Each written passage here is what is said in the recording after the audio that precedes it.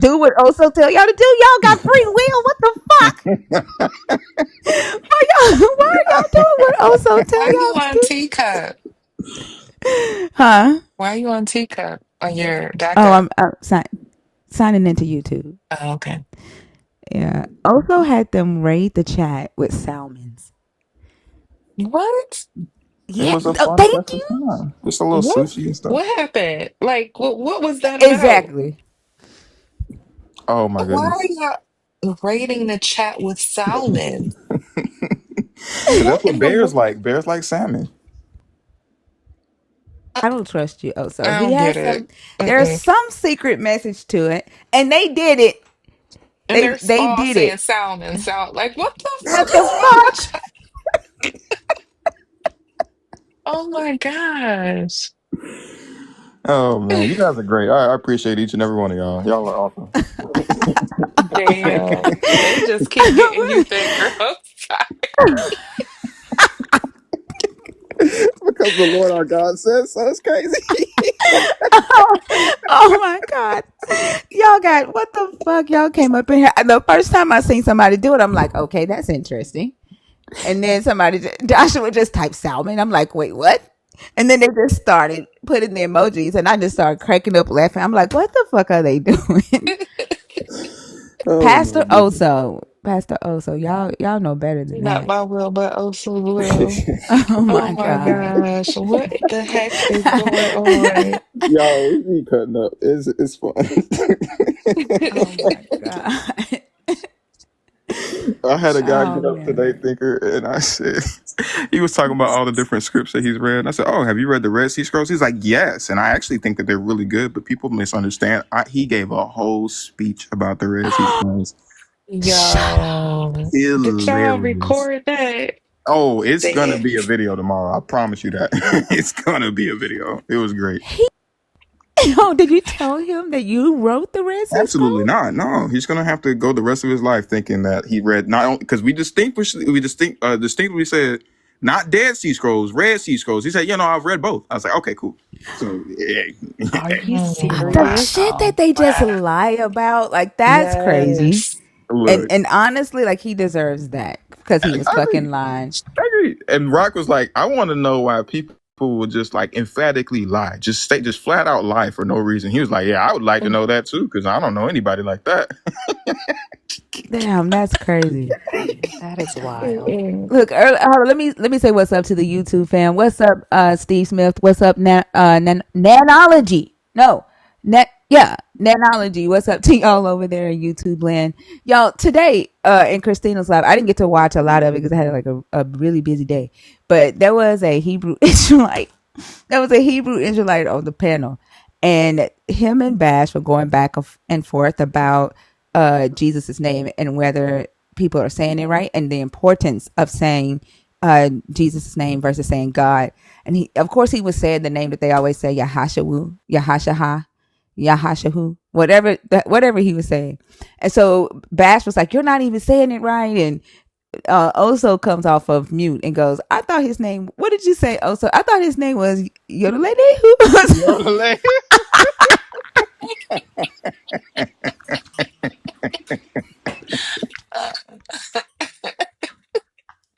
He said, "I thought his name was Yodelele." And I like to die. That's exactly why Also, they ain't can't got no stand us. sense. I know. Oh my gosh, yo. Only also. Oh my God. That's why they be saying, "Stop platforming this dude, man." God. They gave me live access. It's too late now. Mm-mm. And he said, "All right, keep playing, keep playing. You play with the Lord's name." Shit, I would have just kept saying Yodelele. But like, where did they get that from? Like Yahashaha, Yahashahu, Yahashahu. But and And it I kept sounds different. asking, It huh? sounds completely different with every Hebrew Israelite that comes up here. I'm like, every time I think Yeah. I know how to pronounce it right, somebody else comes up or then Oso comes up and just fucks it up for everybody because I don't even know how it's supposed to be pronounced. Right. I don't know how it's supposed to be. Are you growling also? I don't know who it is. It's my Bubbush. Oh, I was like, what the fuck? Like you are really in character here. Um, That salmon do something to me. I can't. Ooh. what the fuck? Oh Oh shit. my Yeah, we had a gosh. dude that said Judas' real name was pronounced That's fucking hilarious. Wait, they You changed who this? Judas's Yo name? who this? No, he said What? Judas' name was pronounced Yehudis. Yo who Yo, this? No who this? way. They be Yo. going too far, man. Yeah, Too we be having far. fun, man. Yahudis. Yahudis, though. Man, listen. Yo, who this? Oh my gosh, they go too far. Yahudis. That is so Right? crazy. Yeah. And yeah, like, hey, yo, who this? Like, that is crazy. I don't know. Like, at some point, I feel sorry for them. I don't know. But I wanted Christina to ask him so bad because he was like harping on needing to say the name Yahushua, Yahushua, however you say it. He was like, it's important you say the name because the Bible says that you have to call on the name of the Lord to be saved, and that's why Christians nothing's happened for Christians because they're just saying Jesus and God, and he was like they're taking the reverence out of His name.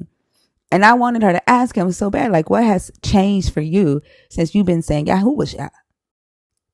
Like, you're now saying this name this way. Like, do you now have magic now?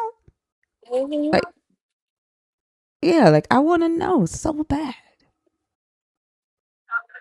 Well, I mean, he was magically right about everything, so maybe. Hold on, who said Eve gave Satan head? Oh yeah, somebody. Yeah, What? another guy in my lab today was like, Wait, what the fuck kind of life did you have today? Also, "It's what was your background? does Yahweh respect your free will?" And y'all and Y'all in got that that from that. Eve giving Satan head? He was like, we Y'all be getting buck wild when we end our lives. Like, "No," because it was damn. so funny because he was condemning Eve all these years later. He was like, "Nobody told her to suck that serpent dick." It was like, "What the fuck?"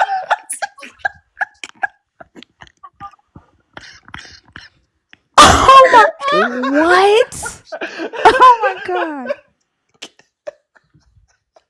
No, What no. in Oh the my hell goodness. is wrong with these people? Mm-mm. Mm-mm. Y'all. Mm-mm.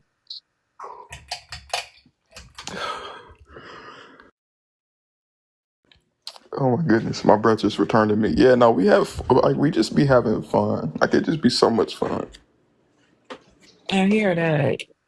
Y'all be doing the most for real. Oh man, I cut out. I didn't hear anything y'all said. Like, just to let y'all know, TikTok is like acting up already. What did I miss? Did Oh, you did hear we? why he said what he said? No, about the guy. I heard the guy like yelled out in court that nobody told Eve to suck that serpent's dick. Oh I yeah, heard no, it that. was just a bunch of laughing and then me saying we just have fun. Like we just, we let Christians say what they need to say, and most often it's weird. Oh shit, it's glitching for y'all too. God damn, and we having fun, and TikTok is gonna fuck it up. Uh, Damn. is it is it glitching for everybody? Oh shit, damn y'all. CPU underclocking detected. CP. I got a message that says CPU underclocking detected. What the fuck does that mean? I don't know. That is back. Is Maybe if back? everybody puts a bunch of salmon emotes, it'll Yeah. get better. Cash was saying it kicked a lot of people out yesterday. A few people said they were kicked out of the live. And then someone just said they were kicked out, but they're back. Chat just Okay. said it kicked me out. I think it's been doing that. That's what Haynes was talking about yesterday. It says close other applications, change the settings enough to reduce. I don't have. Wait. Maybe I need to close some of my. My tabs. Mike said, is your processor overclocked? I don't know. Like that means too many tabs open. I don't know. I've never heard that term used. Too many, yeah, he said too many things may be running. Let me see. Let me close Discord. I think I did have way too many tabs open from researching this morning, trying to figure out why King James is calling the concubine woman a hoe. It took me like an hour and a half of research to find the answer to that, and so I still had all that up. Yeah, I was not able. I didn't have times. Times. What the fuck? I did not. I didn't have time to set up the Discord so that we can put a link on YouTube. Um, uh, Brian and Joel sent me information on how to do it. I just have to sit down and listen to it and actually set it up. So I didn't have time, and I probably won't have time until after Thanksgiving to do it. So if you're on YouTube and you want to join the stage, you would have to come to TikTok for now. But I think it's good now. Y'all good now? I closed down everything except for what we need. Can I gift y'all or will changing the number 88 create a bad? No, yeah, you can gift. Oh, is everybody on? Holy shit! Did y'all do that What? on purpose? What? Look, okay, so my gift goal is the November thing, and it costs 88. It costs 88 coins, right? And Mhm. all of y'all, who just changed it? Joshua was Yeah. giving us 88, so that's what it was. Yeah. I'm the only one Oh, with okay. 88. Them two got 90. Oh, okay. Everybody in here had 88.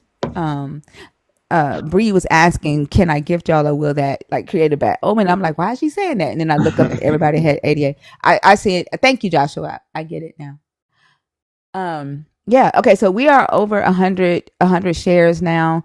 Don't thank y'all so much for all of the shares and the team meets and the heart me bracelets and the gifts. We are ready to open up the guest box. Actually, wait. I wanted to say something, y'all today. Okay, so we're redecorating the house right now, and so and I also like changed the locks on the house and got to like some more secure locks because shit just be getting crazy with people on this app. But and so like we're like installing the new locks, me and my son and my younger daughter, and we're getting frustrated because there's a piece missing that's keeping the lock from going onto the door. And I'm telling my son, I'm like, I don't understand what you're talking about because locks, like, this is what a normal lock looks like. Like, I don't understand the piece that you're saying is missing. And he kept calling it the hands-free piece. And I'm like, what do you mean? So I say, well, let me go to YouTube and look at an unboxing video of this lock to see if, we have all of the pieces in the box and maybe we need to take it back because it's missing a piece. And he was like, Mama, I already know what it is. I already know what it is. I said, well, son, I need to verify for myself, right? Before I make that long drive back to the hardware store. I need to verify that we are, in fact, missing the piece. And I need to know what it looks like myself. And he did not understand that I needed to see it, for myself. And so I'm looking, I found the unboxing video and he says, let me see it. And so he takes it and he skips the video forward. And I'm like, why are you skipping the video forward? And he said, because I know what I'm looking for. So he finds what he's looking for in the video. He said, I told you that's the piece. We're missing the piece. So I said, well, let me see. I already seen it. I already verified it. I said, you verified it for yourself, but I need to verify it. He could not.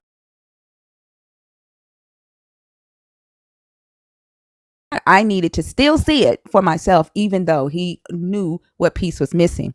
And so I sat there like, no matter how frustrated he was, I'm like, son, just give me a second. Just give me a second. It's buffering again. Y'all. We'll shut down. Oh shit. Okay, give me a second, y'all. Let's shut down and let's start back over. Okay. Okay. Can y'all hear me, or do we need Yeah. to shut down? Weird. Okay. All right. All right, give me All a right. second and we'll be right back. All right. Okay.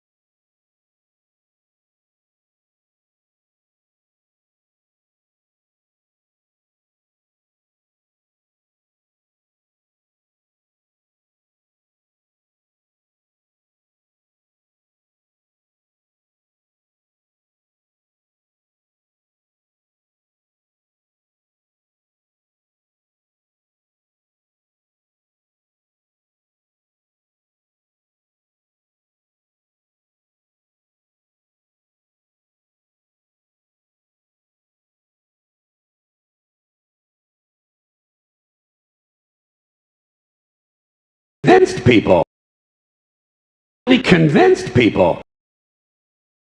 Religion has actually convinced.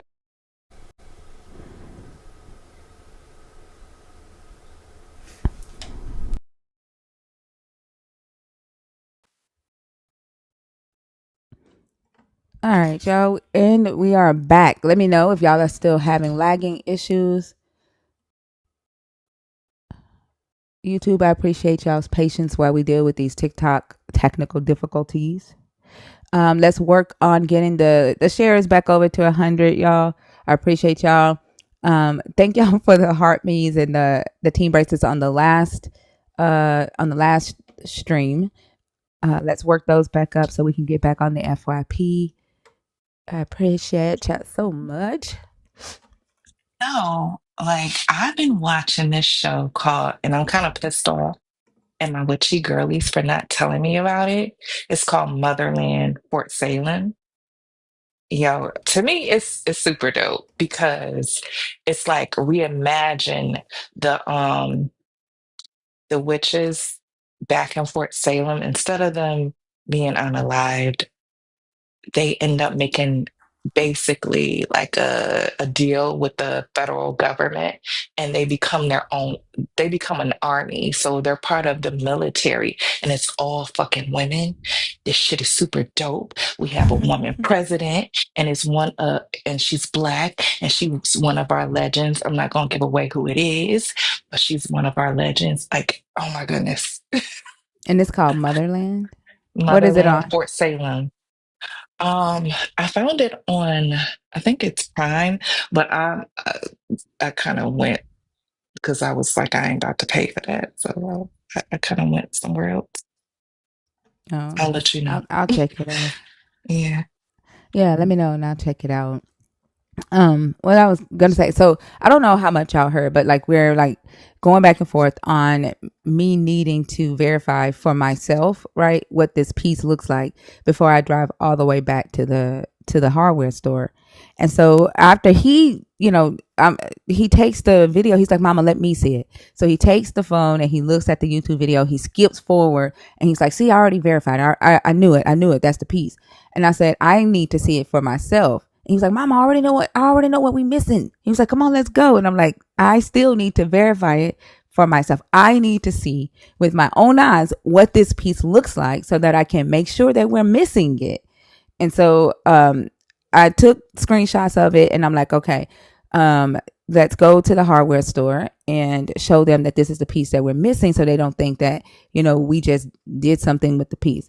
And so as I'm packing the lock back up, I'm going through the box and there's this little bitty piece in the corner at the very bottom of the box that anybody would have missed if you didn't know what you were looking for.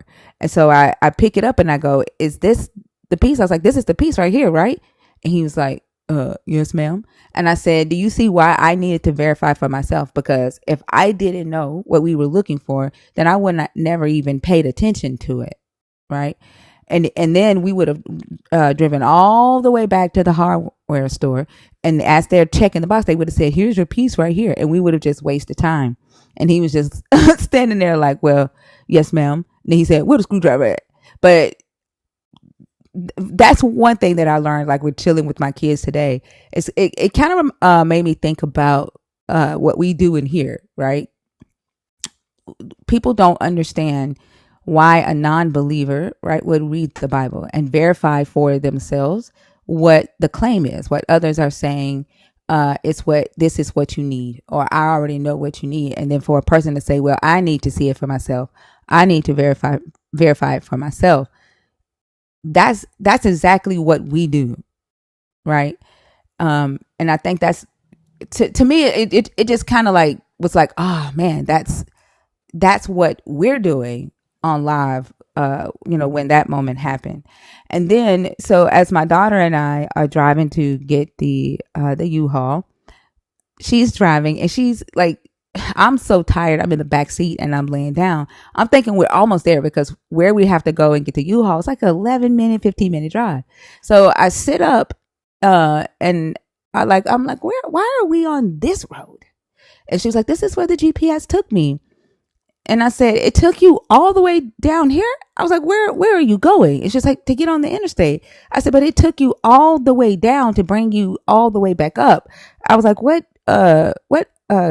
GPS app are you using? And she said, Apple. And I was like, baby, Apple doesn't have as much map data as Google or Waze. And I was like, Apple is going to take you out of the way. Not a lot of people use Apple Maps. And she was like, Mama, just enjoy the ride. She's like, why are you complaining? She was like, just enjoy the ride. I was like, Bria, I was like, I know that you like to get in the car and just ride and just let the GPS take you, where you're going. I was like, but baby, I said, Mama got to get back home. I got to get some sleep before I go get on live tonight. And she was like, Mama, the app knows what it's doing. The app, it's probably traffic. And I was like, okay.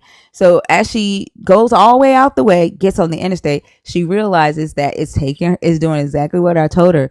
Like it's taking you out the way and bringing you all the way back up. And then as she's riding, she realizes that there's no traffic. There's no traffic that way. And and then she admits that the GPS took her out the way for no reason. But what I did notice is that she still didn't complain because as I'm sitting there watching her just accept, that the GPS took her out the way for no reason. I'm realizing that coupled with the fact that she enjoys rides in the car. To her, it was like, oh, well, I got to ride in the car longer. Like there is nothing for me to complain about, but I've learned my lesson that when I need to get somewhere quicker, I'll use Google Maps and I'll use Waze when I need to learn the shortcuts. But if I'm not in a rush for time, if I want to like sightsee or just enjoy the ride, then I'm going to use Apple. And I was like, damn, like I learned, I learned something from her too, just like watching her, in that moment, process that information and learn a lesson too. So it just made me think like we don't always have to be in a rush, right? We don't always have to take the quickest route to get somewhere just because it makes sense. Sometimes the longer route is beneficial, right? And sometimes it's just so, you can spend time with those that are in your life. You could just enjoy nature, enjoy life. Like, you don't always have to be in a rush just because the the the opportunity presents itself to get there quicker. Does that make sense? So like just chilling with my kids today, I feel Yeah. like I learned two valuable things today. Mm-hmm. Sounds like you learned and taught good, valuable Yeah, Yeah, lessons. you did, because some of I that think. came full circle when you said that it reminded you of what happens here. So, and yeah, I think it was some valuable lessons. So maybe next time when your daughter's writing, she will most likely end up putting her directions in Google Maps or what have you. So I think I mean, but you may not have gotten home at the right time, but lessons were learned. yeah. I got home, y'all, at 7:25. Oh, Okay, damn. 7:25. I hurry up and took a shower. Like, I was smelling like U-Haul. I was so frustrated with I can't stand driving those trucks. But I was smelling like U-Haul. I hurry up. I took a shower and I laid in the bed and put set my alarm clock for 10. And just knocked out. Like, she bought me something to eat, and that's still sitting on my bed. I didn't even eat yet, but I'm on like 3 hours of sleep. But I'm good because I usually only need 4 hours. But today I'm on 3.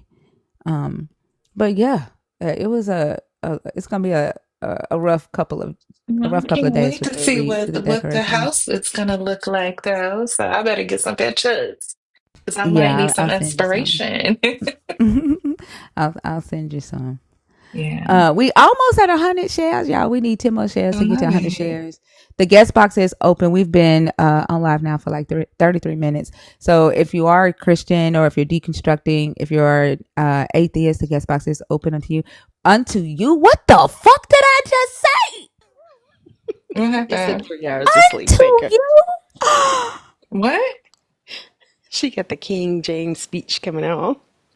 What? that just came out of my mouth. What the fuck? The guest box is open onto you.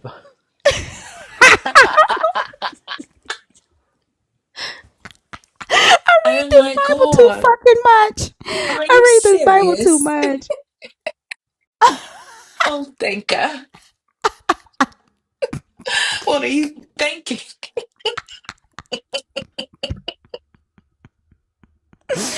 Oh my God. Mezzo said, "Thou art too funny, though." Balance. Oh my God. I read this book too I fucking think that's how much. we should we should talk to each other. Just like that for the rest of the evening, shall we? I can't even do it if I wanted to right now. I don't know how the fuck that came out of my mouth. I Come didn't even hither. catch it. Yeah, I said the guest box is open unto you. Oh my Oh goodness. my goodness. Oh my. I didn't even catch that. That's sad. It's really I sad. know. I know. Oh gosh. All right. This is how we do it. What's up, bro? Hey guys, I'm joining you Hi. from Africa, Okay. from the All motherland. right. I might have some Okay. language barrier, so bear with me, okay? Okay. So Are you a Christian or a believer in the God of the Bible? Are you deconstructing or are you an atheist? I'm a Christian. Okay. Now, the way this works, I don't know if you've watched the show before. The way this works is that you pick one of the topics on the board and you discuss that with us. Okay. We are not Christians. Okay. We don't believe in your God, just to let you know where we are coming from.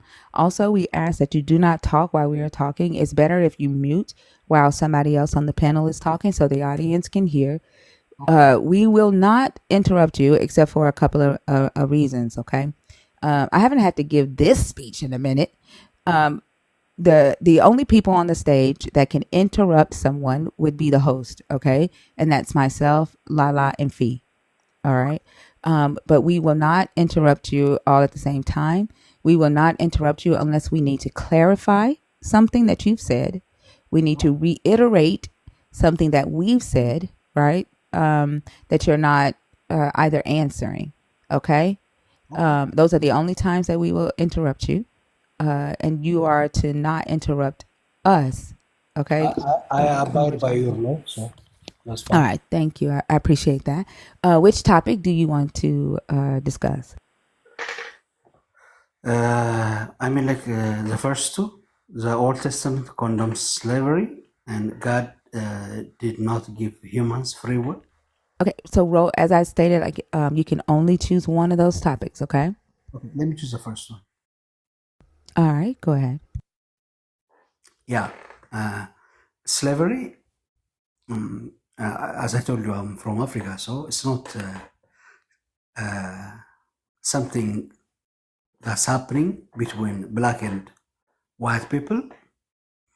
It's been happening in all the world, you know.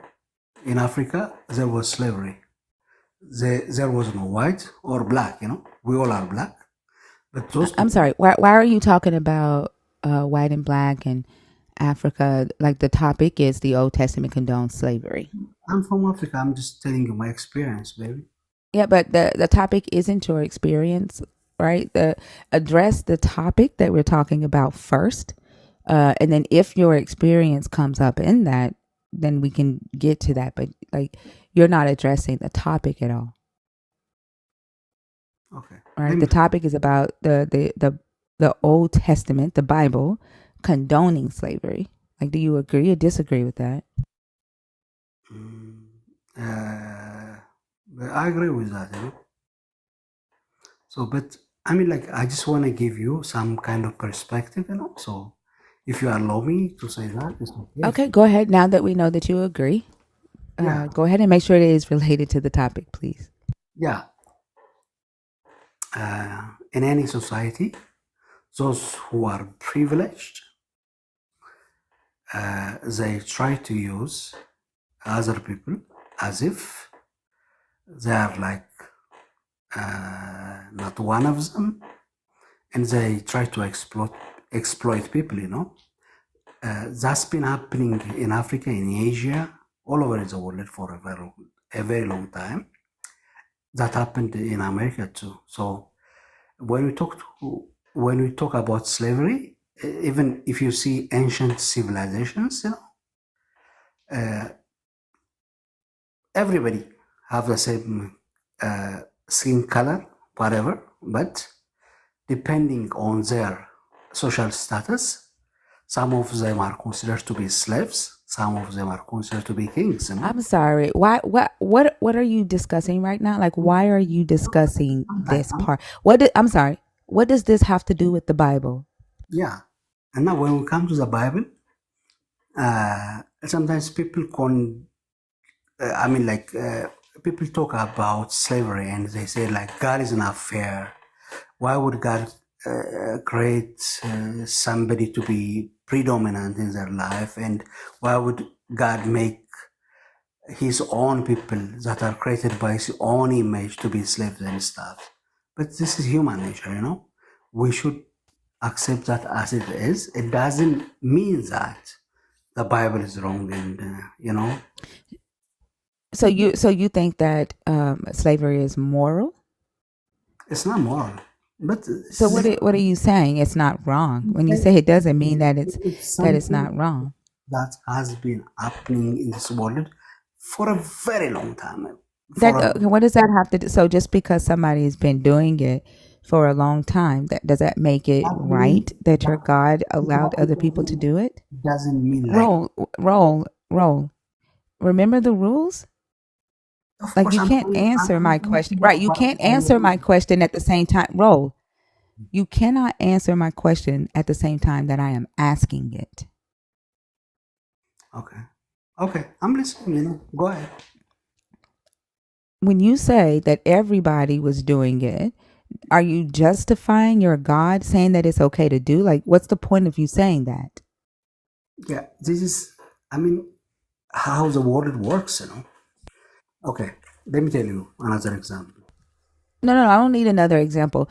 Are you excusing that your God allowed the Israelites to become slave masters? I mean, Ro, you cannot answer my question while I'm asking it. oh my God, I feel like I'm like, You like, do you not remember saying I will abide by the rules?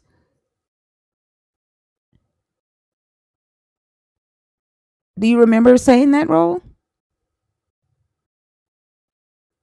I sent you an invitation to unmute, Ro. Answer the question and please go back on mute. okay, go. I'm listening. I don't even remember what I was getting ready to ask you. Like that's the second time that you've interrupted while I was speaking. Like I don't even remember what I was getting ready to ask. Okay, I'm listening now. Okay. So you ask me or I talk? I don't know. Which one? I think you just want to hear yourself talk, Ro. Like No, you just came up here to just spew nonsense. no, I mean like you don't let me to say nothing, like you whenever I talk you interrupt me and stuff. So how am I gonna say anything, right? You know? And I told you I have a language barrier too, so you gotta give me a break. I don't have to give you a break on rudeness. No, I don't. I don't No, have to give you a break on disrespect. And the very fact that you have interrupted me twice, and twice I've had to ask you to stop doing that, and then you turn around and say that I'm the one interrupting you. okay, go ahead. Just ask me, okay? No, I don't have anything else to say to you. Like, yeah, I don't think this is going to be a fruitful conversation. Fee, Lala. Well, there we go. I was trying to see if y'all had anything to say to him. I think he got raptured. Lala, did you drop him? I raptured him. That was ridiculous.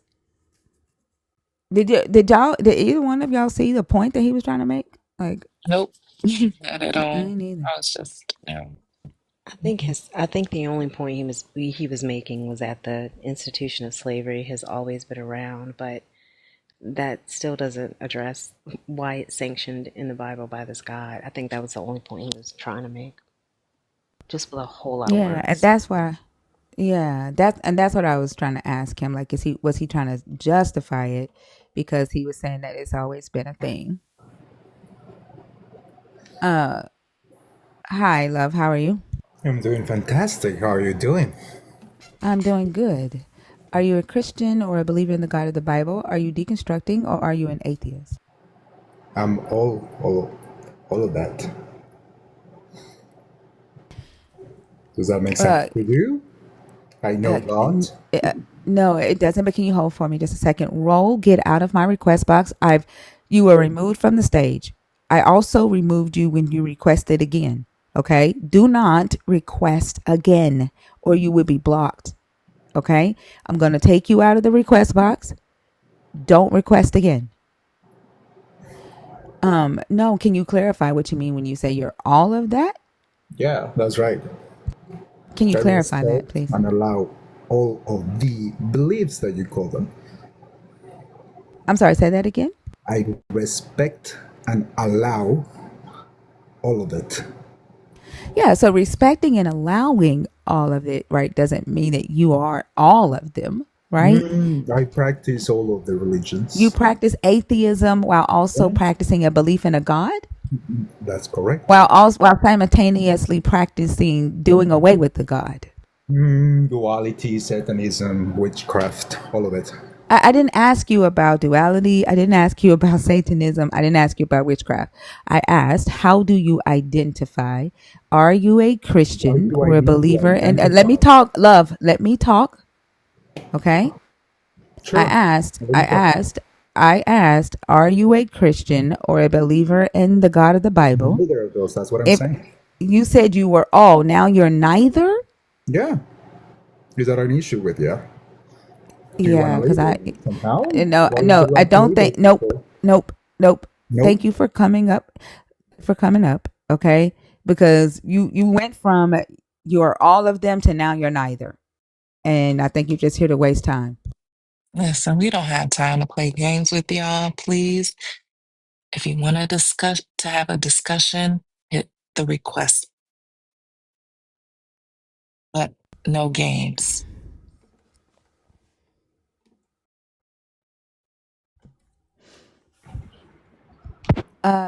Do you return? Yeah, hello. Hi, how are you?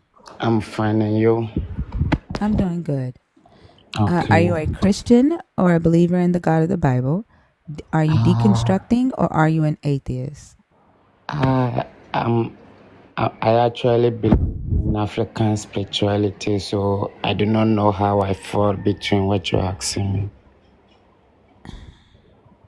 So I actually believe in African spirituality, and I do understand the Bible, but from a different way that the Christians do understand the Bible. And I see the Old Testament to be different from the New Testament. I think But is this also, was all three of these also back to back? I don't think the first two were, No, but I'm no. I'm no, curious. give me time. Don't worry. Give me a little time. Maybe I will understand what you're trying to say. I'm African spirituality, man. I do believe in African gods. The one they have forced us to believe to be evil. That's what I believe in. I think Roll was also the fact that I asked, are these also back to back? And Roll is laughing like he know who the fuck Oso is. I definitely think Roll might be Oso. Mm, Wait a minute. What? I don't think this is also. Let's see how. Let's see. That's not. Hold on. Did return? Right. I don't know. I don't trust it. What do you believe in too? Let me ask you. That's somebody else. It's not also. Who, this person here? Hmm. Who do you believe in? So hey, you say you believe in African spirituality, you don't believe in the God of the Bible? No, I never said that. I do believe in the God of the Bible, but only the God of Old Testament. You know, So if are you, you a black Hebrew Israelite? Do you believe yeah, that you are a Hebrew Israelite? yeah, I do believe the Israel in the Bible. The red Jews are the blacks, not the Okay, so Israel. I'm You gonna know. take you down, okay? I don't platform that ideology. So I hope you have a Oh, good night, okay? okay. All right, thank you.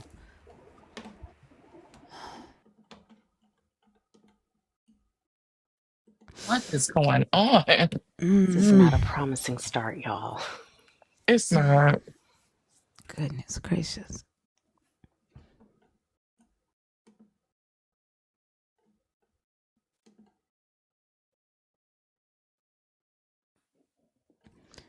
Jojo? Hello, Hi, how are you? I'm fine, and yourself? I'm doing good. Are you a Christian or a believer in the God of the Bible? Are you deconstructing or are you an atheist? I'm a Christian. All right. And do you know how the show works? Have you ever seen the No, live before? this is the first time, and I've just been listening for the last 10 minutes on what was going on, and wow, that's all I can say. Yeah, it's a hectic start to the show. Um, so the way it works is that you pick one of these topics and have a conversation with us. We do not believe in God. We do not believe in Jesus Christ. Some of us are deconstructing away from this religion, and some of us have already deconstructed for quite longer periods of time and identify as atheists. And so, what we ask while we're having the conversations is that you not interrupt us while we're speaking. Mhm. It's best if you mute your mic so that the people in the comments can hear everything that's said on the stage. We may interrupt to clarify something that you said, like if we need to clarify something you said, or if we need to reiterate a question that we're asking you. Other than that, our goal is to not interrupt you when you're speaking either, okay? Okay. All right. Which topic do you want to discuss? Um, Jesus. There's 3 topics Oh, on the the topics on the up on the backboard. text. Yeah, just one of Okay. those, please. The Old Testament condemns slavery. Okay. Go ahead. Well, I have a problem with that because actually I believe that there were slaves in the Bible days, and he allowed that. But he also said 7 years to set them free and to treat them like their family, you know. But years later, slavery changed to the point of hurting black people, being in charge over black people. And I don't know, I always believed that that was true. But I'm listening to you guys, and I don't want to say the wrong thing or whatever. I respect who you are or what you choose to be, but I really do believe there is a God. I mean, that's fine. Like, we're not discussing whether you believe that there's a God or not. What we are discussing is that God allowed slavery and regulated slavery. A lot of times, Black Christians, when they come up here, the first thing out of their mouth is that, yeah, he condoned slavery or allowed slavery, but it wasn't that kind of slavery, right? And they automatically jump to slavery in the antebellum South, right? While at the same time, right, ignoring the fact that when you say that it was the kind of slavery where he had to let them go in the 7th year, right? That's still slavery, right? Yes, And it is. um, a lot of our ancestors initially came over, right, with other people of Ireland, Irish descent, as indentured servants, right? They came over with the expectation to be an indentured servant, to work, for somebody else for 6 years. And in the 7th year, they were supposed to get land grants, right? Yeah, that's true. Um, and so that is a form of slavery that we saw in North America, correct? Yes.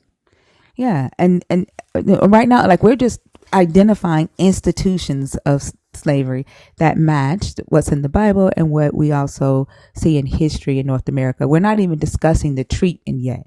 We're just identifying the institution, the types of institution, right? Okay.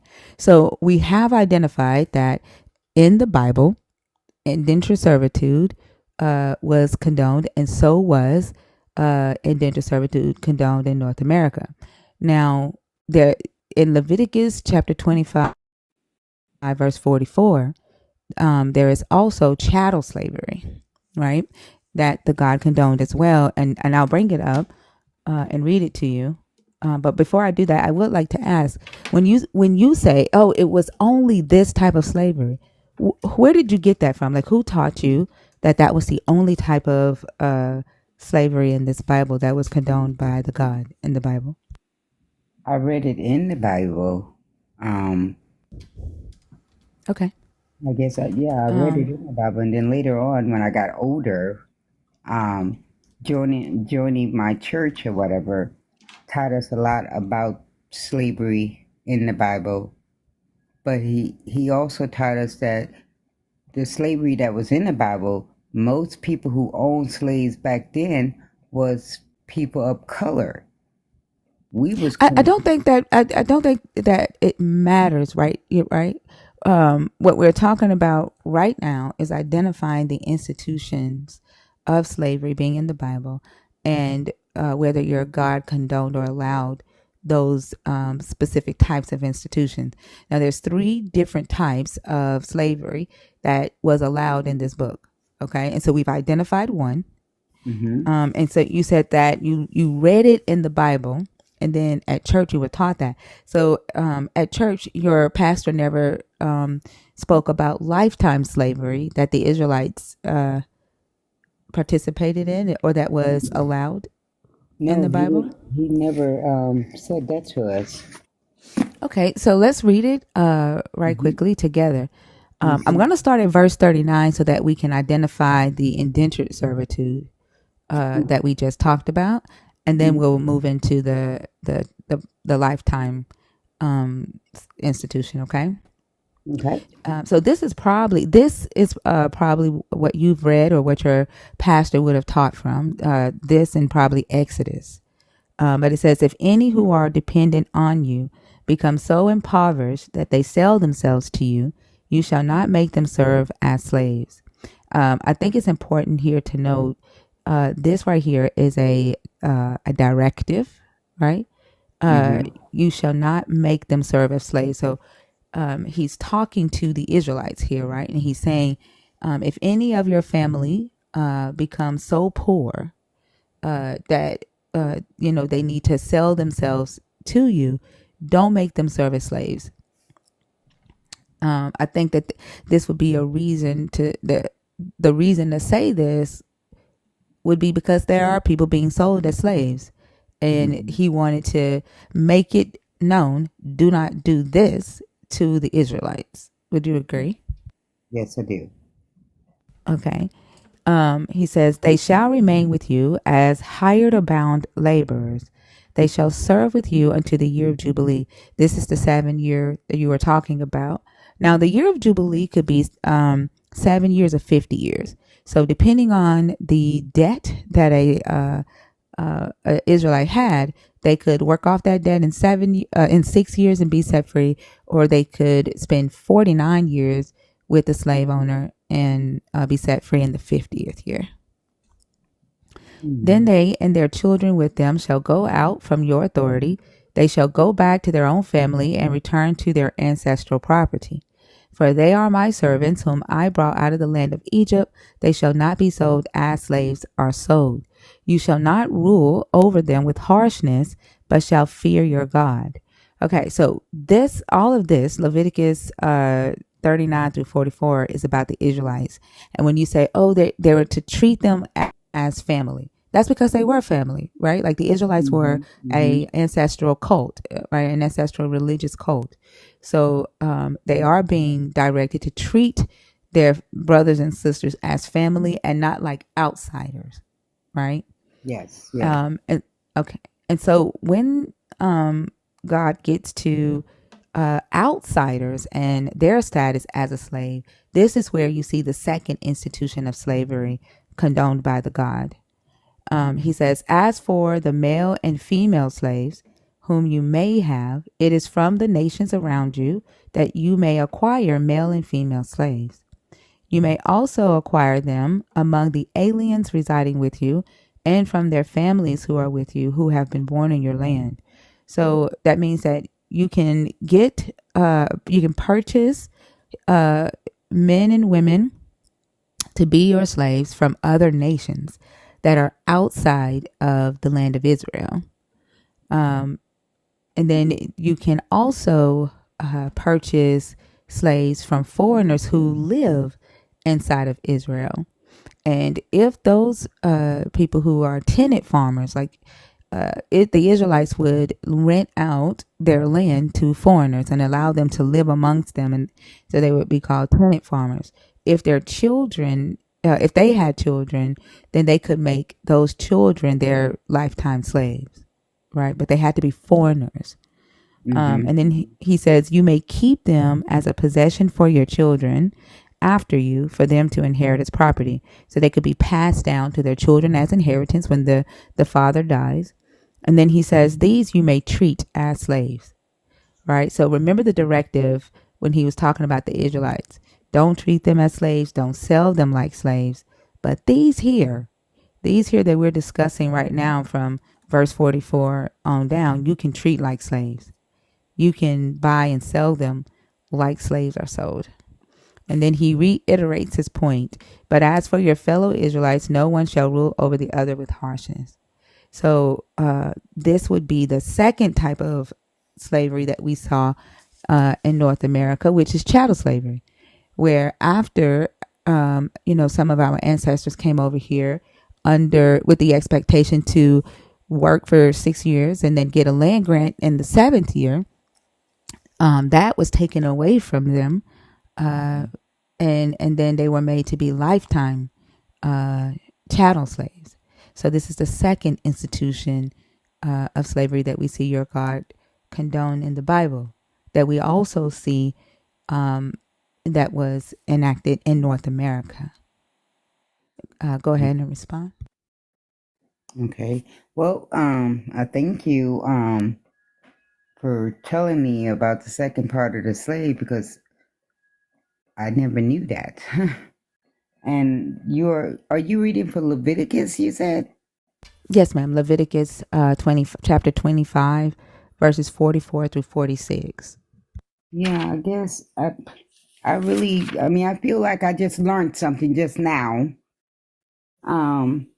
Of what you was just saying. I never knew that. I I never knew that. I'm sorry. No. You don't have to apologize. I can tell you, I grew up in church. I was a Christian for 28 years. My father was a pastor, right? And I was a missionary. I preached it and I didn't even know it. It wasn't until I started studying for myself, right? Mhm. And reading the book for myself that I realized that, this God condoned slavery. Well, I thank you for that, and I guess I got my Bible right here, so I'm finna do some reading. I love it. I love it. If you I have any love that. questions, yeah. If you have any questions, feel free to come back, okay? Okay, I will. Thank you so much. You're so welcome, Miss JoJo. I hope you have a good night. You too. Bye bye. Bye bye. Bye bye. I like Miss JoJo. Yeah, that was, Mm, see? that was pleasant. Yeah, that wasn't hard at Very all. Goodness. nice. She didn't make up stories. She didn't try to Mm, justify it.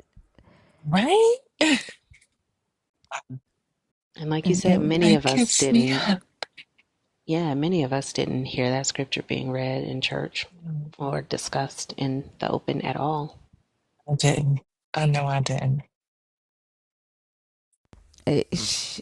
none of us did. I don't think any of us. Like, it shocked me when I read it for the first time. I was like, holy shit. Well, there you have it. This Same is here. why. Like, Mhm. makes so much sense. It sure Like, does. yeah. Yeah. Fee, you want to do the next one? Yeah. Okay.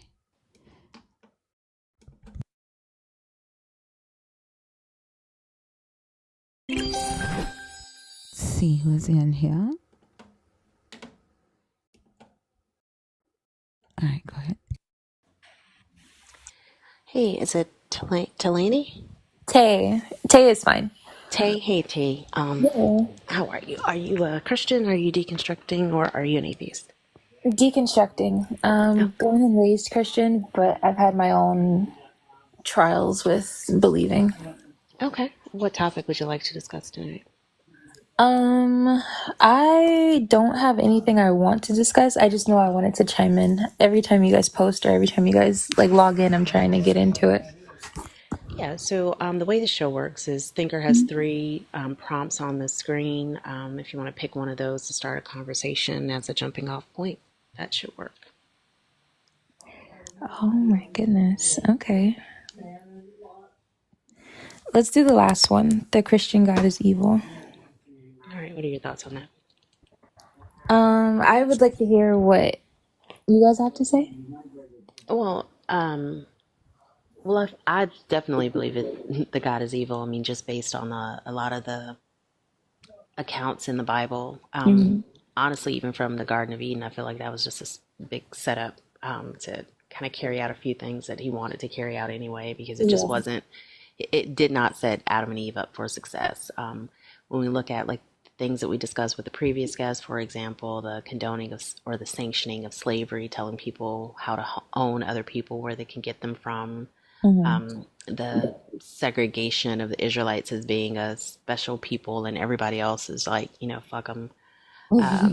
Having rapists be punished by marrying the person that they raped. I mean, the devaluing of women, the list goes on, specifically in the Old Testament.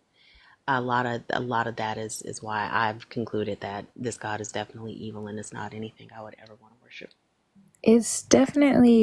It's missing so many key aspects to like helping the people that are serving it, it's ridiculous.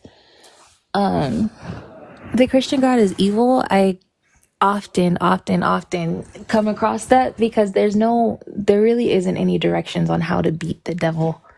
It doesn't really introduce the devil. It doesn't really like talk about, it doesn't help. I feel like it just doesn't help.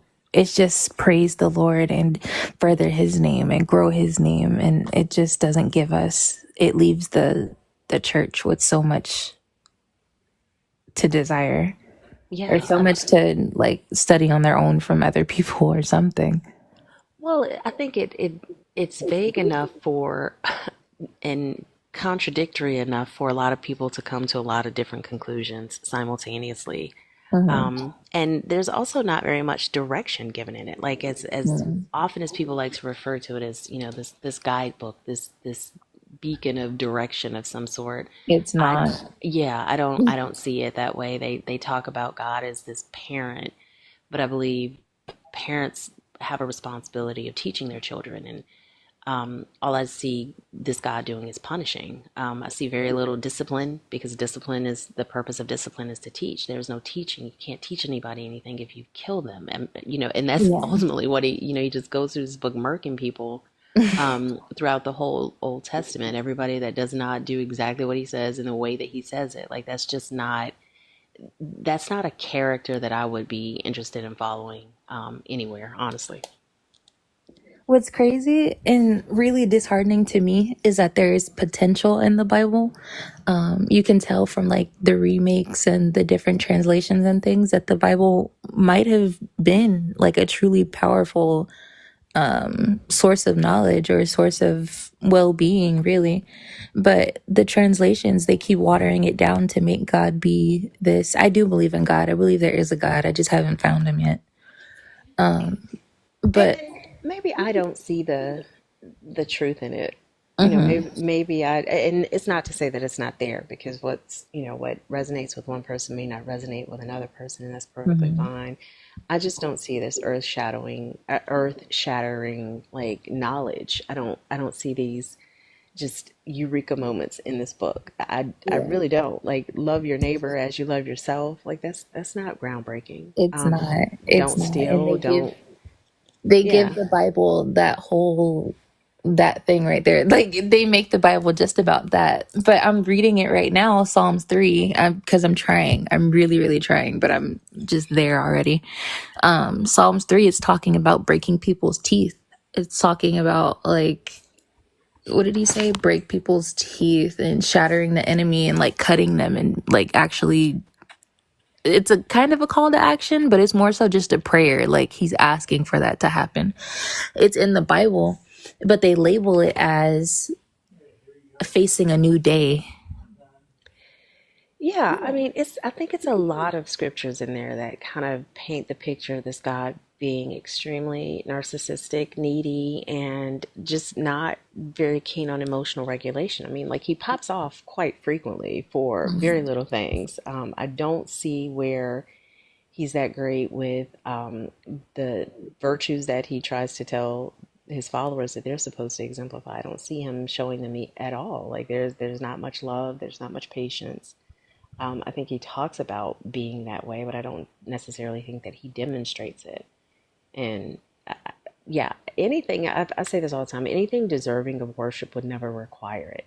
And anything that requires worship is rarely deserving of it. So I just even the concept of worshiping something is foreign to me. I know it's not the case for everybody, but it's just something that doesn't resonate with me personally.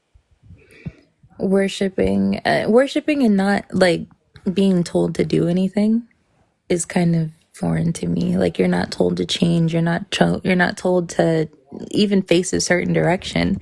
There's no respect for spirituality except for the Holy Ghost, and the Holy Ghost is very extremely vague. Say that part again, Tay. I don't know that I followed you about being instructed to turn a certain way. Maybe I missed something. The east, like turning to the east. I've been following different things. Turning to the east, turning to the west. Like not in astrology, but just for magnetism. I'm going all over the place, I know, but respect for magnetism or anything, it just doesn't, it doesn't offer you true directions is where to put your body. Well, I mean, it that kind of makes sense to me because God is supposed to be everywhere, right? So, Yeah. what direction you're facing, you always be facing it. Ultimately, if it's truly omnipotent or Hmm. no, that's omnipresent or whatever it is, whatever omni property would have it all over the place. Mm. Yeah, and I mean, again, this is the purpose of these lives or in these conversations are to talk to people who either disagree or are going through a deconstruction journey themselves, or just had some thoughts on these prompts. So Hmm. um, it sounds like you're going through a journey on your own, trying to figure out what it is that works for you or what makes sense to you from a perspective of religion. For religion and spirituality, and then day to day, like what am I supposed to do? I can adapt the Christian walk of life of loving your neighbor and taking on the burdens of your neighbor and things like that. But I'm still left empty. Mm. Why do you think that is? Like, what is it about the Christian religion that feels empty for you? What feels empty? My only answer to feeling empty is like, oh, you have to wait, like in due time, in due season. In due time and due season, but I don't have the patience. That's Mm. my downfall. I don't have the patience to wait for that because while I'm waiting for a due time and due season, like I'm depleting. And then, yeah. Yeah, that never made much sense to me either. Like, I don't understand the purpose of telling your children, hey, come to me when you need me, call on me when you need me, knowing full well you're not going to answer, or knowing that or expecting the children to rely on you fully when you don't show up consistently. And that's ultimately, like we were talking earlier today about like the power of prayer. I feel like communicating with this God, because of the fact that you have no control over what it does or doesn't do, you have no way to predict whether or not your prayers will be answered. You're Mhm. ultimately just telling yourself, asking this God to help you be okay with whatever happens. Because Yes. with whatever happens, you've got to figure out a way to justify it and make the God look good as if he showed up in the way that you wanted it to show up. You're gonna draw the bullseye around the arrow anyway. That's what most Christians do, just to justify or give their God power. That's the only way it can have power. Yes. It's furthering. I feel like a lot of it has to do with just furthering and like strengthening the generations of Jesus or his knowledge and things like that. Yeah, I mean, I think it's more about controlling the masses. Oh. And that's just me. Again, that everybody's going to land differently, but that's to me religion across the board, not necessarily spirituality. And I think that word means a lot of different things to different people. Hmm.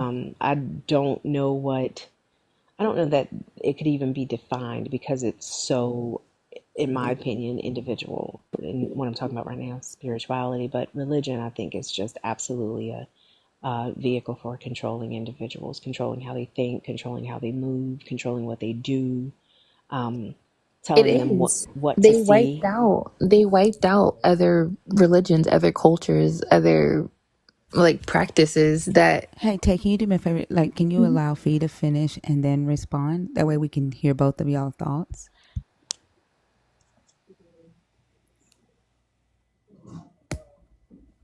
Thanks, Thinker. You can go ahead too. It's okay. I forgot what I was saying.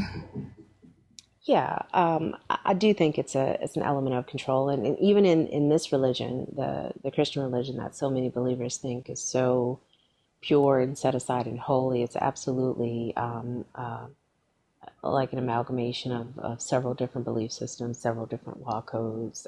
It's not as unique as most believers tend to believe or tend to think that it is. Mm. Oh, Yeah, okay. did you have any No, other I thoughts on? completely forgot what I was mentioning. It was a whole different tangent that I was making.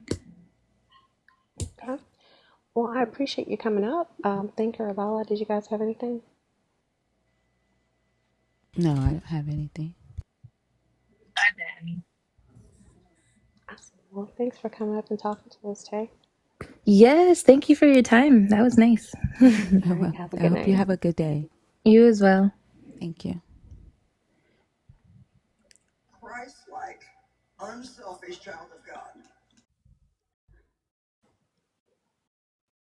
What was that at the end?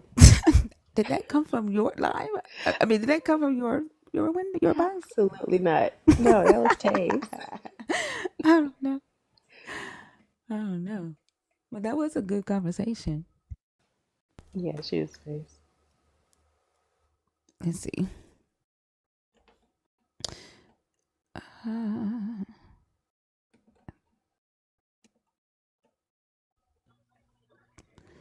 Uh, one paw two. Yeah, that's me. Hello. I'm a friend of a friend. I'm cool also in Crystal. Oh Lord, you're Oso's friend? Yeah, Drop that's them my guy. immediately. Oh God. That's my guy. Oh my goodness. So are you an atheist?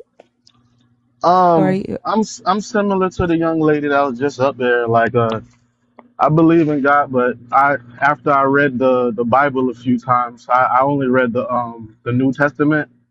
I just couldn't get jiggy with it. So I believe that something put us here and something divine put us here. But like after reading the Bible, my first thought was this guy's kind of dumb because like I would run the world better than that. So it just kind of makes me go to the last question because I never really thought about it. Is the Christian God evil? I always just kind of thought he was dumb. okay? And so now, after being in Oso's lives, do you see the evil that the Christian God either condones, allows, or commands? Yeah, there was a lot of stuff that I read in there, and I'm like, yo, this is not cool. Like sanctioning like the R word on like different nationalities because they aren't the chosen people, and the deaths of all of these different people and the slavery, of course, it was pretty crazy. And I just couldn't subscribe to like a God that did that. So I could never get with the Christian God. And if we're looking at all of those things, I guess I have to agree and say that he has to be evil. Like I've always thought he was dumb from reading that, but like those were pretty evil things. And when I think about it, he never gave any punishment to Lucifer. He kind of like punished other people but made like little side bets with Lucifer. I can't think of anywhere where he gave him any punishment. And I guess when you say that you used to just call these things dumb versus evil, what do you think has changed in your perception now, and saying that the side bet that he made with Satan to destroy Job's life, to kill his children, to, take his, kill all his servants. What made you think that that was dumb at one point in time, but today you call it evil? Because it's the same action, right? And I guess what I'm trying to understand is it being dumb at one point and then being evil now. Was it the fact that you were a believer and you just thought, oh, because I believe Well, in this yeah. God? I'm sorry. No, go ahead. Uh, well, yeah, because like if you're like most of us growing up in this country and growing up underneath these religions, you're indoctrinated from an early age not to question those things and to think that God is good all the time. And then when I got a chance to actually read the book, like I had a couple of days to myself and I decided to read it and seeing that, the first offense that Adam and Eve made, the punishment for that was kind of dumb. I'm like, that I could parent better than that. And then when you're reading through all the different interactions that he had with different people in the books of Genesis and early on in the Bible, it's all dumb decisions. So that's the reason why I thought it was dumb. And then as I got further and started to see the sanctions of all of these different like messed up things to other people, I didn't just automatically say, "Oh, this guy is purely evil." I just had to dismiss the book altogether as false. Oh, okay. And so now, are you, when you read it now, do you still believe that this is a God doing these things, or do you see humans No, saying that a God?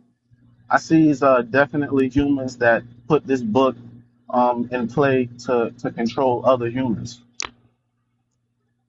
But the character, right? Okay, so I get what you're saying. So you're saying that you see that the humans put this book together with an agenda, right? And so that would be a different group of humans, right? But the ones that wrote it, that saying, "Hey, a God said this," do you still believe that? Do you still believe their claim that they're hearing from a God? Or do you think that even the ones that wrote it and said, this is what God said, that they too had an agenda? Or maybe not an agenda, but it's men who are using the idea of a God, gods or religion to get humans to do their bidding? Um, the way I think about the different men who wrote the book is that they were more like philosophers and people who feel like the world should be a certain way. So I don't believe that they were actually inspired by God. I believe that they saw a world a certain way and they wrote down things in order to try to influence people to live in the way that they agree with. I think I can agree with you on that to some degree. That definitely, I do think that some philosophers wrote some parts of this book, specifically in the New Testament, right?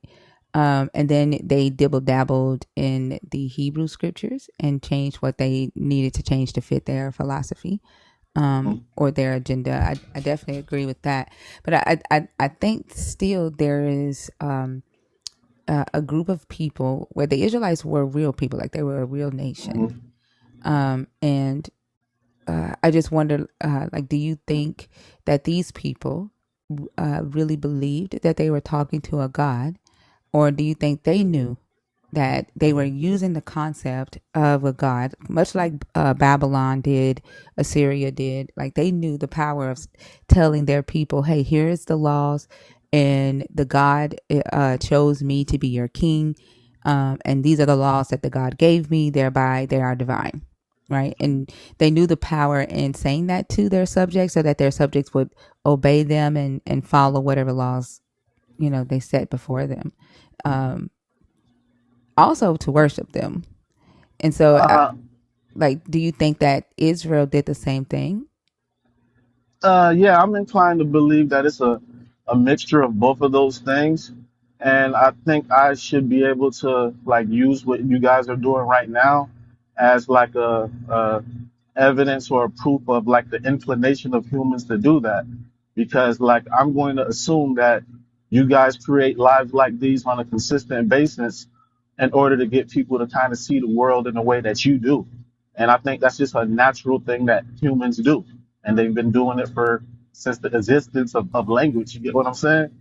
Yeah. And So let me then ask you. So let me ask you because you right there is a claim, right? So can you tell me how I see the world? you I'm gonna assume like this is just my assumption because I know I'm not right about everything, but I would believe that, there has to be a motivation behind lives like these. So I would think that you see the world as people following the Christian religion are destructive to the world, and then there's a better way to go about it. And I feel like you guys are probably putting lives like these together in order to like organize the world or affect the world in a way where it's less harmful because you have an ideal of what you have in your own mind that you would like to share. And I think that's how most religions are started and most philosophies are. And I feel like most people are like that, at So least the thinking people. I think what you just described was, hey, you're sharing knowledge, right, and sharing your opinion about religion, Hmm. and that's Hmm. why the live exists. But that's not the question that I asked you, right? Okay. You said that I want people to adopt my worldview, right, in exchange for their current worldview. And what I'm asking you is, what is my worldview? Well, I was saying that I think that your worldview is that the Christian Bible is wrong and it's destructive. That's not And a if worldview, love. That's not a worldview. That's an opinion. So, like, I'm asking you, I heard what you said about that, right? That's an opinion. But what is my worldview? all right, I don't know it. That's I'm saying what I'm saying based off of what I'm assuming that you guys are doing, and I would like for you to educate me or inform me on what it actually is, if I'm off.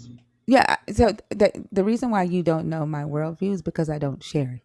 Because I'm not trying to get somebody to see the world the way I see the world, right? Or live in the world the way I live in the world. Everybody has their own unique needs in this world, right? Hmm. And actually, I'll take that back. One thing that I do share is that everybody deserves a right to live safely and access to resources, right? That is just that simple, right? But I don't tell people if they should believe in a God. I don't tell people that they should dump this book.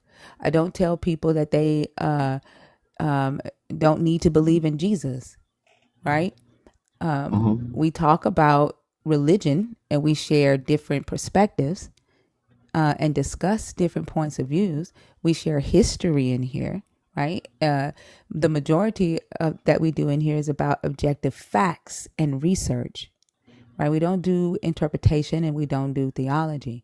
I'm not trying to create another religion, right? A lot of times when people call themselves deconstructing away from one religion, they tend to need to fill that with another religion or another God, right? And I don't do that either. So the motivation behind this live is not to get people to adopt my worldview because I don't discuss my worldview. Okay, my apologies for making that assumption. You know, when I have limited information, it's just a natural thing for me to try to fill in the blanks on what I have. And I'm glad that you're able to tell me that that's something that you don't necessarily discuss. And it's cool. Fee, did Lala, y'all have anything? I just wanted to add that I think one of the main goals of this live is to really get people to think, right? Like to ask the questions that they have historically not asked, to hear different viewpoints about topics that they may have a different opinion on. We were talking earlier with someone about the fact that uncomfortable conversations are uncomfortable because we don't talk about them enough. Anything that you do infrequently is going to be uncomfortable. And the more frequently you do something, the more comfortable you become with doing it. And I think having these conversations about these topics is an example of that. You know, people typically tell you don't never discuss religion and politics, or, well, there's a reason for that. And that's because we aren't taught how to disagree without being disagreeable. And like Thinker said, it's not a goal to snatch this God away from anybody. It's not the goal to tell anybody what to believe. I think all of us who have grown up in religious households have had our fill of that. So having the freedom to have these conversations and ask these questions is really, I think, one of the foundational pieces of this platform. I agree. The only thing I will add is that don't assume anything when it comes to anyone or this religion. Okay? Ask the Okay. necessary questions, but stop assuming. Okay? Okay. All right. Okay. I'll take that. Yeah. And I think one of the things that we've learned, by allowing ourselves to explore the questions that we've had, regarding this religion and what we were indoctrinated into it, and regarding the other religions or spiritual practices that we've heard about, is that a lack of information, right, leads us to, can lead us down the wrong path. Which, oh my God, I feel like I'm going full circle with the daggone map thing with my child today. And I was sharing with them earlier before the live started, before we started taking guests, is that, my daughter today was using Apple Maps to take us to the U-Haul place, which was about 11 minutes up the road. But Apple Maps took her all at a completely opposite direction to bring her back up, right? And when I was asking her, why she took that route, she said that's the way the GPS took her. And when she told me she was using Apple Maps, I explained to her that Apple doesn't have as much data as Google or Waze. And so Apple can only give you, if Apple says, oh, this is the shortest route, right? Apple can only give you the shortest route using the data that it has. Or Apple can only give you so much direction based on the data that it has. And so I think it's when we make assumptions or make decisions based off the minimal amount of data, that can often lead us down the wrong path or down the long path when we could have gotten somewhere a lot faster or correctly or safer. Does I that make agree with that. sense? Yeah, I agree with that. And I was actually here when you explained it the first time, and I thought it was like a good life lesson for both you and the people listening to that part of the story. Um, it just kind of makes me a little bit curious now to maybe you guys answered this question already, and I just kind of missed it. But like when someone comes into your life for the first time, because I've been sent your life plenty of times, at least like 10 times in the last like month and a half, and it kind of makes me wonder, what do you want people to take away with it? Because you're very consistent, and the people that I know that like you, they seem to value what you have to say and your perspective on things. Well, I think So that we've described that several times. I yeah, think I described it. I think Fee described it. I feel like I've already answered that part for you. okay.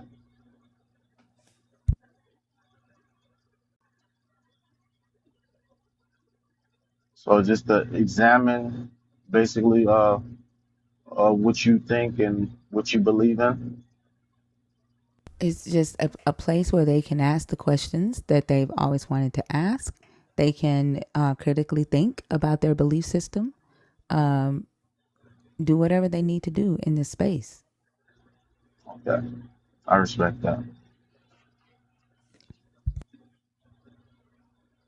I definitely thank you for coming up. All right, this was nice. I hope you have a good night, okay? Thank you. You too.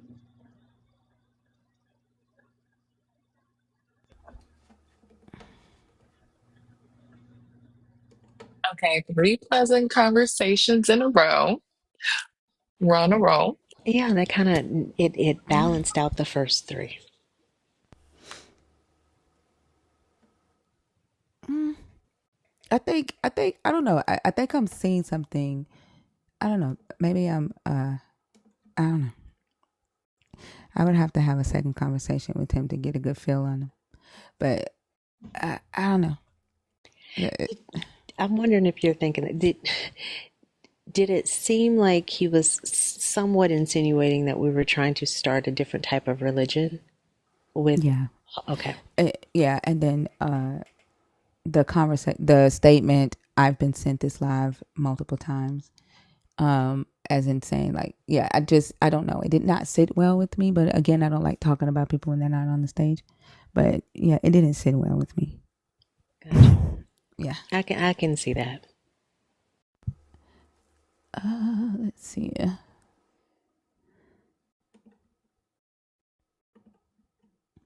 I'm gonna grab a bottle of water and I'll be back, okay? Yeah. All right.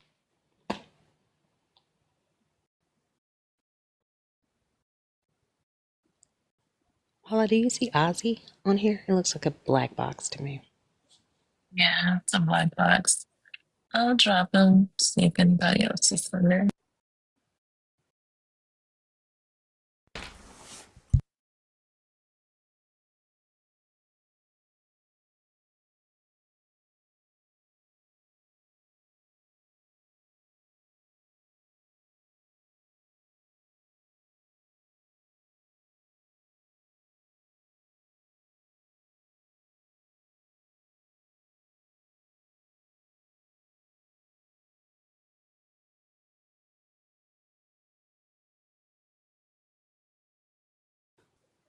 Yeah, that person isn't coming through either.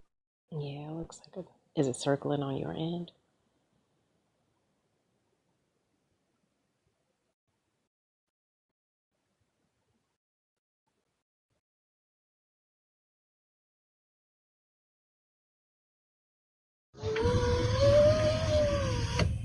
Jacob?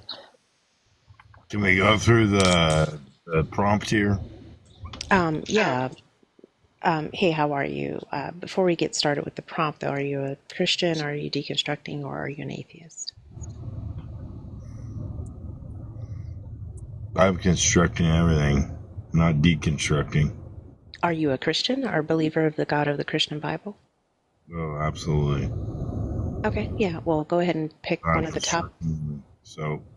So I'll just go through all the topics if I can. No, let's just pick one. If we have the time for it, let's go through all of them. That's the questions that are asked, are they not?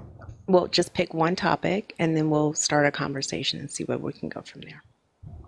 That seems to me like a loaded question because that causes an argument with no profit inside of it.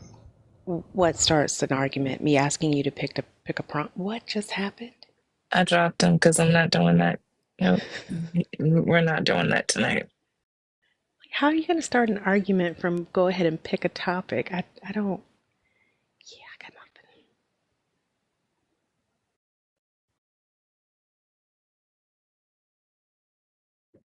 Hey, if you are in the request, please let us know. Jacob, I'm not bringing you back up.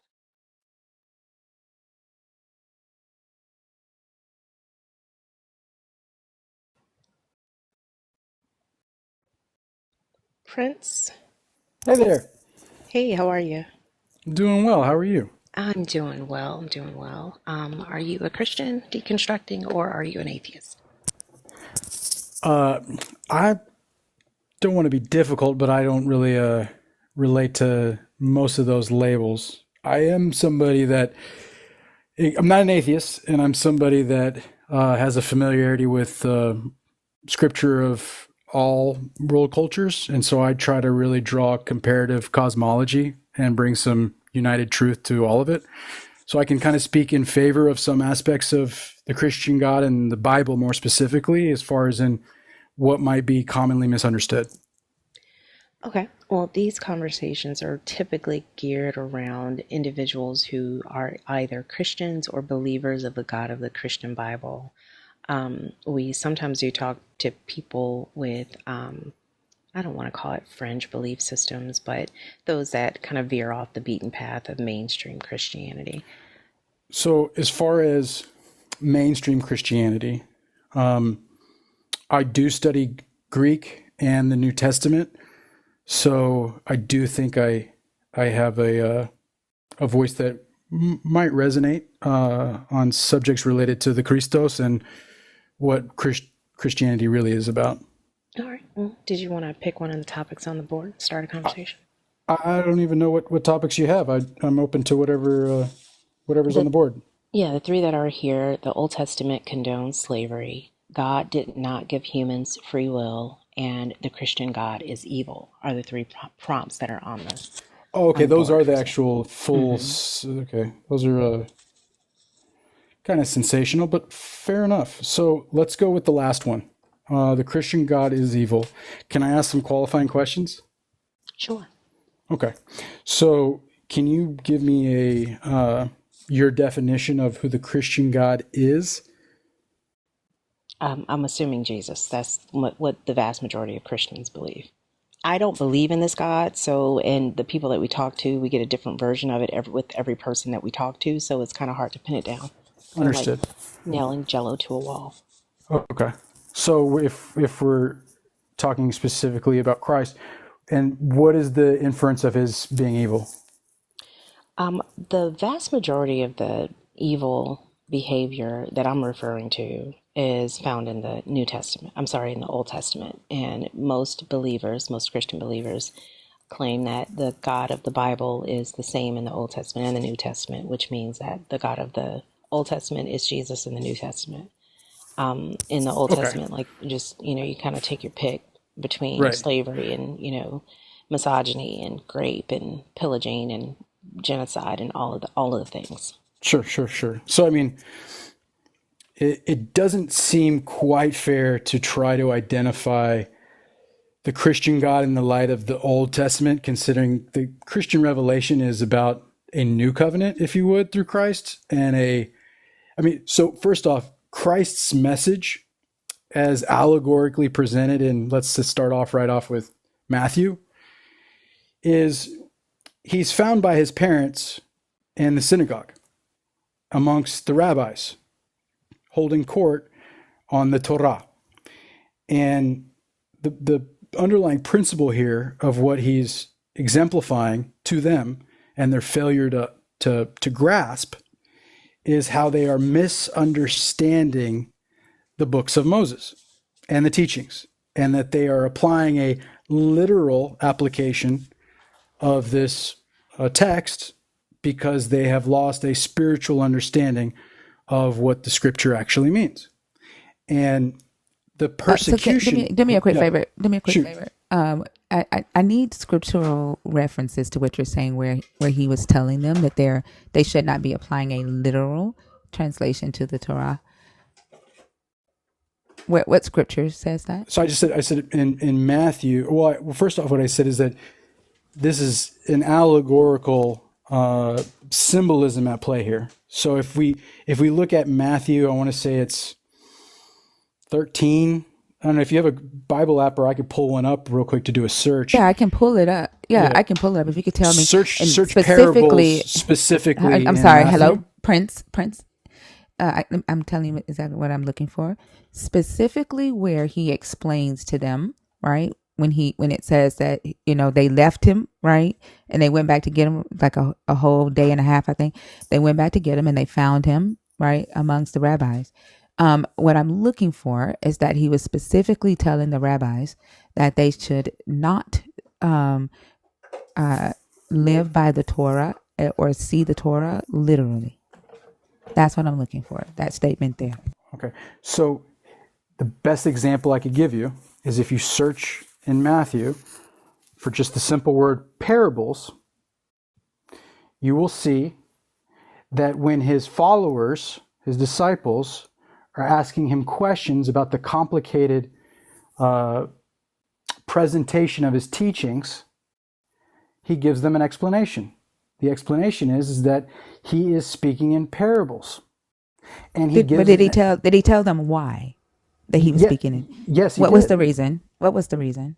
He said it because it's first off, I got to ask you a question. Is the purpose of this interaction to have open conversation? It is, but also I don't allow misinformation, right? So if we're going to talk about what the Bible says and the intentions of Jesus, right, we're going to back it up, right? No, I'm hold on, Prince. I'm glad that you're more than capable. So that's why I'm asking you to do that, right? If you say these things, then what I need you to do is take me in the book where it validates what you're saying, right? So you said that he was in the synagogues with the rabbis and he was teaching about the Torah. He was teaching from the Torah and he was telling them, don't take this literal. I asked you for a reference to that specific statement. You took me to where he's talking to his disciples and his disciples are like, why are you speaking in parables? And he says, well, because some of my message is not for everybody. It's for y'all. And I speak in parables for y'all to understand, right? Of the scriptures of old, right? That's what he said to them. What I'm looking for is this. Don't take the Torah literally. That's what I'm looking for, a reference to that. Yeah. Can we just have a little bit more of a less kind of combative vibe to even having the conversation? I don't care about you thinking that I'm being combative. Like, I'm asking you, where did he say don't take the Torah literally? What resource can you provide for that? Okay. So, woe ye Pharisees.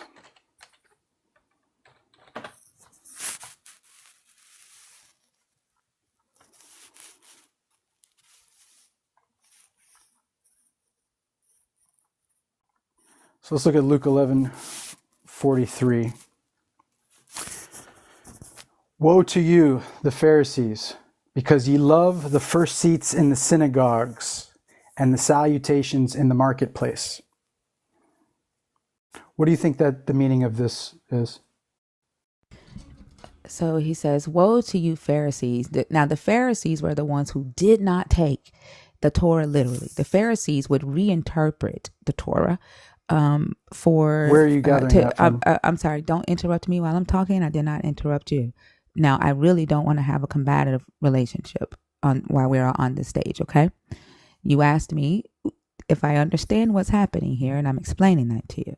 Now, the Pharisees were the ones who would typically reinterpret the Torah, right? They would create their own traditions, and Jesus did not like that, right? And the Sadducees were sticklers for the Torah, right? They were strict.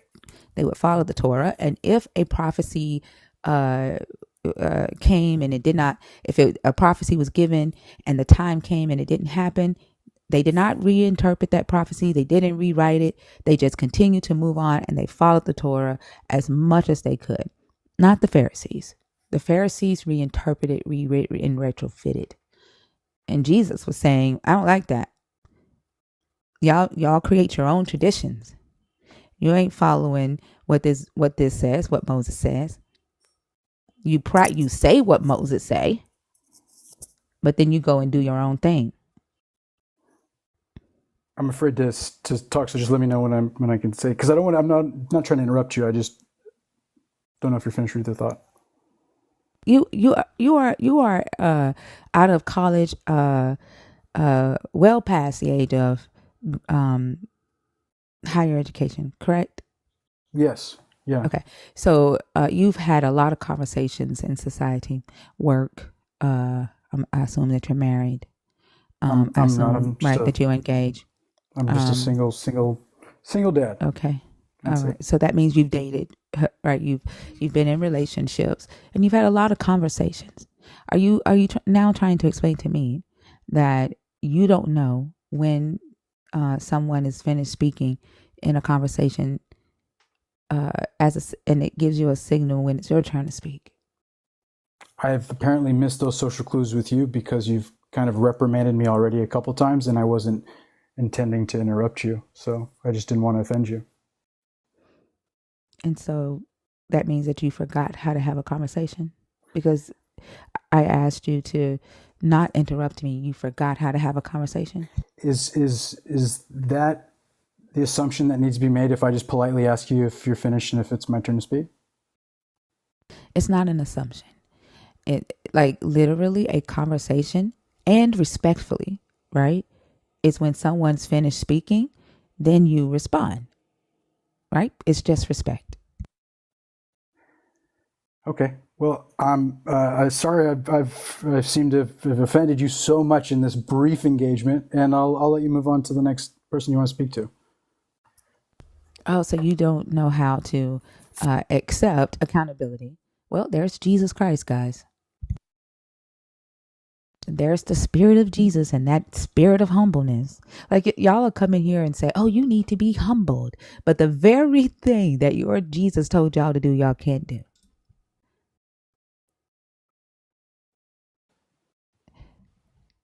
And I find it very funny that the moment I say, where is that as a resource, it's don't be combative.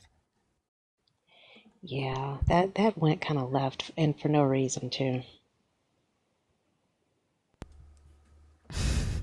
Oh, because he came up here expecting to bullshit. He thought we didn't know what we were talking about in this room.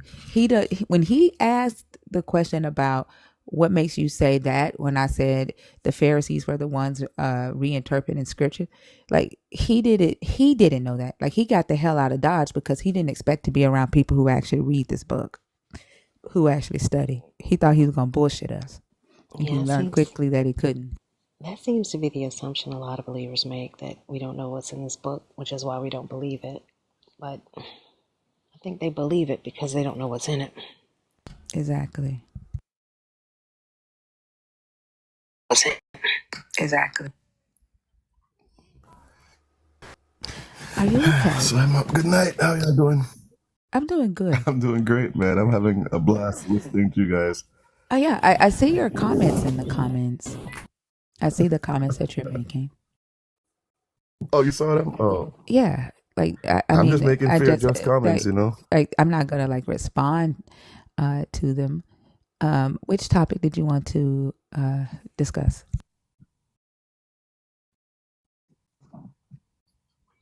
Well, I defend Christ in all full aspects of any three of them Just pick a topic. as a fool. The the Christian God is evil. God did not give humans free will. The Christian God is evil. Go ahead.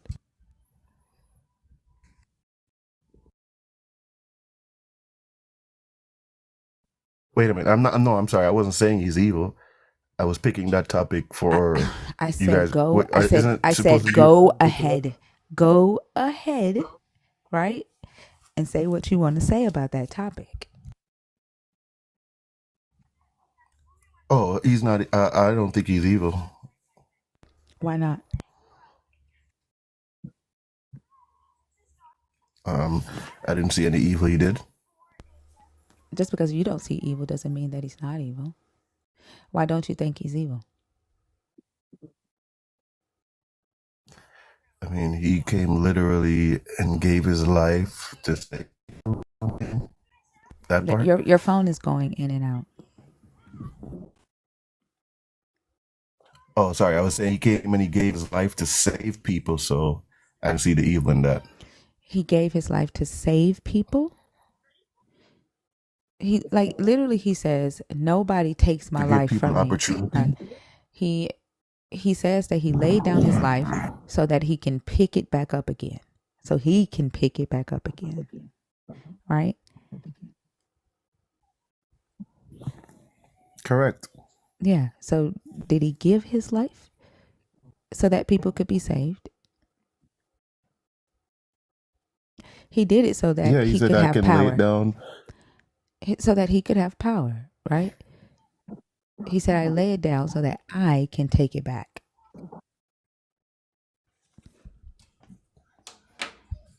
Yeah. Okay, that works too. Does that make him evil? No, I didn't say that doesn't make him evil. I said, why don't you think he's evil? Because he's been good to me. He's been so, he's been good to me. He's shown me the way how to be a good person through his words that you can read and see the way he leads people and what he's trying to get out of them. So I just think he's been a good guy. He's one of the best guys. So I just follow him, But I'm a fool, so I like to hear the wise. When you say that he, like literally your phone, you're going in and out. When you say he taught you how to be a good guy, what did he teach you and how? What exactly did he teach you? Did he teach you to lay down your life? Well, Did he teach you to sacrifice yourself to save other people?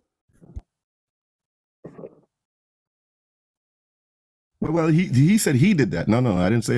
He didn't tell me I have to do No, that. I said, did he teach you that? And Like if we I'm follow asking, him, what did he teach you? Oh, he just taught that treat people how you want to be treated, be good to them, and then you'll get back good in return. And also, Wait. if you Hold on for a second. then you're. Ooh, your internet is so bad. Can you move to a different location and fix that? Are you able to do that? I have it on my phone. It works in here. Let me see if I move over here. That should make a difference. How am I sounding now? This is or.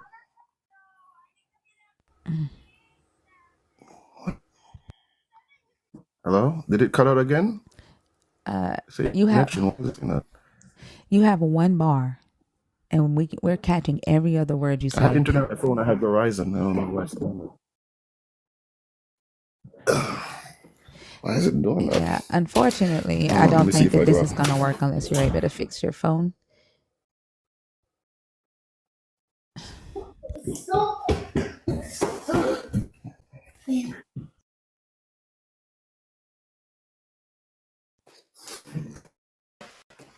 Wow. It's bad. Is it coming through or no? No, it's bad.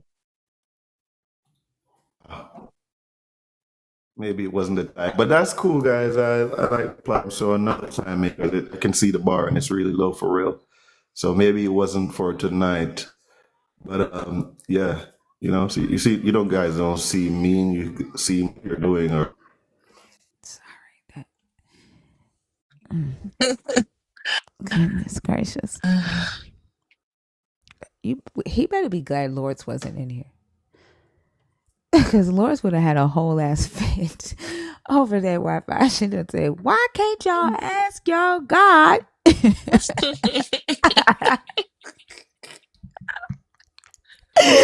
Jesus Lords would have Wi-Fi. went in Y'all know Lord's go Lord's every single time. every time. Oh my gosh. I really wanted to talk to him too because he is talking cash shit in these comments. Miss Charlene, are you in the box on purpose?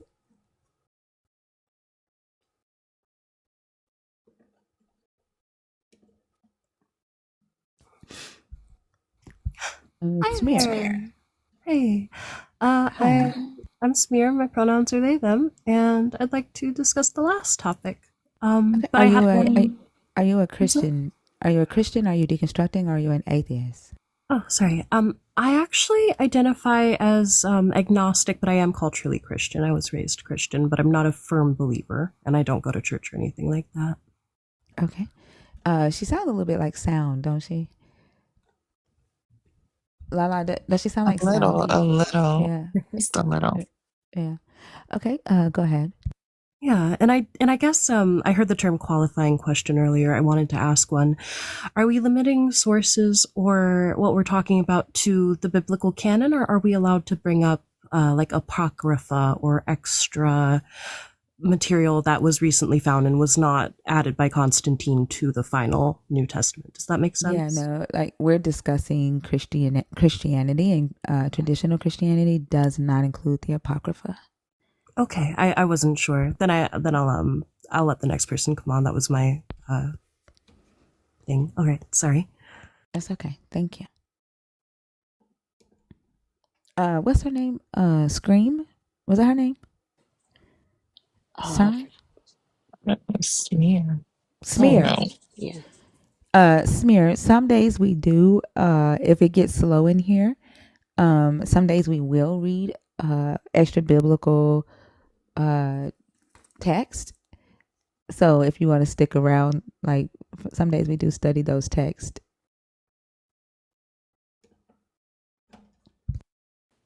I'm over here giggling. I think I called them Scream. I couldn't remember what her name was. I'm glad Lala has a good memory because I couldn't remember either.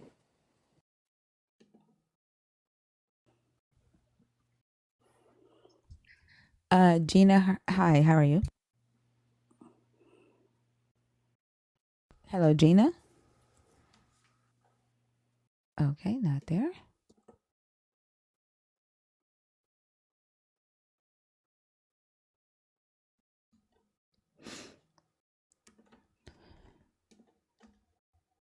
Yeah, it's raining so bad, and my back bed is so fucking ridiculous right now. What? Your what The is? rain, my back pain when it Oh. rains. Oh my god, it's so Oh, I'm bad. sorry. Eddie Humphrey. I hate saying everybody people's last name. Eddie. Okay, he's sleeping.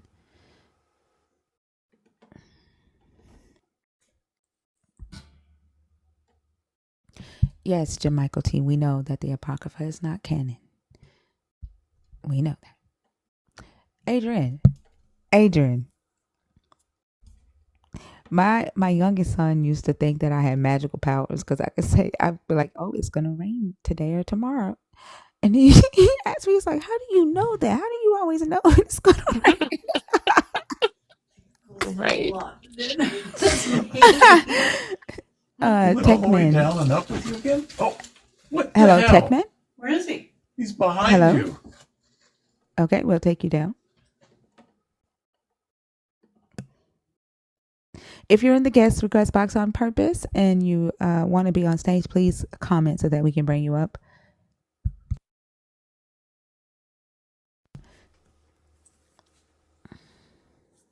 Taylor Reed.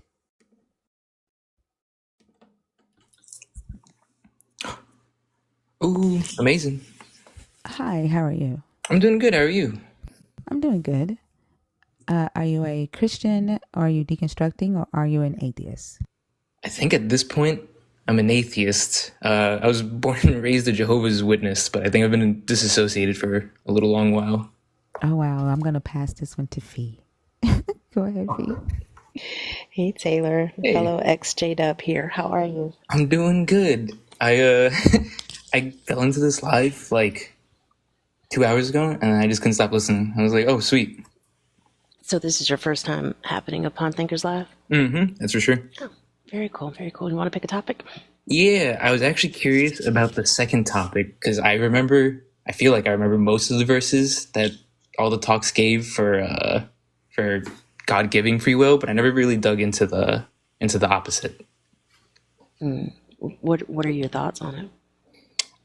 Me personally, I think that some of the verses end up contradicting each other, especially when it comes to like later on in Romans 8:28 down to 33, I think, where it ends up sounding very pre-destiny, especially like in the New World Translation where they use foreordained.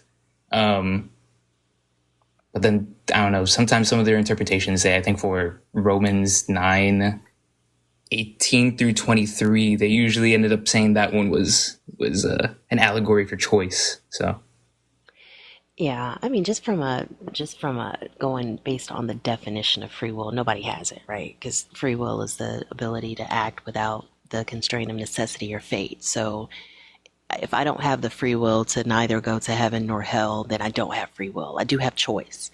And I think even in the Bible, you have contradictory scriptures because you have some that will tell you that options are put before individuals to make their choice, but then you have scriptures where the God says that he fashions people for very specific uses. He hardened Pharaoh's heart. Like there are multiple instances in this book where the God intervened for the purpose of directing affairs in the way that he wanted them to go, and that included directing the steps of the people in this book. So I don't see how, even if we take the actual definition of free will, no, nobody has it. But if we layer in or add in what it actually is, and that's choice, the Bible says both. So I guess it just depends on the believer to determine which conclusion they want to reach.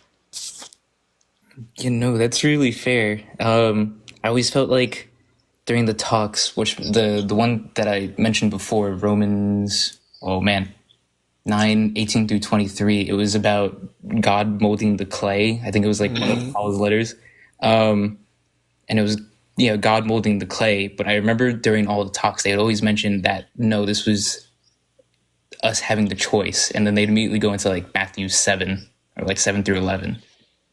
Yeah, they always made a pretty 90-degree pivot whenever that, when they had to kind of switch the directive or trying to kind of switch how they wanted you to think about that, because you can't simultaneously say that God is making these vessels, one for honorable use and then the other for destruction, and then say, but it's up to us to choose. Well, if he's already chosen which type of vessel we are, then it's not up to us. It's clearly up to the God. You can't have it both ways. Mm-hmm.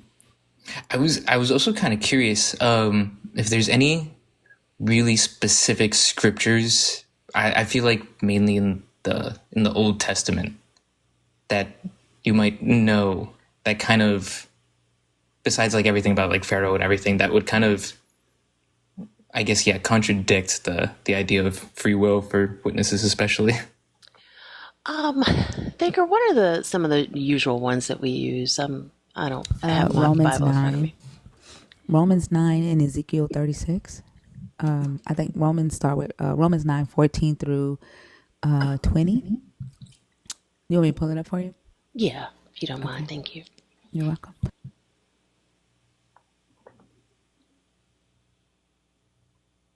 Taylor, how long have you been out of the organization?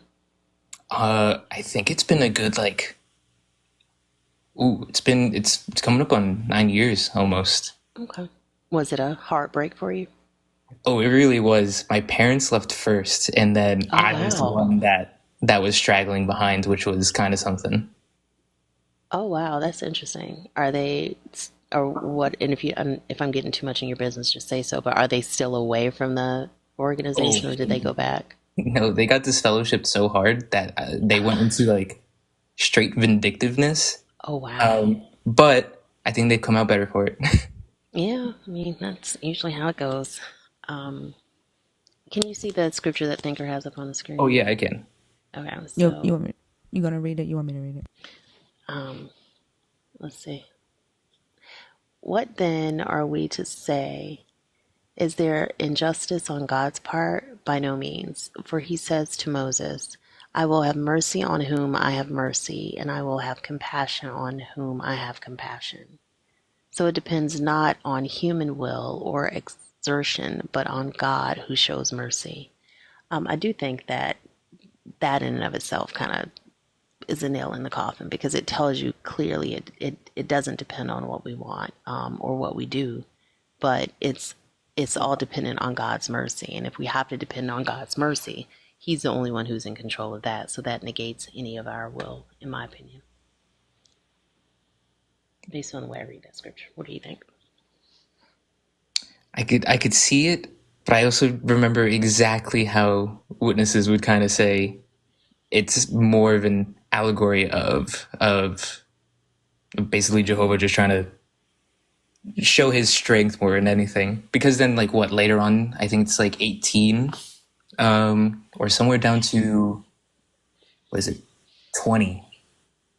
In the same chapter? In the same chapter. Yeah, right here. Yeah, so even if they say, oh, he's just trying to show his strength, it's still in him trying to show his strength is still a violation of your free will. He can't show his strength without violating free will if it exists. That makes way more sense. That honestly, that's kind of, I feel like, the point I've been trying to make but can never really articulate. Yeah, and I think that's why these conversations are so important because we're able to hear a lot of different perspectives. And we know the echo chamber that growing up as a Jehovah's Witness is. So oftentimes you'll hear scripture over and over again, and the only way you process it is the way that you've been indoctrinated to process it. So I think it's really beneficial to hear other viewpoints or other perspectives. Oh, definitely. I feel like that's really kind of all I had was kind of just things like that. Honestly, I was probably going to end up doing my own research, but it's 2 a.m. So I was figuring I was going to go to sleep. Awesome. Well, thanks for coming up. It was great chatting with you. No, thank you. Appreciate it. All right. You're welcome. Check out Ezekiel 36 too. If you want to see, Ezekiel 36. Before you leave, one thing I want to say is that if he says that he hardens the heart of whoever he chooses, right? And has mercy on whomever he chooses, it actually eliminates the idea of free will. But if you believe that it exists, it would definitely say that he violates it. But when you look at Ezekiel 36, he says that he puts his spirit in the Israelites, and his spirit will make them do his will and will make them follow his commands. And so because it's his spirit and not the human spirit, which means he's taking their will out and filling them with himself. So that means there is no free will. So yeah. That makes a lot of sense. Honestly, I appreciate the Ezekiel quote only because I feel like if I mention the one about Romans here 18, they'll just be like, maybe not. Yeah. But a little double prong kind of thing. But no, thank you so much. You're welcome. Have a good night. Thank you for coming up. You too. Have a good night. Bye, Taylor.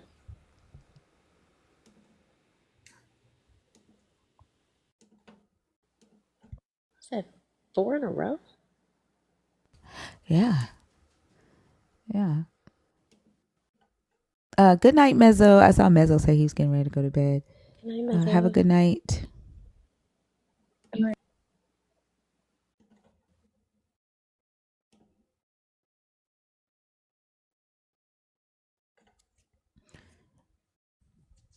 Fly Kitty, are you there?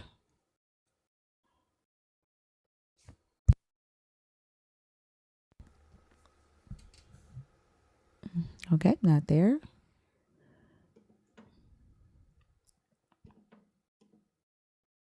Hey Hector, how are you doing? Look at Alan. Alan's like, my mind is blown. Where are the crash outs?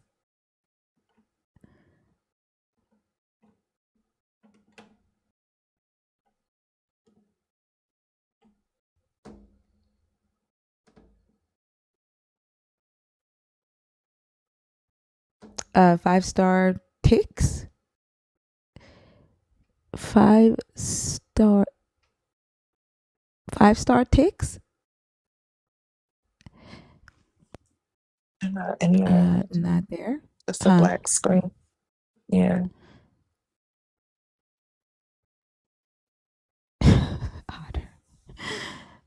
All right. If you're in the guest request box or you're there on purpose, please comment so that we can bring you up and bypass. Okay. Thank you, Okamiko.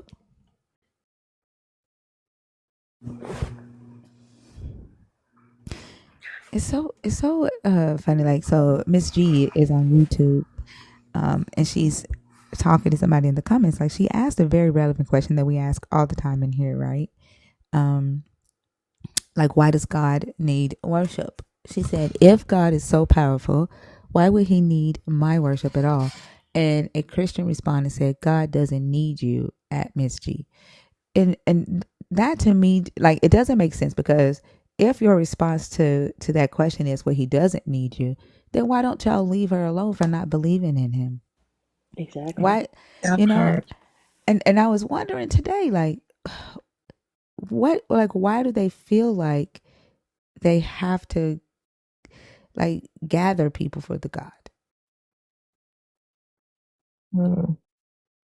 I think it makes Your them. guess as good as mine. Okay, like for me, I grew up in a Sorry, Christian Okamiko. household. Hold on, Okamiko. Yeah. One second. I Okay. haven't. Yeah, let me enter. Yeah. Go ahead, Lala. No, go ahead. No, go ahead, because we're gonna change the subject. I don't even remember. Okay. We were saying, like, why do they feel like they need to gather people for the God? Do you remember now? Nope. Okay, sorry about that. Okamiko, hi, welcome to the stage. How are you? Hi, doing well. Thank you for letting me join. For me, I grew up in a Christian household. Then I moved to atheist, and then I finally found Shinto. For me, reading the Bible, I asked a lot of questions, like going to like Bible study. And the first question I asked, I was like, where did the dinosaurs come from? And my Bible school teacher told me at like 7 years old, when you get to heaven, you can ask God that. And I was like, no. That's a weird response to somebody that has a legitimate question. And then when I start getting into it, I realized that Adam had a wife before Eve, and her name was Lilith. And she said, I'm not going to bow down to you. And then, quote unquote, God sent her away because she challenged. Hold on. Okay. I'll come into. So, thank you for sharing that. I think you wanted to, like, give your insight on what we were talking about earlier. So the way the show works, if you are an atheist and not a believer, you still have to come up and pick one of these topics to discuss, and either be adding some type of value to the topic. So I don't allow friendlies to just come up and chill out on stage. All right, I got you. So, the Old Testament condones slavery. Okay, so this is one of the things that off-put me when I went to church, and it was a story about how a slave ran away, and then it was like, oh, he showed mercy.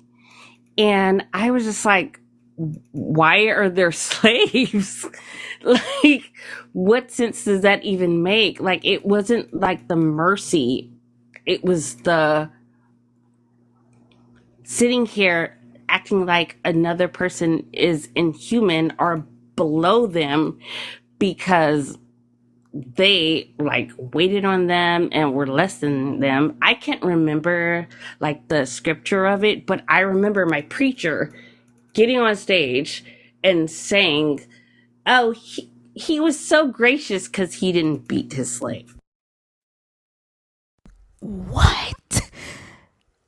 Oh my God, your preacher said that over the pulpit? Oh yeah, because it wasn't a melanin church. It was like a what church? It wasn't. Can I say black? Like I don't know what I can say on here without getting kicked off. But yeah, why can't you say black? Because I don't know.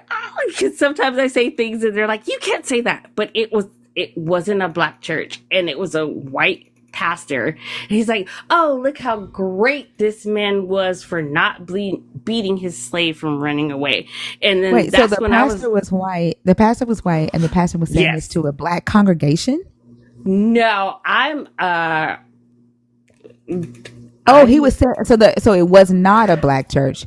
The pastor was white, and he was saying this to a predominantly white congregation. Exactly, and he's like, "See, we have validity, and we are good people because we didn't beat them for running away." And I'm just like sitting here, like, nobody sees any fault in this. Nobody thinks this is wrong, and then that was like.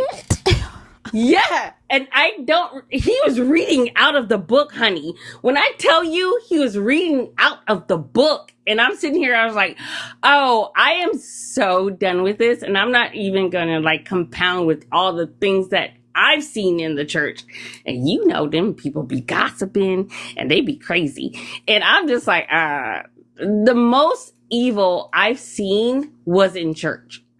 Like the most compassion I've seen is out of it, you know. And what was it? The Christian. Hold on for a second. Let me just 1 second. Okay. Feet like this is so.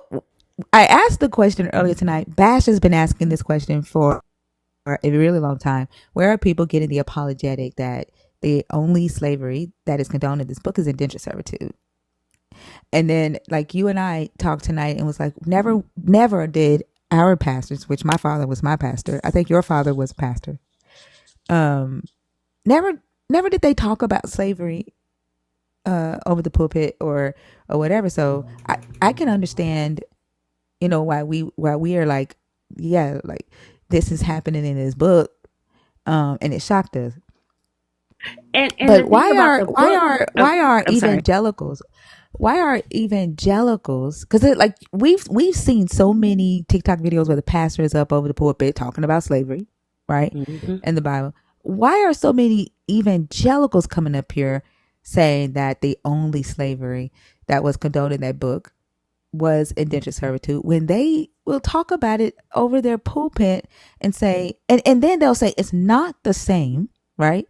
As in the antebellum South, but then they'll put themselves in their book and say, we didn't do this. We treated them this way, right?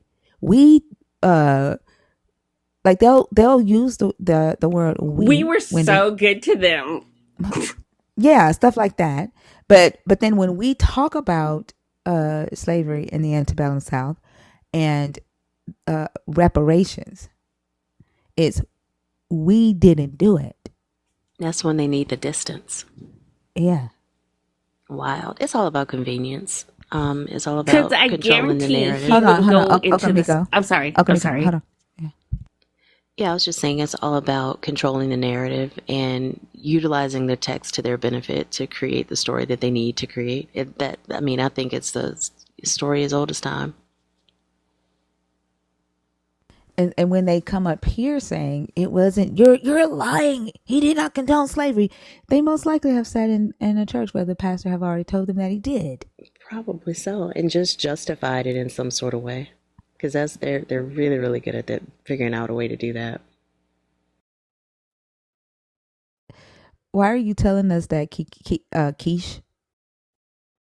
Is that his name, Keish or Kiku? You talking about some of the comments? Yeah, he said I was already on my way out about the live that I Well, I'm gonna got help him blocked. out. What?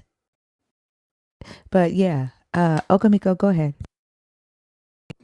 Okay, yeah. So like growing up in the South and growing up around other people that didn't look like me, you hear a lot more.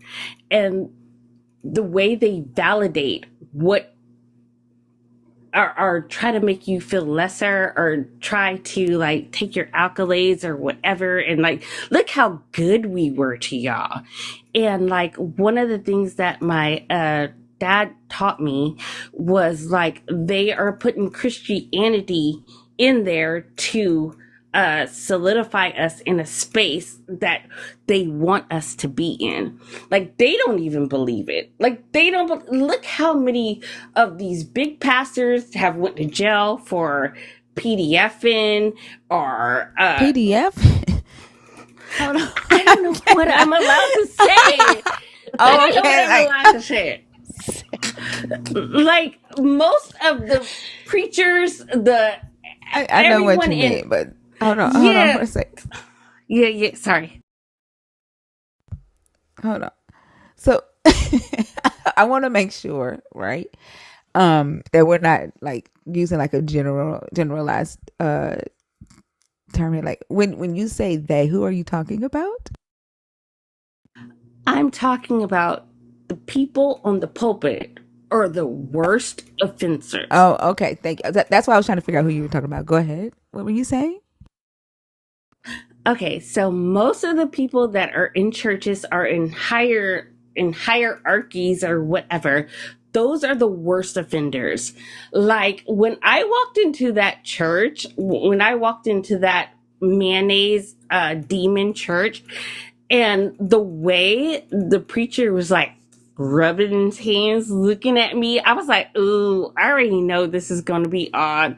And then he had the whole chance, honey, he had the whole chance to get up there and start talking about slavery. And like, oh, look how good this man was because he didn't beat his slave. He allowed him to come back and work for him.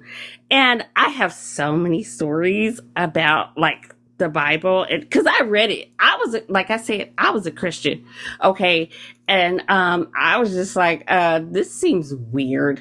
And then I went to atheism and then I settled on Shintoism because it's more spiritual and earth. It's not witchcraft.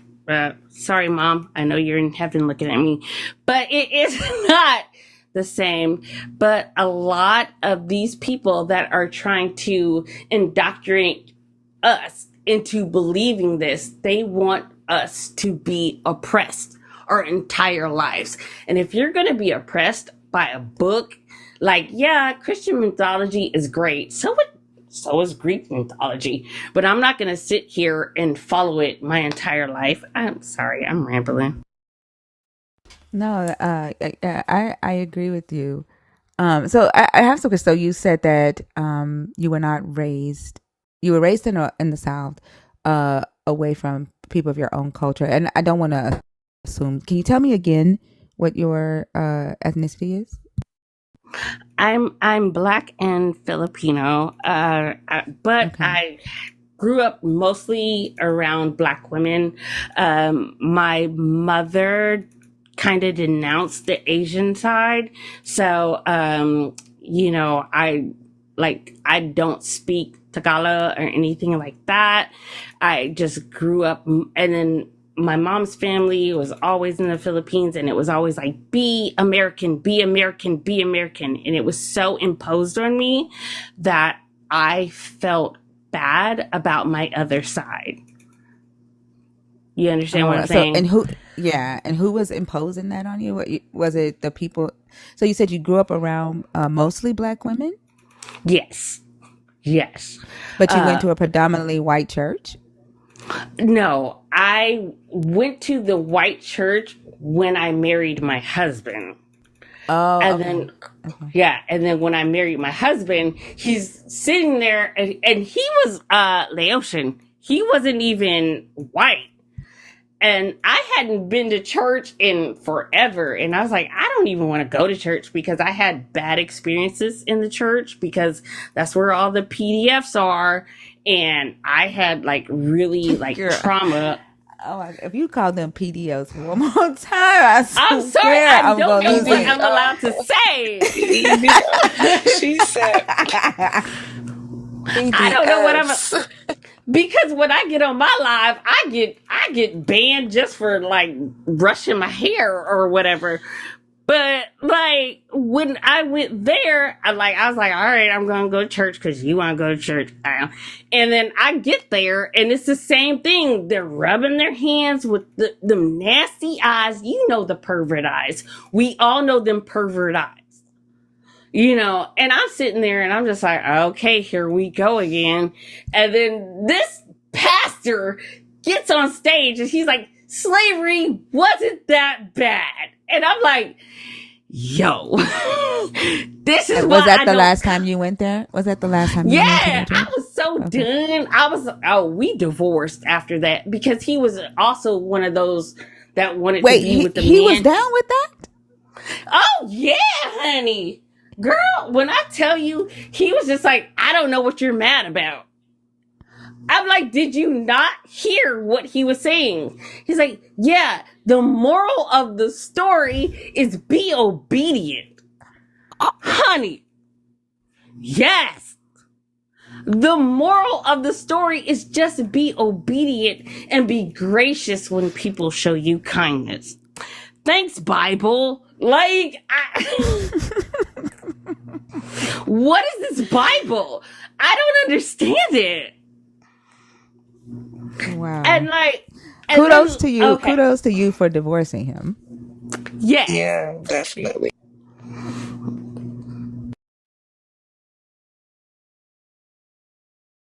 Go Sorry, ahead. am I being too loud? No, you're. I just fucking love your accent. Oh I'm my so god. sorry.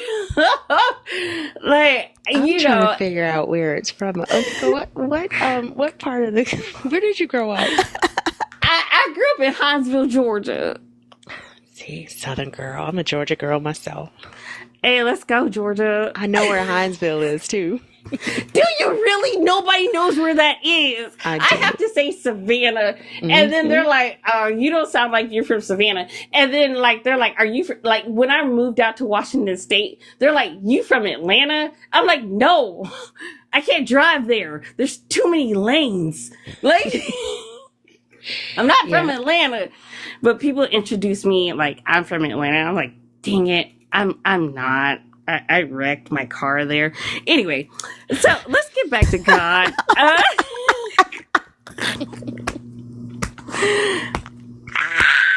Okay, so let me tell you. Hold on. So I watched Bruce Almighty literally yesterday, and it said God do not give humans free will.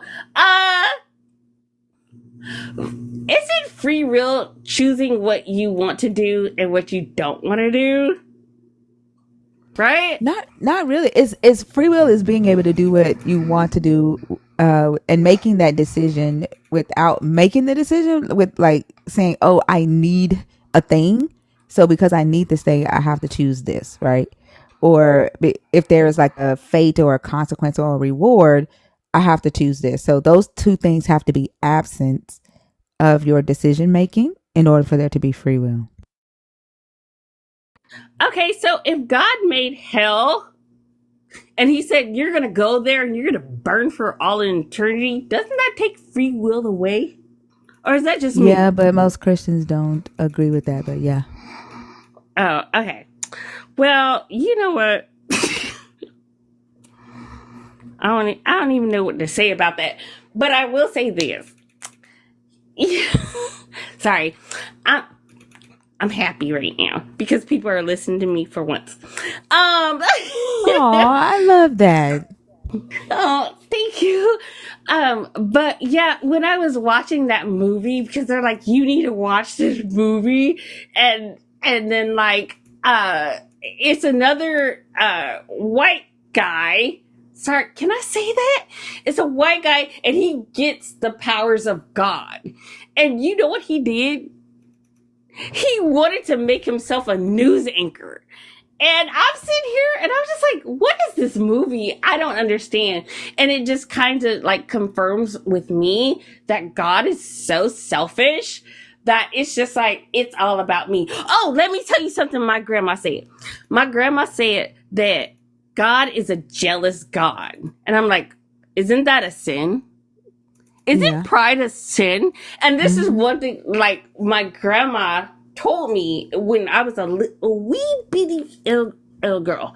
And I'm sitting here, I'm like, I love my grandma, the bits and pieces, but I'm like, grandma, that don't make sense.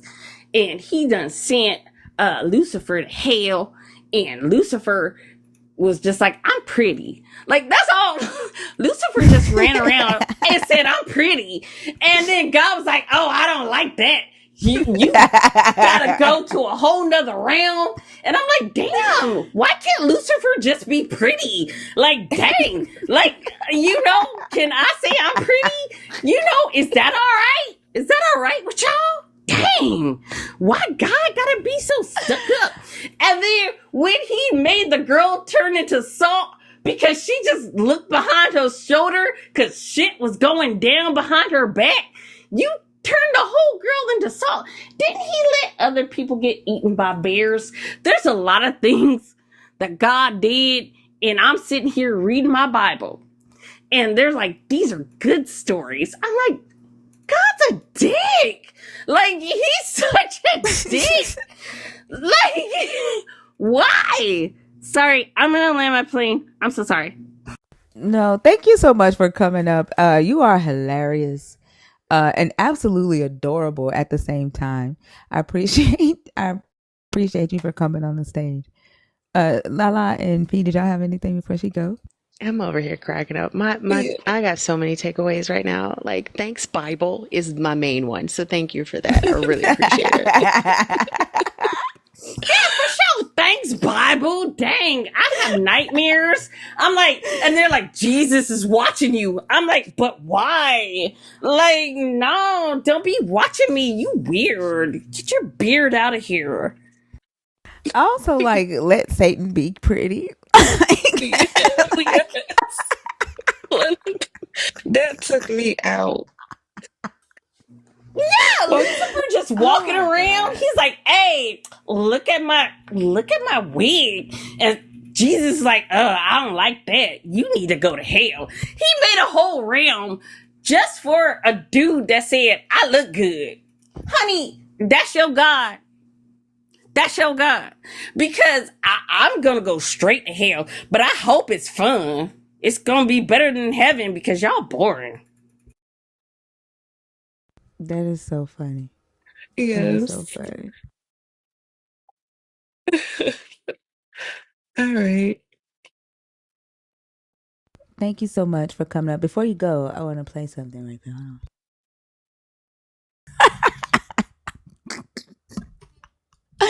See, y'all ain't right. We all gonna be twerking in hell.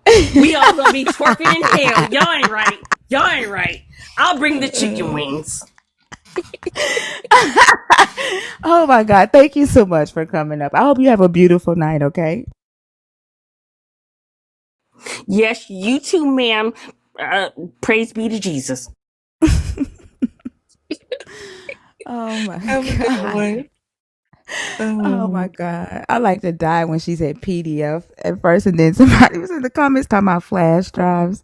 Like, oh, I am not. And I'm not adopting that to talk about those creeps because I don't want to be downloading PDF files thinking about them. Right? I know it. Yeah, I'm not Exactly. adopting that. Adobe Acrobat just caught a big ass stray. Exactly. Right? Oh my gosh. Okay, if you're in the guest request box and you are in there on purpose, please comment so we can bring you on stage.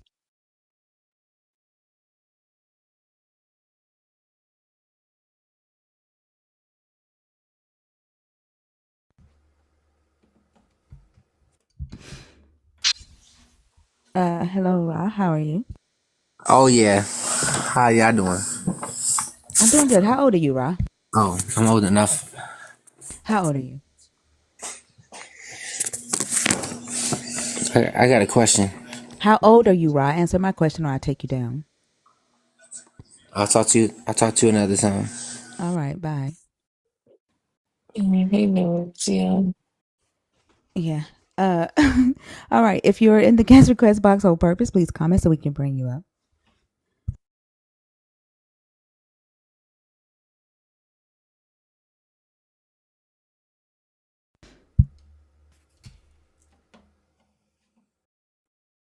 Trey Money.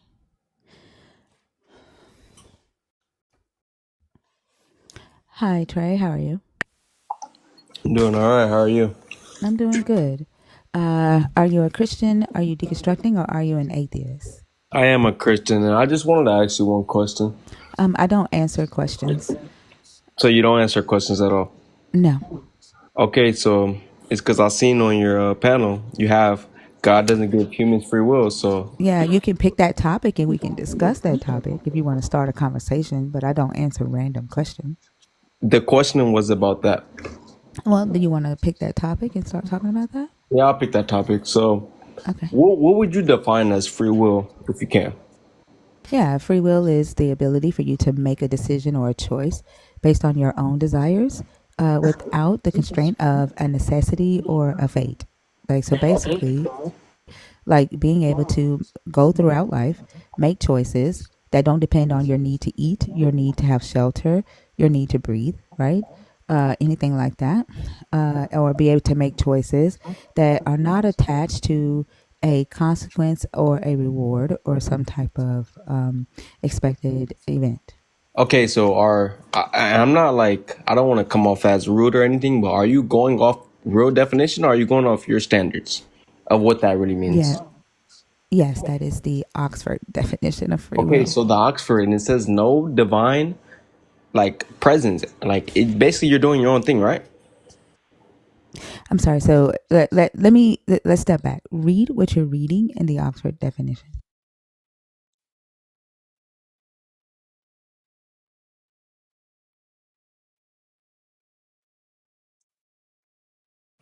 Trey Money, if you can't see us, we can't hear you. You're teacupped. If you're reading, we can't hear you.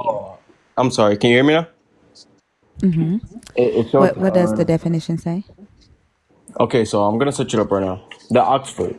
So I'm gonna tell you what it says actually. So like I'm basically like I want to get on the same playing field with you. Okay, so I don't know, sorry.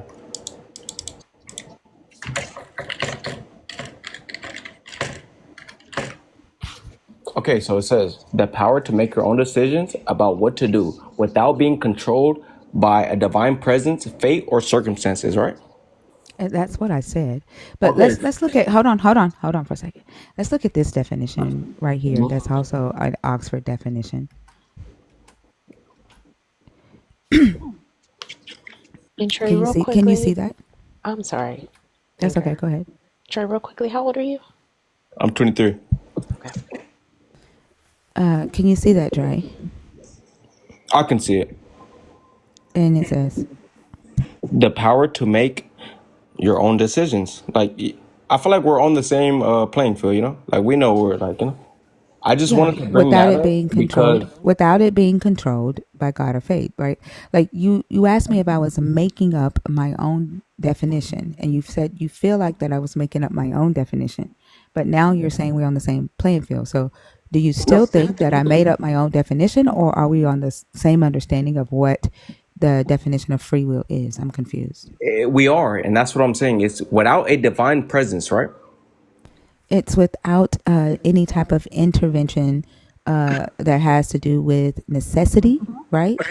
A prior event, I see what you're saying. I'm just asking you don't a yes interrupt or me. no question. I'm asking you a Don't yes or no question. interrupt me when I'm talking. I'm asking you a yes or no. I don't give a fuck what you are asking me.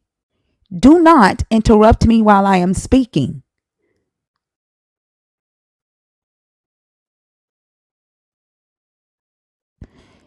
The definition of free will regardless if you say without a divine presence is the ability to make a choice without that choice being attached to some need, some prior event, or a future event, whether that event be a going to heaven, dying, getting sick, getting hurt, going broke. That's the definition of free will.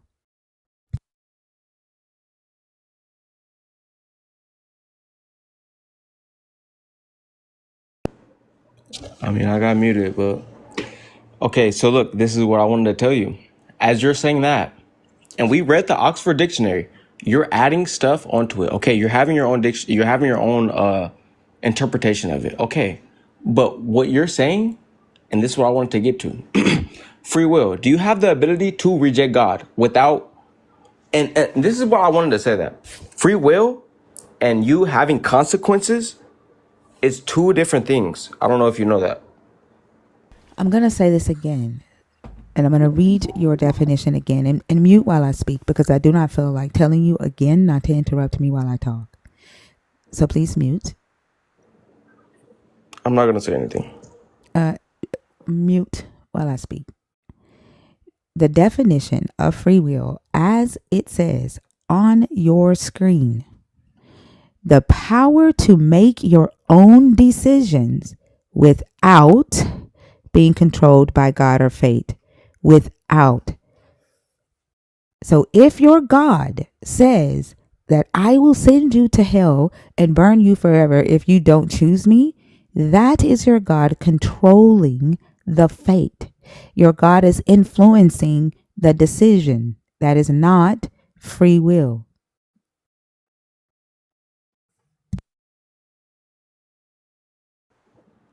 Can I speak now? Like respectfully? I'm just asking you. I'm being respectful.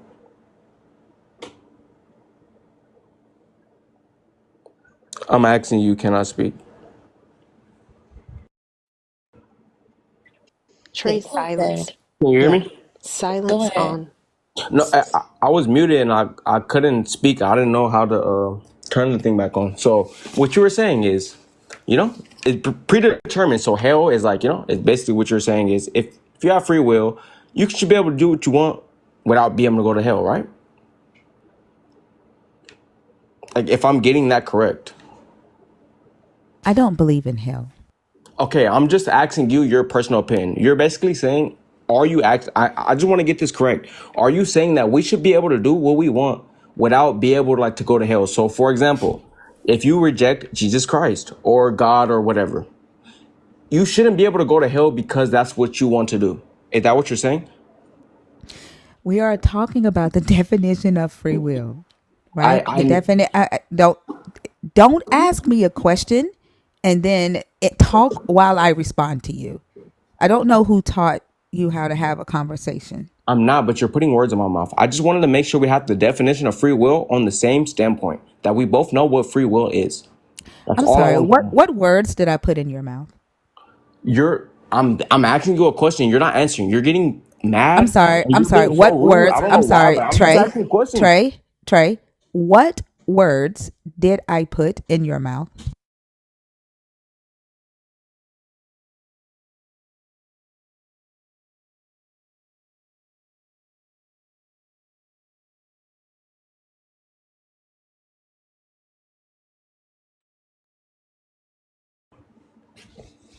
Hello.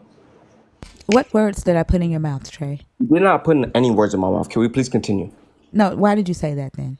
Because I'm getting muted for one. I can't even respond. And for two, you're saying, all I asked you when I came up to the panel, I asked you, do you know what the definition of free will is? That's all I asked. I got muted after that. So I'm saying you're putting words in my mouth. You're saying stuff that I never said because I've only Well, asked what you a did I question. say that I've you never said, made a Trey? statement. I've never made a statement. I've only asked you questions. Have I? What Have did I I? not? What Trey? What did I say you said? You're telling me the definition of free will, But did I and I'm say you telling. said it? No, you're not saying So that. why But did you're you say again, Trey, that I'm saying things that you said no. that you But didn't this is what you're say? understanding. You're. That's what I'm saying. You never said that. I personally said it, but you're going on a tangent, literally just saying stuff that I've never even brought up or I've never said. I only asked you a question and you can't respond to the question. That's I what I'm telling did you. respond to your question. And Oh, Trey, would you say that I'm the one going on a tangent right now when you're literally have twice now accused me of putting words in your mouth and have twice now had to because you're rescind saying stuff that? I have never said. Trey, how many times have I told you not to speak while I speak? At this point, you could just kick me because it's no point. Like, I don't know who you think you are to just not respond to me or just think you're just over above me so I can't speak. If you're saying stuff that I don't agree with, I'm going to talk back just like how you do. You talk over me. So yes, this is your panel. You can kick me, but it's just the respect level. I did not come up being Why disrespectful do you think that I should respect you more than you respect me on my own because I stage? didn't Please come up explain being that. disrespectful. That's what I'm You are saying. I did not very come up being disrespectful. disrespectful. You are I'm very being disrespectful because disrespectful. the way I'm Yes. being treated. You are. Trey, I told you 3 times not to talk over me. You are the one that's losing You're your telling me not shit. to talk over you. Who are you? For real, who are you? So you're telling me that This is her you're going to No, like genuinely, you're hold on for a telling me like second. Hold on. like So you're my you're mother. telling I'm a me. So grown you're man. telling me I'm a right. grown man. You're not listening to Exactly. me. And But so I mean, you're Trey, not listening to me let's though. discuss free will right now, Trey. Let's discuss free will. Can we please? I do not want to get Okay, disrespectful with Trey. you at So all. you're I don't know telling me you. right now. So you're telling me right now that you have free will. Your God gave you free will, and that you can make choices and do what you want to do in this world. And now, what Yes. I would like to show you what the definition of free will means, right? So Okay. when you right have free will, you can make the decision and the choices to do the things without there being attached to a need or a fate. Now, in this entire tangent that you've done while you were on my stage and choosing, right, to disrespect me, right? You felt the need to disrespect me because you felt like I was disrespecting you by enforcing my boundaries, right? And your expected fate to show you that you don't fucking have free will. And you're cut. That, bitch, you don't have free will. Think I was just about to come off mute, tell you Bash said don't drop him. Please don't drop him. He was in the request. He had to go. Yeah, I also don't think he was 23. Um, just by how quickly he got so emotional in his responses. Like that did not feel very Yeah, and then mature. he kept saying you're putting words in my mouth, and then I'm not. You didn't put words in my mouth. Well, you're saying things that I didn't say. Well, you didn't really say anything I didn't say. Like, yeah, no, I wasn't finna keep going through that.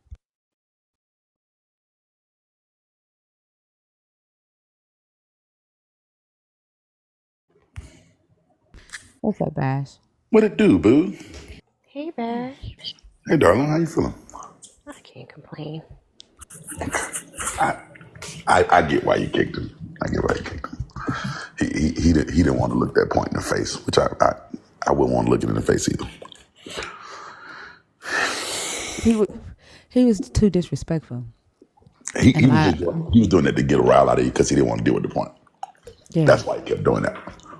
He wanted to talk about everything but the point. He wanted to talk about being muted. He wanted to talk about you putting words in his mouth that you didn't. He wanted to talk about everything but the point. So that's why he was like, well, you could just kick me. That was the point. Like he didn't want to answer the question. yeah. That's why I brought him back around and had him agree to re-enter the conversation. That's why I Yeah. said let's talk about free will. Yeah. Yeah, he didn't want to do that. He saw the point. The wall was coming at him. You know what I'm saying? And he's like, I just set the car on fire instead of running to the wall. Yeah. But I don't think he saw that disconnect coming though. He thought he was gonna be able to respond. Mid Yeah. sentence, because I was Yeah. chomp your ass. Yeah. Yeah. That's what free will is. Jaden, hi, how are you? Jaden? All right. This Tavio Garcia, or whatever the fuck your name is. Like, you've been in my comments now for 2 days. I think you are one of those delusional believers. You're one of those that would agree with language being a language. Um, I saw you in the guest request box early this morning, right before we shut down. I would like to invite you to go ahead on and re-request right? Since you didn't get to come on stage. Yeah, I did notice you. I would like for you to, and it's not OWE, it's some. Don't worry about it, Thinker. It's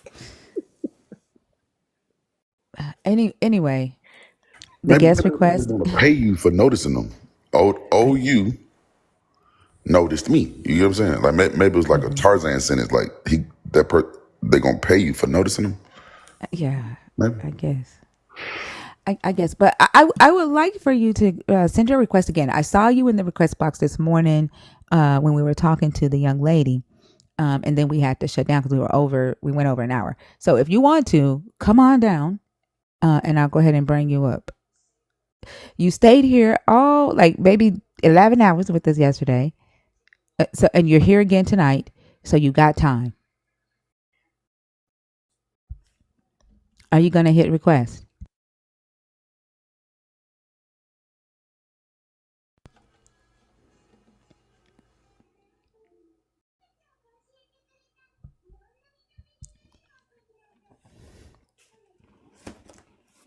Are you there? Maybe another time. You don't like attention on you. So this is how this is gonna work, okay? Because I'm tired of seeing your comments. Like I'm tired of you shit talking in the comments. All right. I'm inviting you on stage so you can talk the shit on stage. Now, if you bypass this, right, I'm gonna go on and block you because you are irritating the fuck out of me. Right? So either accept the invitation and you can air out everything that you need to air out, like we can have a conversation. Well, let's go ahead and block you, and I wish you the best, okay? Have a good one, because you're not going to disrespect me in the comments and then be afraid to get disrespected back. All right. If you're in the guest request box on purpose, please comment so we can bring you up.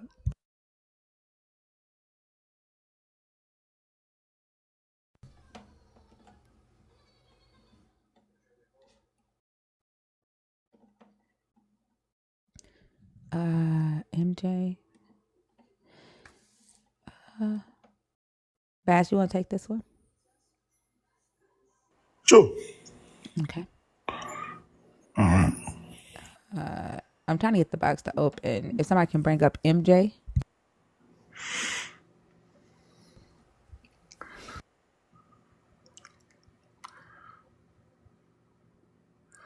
MJ, how are you? Hello. Hey, buddy.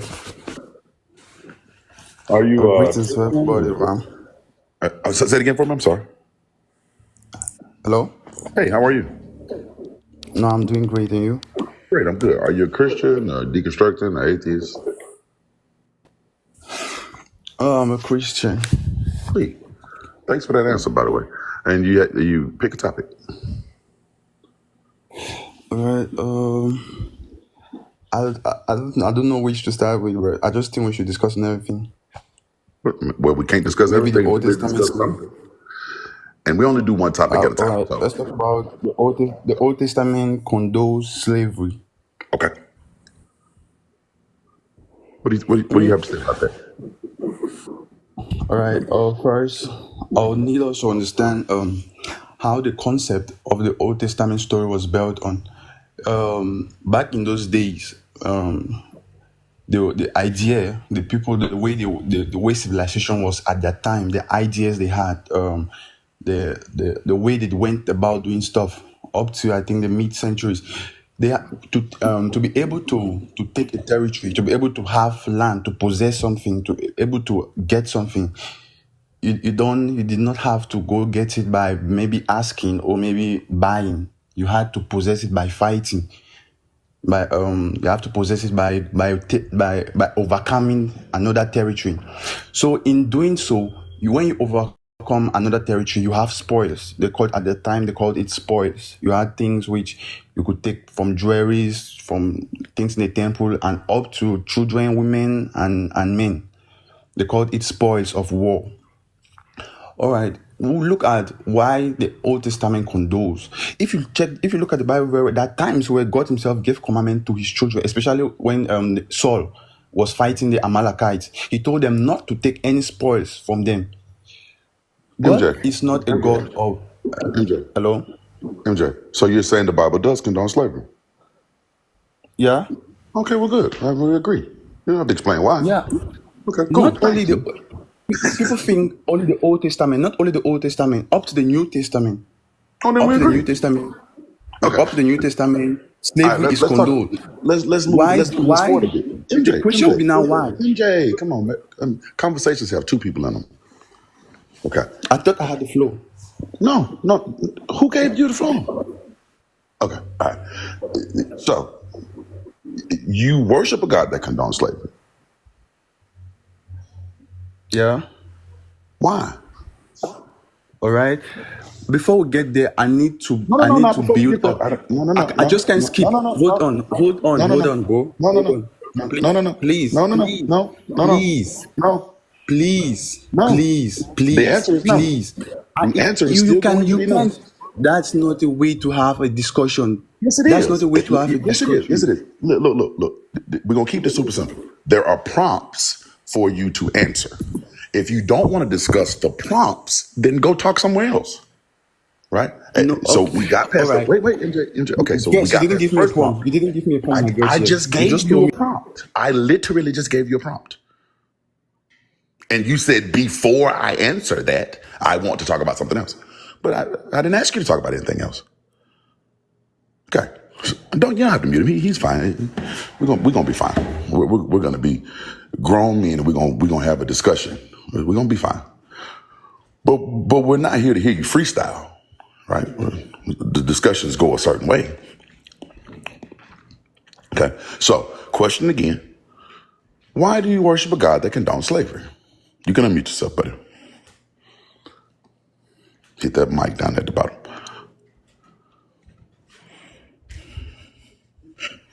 All right. Okay. So now you've changed the question. No, the question now is why do I worship? I didn't answer the first one. I was not. You did answer the first one. It's okay. Hold on one second. Hold on. I don't want to bicker about this. I said, so the Bible does condone slavery, and you said yes, which was the answer.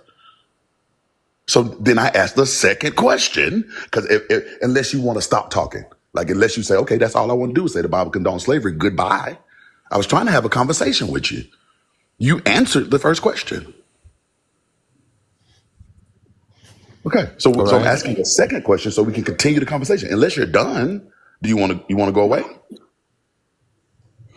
All right. The second question is, why do I worship a God that condones slavery?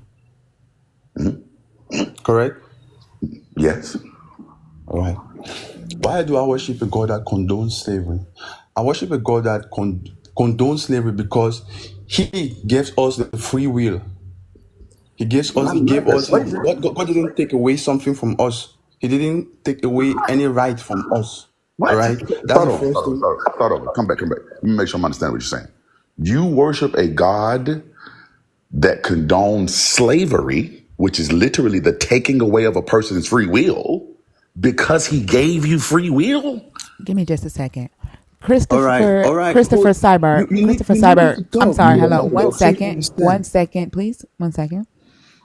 Christopher Cyber. I obey no motherfucking man. None. Zilch. Nada. And if you think that Sebastian Cole won't lose his shit whenever the fuck he needs to, just keep listening. Yeah, but MJ's nice. We're gonna have a great conversation. This is gonna be great. I'm not gonna have to lose my shit. He's a great guy.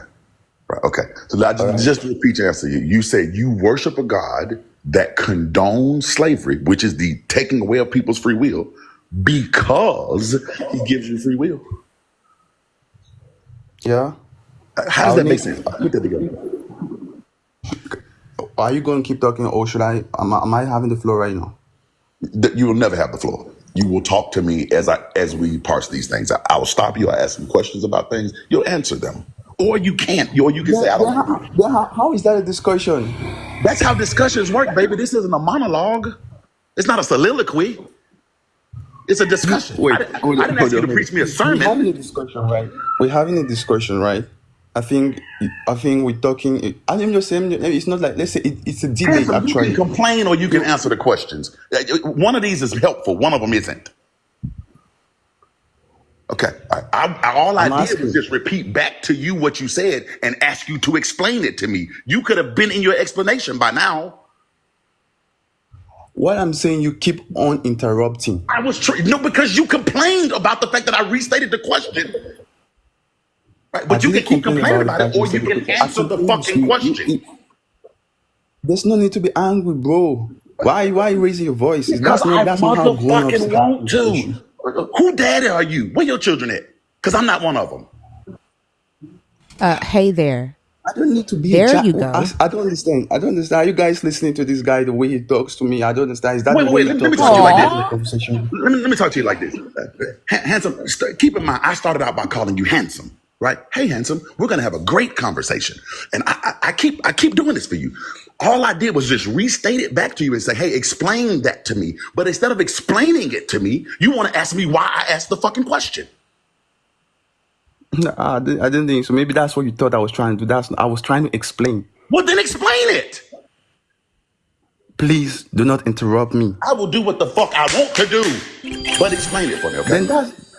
Then that's not a conversation, bro. Bro, will you just explain it? All right. Why do I worship a God that condones slavery? All right. Before we get to that, I'll let you to understand. I want to talk about free will.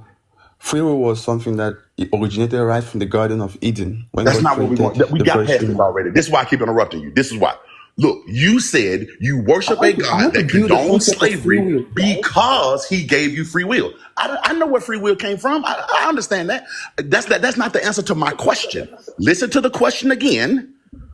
Why would you worship? You said, I worship a God that condones slavery because he gave me free will. I said, oh, wait, that's weird. You would worship a God who is taking other people's free will away because he gave you free will? That's where we are in the conversation. So explain that to me. All right, you said what I was trying to talk, because at that point I pointed out free will. All right, you don't want me to go behind to explain what free will is because you already know what free will is. Did I ask you what free will was? Thank you. Stop shouting. Well, stop repeating yourself. That's frustrating. Okay, we know what free will is. Answer my question. My question. Calm down. No, don't tell me what to do. You answer the question. I understand. Okay, I understand too. Just answer the question, baby. Come on. You will worship a God that condones slavery because you have free will. Why? Get into that. We know what free will is. All right. I worship a God that condones slavery. Or let me say condones slavery, because that was a part that it was a tradition at that. It was not a God-given tradition. It was a man's tradition at that time, and God does not remove a tradition of man without a man's consent. It's not something he just come and does to remove. God did not ask anybody to enslave anybody. That's the first part I want you to understand. Fair enough. He never said anyone that you have to enslave someone. Okay, I didn't say you did. I didn't say you did, MJ. You answered the question. And you said you worship. Actually, you didn't answer the question.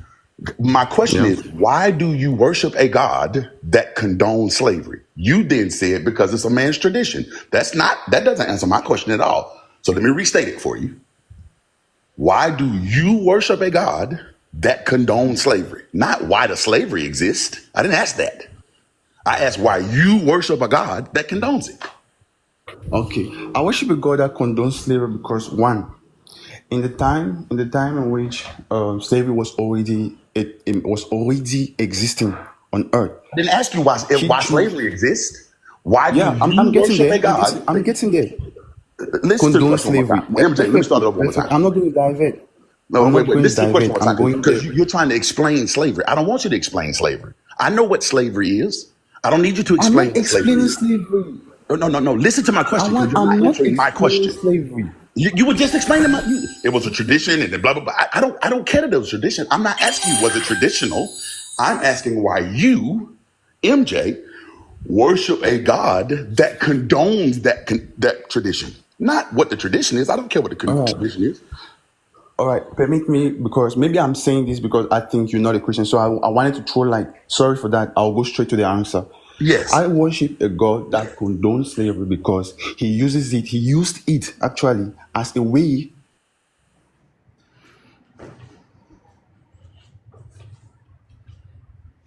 Did God shut you up before you say some crazy stuff? What happened? I don't know what happened right there. MJ, you still here? Why does this always happen? It's like the second time that they were getting ready to say some harmful shit about slavery, and then something happens. Like MJ, did your network go out? MJ, He's got bars and then he dropped. It looks like. but isn't this the second time this Mm-hmm. week? Like I think on Saturday this happened. Let's wait and see if he comes back up. But while we wait to see if his network comes back, there's a guy on YouTube. His name is Hey There, right? And he's What's his talking name again? about his name is Hey There. That's his name. I just feel like I just feel like reading his name is like Hey There. Okay. Like I told y'all like when I was in high school, I had a best friend. At the time he had not like transitioned, but at the time we had skipped school one day, and we were at her parents' house, and some guys came to like bully her, which at the time she was a he. Okay. Some guys came to bully her, and she went into the kitchen, got her daddy's hammer, and she opened the door and she was like, "Come fuck with me because I'm hammered." Like, and we fucking wrong.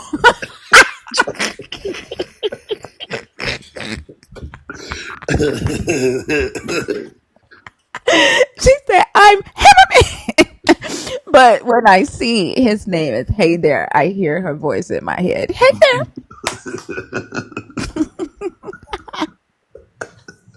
How'd you say it again? How'd you say it? Come fuck with me because I'm hammered. Like, and she was not playing. She was swinging at him and she was going to fuck them up. And she's tall as hell. And like the first and the last time I went to a haunted house was with her ass, because this big ass clown, tall legs, was chasing us, man, and I fucking failed. And she picked me up and ran with my ass. Like never again.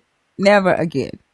But so Hey There says, see how she loses her cool. Watch the guy that didn't lose his cool and curse, etc. is crazy, right?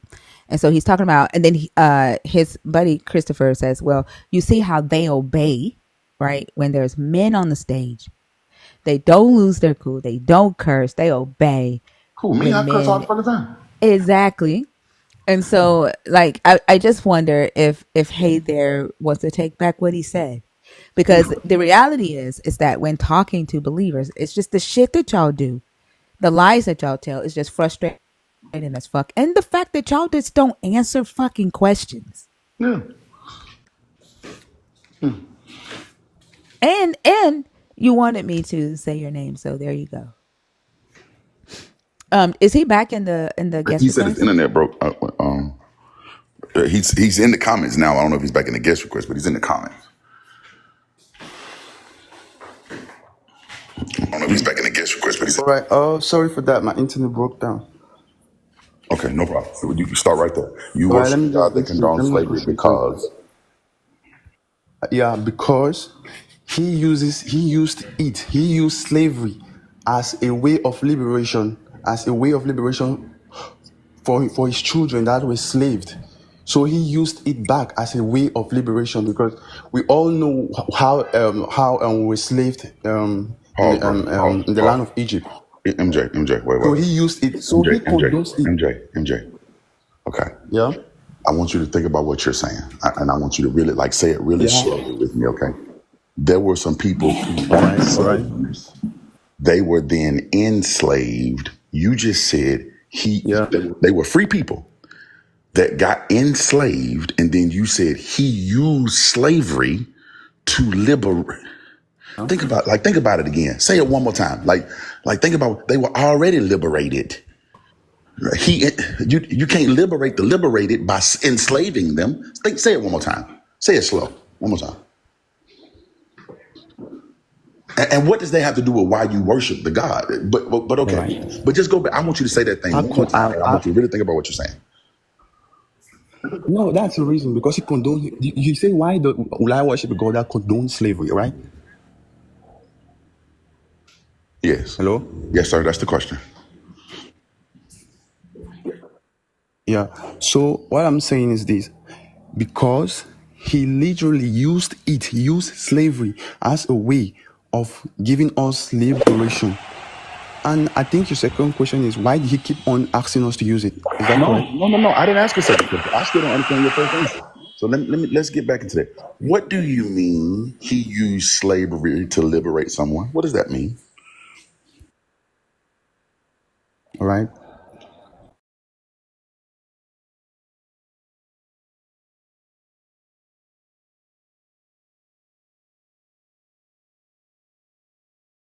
Oh, you got bars again. I don't know if his internet gonna hold up through this. We were insane to be a slave. It starts from fighting. I didn't hear anything That's you how just slavery said. starts. You have to fight to take I back. didn't hear anything you just said, bro. Start over. You're breaking up. My network is real bad, so I'm trying the best way to communicate. But I'm sorry, are you getting me? Christopher, I am so sorry. I hope you forgive me. I am so sorry. I misread your comment. Please forgive me. Y'all, Christopher was talking about the men behaving better when men are on stage, not women. So I have to correct that. I just read he said he was hit by collateral damage. And so I went back to reread his comment the right way. And I hope you forgive me. I'm sorry, okay? Go ahead, y'all. Yeah, go ahead, bro. Okay, so All right. yeah, explain that to me. All right. That's why I wanted to explain first, but you didn't allow me. So since we've got here, I think I have the right now to explain. What I'm saying is slavery, especially at the time, it's not something which it's not a concept which you could say is like taking something. Slavery comes by you have to fight. Slavery comes is a spoil of is the end product. Is the end product of winning a battle. Is the end product of MJ, that's not adoption true. of defeating. MJ, that's not true. There was lots of ways to become a slave. Hold No, on. wait, I'm wait. talking Before about liberation. I'm talking about liberation. I have to go no, through the but whole process. So wait. how did we Before come about having slaves? MJ, just let me clear this up with you, and then I'll let you talk. Okay, there are lots of ways to become a slave. One of them is through war. One of them. That's only one way, Yeah. right? But there are lots of ways to become a slave. But I'm not asking how you become a slave. That's not the question at all. The question is, how does slavery liberate? All right. So after we became a nation, we have already been saved from Egypt, and we are now a nation. Who is we? How does slavery liberate? Slavery Wait, who is liberates we? by Who is we, MJ? when we went to fight. We had battles, right? MJ, We who had is battles, we? and in those battles, we had spoils. MJ, who is we? The children of Israel. I'm also part of the family. MJ, where you from? Hello? Where you from, brother? Hello? Where you from? Cameroon, Africa. Does that rhyme with Israel? Cameroon. Who is we? You from Cameroon? We are all under the new covenant of Christ. So it means even us that were strangers, we are now. That's why we read the Bible. We read the history of the Israelites. We don't read any other. We don't read something else. We are under one body. So I can So relate. I spiritually, have so the right to you saying relate to spiritually what we? they Okay. had. I'm with you. Okay, I thought you were saying something else. I apologize. Okay, All so right. but keep in mind, Thank there's you. more than one way to become a slave. Thank you. Right? You can become a slave without just being a prisoner of war. That's one way to be Yeah. a slave. Okay, all right. Yeah. But keep in mind, that's not the question I'm Yeah. asking. About this How part, I you was talking become a about what slave is happened at the irrelevant. time. MJ, my question is, how does slavery liberate? You can say slavery liberates this way, and then tell me the way. Tell it how you got in slavery doesn't help. Okay, you want to know how it liberates? Yes. All right. So I'm going to talk in the context of the Israelites, which I'm also part of the family. So permit me to say we. No, no, we isn't the question. It doesn't matter who it liberates. The question is, how does slavery liberate anybody? It doesn't matter if the Israelites or Jebusites or Crips, Bloods, don't matter. How does slavery liberate? Slavery liberated us first, when we take spoils, when we take slaves, when we take whatever we took. How does that It liberate liberated you? us by imputing fear. By imputing fear, because we had battles, Well, right? how does that? We're How does always having fear enemies liberate you? around. How does fear liberate you? Fear, Yeah. fear liberates. Fear liberates. It stops your offender, or it stops your enemy from constantly attacking. That's What? liberation. MJ, let's start over. Name the Hello. enemy that attacked Israel. Okay, you had the Amalekites, you had the Moabites, When did you the had the Amalekites attack Palestinians. Israel? When did the There were so many. Amalekites, MJ, when did the Amalekites When attack Israel? the Israel, they didn't come alone. They came with the Moabites. They I'm came with asking, the when did the Seas. And Amalekites bear you, these are attack all Israel? brothers. MJ, when did the Amalekites attack Israel? Okay, I think Numbers. I don't number. Let me open my Bible and show you. Are you with you? You about to go to number 31. That's when Israel attacked the Hello, Amalekites. When did the Amalekites attack hello. Israel? Yeah, yeah. You about to read in Numbers 30. That's when, yeah, I think it's number 30. That's when Israel attacked the Amalekites. When did the Amalekites attack Israel?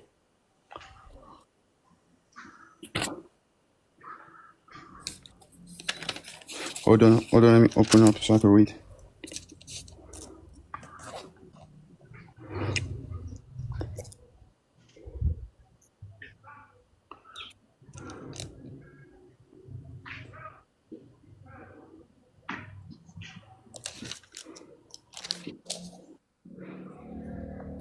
Oh, permit me. I was trying to say the Ammonites. What I wanted to say was the Ammonites. Okay. When did the Ammonites attack Israel? Uh, that would be Numbers.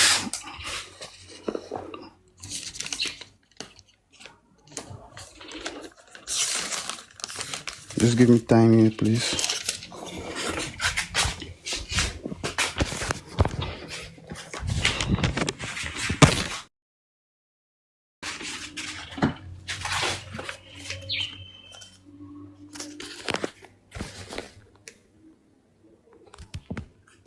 Adrian, it was the Pedialyte. You're correct. Hello. No, please pardon me for some time. I ain't said anything.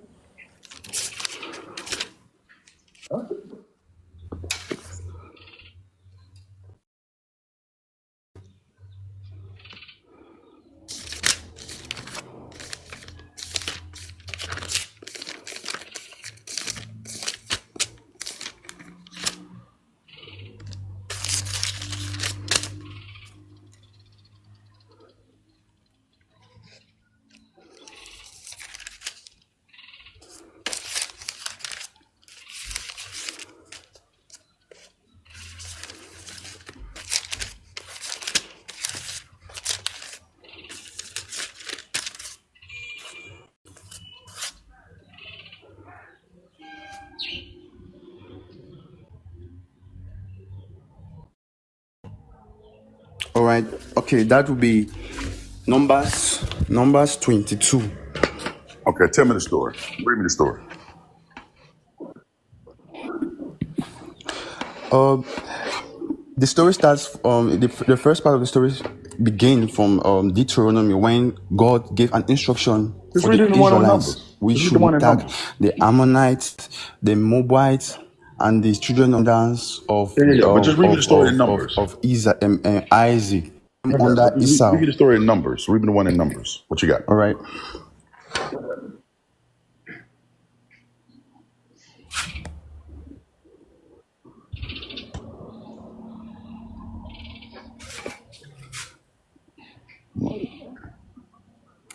Did you find it? All right. Okay. Yeah. I'm trying to get straight to it. Okay, no problem. Okay, let me just start from the first verse. And the children of Israel set forward and pitched in the plains of Moab, and this side Jordan by Jericho. And Balak the son of Zippor saw all that Israel had done to the Ammonites, and Moab was so afraid of the people because they were many, and Moab was distressed because of the children of Israel. And Moab said unto the elders of Midian, now shall this company lick up all that is around about us as like oxen and grass of the field. And Balak the son of Zippor was king in the Moabites at the time. He sent for messengers unto Balaam and the son of Boa to Pethor, which is by the river of the land of the children of his people, to call him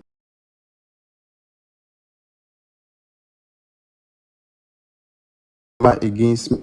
Come now, therefore, I pray thee, curse me these people, for they are too mighty for me. Peradventure I shall prevail, that we may smite them, and that they may drive them out of the land. I wot that he whom thou blessed is blessed, and he whom thou cursest is cursed. Sorry.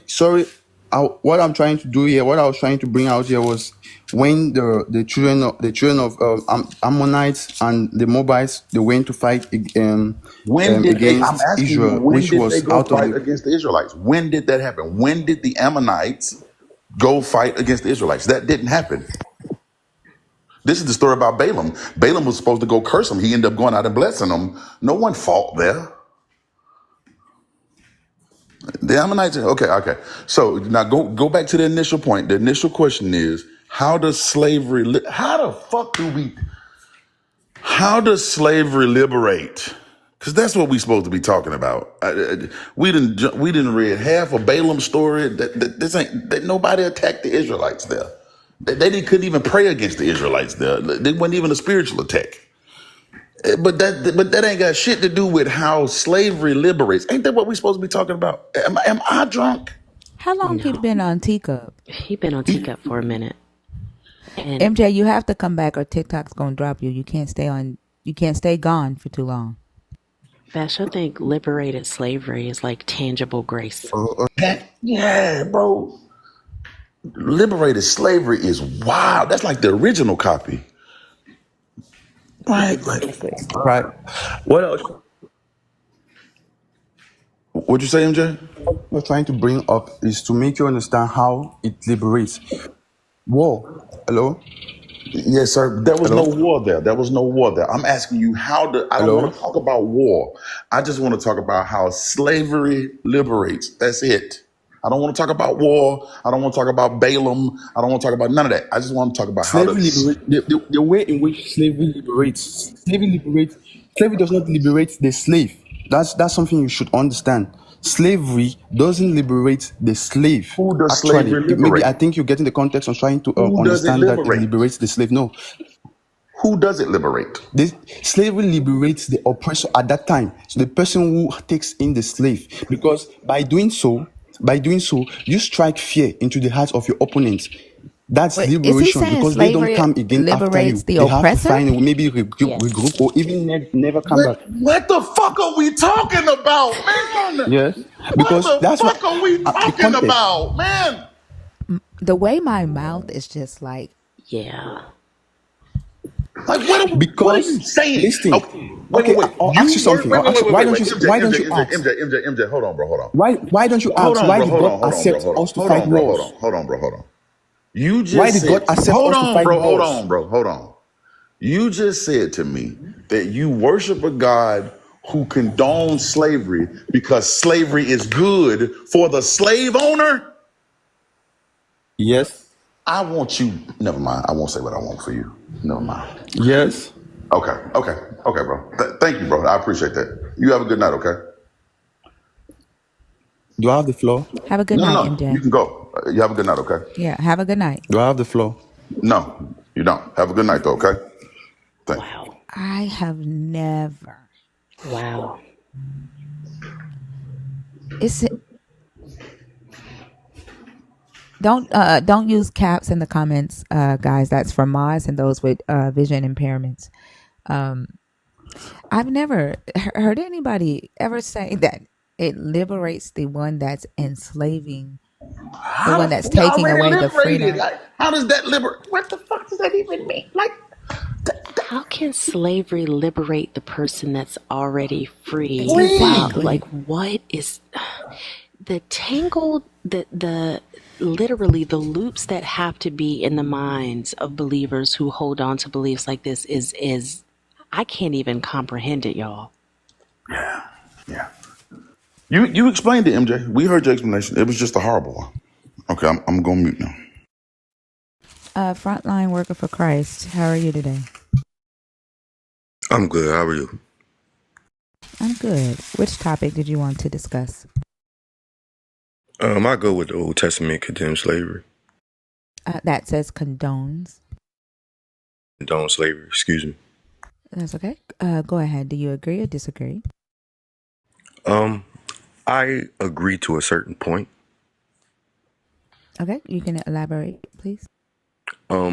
If we go back to Deuteronomy, in the beginning of Deuteronomy, when he establishes what to do and what not to do, and establishes if you don't listen to what I'm saying to you, this will Just happen. 1 second. Are you talking about Deuteronomy 28? Yes. So that's not the beginning. Let me ask you a question. Are you a Black Hebrew Israelite? No, I'm not.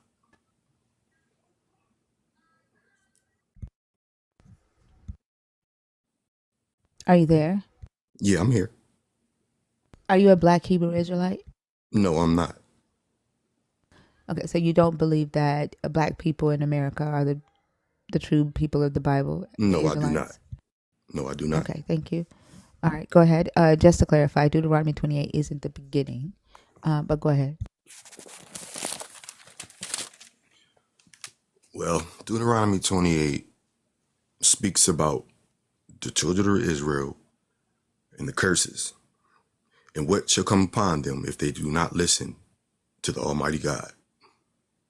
And the reason being that the slavery occurred to the children of Israel is because of their disobedience. Okay, so I understand that your God would threaten or sell the Israelites whenever he got mad at them. But why did he allow the Israelites to be slave masters? You said, why did he allow them to be slave masters? Yeah, like if he knew that slavery was so bad that he often used it as a punishment or a threat, right, to get the Israelites to obey him, why did he turn around and allow them to become slave masters themselves and give them laws regarding the slavery? Could you refer a scripture to me? Yeah, Exodus 21, Deuteronomy 13, Leviticus 25.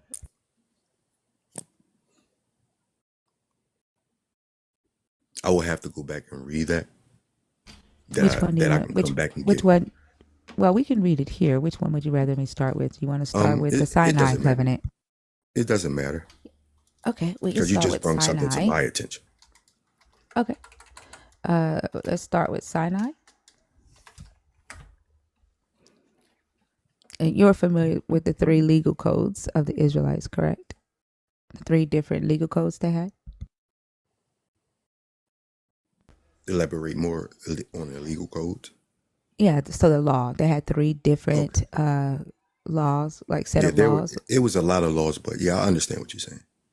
Okay, so the slave laws in the Sinai covenant is in Exodus 21. Mm-hmm. And it says, "These are the ordinances that ye shall set before them. When you buy a male Hebrew slave, he shall serve 6 years, but in the 7th he shall go out a free person without debt.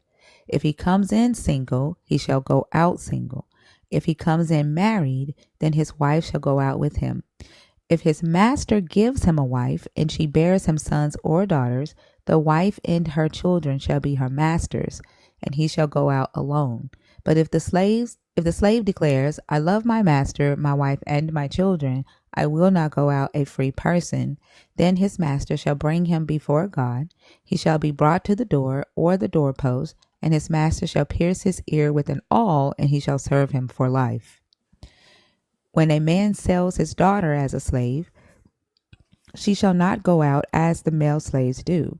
If she does not please her master, who designated her for himself, then he shall let her be redeemed. He shall have no right to sell her to a foreign people, since he has dealt unfairly with her. Since he has dealt unfairly with her. If he designates her for his son, he shall deal with her as with a daughter. If he takes another wife to himself, he shall not diminish the food, clothing, or marital rights of the first wife. And if he does not do these three things for her, she shall go out without debt, without payment of money. Now, this is indentured servitude or debt slavery concerning the Hebrew Israelites. And this is the Sinai covenant. And this covenant, the men who sold themselves voluntarily into debt service would only be required to serve for 6 years. And then in the 7th year, they were to be set free, regardless if the debt was repaid or not. Their wives, however, if the slave master gave them a wife, then that wife still belonged to the slave master, because women during the Sinai covenant were not released during the year of Jubilee, only the Hebrew men.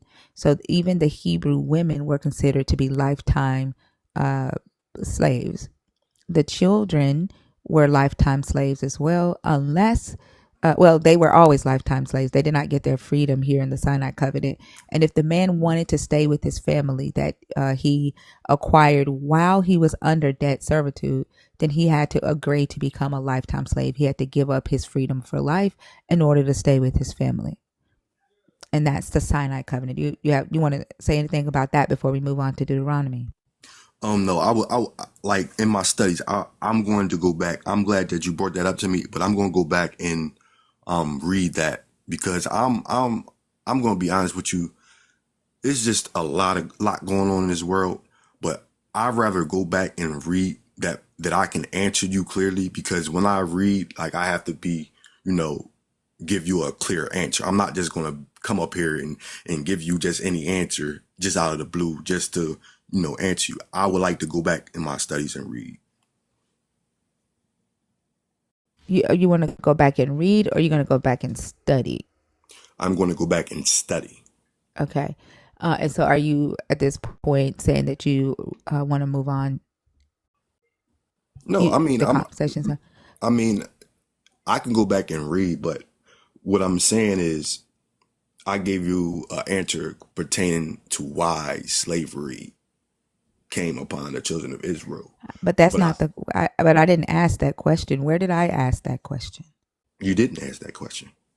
Right. So what I'm saying is, pertaining to the question, right, or the topic is that the Old Testament condones slavery, which means that it allows slavery. You said, oh, it allows slavery because the children of Israel, God gave them a conditional covenant. And in that conditional covenant in Deuteronomy 28, they broke it. Therefore, they went back into slavery in Egypt, right? That's what you're saying. But the topic is him condoning it. So when I bring up the fact that we're not just talking about the Israelites being sold into slavery whenever this God got mad at them, but he also allowed them to be the slave masters, right? Now you're saying, I've not read that. I need to read that on my own time. So my question is, do you want to end the conversation here? Is that what you're saying? Yeah, I'll end the conversation here, and I'll come back if you still have this conversation going. Okay, fair enough. Do you want the other scripture so that you know, or? Yeah, you can give it to me. All right, Deuteronomy 15, chapter 15. Deuteronomy 20. Deuteronomy 21. And then Leviticus 25. Also, Leviticus 19 has kind of like a one-off slave law where if a Hebrew man has sex with a woman who is enslaved, then that's not committing adultery. Like he is not to be stoned to death.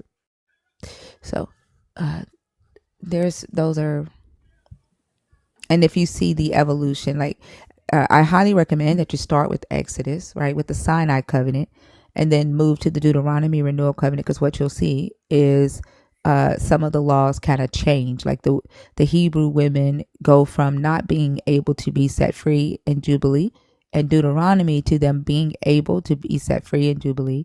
And then Leviticus, what you'll see is that they're not able to be enslaved at all. They are to be treated as hired workers, and then they are able to acquire lifetime slaves from foreign nations. Okay. I appreciate that. You're welcome. I hope you have a great night, okay? Yep, you too. Thank you. That went well. Yeah. That's the second one tonight that said, oh, I never heard of that. Let me go study, and didn't try to like make excuses for something they had never heard or never read. If you're in the guest request box and you're in there on purpose, please let us know in the comments so that we can bring you up.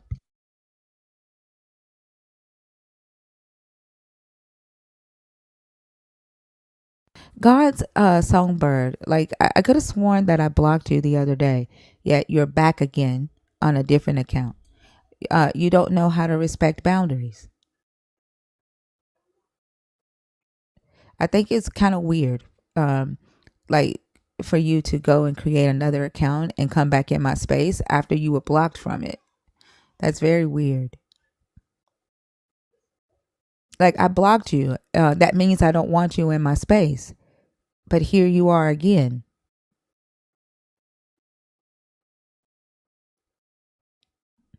Well, I'm going to help you out again, and I'm going to block you. This time stay blocked. Okay? Don't come back in my space.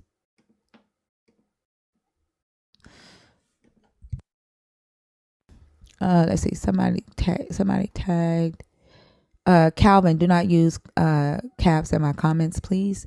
That is for the mods and people with vision impairment. If you choose to disregard that rule, then we're just going to block you, okay? King Matsamela? It's King Matamela.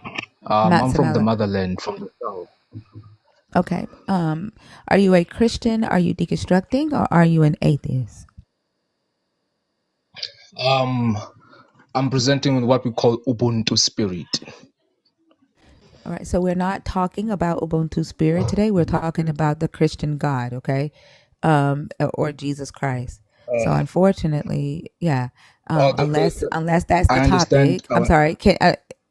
Unless that is the topic that you came up here to discuss, I'm going to move you back down to the comments, okay? Yes. The topic that I really want to talk about is that the original Bible is not in Hebrew.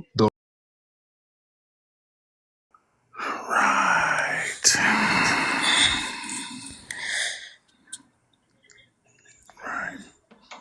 Right. It's not a hard concept, y'all.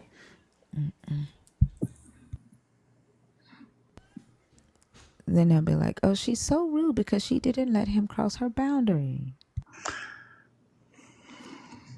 You know what I was thinking about today? You know how when people are pregnant and they're like full belly, stomach out, and somebody touches your stomach and go, oh my God, the little baby in the belly, right? Mm-hmm. I'm trying to lose weight, thinking you don't have to treat me this way. I've been working out. You don't have to treat me like that. It's rude. You know what I'm saying?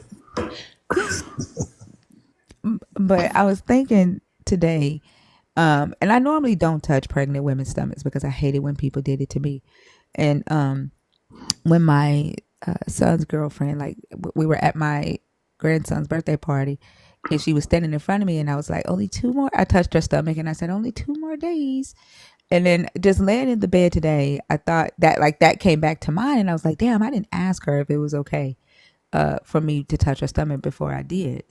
And I was like, that's hypocritical of me, especially like when, talking about boundaries. Because if it's one thing that a lot of women don't like, it's like, don't touch my pregnant belly without my permission. Yeah. And I've seen some women, like they'll smack a hand away and then another, that person will be like, oh, she rude. And it's not rude because that's her body, right? That's her right and her space. And you don't have a right to touch her pregnant belly just because you want to.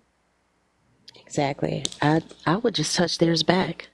That's like I have such an issue with people that I don't know touching me. Like when dudes would do it in the club, like you walking by, they grab your hand or grab your arm. It is very few things in this world that will set me off, but that is one of them. But when I was pregnant and they would walk up and touch my belly, I would just touch theirs back, man or woman. It doesn't matter. Like, don't do that. You don't know me. Don't do that. Exactly. And then I think that people think that because it's such a cultural norm, right? If somebody does something different outside of the culture norm, because women just have, are just so prone to like, oh, the baby, a pregnant woman. And it's just been accepted culturally. And then people have kind of like said their disdain for it in private because they didn't want to feel rude by telling the person don't touch my stomach.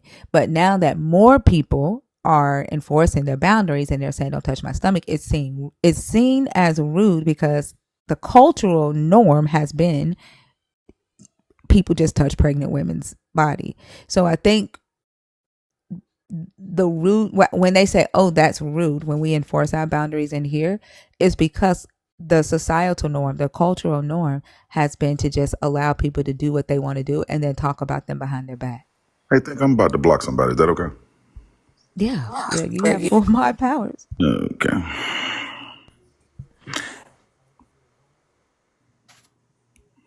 Fee, were you getting ready to say something? Oh, I was just gonna agree with what you said. That a lot of people have an issue with boundaries, even the ones that will come up to you and just out of courtesy. Well, hey, you don't mind if I? Yeah, actually, I do. And when you tell them that you do mind, they look at you like you have, you've grown another head. And I'm like, well, you asked permission. Either you were literally asking it, or you were going through the motions, one or the other. Yeah, I agree. And it's kind of like black women in our hair, right? They think that we're being rude when we say, don't touch my hair. Like, just because it's out wide and in the open doesn't mean that you have the freedom to touch anything on my body. Just Yeah. because you're curious doesn't mean you have the freedom to touch it. And I'm not being rude when I say no. Not at all. And then that's where, oh, she's an angry one, ain't she? She's a combative one, ain't she? Because we enforce our boundaries.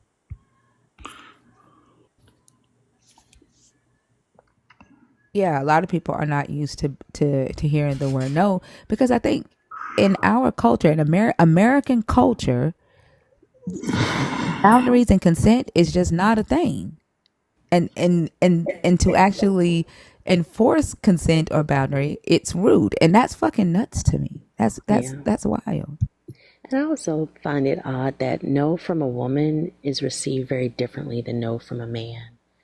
And that's always bothered me on a certain level. Like, it's almost like it's expected that our answer is going to be yes. Yeah, Bash, are you getting ready to say something? You okay over there? What's going on? I blocked somebody because the person came in and they said, the person name was like Natasha something, and they said, actually an angel, thinker is dead forever. What the fuck? What? Yeah, I didn't really, I didn't even want you to have to deal with it. That's why I was like, oh, I'm gonna block this before she sees it. But it pissed me off. Yeah, Ella saw it. Yeah, and so I went in and blocked the person because I'm like, what? Oh, Danny screenshotted it. Right? Yeah, Danny, can you send that to me on the Discord, please? Like, y'all in these death threats because I don't believe in your God is the epitome of everything that I say that your God is, and the spirit that your God gives you, these belief systems that your God gives you. And this is why I say that if I say that your God is real, or say that I believe your God is real, it's because of you. You take these beliefs and you make them real. You enact them out. You become the character.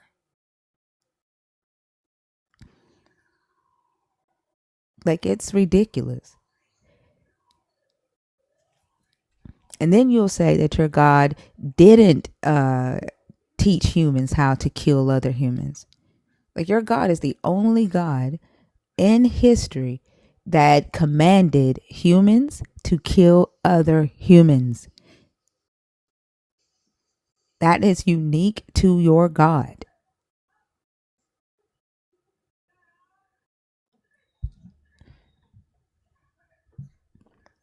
And then death is death. Like, I was thinking today, like, if I did that, like if y'all did succeed in doing something like that, like, do you think that what I talk about or what I think about would just automatically go away? Like, do you think that the people in this room are here because I'm here? Do they think what the things that I think because I think them? You have many, many, many human thoughts in this room, independent of me. That's not going to stop anything.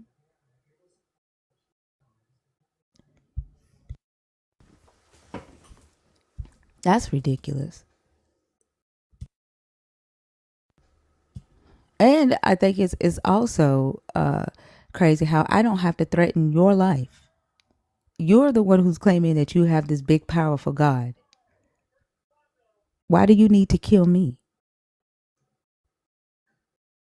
All right, what good would that do? Exactly.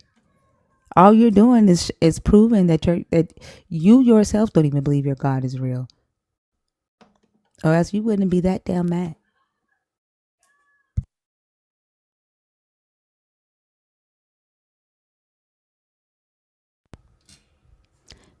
Real English.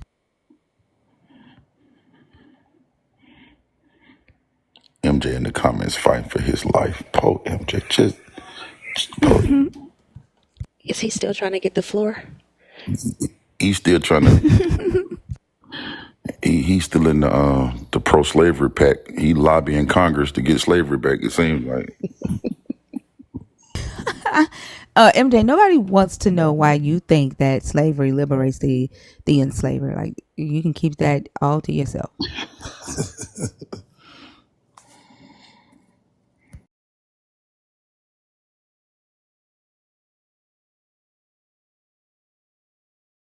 If you're in the guest request box on purpose and you want to be on stage, please comment in the comments so that we can bring you up, so I don't keep hitting these accidental requests, please.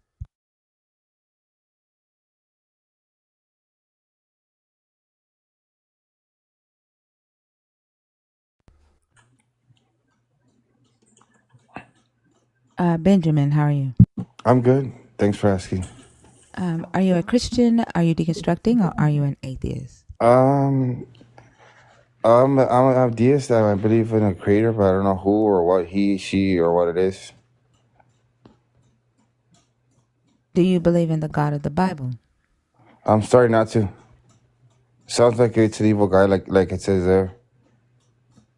Okay. Because like the reason I say it is because if he's omnipresent, that means he's everywhere at all times. So therefore, he's in hell. And if he enjoys justice, then he enjoys watching people suffer. And the reason I'm here is because your George Carlin video just got me here. I was going through my. So yeah, I mean, what he said, it reminds me of what I've been thinking recently, you know, and people like to think that like slavery was fine back then in the Old Testament, and you know, things that happened back then in the Old Testament like seem really rude, and then it doesn't really make sense of the world flood, because if you check the timeline of what's happening during the east part, supposedly there was a flood, and then you check in China during that time period, and there was no flood during that time. So I'm starting to believe that the Bible, I mean, it has some truth.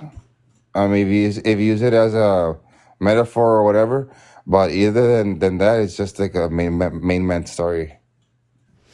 Okay. I would say that I agree with your assessment on the Bible there as well. So, which topic did you want to discuss?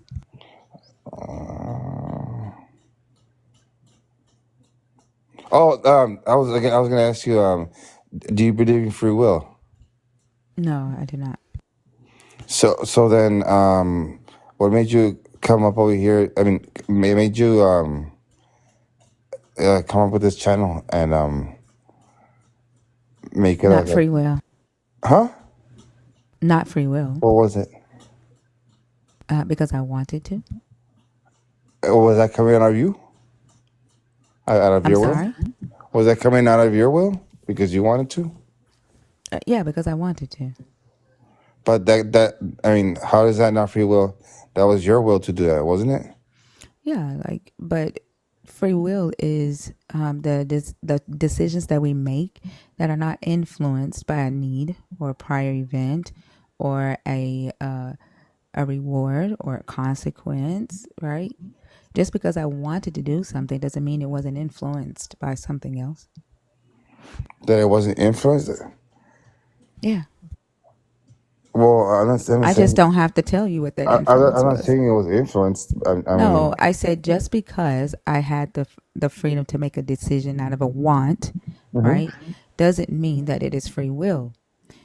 Because free will means that there is an absence of a prior event, a necessity, a future event like a fate, a reward, a punishment. well, Yeah. according to the Bible, So or is that coming from a dictionary? the Bible does not have a definition of free will. Oh, okay. So that's where they messed up. I'm sorry, say that again. So that's where they messed up? Who messed up? The people who wrote the Bible? What do you mean? Because they didn't have a definition of free will? What do you mean that's why they messed up? Because it doesn't, I mean, you're making it sound to seem like if there's no free will. I'm making it seem like that? Well, I mean, I don't know if there is or isn't. That's why I'm asking you if you believe there's free will. And I told you no. Yeah, and then that's why why not? It seems like if there's no free will or there is no free will. Are you saying that you agree with me? Well, by the way, that you explained it, yeah, I would have to say so. Well, okay. And you don't believe there's a creator? I don't believe in this God. Do you believe there's a creator? I don't know if there is a creator. I don't care if there is a creator. Okay. All right. Well, that's all I wanted to ask. Well, you have a good night. Thank you, guys. And ladies, I'm sorry. No problem. Have a good night, man. Out there, bro. Benjamin had his titties out. I didn't understand it. A lot of them do for some reason. Okay.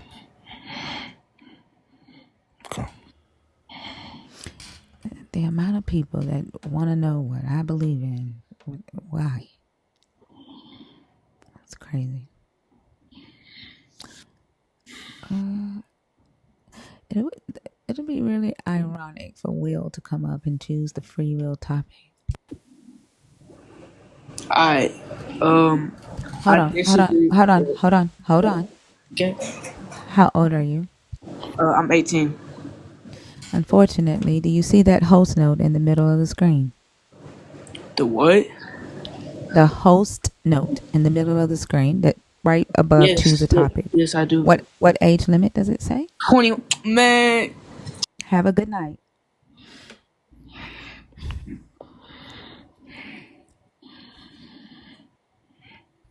Lala was on it. She knew he was finna crash out as soon as he saw it. Lala had the disconnect button already up. If you're in the guest request and you're waiting to come on stage, please send a comment so that we can bring you up. When I was 18, never mind. Just know I wouldn't have been on this live when I was 18. I don't. Right, me either. I had things to do, places to be. Who's in the guest request box on purpose?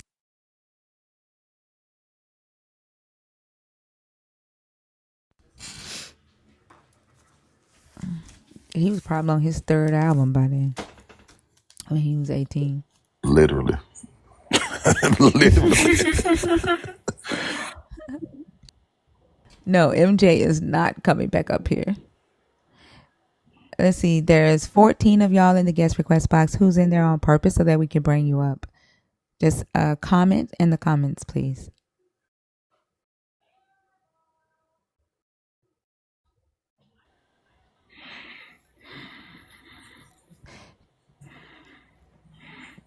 Trav, do you want me to go ahead and bring you up? Or you want to wait? Don't be scared. We got your back. We got your back, friend.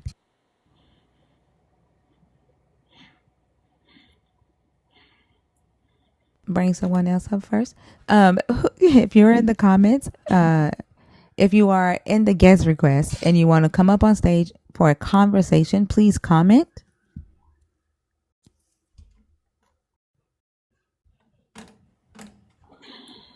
Goodness gracious. Afro Talk needs to be blocked because they just said, "Where's Blessed?" Blessed needs to stay where blessed is. Like, It's like, why you want to do us like that tonight?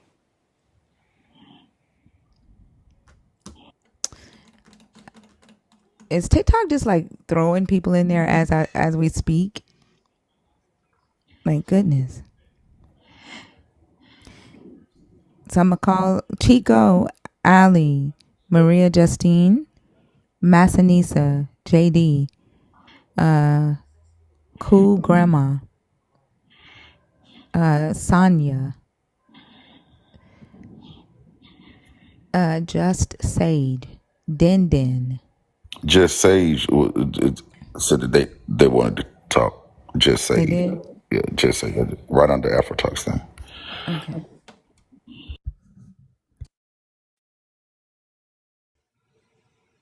Hi, how are you? Hey, what's going on? How you doing? I'm doing good. Are you a Christian? Are you deconstructing, or are you an atheist? I ain't gonna lie, I ain't none of the above. I'll be writing solo. I'm like directly connected. To the God of the Bible? I ain't gonna lie. Nah, just to whatever God. Like if there was no such thing as any books or anything on the planet, just me, I'm directly connected to whatever I'm connected to, and I've been that way since I was little. So we don't know the God or whatever it is that you're connected to. What we're discussing in here is the God of the Bible. Okay. So what you believe in, what they taught you, and what's on the paper. I'm talking about if there Okay. was no So such Just thing Sage, as that. Just Sage. We're still connected to Just something. Sage. Just Spiritually, Sage. you know I'm you're gonna say connected this to again. something. God damn it! Even your God makes you be disrespectful. We are not discussing your God. Okay. We are discussing the God of the Bible. All right. So I'm going to move you back down to the comments. I hope you have a great rest of the night. Okay.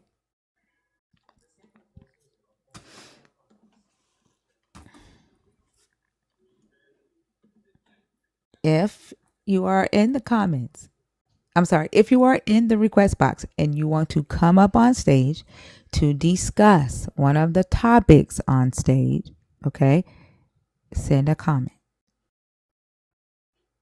Well, Banna, the request box is open. If you want to come on stage and discuss that, send a comment. Send a request. Travis said me. Huh? Travis said me. You ready, Travis? This is Travis's first time on stage, y'all. Hey, Travis. Hey, Travis. Hello. Can you guys How hear are me you? properly? Yes. Okay. Hi, Mods. Hi, Thinker. Hi, Chat. Hey, Travis. Yeah. How are you? I'm I'm fine. How are you guys? You're doing good. There's a But little hum coming from your phone, I was about to like ask if anybody bass. else heard a lightsaber. I did. Sorry. I Oh, did. man. That's what it sounds like. Do you guys hear anything now? No, it's gone now. Okay, I would like to contribute to option number 2, which is God does not give humans free will. Okay, go ahead. I have my thoughts are on my paper, so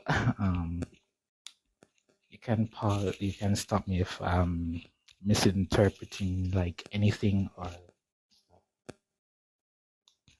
so if I'm not mistaken, free will is making a decision without being influenced by biology, chemistry, or external forces such as fate, limitations, society, laws, social norms, ultimatums, or consequences. And an example would be an individual choosing outside the cake menu of a pastry shop like a soft drink or a shoe. And would that be an example? That be a correct example? That's a really good example. It's like going to a bakery and asking for a hamburger. Like you don't have the free will to do that. Is that what Yeah, you're saying? yeah, basically. And a second example would be a person choosing their sexuality at will without having internal conflict or suffering psychological harm. Would that be one also? Say it again for me. You're kind of low. Oh, wait, hold on one second.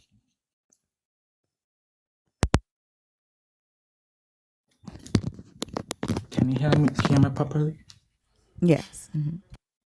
Okay, example number 2 would be a person choosing their sexuality at will without having internal conflict or suffering psychological harm. Would that be another example?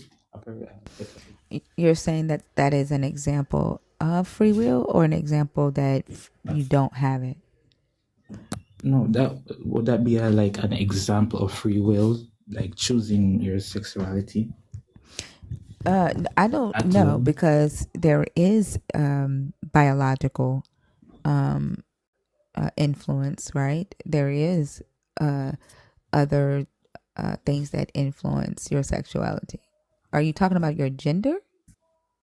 No, like sexual orientation, like choosing to be like straight without causing psychological harm to your mind and suffering social norms or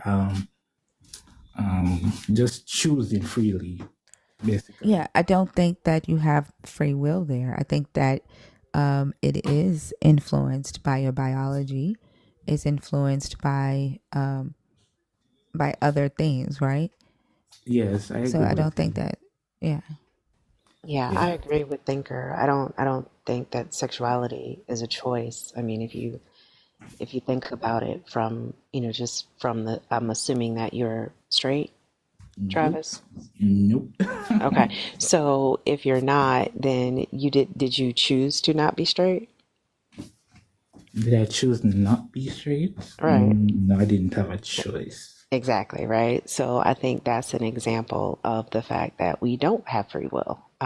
Because find it interesting that you use that example.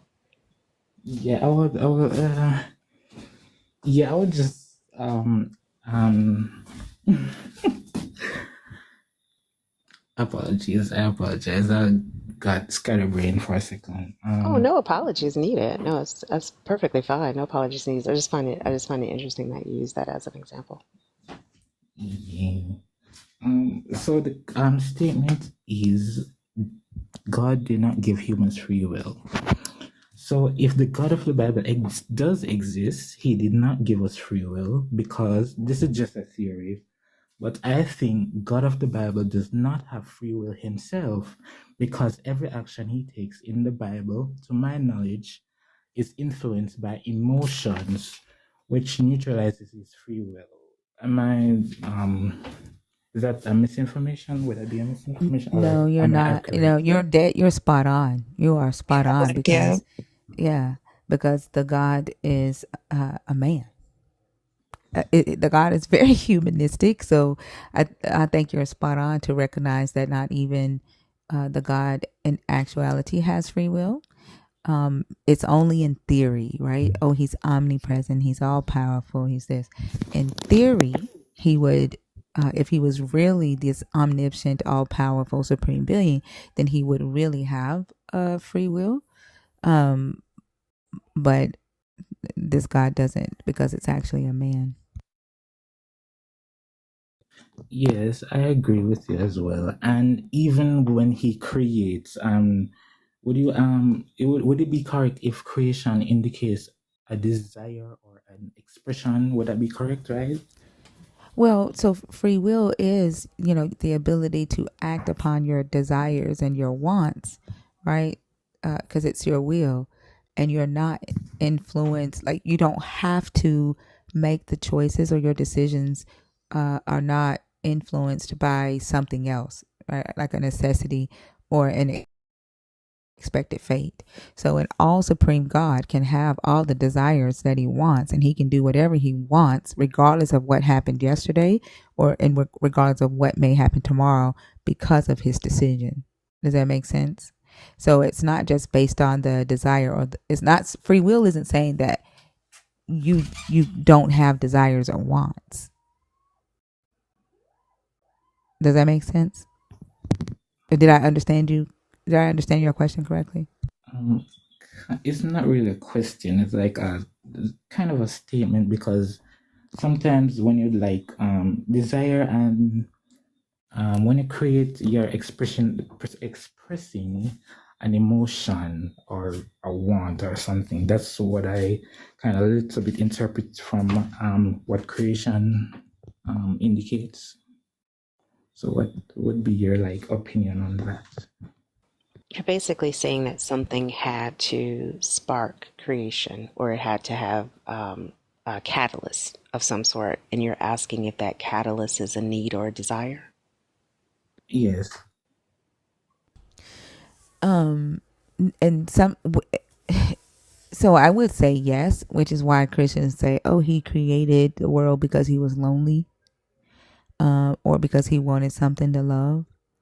And again, that is a human saying, this is why this supreme God did what he did. And the reality is that, let's say there is a supreme God, we don't know, right? He could have just did it because he wanted to, and there could not have been a reason, right? If there is a God, but it's humans putting reasons on why the God created them.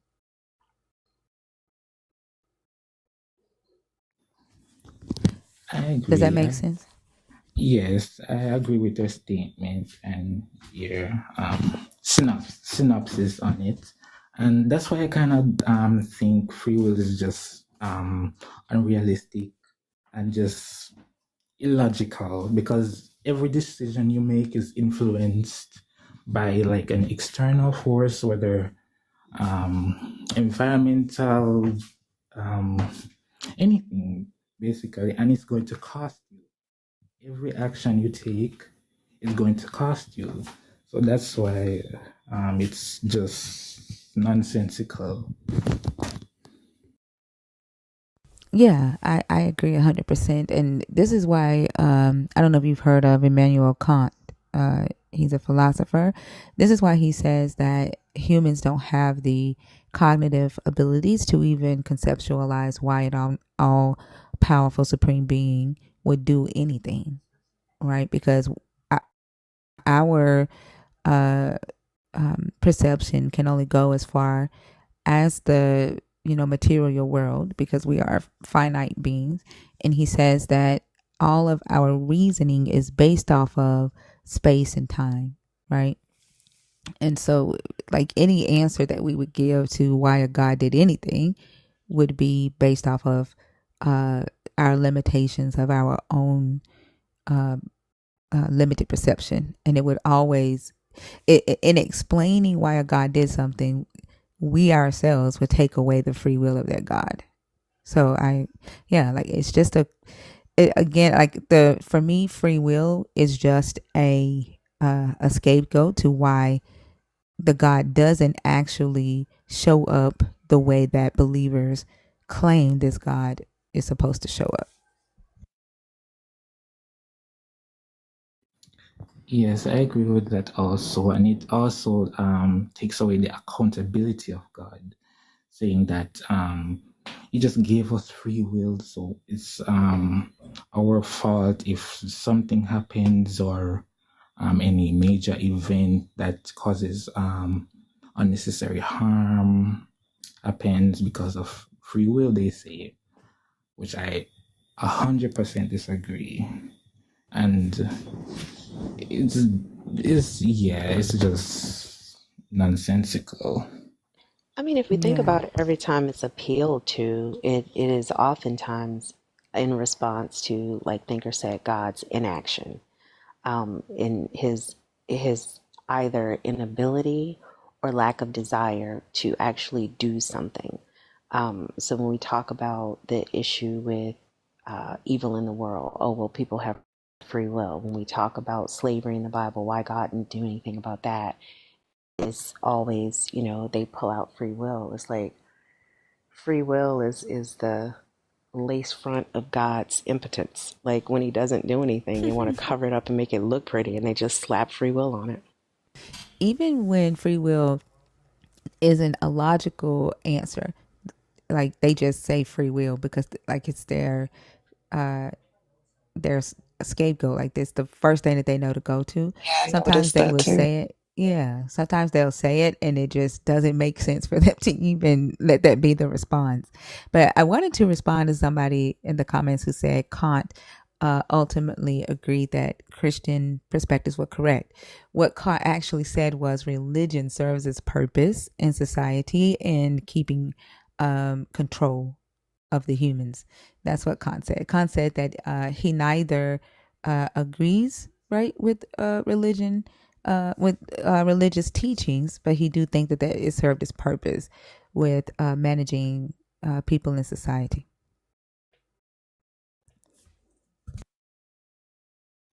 And I also hate to say this, but it's kind of within like any like advanced civilization, it's like natural to have like a, how can I explain this? Like a deity, if I can't explain like anything natural in the natural world, you kind of make up like a cult or an entity to direct that appreciation to, if that makes sense. Yeah, it's Said the that. God of the gaps. Go ahead, Fee.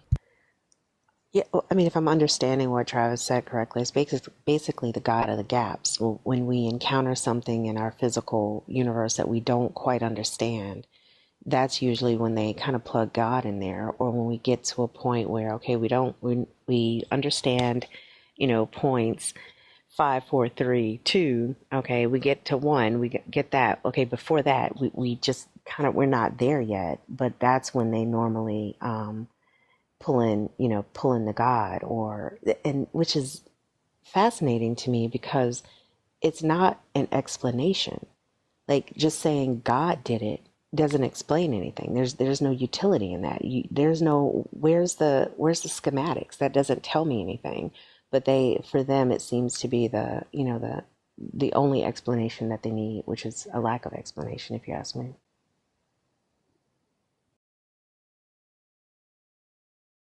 Yes, I agree with your Fee. And yeah.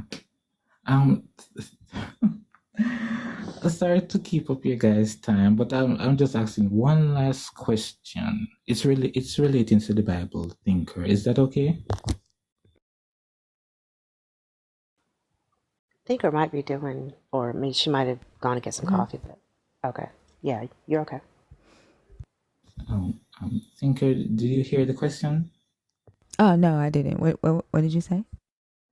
Is it okay if I ask a question relating to Revelations? Oh yeah.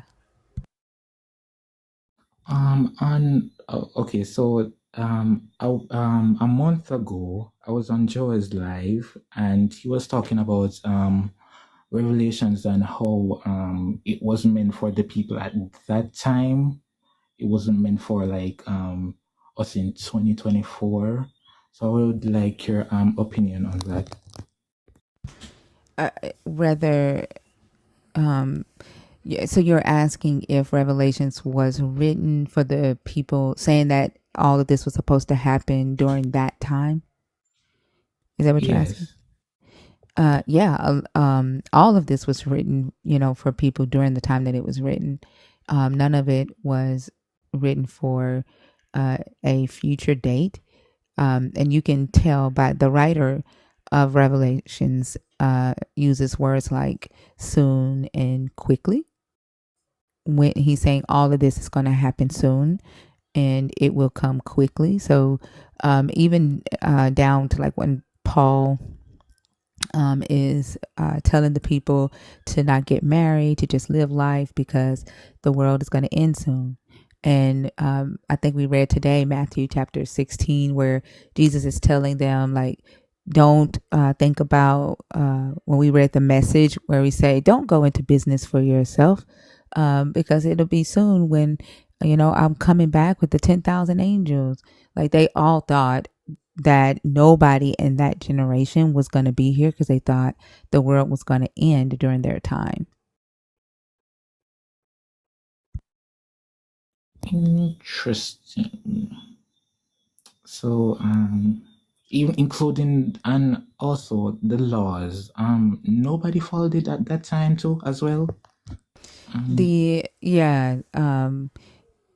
So Dr. Bowen's book did the Old Testament condone slavery, his extensive book where he goes over all of the legal codes in the ancient Near East. He gives a resource for another book that gives legal cases. Like you can actually read court cases from the ancient Near East. And during these court cases, you see that they don't actually refer to the laws that are mentioned in the Hebrew Bible, and then even in Babylon or Assyria, like some of the laws that even the kings gave, like in Hammurabi and the Hittite laws. Some of those laws are more so propaganda, like they're just a part of the story to hype up the image of the king at that time. And then what Dr. Bowen also says in his book is that sometimes the judge may just take these stories into consideration when making decisions, but they had a different set of laws that they went by. They didn't go by these laws in the Hebrew Bible. Oh, so basically propaganda just to hype up the government at that time, right? Yeah. Yeah, like a lot of these stories are just like mythologies that were passed around, to make the king of a nation look more powerful than he really is. All of them had a God that chose them, a God that gave them a set of laws, a God that did miracles for them, a God that won wars for them.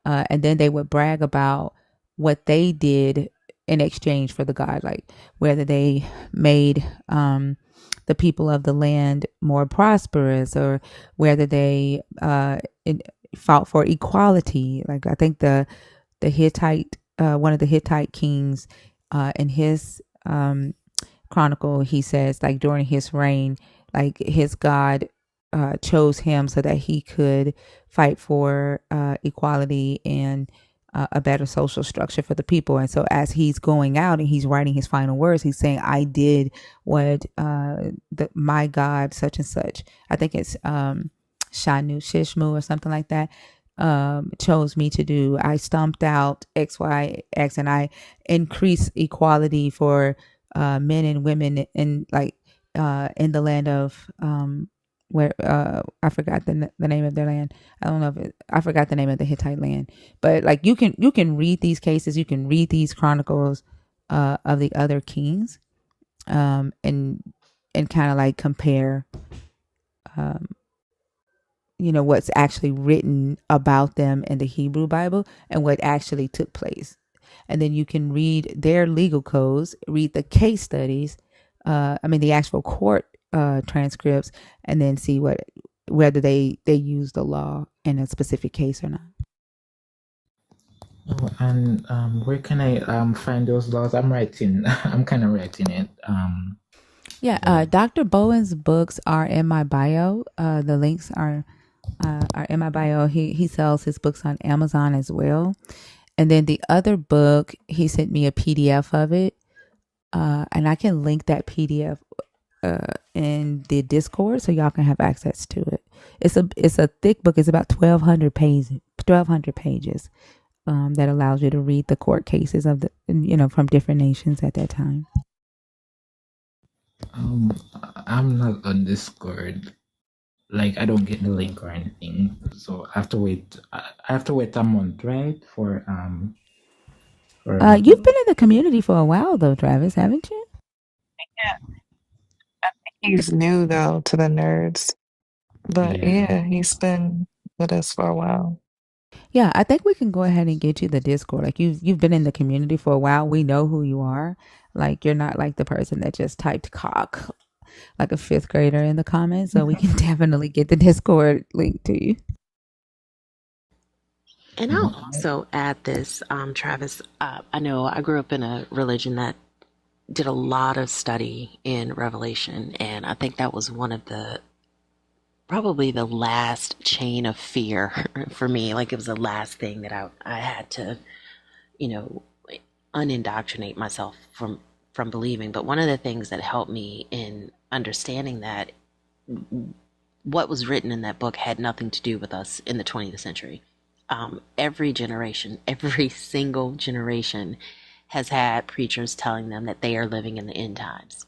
Like I can remember back when I was literally in elementary school, and it was being taught then. Like it was literally, they were telling us that it just around the corner, as in just keep an eye out the window because it's going to come at any time. And it's interesting that as generations grow and as people pass away and new generations come, nobody ever stops to say, oh, well, it didn't happen in my grandmother's time. It didn't happen in my mother's time, though the preachers were telling my grandmother the same thing that they were telling my mother, that they were telling me, that everything in Revelation was being paralleled with things that were happening in the news, the United Nations. Like there were all of these correlations being made. And none of it ever came to pass. And I think that goes back to what Thinker was saying, that everything that was written in there was about the time frame that the words were actually written, not for 2,000 to 2,500 years later. Somebody said if the internet went down today, everybody would run to God and expect the God to do what? Like half of you believers get on stage and you don't have good Wi-Fi now. What do you expect the God to do if the internet went down? Damn. My goodness. Jesus be a modem. Right? Like, y'all be saying the craziest stuff. Travis, send me a DM so I can send you the link. Okay, Lara. Thank you. And thank you guys for your time. I really appreciate it. I'm kind of an introvert, even though I'm Jamaican. And Jamaicans are typically sociable, socialite, whatever.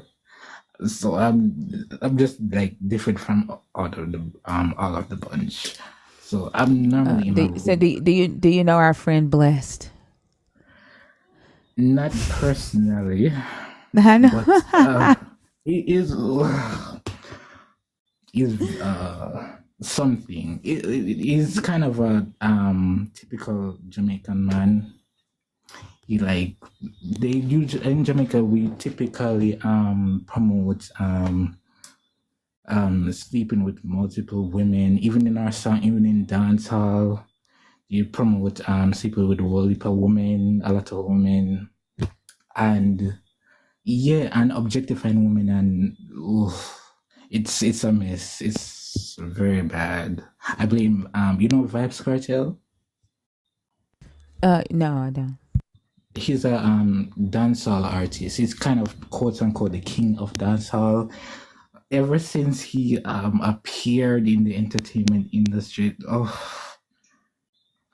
it's been a mess, a big mess. Every time he releases a song, he released very provocative songs since I was little. Even in when I was in primary school, we used to me and my classmates, embarrassing to say, but we used to sing those songs when we were 12 years old. When the teacher usually leaves, we used to bang the desk and chairs and sing the trending Vibes Cartel songs back in 2012. Those times. I'm 23, by the way. Oh, this predates 2012, friend. We were singing Shabba Ranks, Mr. Loverman, Right. like back in the 90s, Right. No, but like Beanie Man, the girl in sugar. But those the Vibes Cartel songs, especially the one that's not filtered, we used to sing those too. Like even the bad words, yeah. What's one of the songs? I don't know what y'all talking about. What's it called? Ramping Shop, Vibes Cartel, Ramping Shop. That was one I used to sing with my class. Unfortunately, I used to sing with my classmates all the time when the teacher come out of the class. It was a mess. But don't search it up. It's very provocative, and he said, "Don't search it up." I don't know the songs, but I mean, yeah, we used to sing songs that we probably shouldn't have sung to when we were younger. But I didn't get to hear a lot of. I feel anytime y'all bring up songs like that from way back then, I feel lost because I don't know a lot of what y'all know when it comes to that because Kojic had us like on lock. That's how I feel about movies when somebody will say, hey, have you seen The Godfathers? I was like, I've never seen a Godfather movie in my life. Like, any Yeah, of me it. either. We think because we couldn't see any rated R movies. So anything that was rated R, no, chances are I did not see it. yeah. And Jamaican people are. I'm sorry to say this, but we be some ignorant people, very ignorant. We can appear nice to like tourists and people outside, but internally we're the most ignorant people when it comes to social issues, political issues, and basically like world international issues. We're very ignorant. We're 80% of Jamaicans are Christian, and they're actually we call it conventional. What's it called? Conservative. I mean, yes, 80% of Jamaicans are conservative, and when election, How does one conservatively whine, Travis? Tell me that.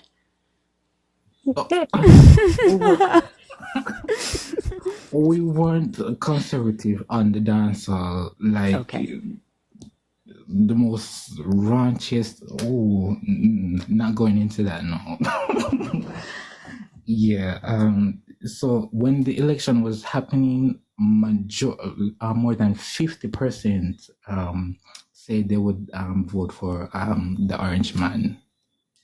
Over 50%. That just disappointed me because in Jamaica, wow. Yes, they're very conservative here. Very. They hold the Bible to their chest. Even we used to have when I used to go to primary school and high school, we used to have morning devotions, and we used to sing hymns on hymns and end it off with like Bible scripture and prayer, like almost I think every day. Yeah, to my knowledge. I graduated like 2019, 2020. So it was kind of recently. They still do it today. So It's so crazy to me and how like the poverty level in Jamaica, right? And Bless talks about that all the time, right? How the poverty level is really high. The people in Jamaica who are preaching on behalf of this God are doing bad things and taking advantage of the people who believe in the God, and they're getting wealthy off of it, while the believers continue to live in poverty and go days without eating, right? And yet they are willing to one, still hang on to it, and then they're willing to say, yep, I would vote for somebody that would probably make my poverty worse, because 9 times out of 10 they're not voting for him. They're voting for a bigoted belief that they believe this God has, and that's something that he would support, or something that he's saying that he would enforce. They don't like it. To me, like, they don't care that he doesn't have policies for ending their poverty or increasing wealth in Jamaica so that they can take care of the people. But if he says, oh, I'm gonna that he's gonna like end gay marriages in the United States, they're like, oh, I'm voting for him. I will vote for him because that's something that God would want him to do. I think that is crazy to me, that people would rather starve. They rather be bigots and starve. Like, that to me is insane. And then I was thinking, like, how black people to like this, to our community, this is our God, right? Black people have been given this God to the point to where, like, man, it's that an unprecedented I don't even know the word for it, to the point in where, like, they would be willing to like try to cast a spell on people. You know what I'm saying? Like, how dare you black person try to take black people away from this God? Like, but you don't see these same black people willing to put to cast a spell, or try to cast a spell on a white person who is an atheist. You know what I'm saying? Like, it's like, how dare you black person do this? Yeah, I think it's an added layer of expectation when you're black to be a Christian. And the only acceptable alternative, in at least in the people that I've run into, is being a Muslim. Any other belief system outside of being a Christian or being a Muslim, as a black person, they're going to look at you like you are just not human. The conversations that I have had with individuals when they've asked me, well, what's your walk with Christ like?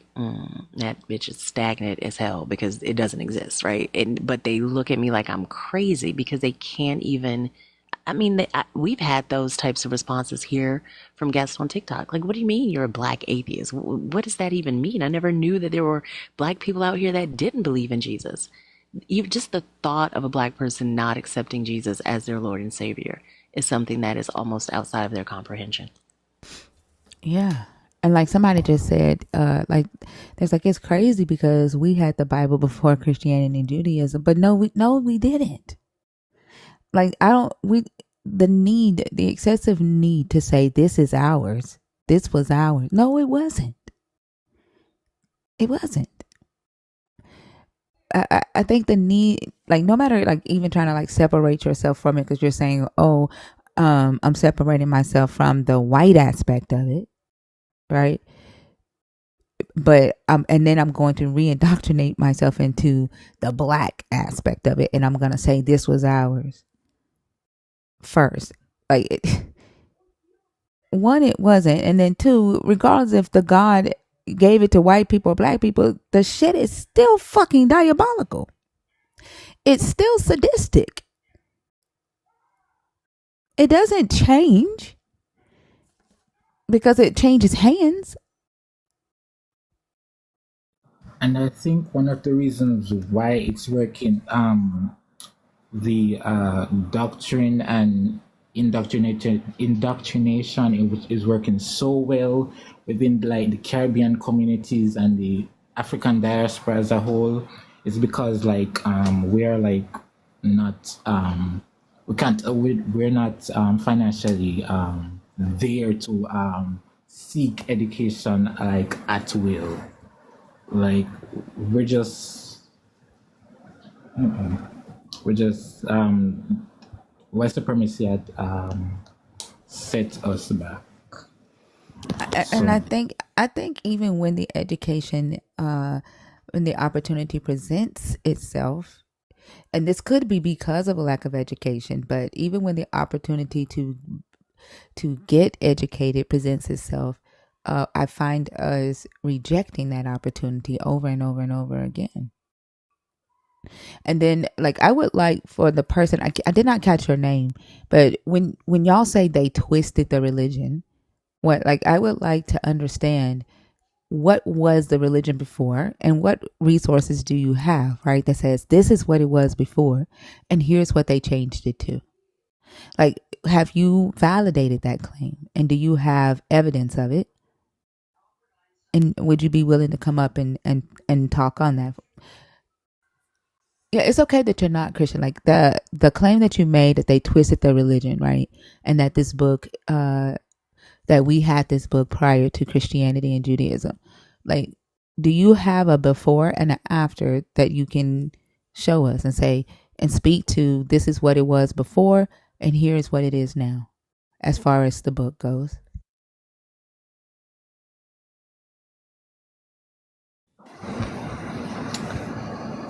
And I think I'm the only atheist in my within my location, because like there's 5 churches within my location. There's a Tabernacle, a Seventh-day Adventist, a Grace Apostolistic. Did I say so? Yes, I say so. And numerous churches within my location. And every Sunday, I keep hearing hymns from every one of those churches every Sunday morning. It's like I'm in the service with them. I live right beside a church. That's crazy. And you're the only atheist within that. Wow. Yeah. So I'm alone in You're this brave. spirit. Do you keep it to yourself? Do you keep it to yourself? Like, Yes, as well as me being a part of the rainbow community, because it's very frowned upon that Jamaicans are very homophobic. I'm just telling you here, especially here. I used to be homophobic before I discovered that I am one of the community. So whenever I usually go out, I usually code switch. You know what code switching is? Yeah. Yeah, and I'm doing that for very long. For like ever since I came out.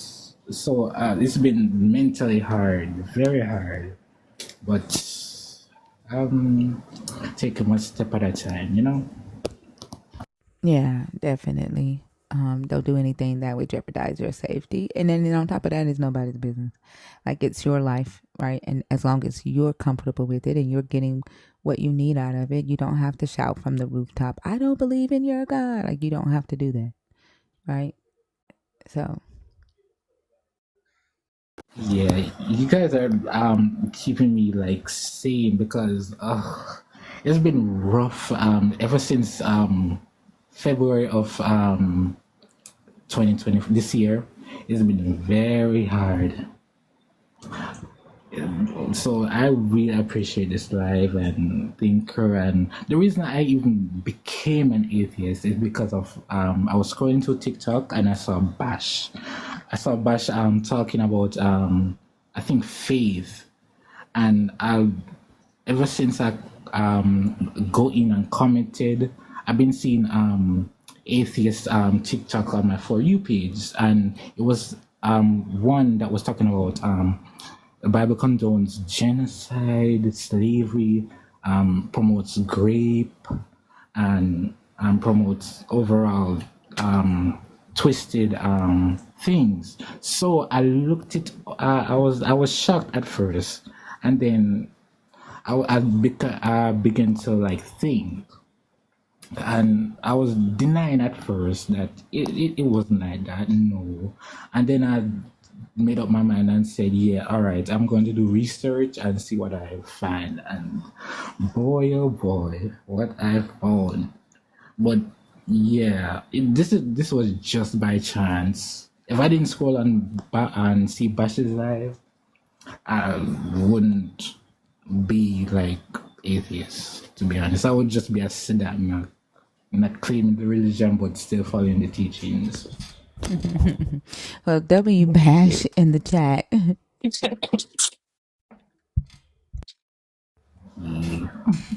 But thank you guys so much. I really appreciate this conversation.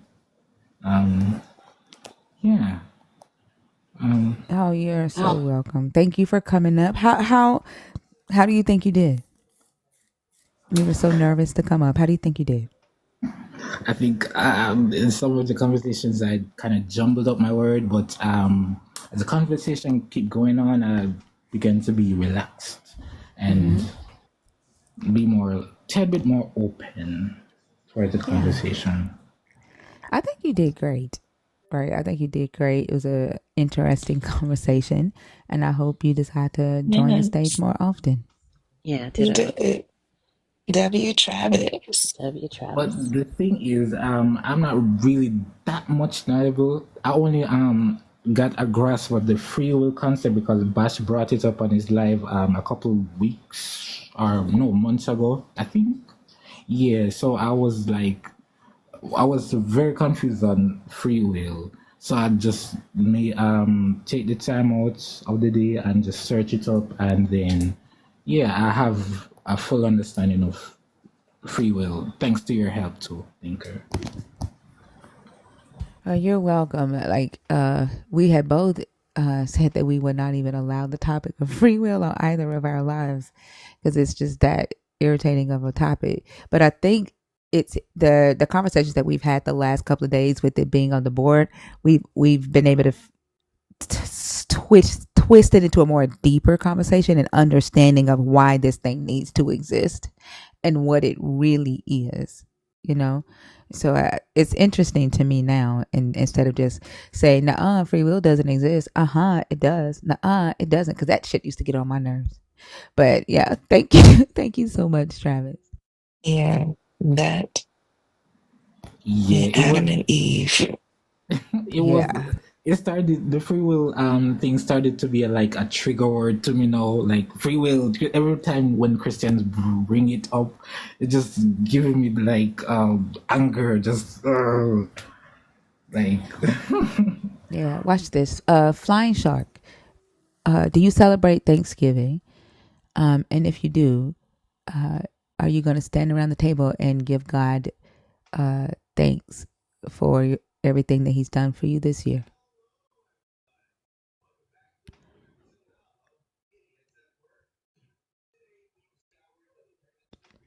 Since you said that we've just said thanks for hell, are you going to tell God thanks for everything that He's done for you this year? I don't know what T means.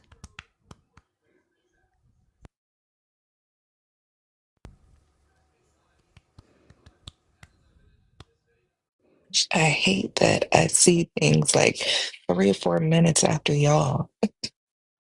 Maybe not that long. I'm exaggerating, but yeah.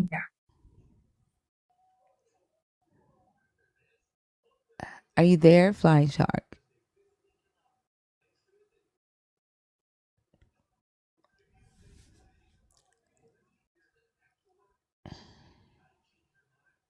No, I'm talking to Flying Shark.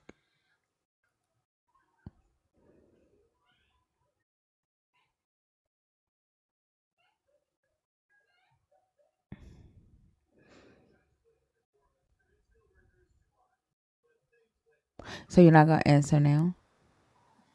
Never mind. I don't want to keep holding up. But if you stand around a table on Thanksgiving with your family, and each of you go one at a time about what you're grateful for and what you want to thank God for, you have proven that you don't have free will.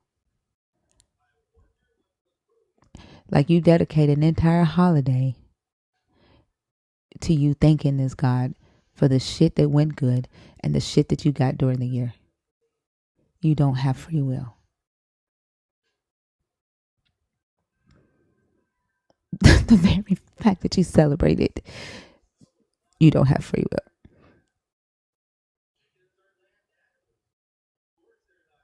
Oh, did that make you mad, Sanchez? Travis, did you want to say anything else?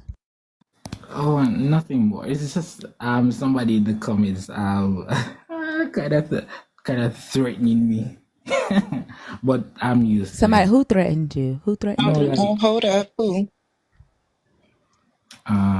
what's his name? LAKE1. Okay, hold Like, on. Let me see. Can y'all take a screenshot of it? Okay. Let's see. Did y'all get it? Oh, I see. Hold on. Let's meet in job. Oh, so you gonna? Did y'all get a screenshot? I got a screenshot of that. Yeah. Thank you. And then get the fuck out of my live. Oh, I see what he said. I see what he said. Hold on, don't. I'm trying to screenshot everything. Oh, Yes. I don't. Did you get the screenshot? I blocked him. I thought he Yeah, said you no. already blocked him. Well, I'm Yeah. still able to get screenshots because you haven't muted him yet. Oh, okay. He said some slurs. Get him Like out of you here. go that far. Like something is wrong with you Mm. that you feel like you need to harm another person for what they do in their life. Like what the fuck does it do to you? Like what the fuck is wrong with y'all? And they have the nerve to fucking follow me, blocked. Like what makes y'all think we want to walk around and live our life with this much motherfucking hate on our hearts? With this motherfucking hate on our minds that we are hating somebody that doesn't have anything to do with our life. To the point to where we ready to beat them up or cause them bodily harm. Like what the fuck is wrong with y'all?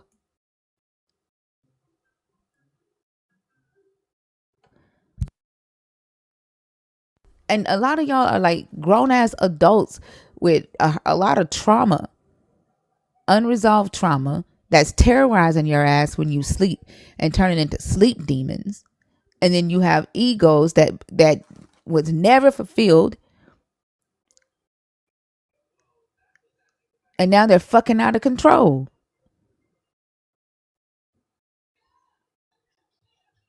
It's fucking crazy. Well, then get the fuck out, Joseph. Bye. Now I'm gonna help you. Travis, did you have anything? Huh? I said I'm gonna help him. BBB. Well, Flying Shark, you're the one who didn't answer my damn question. It's funny how you know how to comment and type when you want to talk shit, but when you're put on the spot, your fingers get stage fright.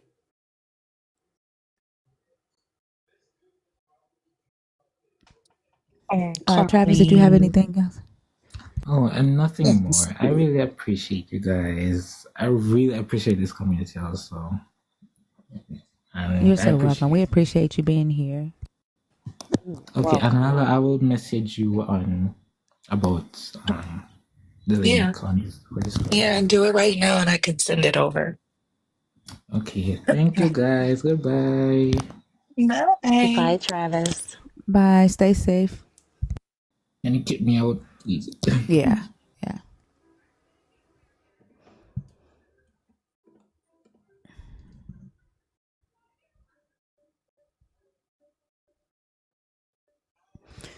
We don't care. Nobody cares. Like you think you the first person to come up in here with a fucking prophecy. Like, no.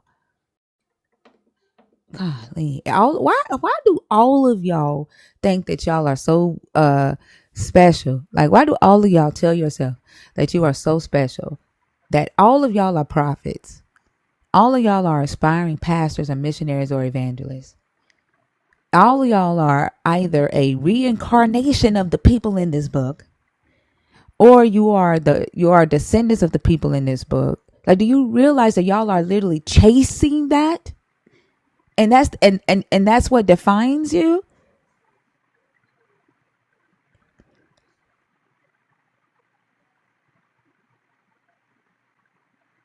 Like, do y'all realize that?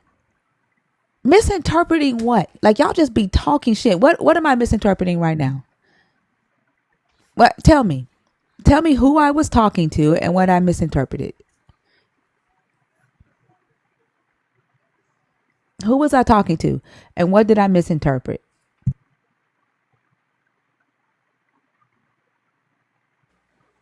And based on what most of y'all say, you might want to focus on reading comprehension before you like hopscotch over interpretation because y'all not quite ready yet.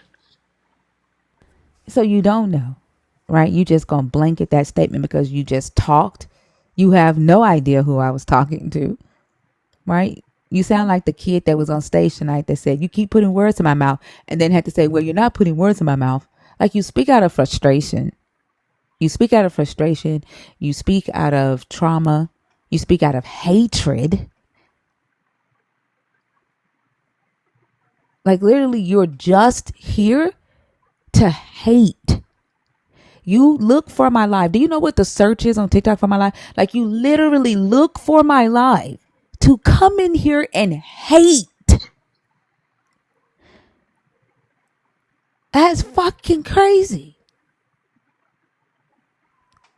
And then when we offer you an opportunity, right, to come up here and to discuss or to share why you think somebody should adopt your beliefs, you don't come because there's no arguing.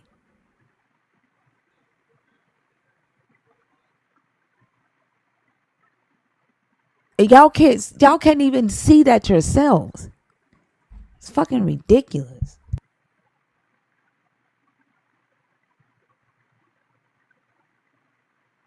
That's it, Annika. That's all it is. Hate described as love. And then, like, the fact that there is a fucking slogan, there's no love like Christian hate or no hate like Christian love, whichever way it go.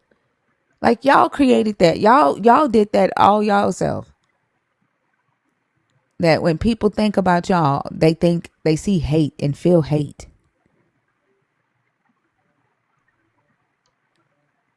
And then y'all's inability to say, oops, let me correct that. Let me fix myself because I'm supposed to be representing love. You double the fuck down.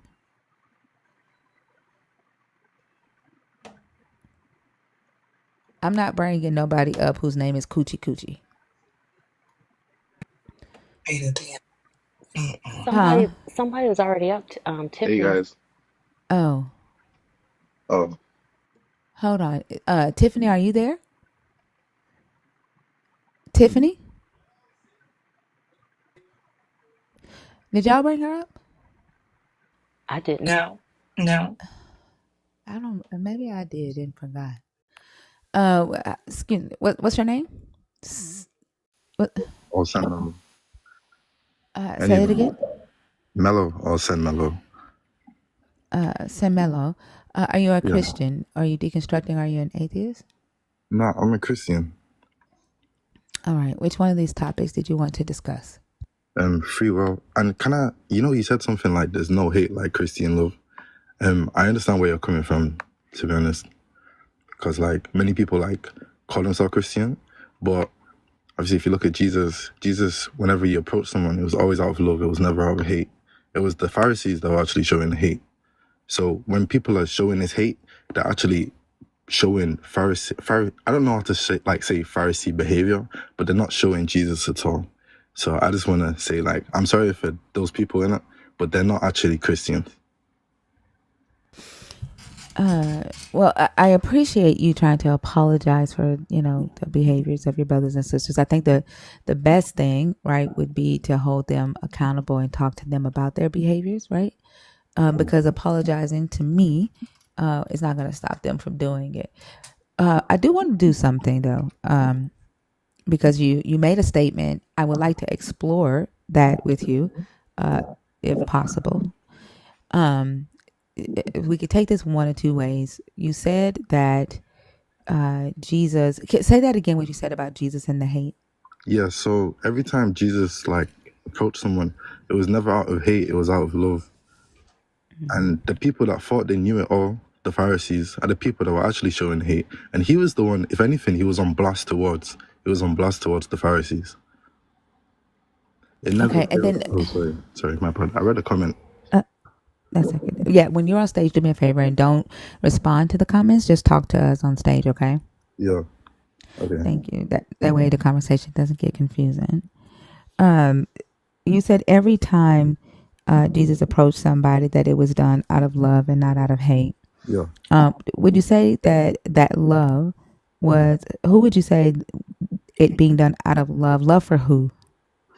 I'd say it's love for humanity. Humanity as a whole. Yeah. And then, are you familiar with the differences between the Pharisees and the Sadducees? Honestly, not really, but I know that they basically do the same thing. They're like religious leaders. The Pharisees would be like they would like create traditions, like their own traditions, and they would reinterpret the Torah, kind of like our theologians today. Okay. Right? Our scholars today. So when something didn't make sense for the times anymore, they would reinterpret prophecies or change the law as the people evolved, as humanity evolved. The Sadducees were strictly Torah. Right? They didn't believe in reinterpreting prophecies. They didn't believe in changing the law at all. They were by the law. Do you notice, give me just a second since he said there's no evidence for that claim, and I'll pull it up and then we can, I'll verify what a Pharisee was and what a Sadducee was. Okay. 1 second.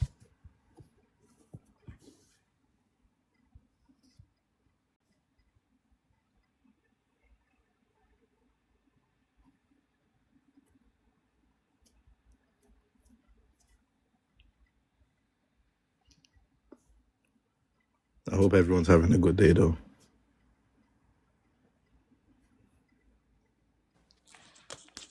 It's going pretty good so far. How's yours been? I mean, my day just started, to be honest. Where are you? I'm in the UK. Okay.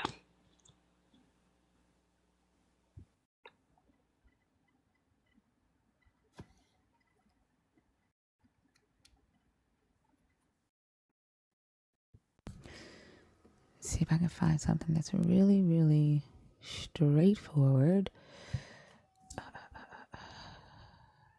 Let's see if this will do it. If it takes us directly to it.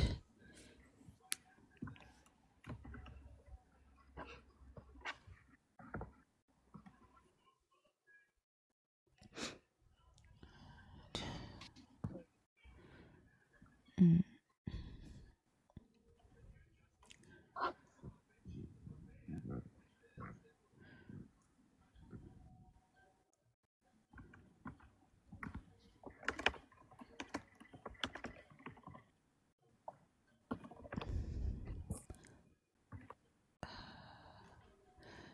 Something very, very simple. So I don't Hey have to y'all, can read y'all the get these whole likes up? Let's article. get them to 200,000. Let's triple these shares and get the host as well as us the co-host. Thank you.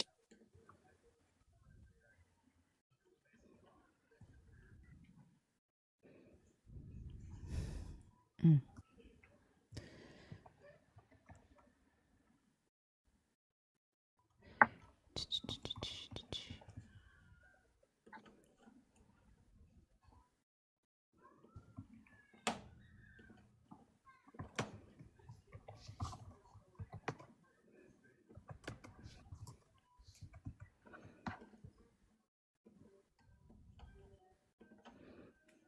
All right, here we go. I think Britannica will Well, have wait, can I ask a to. question, please? I know you're going to mention the Pharisees and Sadducees, but like, and I don't mean this in a rude way, but like, what does that like? How does that like? What does that mean?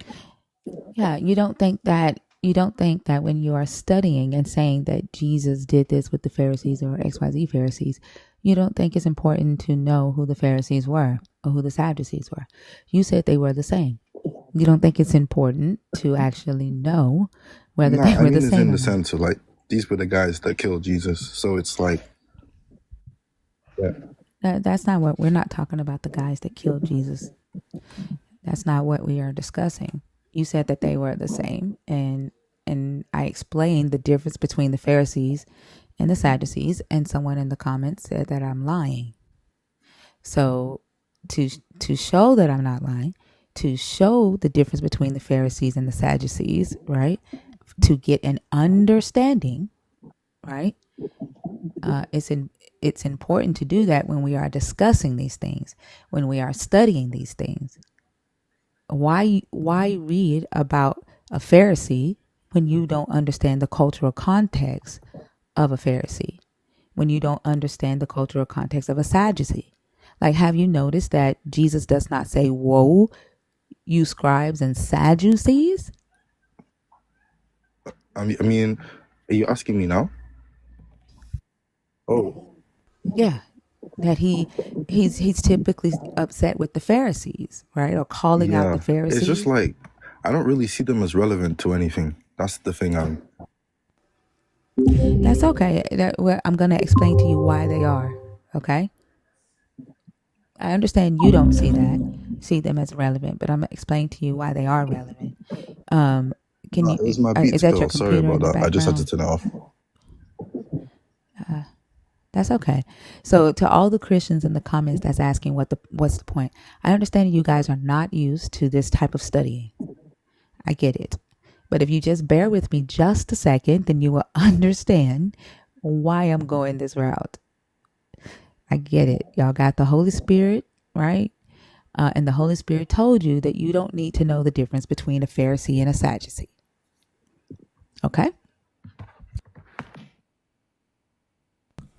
All right. So the Sadducees and the Pharisees were in constant conflict with each other, right? Not only over numerous details of ritual and the law, but most importantly over the content and extent of God's revelation to the Jewish people. Now, the Pharisees were typically, they were people of all economic backgrounds, but they typically were blue collar. Like if we think about blue collar workers today, most people that followed the Pharisee teachings were lower income, lower status people. And then the Sadducees were wealthier, higher status people.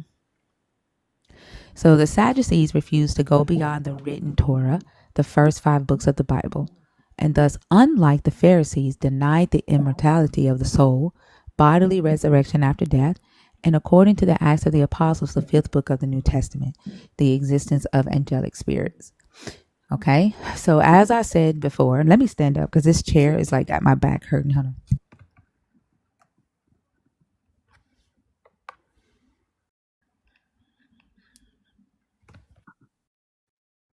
All right, I gotta stand up because my back is killing me today.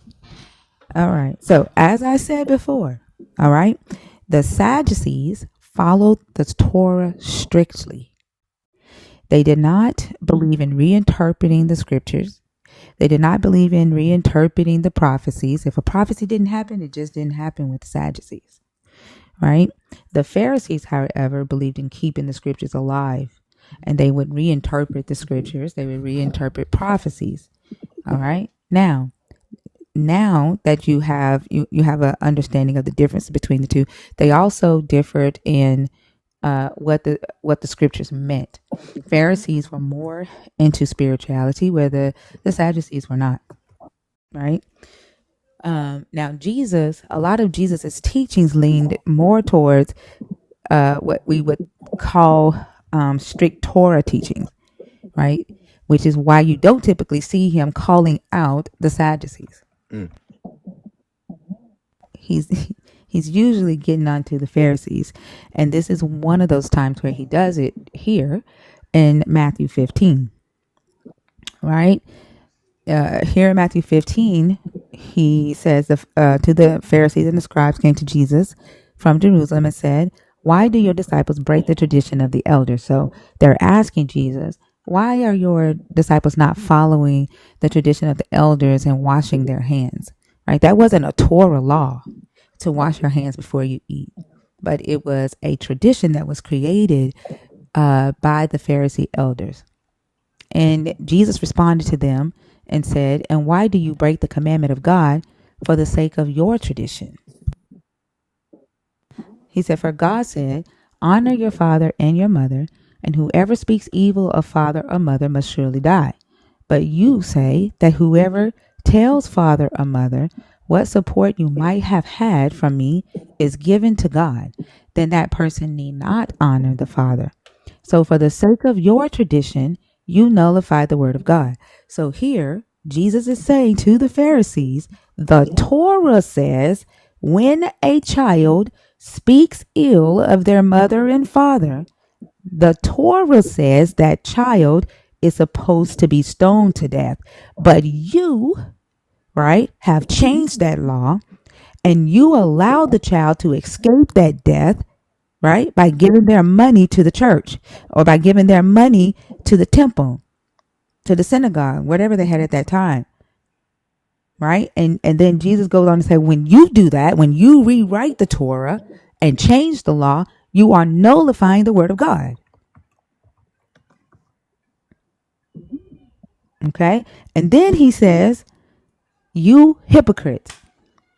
He said, Isaiah prophesied rightly about you when he said, this people honor me with their lips, but their hearts are far from me. In vain do they worship me, teaching human precepts as doctrines. So he said, they like, y'all are reading the Torah, right? But then you go and create your own traditions, and then you teach it to the people as if it is the law. This is what your Jesus is saying to the Pharisees. Okay. And then in Matthew 5, I swear y'all got me feeling like I'm fucking like preaching in church. God damn it. In Matthew 5, is it Matthew 5? I think 5, 1 through 3. Nope, Matthew 3, I think it is. Nope. Is it? Maybe it's Matthew 23.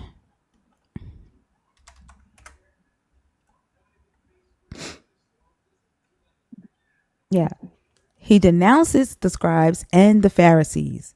He didn't denounce the scribes and the Sadducees, right? Then Jesus said to the crowds and to his disciples, the scribes and the Pharisees sit on Moses' seat. So he's saying that the scribes are the one that's changing the law. The Pharisees are the ones sitting in Moses' seat reading these changes to y'all, right?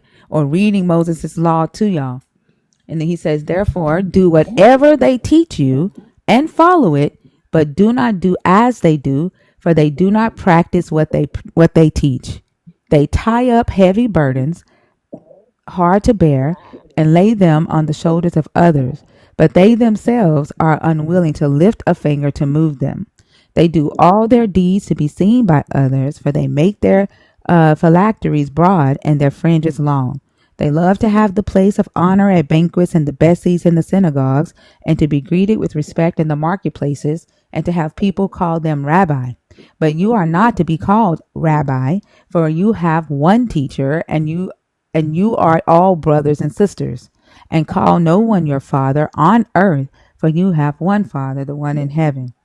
Right? Then he says, hold on. Wait.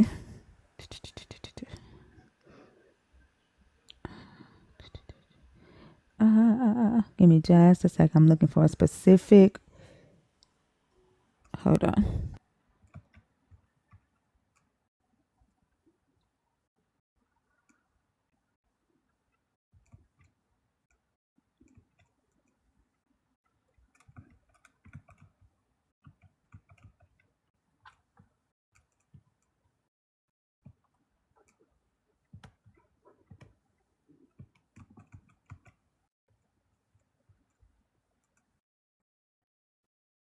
Yeah, what I'm looking for is in Matthew 5.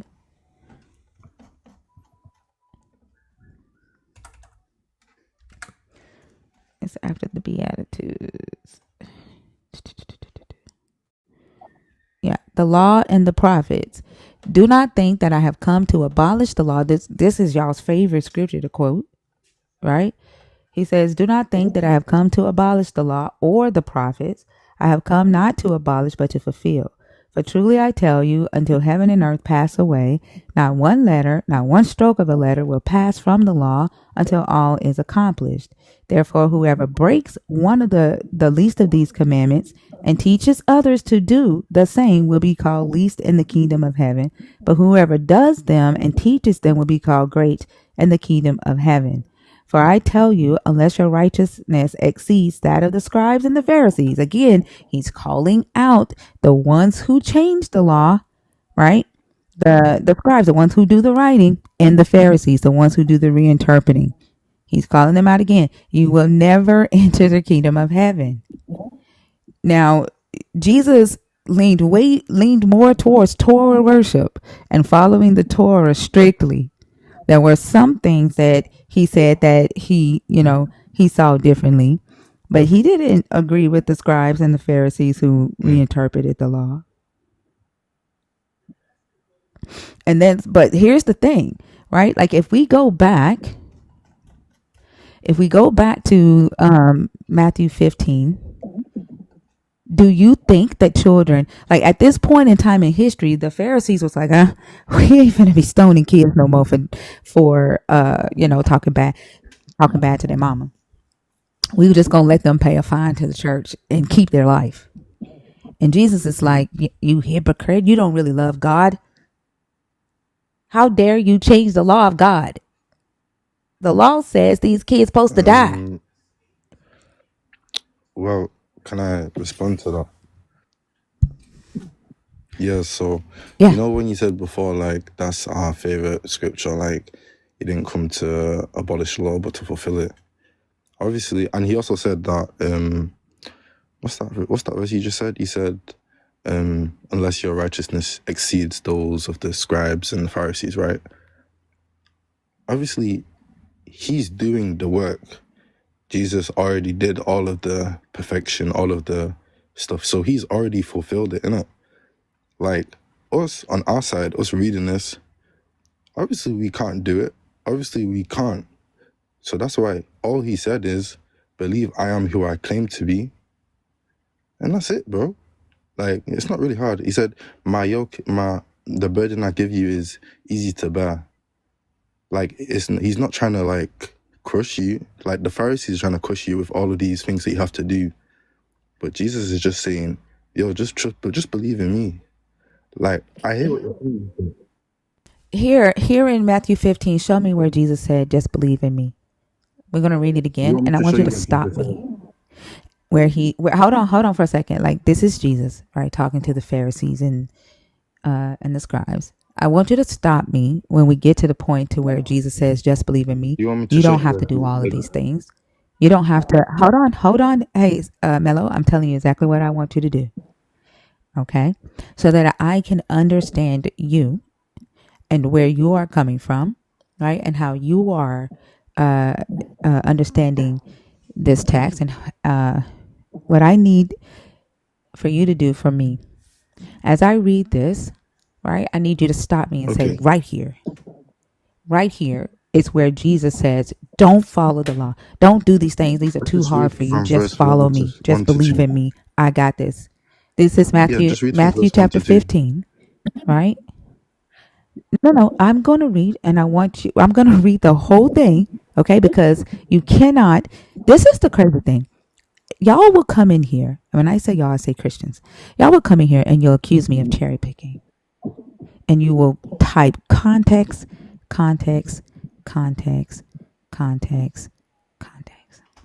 over and over again.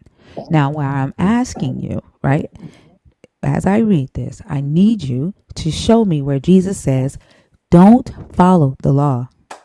Don't do this hard thing in the law, right? Just follow me. I got it. Show me in the text, right, when I get to that. But then you tell me, don't go down to that part that I don't like. Don't go down to the part where he says you're supposed to be stoning kids. Just read verse 1 and 2. That's not what I said though. What I You said just read verse Yeah, 1 and because you 2, did said you let's not? start with the context. So if we start with verse 1 and 2, the Pharisees. No, I didn't say let's start with the context. That's not what I said. I said, as I read this, I want you to stop me and tell me where Jesus says, don't follow the law. Don't do this hard thing. I got it. That's what I said. Because I'm trying to understand where you are coming from. And your response was just read verse 1 and 2. Because verse 1 and 2 don't have anything to do with Would you Jesus like me saying, don't to follow the explain law. it now? Like, because Say what? obviously when I said this, what I'm referencing isn't in Matthew 15, but you said let's read Matthew 15. But this is an example of the law. This is an example. This is an example of your Jesus, right? Speaking up against the But scribes and the please remember. Pharisees. Yeah. So I'm going to read it, and I want you to stop me when you see what you said this Jesus is about. That's all I'm asking. Like I'm saying. Okay, you can read it. Okay. Yeah, I think it's kind of weird It's that not you that I don't don't want want me you to to read read it. this. I'm saying what I quoted isn't in this chapter. What I'm telling you. You didn't I said quote that anything. Jesus What said did you all you have quote? to do is believe I am who I claim to be. I get that, but you said that he said, don't do these hard things. You can't do it, right? So here he is addressing the scribes and the Pharisees about the law. I want you to show me that nature of his and this interaction. In That's Matthew what I'm 15. asking you to do. Yes. If that's his nature, if that was his mission, and that was his goal, we should see it in this interaction as he's calling out the scribes and the Pharisees. Let's read Correct? Matthew 15 and understand what's happening. Okay. All right. Then the Pharisees and scribes came to Jesus from Jerusalem and said, why do your disciples break the tradition of the elders?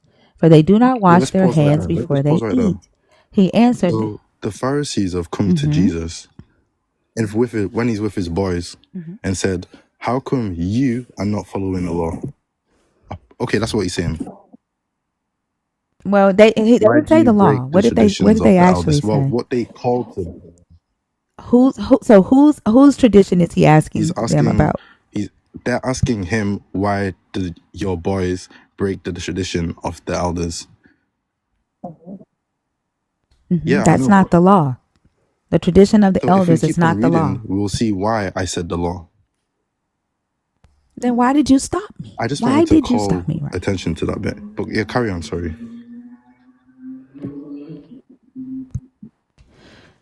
For they do not wash their hands before they eat. He answered them, and why do you break the commandment of God for the sake of your tradition? For God said, honor your father and your mother, and whoever speaks evil of father or mother must surely die. But you say that whoever tells father or mother, whatever support you might have had from me is given to God, then that person need not honor the father. So, for the sake of your tradition, you nullify the word of God, you hypocrites. Isaiah prophesied rightly about you when he said, this people honors me with their lips, but their hearts are far from me. In vain they do worship me, teaching human precepts as doctrines. So did you not stop me because you didn't see that nature of don't do the hard thing of the law? I got it, or were you just like waiting until I finished? I wanted to see what you were going to say, but I think I've already said what I needed to say from here. Do you remember why I asked you to let me read this again and what I asked of you while I was reading? What Jesus is doing here is he's condemning their hypocrisy. Obviously, like I said, they came to him. They came to him and his boys. They're pointing fingers when he's saying, look at the state of your own heart. You're saying do this and do that when you don't even follow the law to a T. So when you look at it, really, I don't really understand why we're even paying mind to these Pharisees. Okay, so let me say this again. So the Pharisees said, no more stoning kids. We are going to give the kids an out. If they disrespect their mother and father, they can pay a fine to the temple or to the synagogue. No more stoning kids, like unless the parent wants to follow the law or whatever. The Pharisees had updated this law. The scribes and the Pharisees updated this law. Jesus, when they come to Jesus and they're trying to like catch Jesus off guard, right, and ask why don't your disciples wash their hands? Now keep in mind the Pharisees, the elders had created this ceremony, like not a social law, right? This is a social law where they've learned, right? Society has evolved. They've learned we are getting sick because we ain't washing our fucking hands when we eat. So now there is the social law that says before you eat, wash your hands. So they notice that Jesus' homeboys ain't washing their hands, so they go over to him and they like, hey, bro, why ain't your disciples following the tradition of the elders and washing their hands before they eat? That's disgusting. And Jesus go, why you worry about them? Like, why ain't you following the law? The law say that if a child disrespect their mom and daddy, that child's supposed to be put to death. But you giving them an out. You letting them take whatever money they would give to their parents in their old age and give it to the church. You created a new tradition. And when you do that, you nullify the law. You a hypocrite. So the Pharisees, right? What would you rather do? Would you rather that follow this updated law that says you don't have to kill your child, right? Or the child doesn't have to lose their life if they disrespect the mom and dad. They can pay a fee to the church. Or would you rather stick with the Torah that is barbaric, right? And drag that child before the elders and have everybody in the town stone them? So are you asking me what I would rather do, or are you saying? Yeah, if you were in this situation, yeah. What would you rather do? Would you rather follow the law, stick to the law as written, that was written, 1,200, maybe 500 years before Jesus came, right? 500, 600 years ago, it was, the law said to stone a disobedient child, right? 700 years later, society has evolved, right? They've learned things. They've become a little bit more civilized. And now the law has been updated by the scribes and the Pharisees. And they say, you don't have to kill your child. You don't have to stone your child anymore. Now they can pay a fine. Or the child doesn't have to be stoned. Don't have to allow themselves to be stoned. They can pay a fine, right? To the church to save their life. Which would you rather do? Go with the updated law or stick with the Torah for the sake of religious loyalty? So Which one? what you're saying is you're only presenting two options when in reality that's the only two options in Matthew 15. Jesus says, follow the law. The Pharisees have changed it. Which one? I was saying there are actually three options if you're looking carefully. The third Sure, what's the third is what option? the disciples are actually doing. The disciples are actually just following Jesus. Jesus is the only person. For fuck's sake. And Jesus says to follow the Torah. So which one would you do? Follow the Torah with Jesus. No, we're going to combine option 3 and option 1. Which would you do? Follow Jesus and the Torah and stone the child, or would you rather have the updated law? Which one? Has followed the Torah to a T, right? He is the fulfillment of the law, the same book that they are trying to follow, right? Which would you do? Are following Jesus directly. Okay, and you're following Jesus, and Jesus said to follow the Torah. Which would you do? Let's all go into a club. No, answer my question, please. Which would you do? Would you follow Jesus in the Torah as a disciple? Would you follow Jesus in the Torah? Or would you agree with the Pharisees? I combined your three options are still there, Mello. Okay? Your Mello. I'm not moving on until you answer my question. Your three options are there. You are a disciple, right? As a disciple, would you follow Jesus in the Torah, right? and agree with Jesus that the Torah is right, that the children should be stoned to death?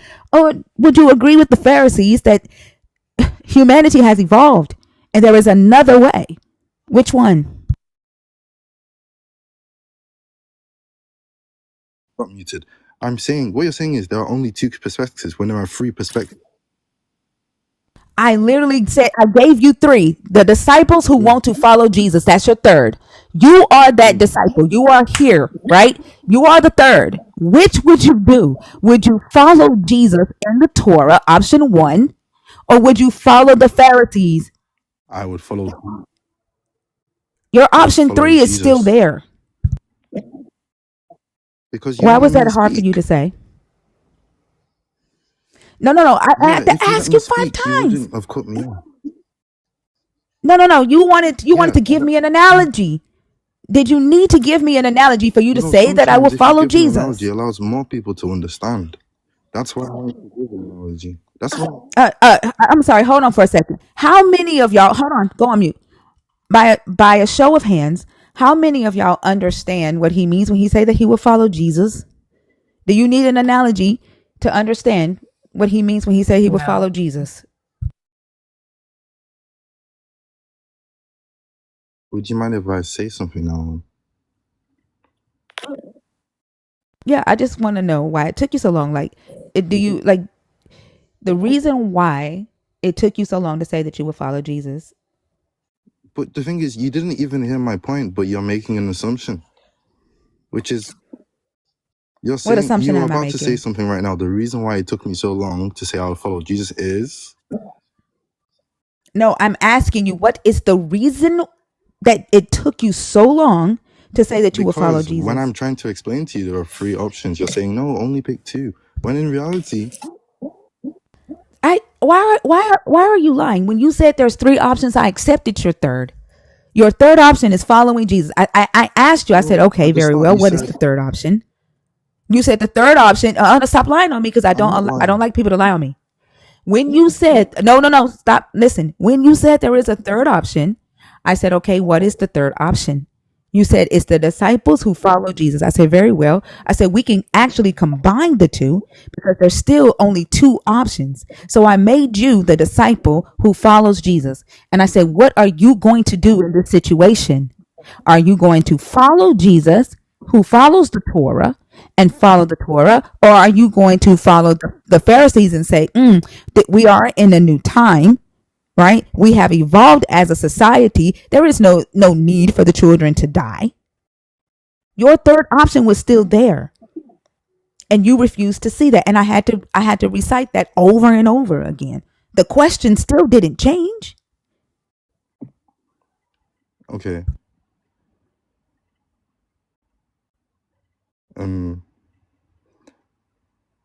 I don't know what to say now. Like, I don't know what you want me to say here.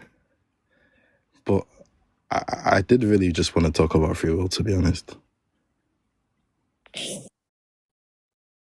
Then why did you come up here and talk about the Pharisees and Jesus only approach people with love and not hate, and that the Pharisees were the problem? Like you brought this up when you came on stage, right? And when you said these things, I said I don't normally do this, but I'm going to address what you said. Yeah, You so said the these reason why I things. said that was because many people are so quick to point fingers and to say, don't do this, don't do that. You're doing this, you're doing that. When in reality, that's you're not really coming in a place of love. You're just trying to point out the wrong in others, like the Pharisees. That's why I was Like literally, the Pharisees were not trying to point out the wrong. they And literally did. here's If you the scroll thing. up, you'll see it. I like hold on, Mello. The whole purpose of my life is to provide information, objective facts. And the reality is that the Pharisees were the ones who were changing the law and updating it according to the times. They reinterpreted prophecy. They told lies too. The Sadducees were the ones who stuck strictly to the Torah, an outdated set of rules. Right? They fought amongst each other. Right? That's the reality. That's the truth. And you asked me, what is the purpose of talking about the Pharisees and the Sadducees? What's the purpose of learning the difference between the two? Right? because you came on here talking. You came on here and you made a statement from a place of ignorance because you didn't even know who the Pharisees were. You didn't even know what purpose they have in this book. How are you going to speak on something that you have want to understand, that you have want to study? You now want to say that I just want to point out the wrong in it because I advocate for understanding, especially when you speak on it. I understand. Well, would you mind if we switch the topic to free will, please?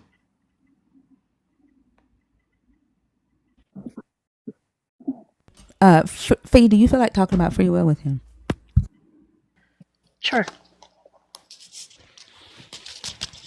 What are your thoughts on free will? I'm. By the way, I just want to apologize if I came across in any way. I didn't mean to be. I just don't have any interest in discussing anything with you that you're not willing to be honest about. And it tells me like you're not here to actually speak from a place of truth or fact, right? You want to speak from your own opinion, and anything that it's going to go against that, you're going to reject. So apology, like you were not rude. There's no need for an apology. Go ahead, Fee. Yeah, what are your thoughts on whether or not we have free will? So, firstly, can I find what I think? What if you do believe in a God? What I think a God is, before I say exactly what free will, why I think free will is real. You said you want your phone cut out a little bit. You want to define what before you tell us what free will is? Yeah. So before I say about free will, if you do believe in God or not believe in God, I would like to at least define what a God is. Like, I have my definition of God, but I just want to see if you would agree with it or not. You can share it. I mean, I don't believe in a God, so it seems that most people make up their own version of God anyway, so you can share yours. Yeah, so usually most people can't I can't conceptualize God either. But what I would call God is that which no greater thing can be conceived. So whatever you think God is, you can't think or imagine anything greater than that. So anything outside of your comprehension is a God? No. So I'm saying anything. Or your conceptualization is a better word. Anything outside of a human's conceptualization is a God. Not like that, but it's like, let's say in a food chain, whatever is at the top, whatever ranks at the top, that is what you would call the God. Not a God, but the God. The one above all. Oh, okay. Did it give you free will? Yeah, so obviously when we talk about free will, we usually go back to the story of Genesis, right? And when we look at when God was walking amongst Adam and Eve, he said, "You're free to eat from any tree in the garden, but you must not eat from the tree of the knowledge of good and evil. For when you eat of it, you will certainly die." So he's basically saying, you can do whatever you want, but I'm telling you, if you eat this fruit, you're going to die. Okay, what you're describing is the ability to make a choice, and that is not the same as free will. Free will is the ability to make a choice without the constraint of fate or consequence. Right. So do you believe that saying if something has no consequences, then it makes it free will? That's the definition of free will. Free will is literally, if you look it up in a dictionary, you will see that it is the ability to act without the constraint of necessity or fate. That is literal. It's the actual definition of free will. So it's more than just making a choice.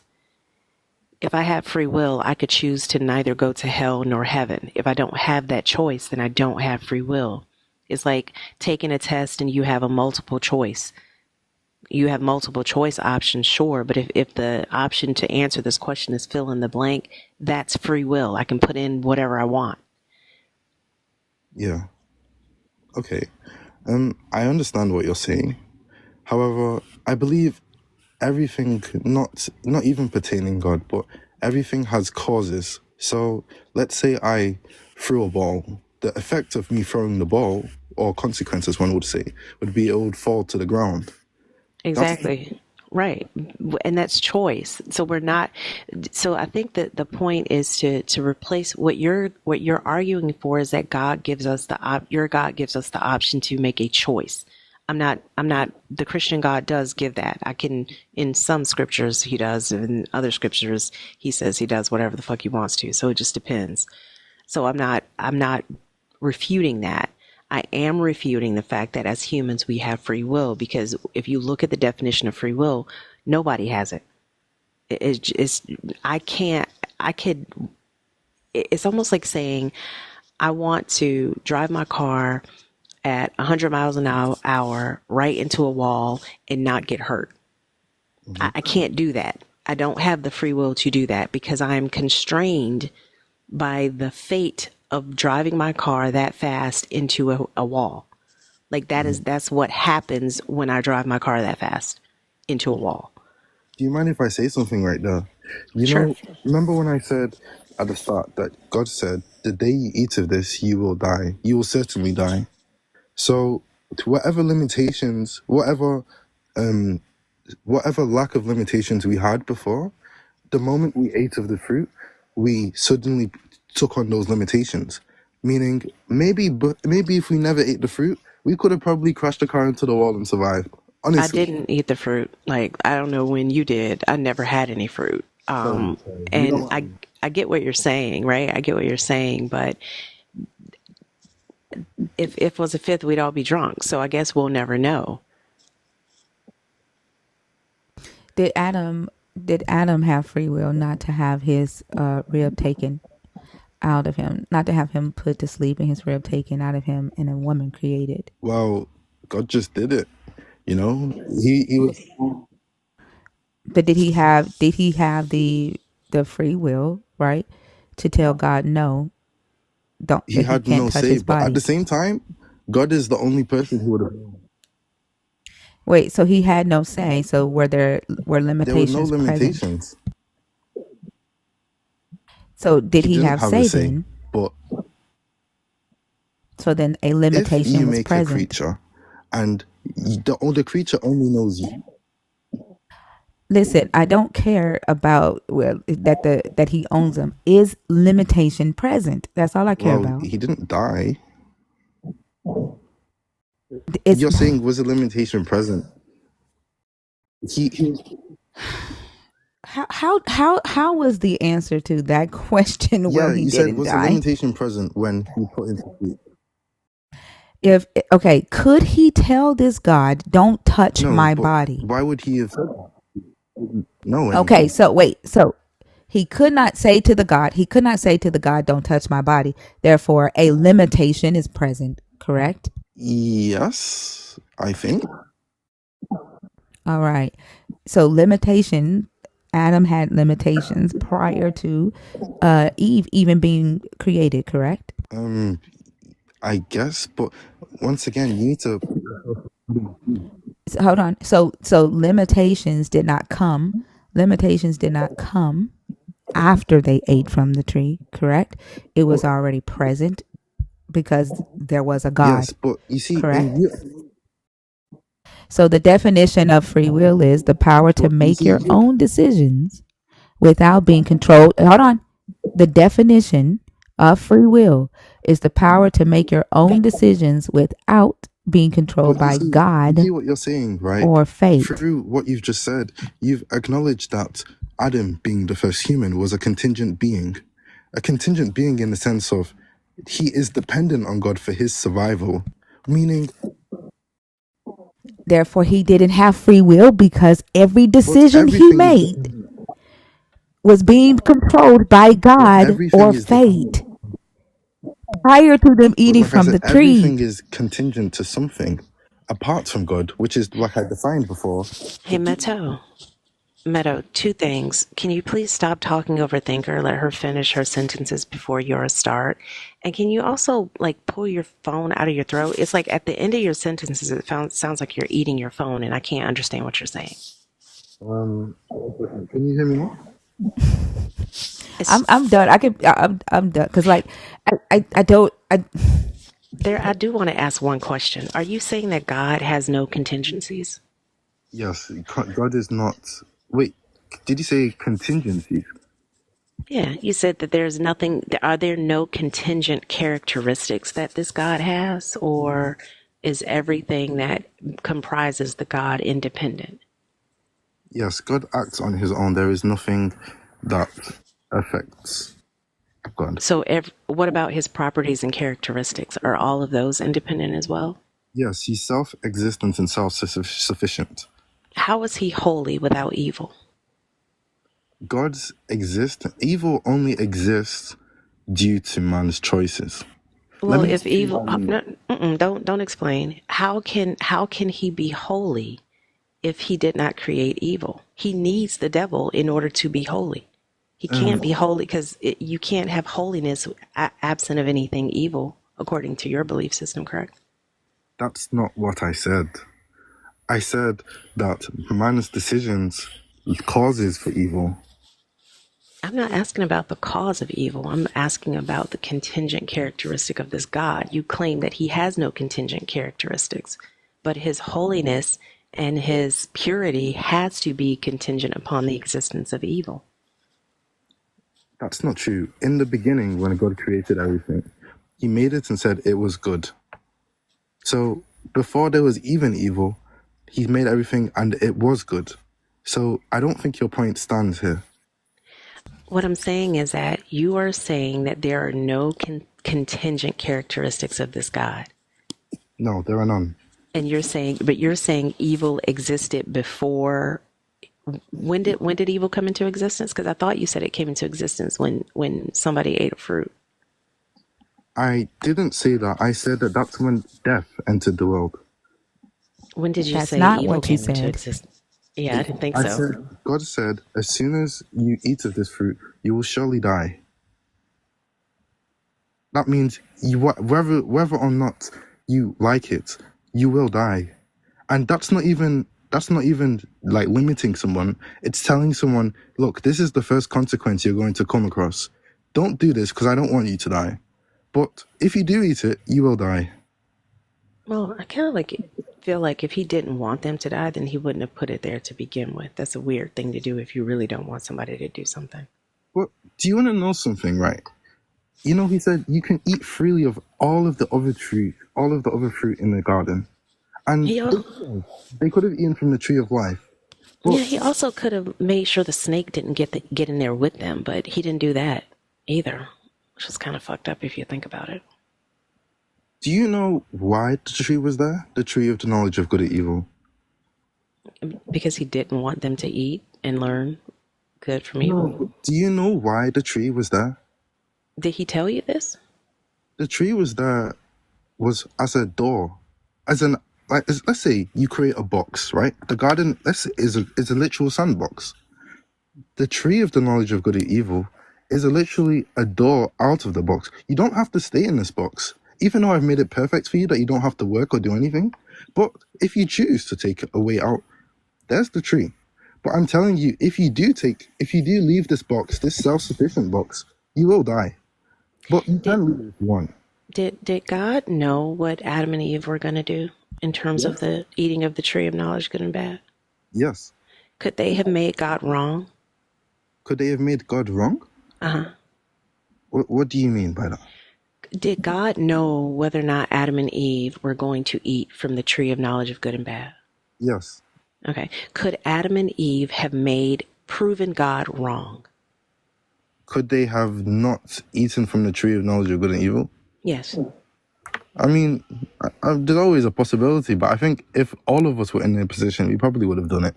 I wasn't in the Garden of Eden. You can't say what I would do. But either, going back to my point, could you're saying that Adam and Eve could have made God wrong? No. Okay. So if they could not have proven God wrong, then by default, they did not have free will or even free choice for that matter. Because if God knows what's going to happen and we cannot make him wrong, then we do not have either free will nor free choice. We're just playing the script or playing out the script that he's written in advance. If he knows what's going to happen, then we have no other choice but to do what he knows that will happen. We don't have free choice or free will. If you leave a child alone in a room and say, hey, don't eat this sweet. I mean, the child might not eat the sweet, but it's quite likely the child will eat the sweet.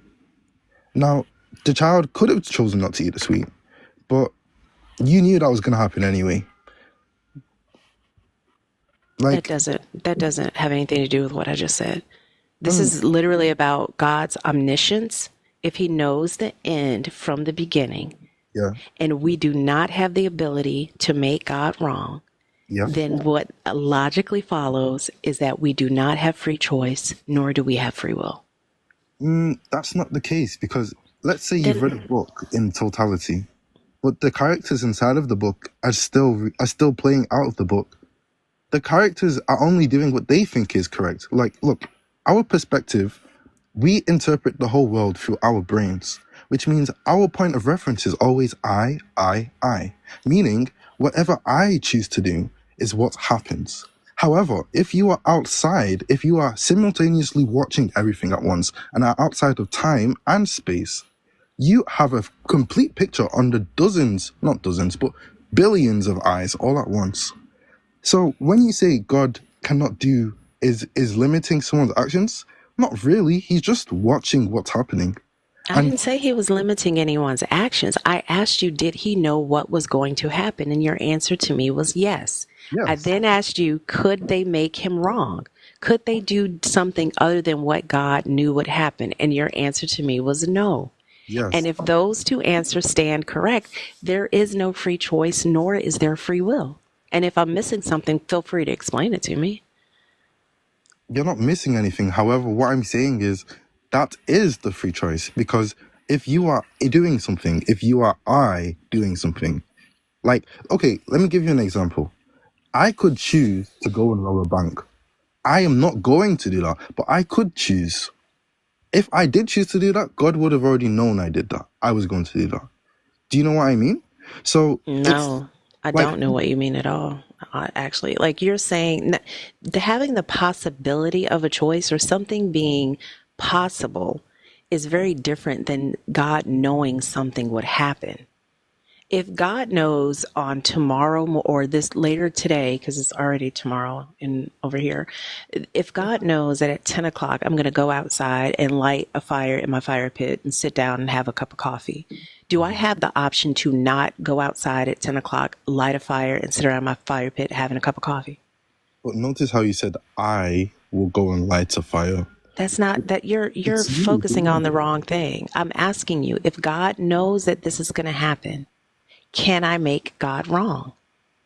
You can't make God wrong. Because if I cannot make God wrong and God already knows what's going to happen, I do not have free choice nor free will. It's not that. God has a will and you have a will too. You can choose to align with God's will, but you can also choose to make your own will. That is free will. That's not free will, neither is it what I'm talking about. You keep missing this logical entailment. I'll say it one more time, then I'll let you go. If God knows what's going to happen, he knows what's going to happen for the remainder, like for the next 24 hours in my life or in everybody's life. God knows exactly what's going to be 24 hours from now. Is that correct? Yes. And there's no way that God can be wrong. Is that also correct? If God knows everything in the future, that means God can't be wrong, right? Is that what you said? I'm asking you that. Yes, God can't be wrong. He can't be wrong. So there's nothing I could do to make God wrong. But you're saying knowing something doesn't mean he's the one that did it. You were the one. I didn't say he did it, but if he knows it's going to happen, I can't help but do it. No. If I can't make him wrong. No, you cannot say God made you go and brush your teeth this morning. No, I can't say God made me do anything because I don't think God is real. But that's beside the point. Exactly. I don't know if... Meaning that you choose to do your things. God is just observing you do it.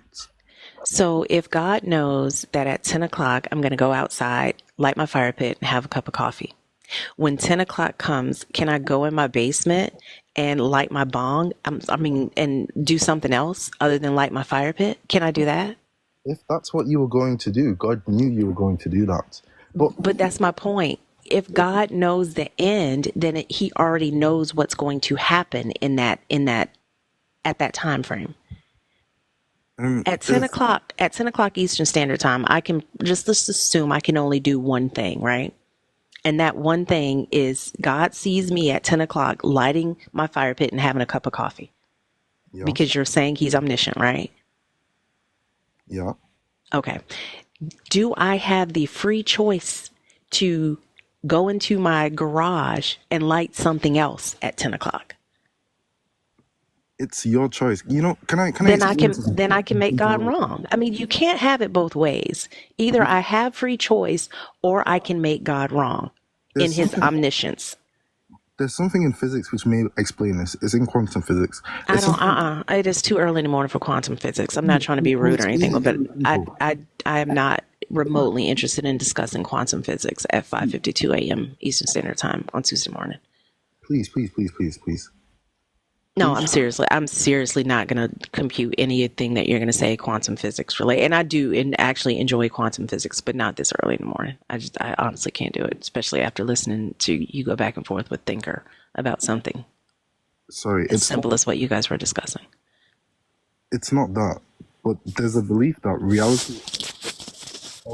So despite me saying I want to talk about it, you're just going to talk about it anyway? Right. Like, respect her boundaries. She said no. I literally just said I have no interest in this conversation. But this is the thing. You're not. See, looking at the perspective, like at the whole perspective, you're forgetting that you are you. I know who I am. I think you're forgetting. Like, it's a logical entailment, friend. Like, you can't have it both ways. Either God knows what's going to happen, or I can make God wrong. One or the other. He can't simultaneously know what's going to happen, and then I have the ability to direct my own steps if he knows where I'm going to end up. That doesn't make any sense. Somebody on YouTube said she's not getting his point. She just keeps sticking to her truth without even trying to get what he's trying to explain. So, Fee, can you choose to accept his fallacy without sticking to your truth? I can't. I don't think I have the free choice or the free will to do that, unfortunately. Why would they want you to abandon truth for fallacy? I don't know. And Mello, I hope I'm saying your name right. If there's something I'm missing, literally, like, just don't go into quantum physics. Explain it to me. But if you're telling me God knows exactly what's going to happen, he knows the end from the beginning. He knows my fate, right? He knows whether, according to you, I'm going to end up in heaven, or according to you, I'm going to end up in hell. He already knows that. Is that correct? Mm-hmm. And I cannot make him wrong. Yeah. If God knows I'm going to hell, there's no way I can make it to heaven, right? Have you confirmed that you're going to hell? Oh, I'm not going to hell, friend. None of us are. You're not going to go to hell then? I'm not. That's not my point. My question is, if God knows a thing is going to happen, is there any way for him to be wrong? No, but again. Okay. Then hold on. Let me take it one step at a time. If there is no way for God to be wrong about what my final destination is, then there's absolutely nothing I can do to change that. Meaning, I do not have free choice nor free will. No, that's not what I'm saying. I'm saying what are you saying, Mello? No human. God sends no human to hell. Humans send themselves to hell. I know y'all say that all the time. Well, I don't want to go to heaven or hell. Do I have that option? Well, what you may believe may not be what is actually true. I didn't say anything about a belief. I said I don't want to go to heaven nor to hell. Can I utilize my free will for that, since I have it, according to you? Look, come on, bro. When we die, I am not the judge, so I can't tell you anything about that. But Well, that I other, mean, I think that question alone kind of shows you that we don't have free will. We don't even have free choice because I'm definitely not going to choose to go to heaven. And I don't have hot flashes now, so I definitely don't want to go to hell either. So if I can choose to neither go to heaven nor go to hell, then yeah, then cool. But you're telling me I can't. So I don't have free will. I don't have free choice either. do you know when you look at something, right? You won't know something's there until you look at it, right? Dude, why do you keep trying to go to physics? I don't want to talk about physics. I don't want to talk about Schrodinger's cat. I don't want to talk about any of these things this early in the morning. But the thing is, right, like, what you're saying is that because God exists and he's watching everything, you are unable to make decisions yourself. That's what you're saying to me. That's not what I'm saying. I didn't ask you about God's existence or what channel he tunes into. I asked you about whether he knows the end from the beginning. Yeah, and you said yes. Because I don't know if you muted him, but thank you. I did. I muted you because you keep talking while she's talking. Mello, I'm not asking about what he watches. That's not what I'm saying at all. I think the piece that you're missing is that if God already knows the end from the beginning, he knows how all of this plays out. He knows who makes it. He knows who's been naughty. He knows who's been nice. If he knows all of that already, and we have no capability whatsoever to change what he already knows, then I do not have free will. I do not have free choice. And you can unmute now.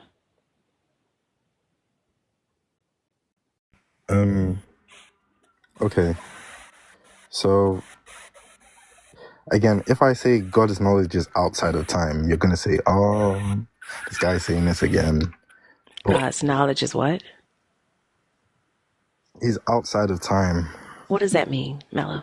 So we currently live through space and time. Sorry, not physics, sorry. We currently live through time, right? Time is just moving forward, right? But if you're looking on top and watching the whole timeline at once, you already know everything, right? Space and time are interwoven, correct? The fabric of space and time, right? Yeah. Okay, so where is that? Where is outside of space and outside of time? Now that's a tough question. I've never been, so I can't really show you the location. And how can something, because existence is necessarily temporal, what does it mean to exist for no time? It means to exist forever. No, it doesn't. Existing forever means to exist forever. To exist for no time, zero minutes or zero time is not the same as forever. We have around 70 to 120 years, right? If we're nice on here. Imagine living for 1,000 years. That's a long time. But then imagine living for forever. Now that's crazy. Like, you don't know what it's like to experience death. You don't know what it's like to experience your body going weak. You don't know what it's like to feel like you're losing your ability to live. What does it have to do with God existing outside of space and time? Okay, so a being that matches all of those capabilities. And remember, my definition for God was that which no greater thing can be conceived, is watching everything that is happening, is watching you, me, everyone else that's doing everything at the same time, and just sitting and watching. Now, I'm sorry, go ahead. No, I thought you were going to say something. I was, but I'll wait. Go ahead. Yeah, so now that this person is watching everything that's happening, him existing in a higher state than us doesn't mean we're not able to do what we want. He is seeing us doing what we want. Who observed God watching? He's watching God. Yeah, who's watching God to tell you that he's outside of time watching us? How do you know that? Well, he made everything in the beginning. The universe has a first cause, meaning there must be a greater thing which no greater thing can be conceived. Yeah, you keep saying that, but I'm asking you, who told you that? How do you know that? Well, we could use maths and actually come to the conclusion that there is a greater thing, one thing that which no greater thing can be conceived. We can use math to know that there was a point of a point where the universe, as we know it, expanded. We don't know but that's all we know. Like you're adding this entity and this energy, or you're personifying this power and placing it outside of space and time, and then giving it all of these extra characteristics that happen to coincide with a book that was written 2,000 years ago. That doesn't mean any of this is true. Well, I mean, okay, let me just say, if there was no first cause, if there was no God, right, how do you explain anything without sounding silly? Explain what? How do you explain the existence of everything that we see, everything in the universe? Very simply, I say, I don't know. I don't know. I don't have an answer to that. But you saying that a God did it literally explains nothing. It's Yes. an answer. It's an answer, but it doesn't explain anything. There's a whole lot of shit I don't know. And I'm comfortable with saying that. But there are a lot of things that we do know and we can know. And I find it interesting that you use physics and mathematics, but then you have such a very esoteric, very generic definition for God. Because I don't, and how you tie that to the Christian God is even more interesting, because it's a pretty far stretch to do that, in my opinion. Yes. Like I said, the moment you completely understand God, he ceases to be God. You can't call him God anymore because you can't conceive anything. You can't, if you can conceive him, then he's not God then, is he? He's just Then how can you explain something you can't conceive? That doesn't make any sense. That's what I'm saying.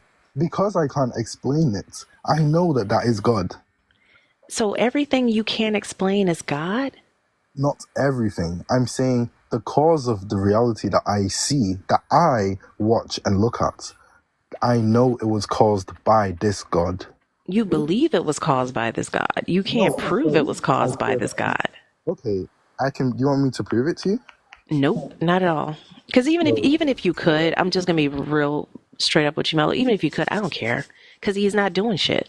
He's not helping anybody. He's not feeding kids. He's not protecting babies. He's not solving any world problems. Like, I have no use for him because he clearly has no interest in us. So even if he did cause it, what is he going to do to help anything? So that's why these conversations don't really go anywhere, because I mean, on a certain level, they may be interesting. They may be intellectually stimulating or whatever, cool, but how are we going to protect children? How are we going to feed people? How are we going to stop folks from genociding each other? Can he do that? If he can do all of the things that you said that he did in order to create this universe, he can damn sure feed some children. And if he can't do that, then I have no use for him. Can I ask you a question, Fee? Sure. So I heard everything you said, and it sounds like that what you're basically saying, God isn't doing a good enough job to be God, right? That's what it No, I'm sounds saying like. God isn't doing anything. Yeah, okay, he's not doing anything. Let's say you were in God's shoes, and you were able to be God. What would you do in the world right now? By the way, don't keep in mind that you want to give everyone free will. What would you want to do? What would you do as God? I would allow people the free will to do whatever they wanted to do, but I would make their efforts unsuccessful if their efforts would hurt themselves or someone else. Okay, so you would not give them free will. No, they have the free will to do it. It just would be unsuccessful. You remember like that scene in, I think it was was it Endgame? It might have been one of the Marvel movies where somebody was trying to shoot a pew pew, but it turned into bubbles or some crazy shit like that. Like, I would let them exercise your free will, show me your character, but you are not going to be successful in doing anything that you try to do that's going to hurt somebody. That's what I would do. I think free will allows things to have consequences. Because without consequences, I would say there was no free will. Well, what about the free will of the person who is on the receiving end of something terrible? What about the free will of the babies that have been abused in the Catholic Church? What about the free will of the altar boys who were victims of priests? Yes. What about their free will? Yes, so free will and ability are not the same thing. free will means that you can choose to do whatever you like. That doesn't mean you Well, it have the ability to act it out. well, it seems like God giving humans free will mitigated his ability to do anything because he's not helping anybody do anything. He's not protecting anybody from anything.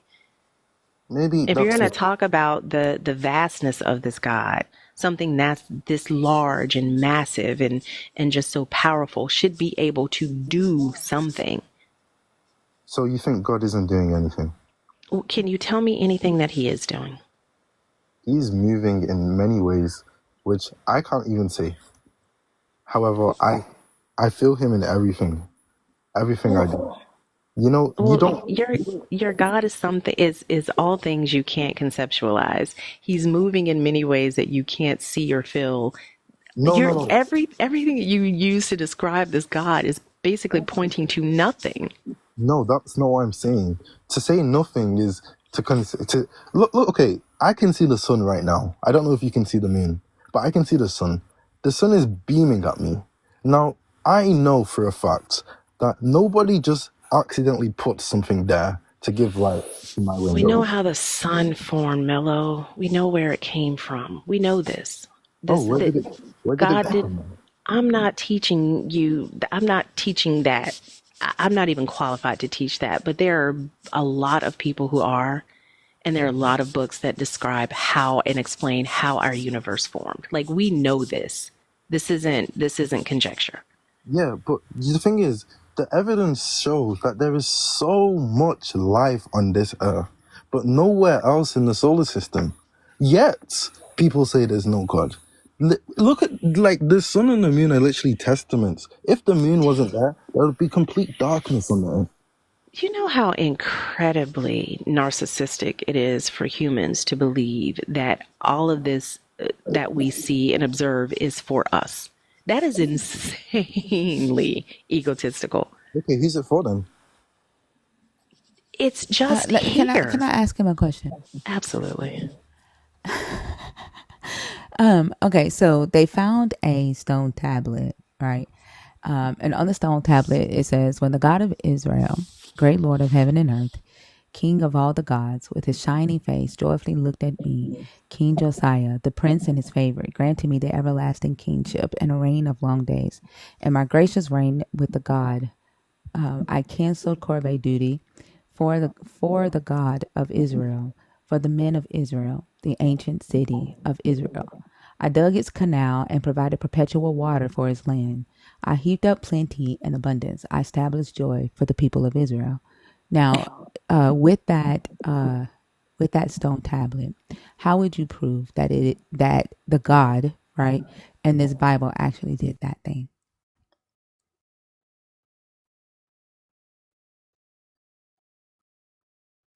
Well, he left.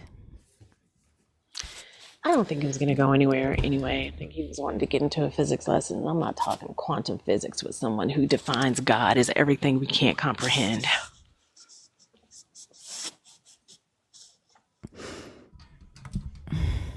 They are insufferable. But okay, so what do we call this? After conversation analysis.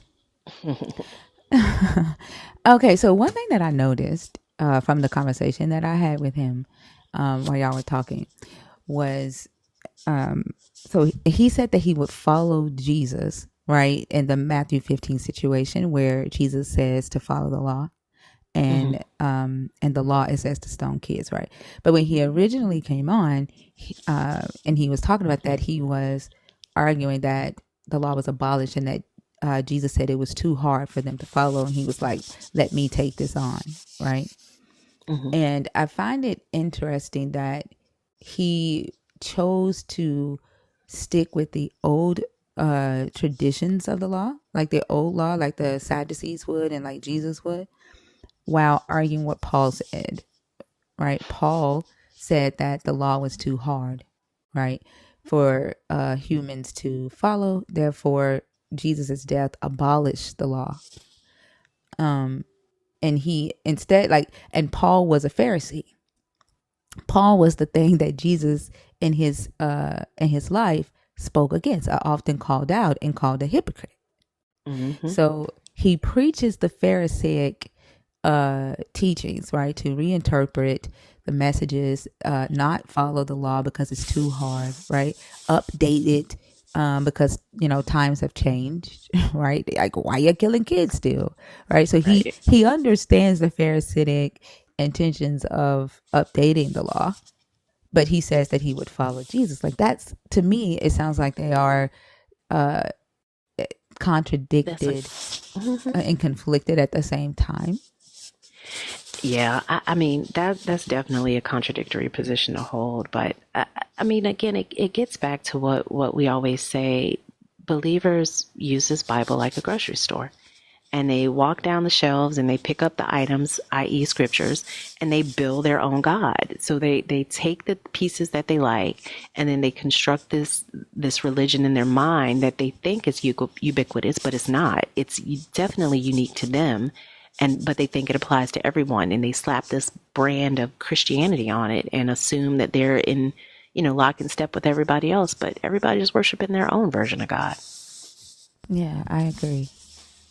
I wanted to see if he would be able to prove that, the God of Israel did that. I hate that he left. Yeah, I mean, I don't know if we were actually gonna find a happy medium or any sort of consensus, but if you know me, there's a reason why I wanted him to try to prove that was the God of Israel. Because I'm pretty sure you had another move. Chestnut checkers. I'll save that for another one. Mm-hmm. Oh gosh. Okay. If you're in the guest request box on purpose, please comment so that we can bring you up next. And nobody's gloating. Whoever said that in the chat, it's just y'all just need to get it together. My goodness. I don't know what he mean by he can't speak. Like, he literally was speaking up here the whole time. Who said he can't speak? He's in the comments talking about I can't speak. Like, first off, you left on your own. Yeah, you dropped. Like, what do you mean? Like, we didn't kick you. Oh, Dr. Bowen's in here. Where? I just opened it up to see if he was in the chat. I mean, in the request, and I don't see him because this is normally the time that he comes in the room. And I was like, right? let me see if Dr. B is in the request. I see him on my side. Oh, there you go. I'll bring him up. Okay.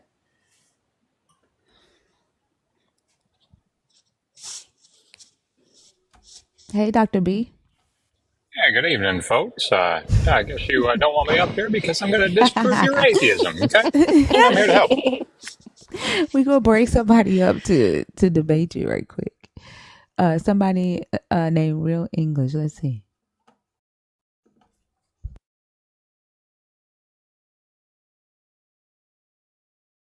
Well, I did click on his name. I don't know why he didn't come up. Hold on. I'm trying to bring you up, Real English. I clicked on your name. I don't know. Hold on. Let me see. You see him? Let me see. I went into the chat in Christina Carroll's room yesterday, and I don't think anybody knew who I was, and I was like calling out Mackluster, and I was so in the comments, and people were like, they're not afraid to debate you. I felt kind of bad. Oh my gosh. Hello, Real guys. English. Are you? Hi. How are you? I'm fine. How are you? I'm doing good. Are you a Christian? Are you deconstructing, or are you an atheist? Okay. I'm a Christian. All right. Go ahead, Dr. B. Okay, so I'm here to talk about free will. All right, go for it. All right. Okay, thank you. So I believe as Christians from the Orthodox Tewahedo, I'm actually from Orthodox Tewahedo Church. I'm an Ethiopian. I'm from Ethiopia. You guys heard what I said? Yes. Sorry. You go ahead. You're going to talk about free will.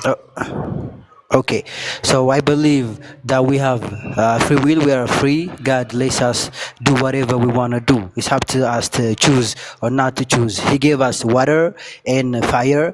It's up to you to choose the fire or the water.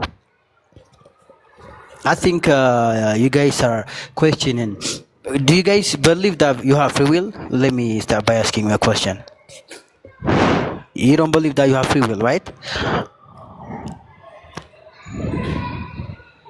Thinker. So I don't really have strong positions necessarily on that.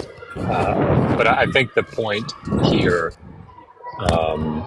is that there do seem to be times in the biblical texts where God overrides someone's, what you might consider to be free will, right? And so the problem, I think, then comes why do it in certain instances but not in others? Thinker, is that a fair way to present that? Yeah, absolutely. And please feel free to jump in if I'm not doing a great job on this one. I think you I'd got this, like but to. we got your back. Oh yeah, definitely. Real English. I'm curious. How are you defining free will? And when you come off mute, can you kind of back up from the phone a little bit? Sound like it was like right at your nostril. It's weird. I could barely hear him. I'm sorry, y'all. I No, had I'm noises kidding. like that just throw me. I was being very, very sarcastic. Sorry. And you're on mute, Real English. You have to unmute. Okay, so I think the question free will answers all the three questions. No, that my question was, how are you defining free will? That was my question. What is your definition of free will? Okay, so free will means being free to do whatever you want to do. But what I mean by whatever, not whatever. But there are some kind of limits, you know. But to do it, not to do, it's up to you. If I could restate that for comical purposes, you're free to do whatever, but whatever doesn't mean whatever. Is that right?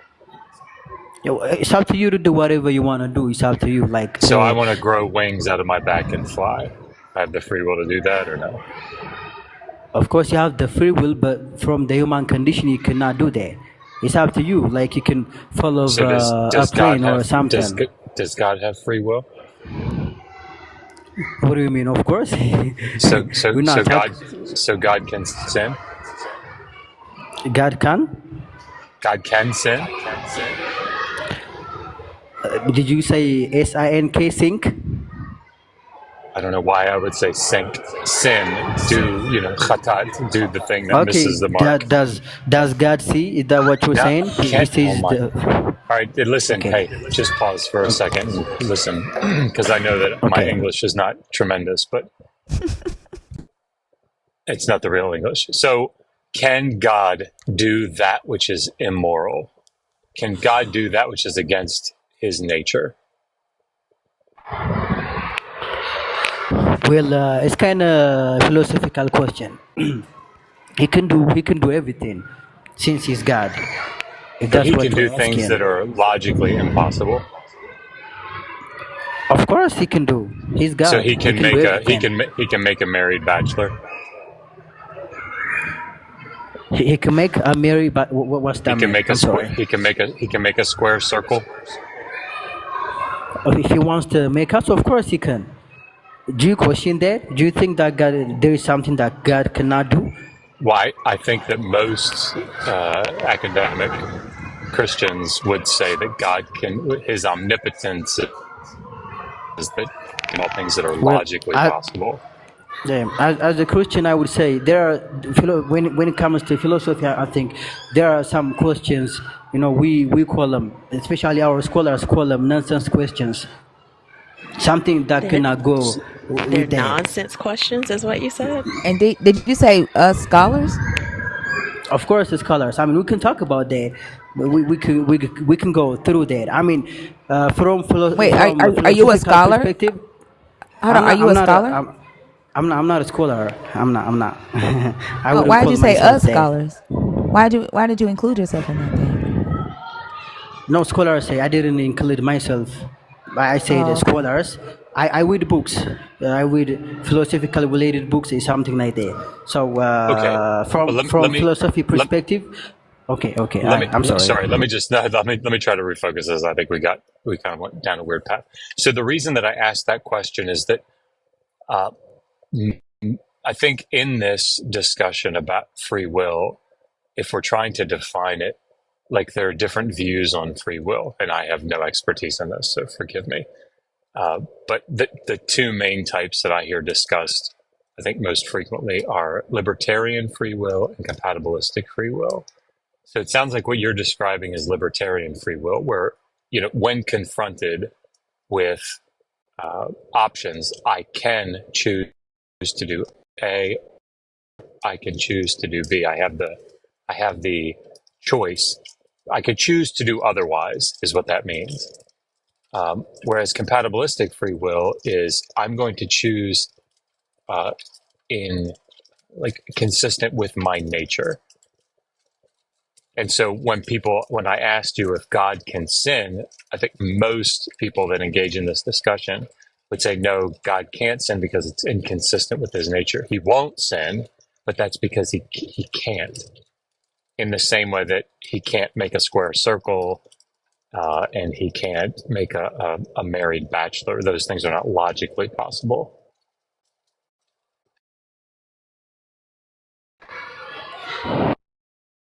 Okay, can I talk? I would love for you to talk, please. Okay, so I'm trying to clear what free will means here. I mean, for us to understand, since we are a sweet discussion. So when you say free will, there are the human conditions, like you cannot fly. So wishing that to fly and not being able to fly, do you call that you have no free will?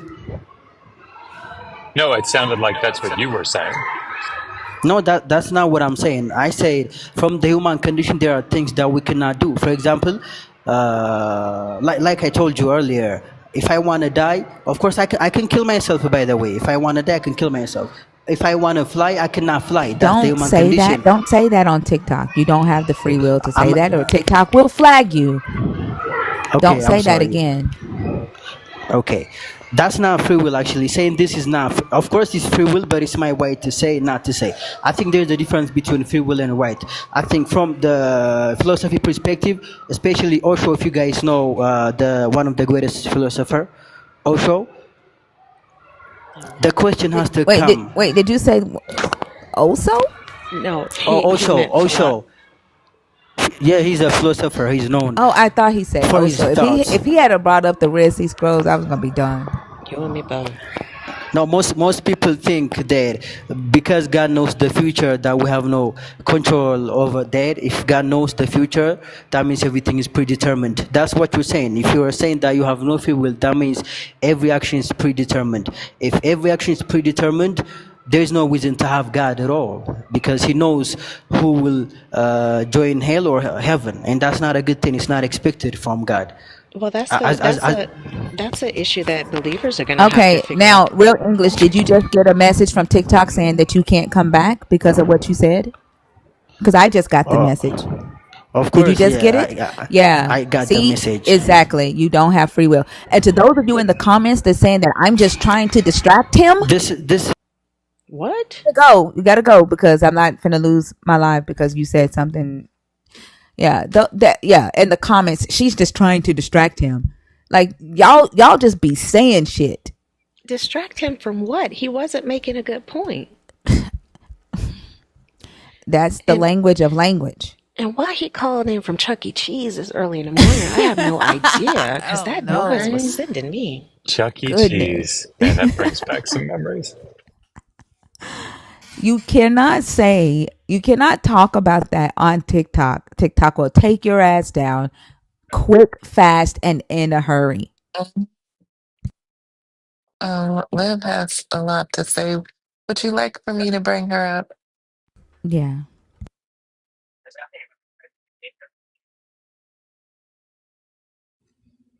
Hi, good morning. Good morning. How are you? Good morning. I'm doing wonderful. This Are you one conversation, second? Are you a Christian? Are you deconstructing, or are you an atheist? I am not none of the above. I don't Okay, you support have any to of be those one. ideologies. You have to be one to Well, I would participate call in myself a okay, spiritualist. okay, stop. I don't know why you're talking while I'm talking. You have to be one of those, okay, to participate in the conversation. Okay, we're not talking about spirituality. We're talking about the God of the Christian Bible. So you either have to be a current believer of the God of the Christian Bible. You either have to be deconstructing away from or deconstructing your beliefs about the God of the Christian Bible, or have deconstructed your beliefs about the God of the Christian Bible and are now either a non-believer or an atheist. One of the three. If you don't fit into one of those three, then we have to take you down and bring up someone else. Okay? So I'll go ahead and take the vantage point of a person that believes in the Bible, since I will be addressing the Okay. topics related to that. Okay? And I Okay. actually Thank do you. read the Bible. Okay? But do you believe it? I feel like you just don't want other thoughts, so Oh my I'll God. Look, just girl, not I have give been, my listen, thought. I've been doing this. I've been doing this live for a year. Because The somebody rules will have been eat the you up and same you ever scared. since. So I'm You are not going to come in here and change shit. God damn. What is The wrong with fuck? I people? have no idea. Oh my goodness. I ask the same damn question every fucking time. And I'm gonna just put it out here. No matter what y'all's belief system is, whatever you call it, spirituality, pan spirituality, Hebrew Israelite, Mizraelite, whatever. If having it makes you behave the way that y'all do when you come up on these lives, you can keep it. Because I don't want that. I would never want to introduce anything into my life that would have me behaving in this way. That's disgusting. And then why behave in something you don't fucking believe in? Like, why behave that way over something you don't believe in? Like, you came up here just to fight, just to fucking fight. Like, you already said it's not your belief system. Then you wanted to say, well, I'll talk about it. I'll say that I'm a Christian because I'm gonna be talking about the Bible. But then when I ask if you believe in it, you jump the fuck off. Like, you don't believe it. Why the fuck are you up here to defend it? I will never understand that. I will never understand that because it makes no sense. And then dumb fucks asking in the comments why you upset. What the fuck do you think? Why the fuck do you think I'm upset?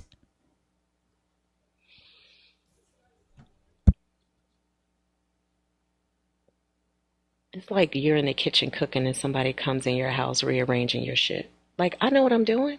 I'm in the middle of making this meal. Why are you in here touching shit? That's what it's like when folks come up here trying to restructure how Thinker runs her live. If you want to run your live and talk about different things and have viewpoints outside of the parameters that she has set, then go start your own. Like, it's crazy. Mister, are you in the chat on purpose? In the guest box. I've never seen you in the guest box on purpose. Are you coming up to talk to us for a change? Can you comment?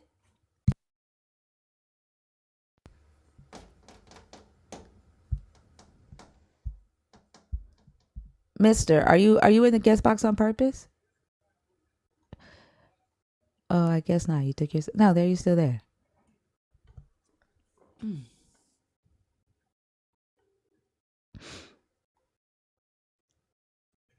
Okay, I guess not. That's his name, Mister. He know who I'm talking to.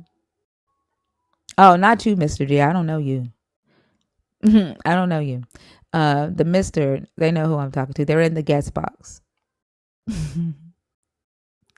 If you are in the guest box and you want to come up on stage, please comment so that we can bring you up. Keep in mind that to be on stage, you have to fit one of the three categories, one of the three identifiers, okay? Be a current Christian, a deconstructing Christian, or a former Christian, now non-believer or atheist. We're not talking about spirituality. We're not talking about Islam.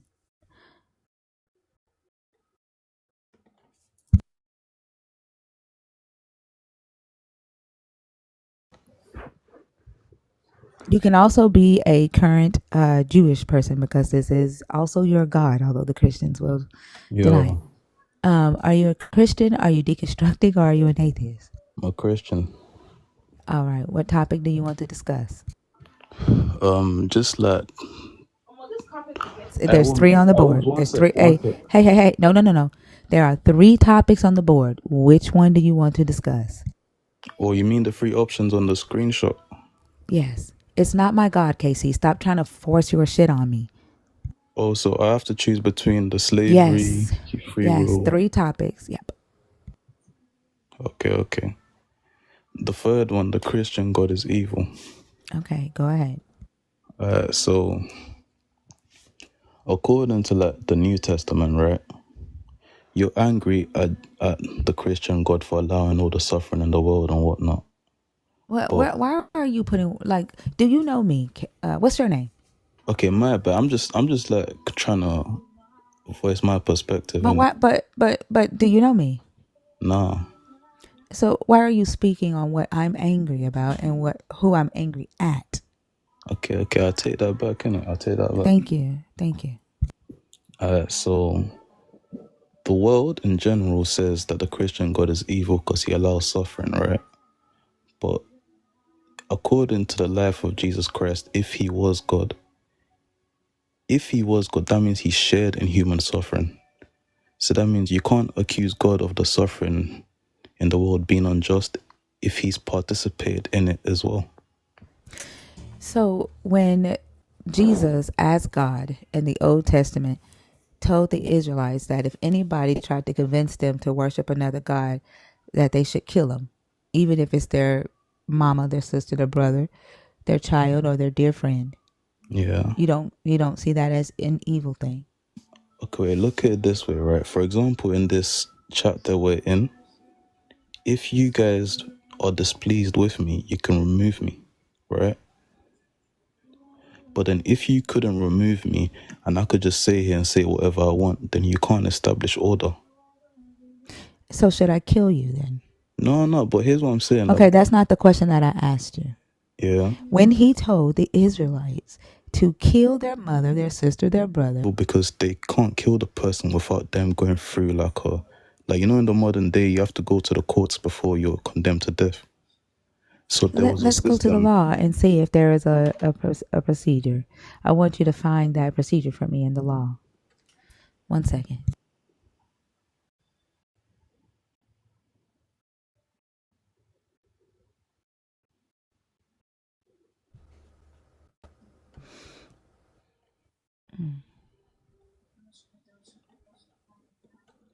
All right. Deuteronomy chapter 13, starting at verse 6. If anyone secretly entices you, even if it is your brother, your father's son, or your mother's son, or your own son or daughter, or the wife you embrace, or your most intimate friend, saying, let us go serve other gods, whom neither you nor your ancestors have known, any of the gods of the people who are around you, whether near you or far away from you, from one end of the earth to the other, you must not yield to or heed to such persons. Show them no pity or compassion, and do not shield them, but you shall surely kill them. Your own hand shall be first against them to execute them, and afterward the hand of all the people. Stone them to death for trying to turn you away from the Lord your God, who brought you out of the land of Egypt, out of the house of slavery. Then all Israel shall hear and be afraid, and never again do any such wickedness. Where is the take them to court first?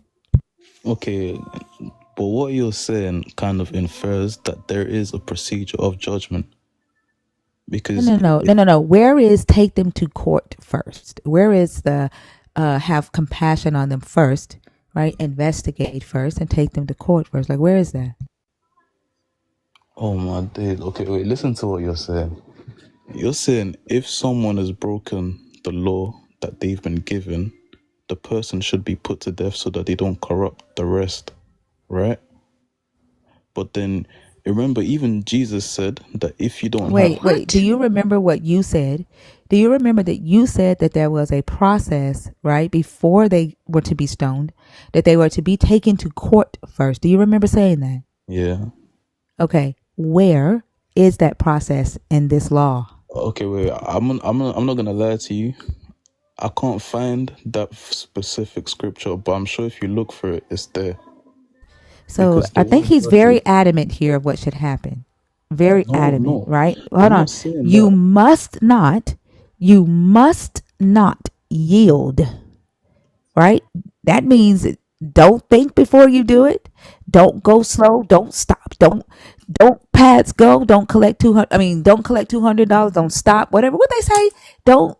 What is it? Don't Pads pass go. go. Don't collect $200. Yeah, something like that. He said, "Do not yield. Don't slow down at the yellow light." He's very adamant about that. Right? Yeah. Don't heed to any such persons. I don't give a damn if it's your mama, your sister, your brother.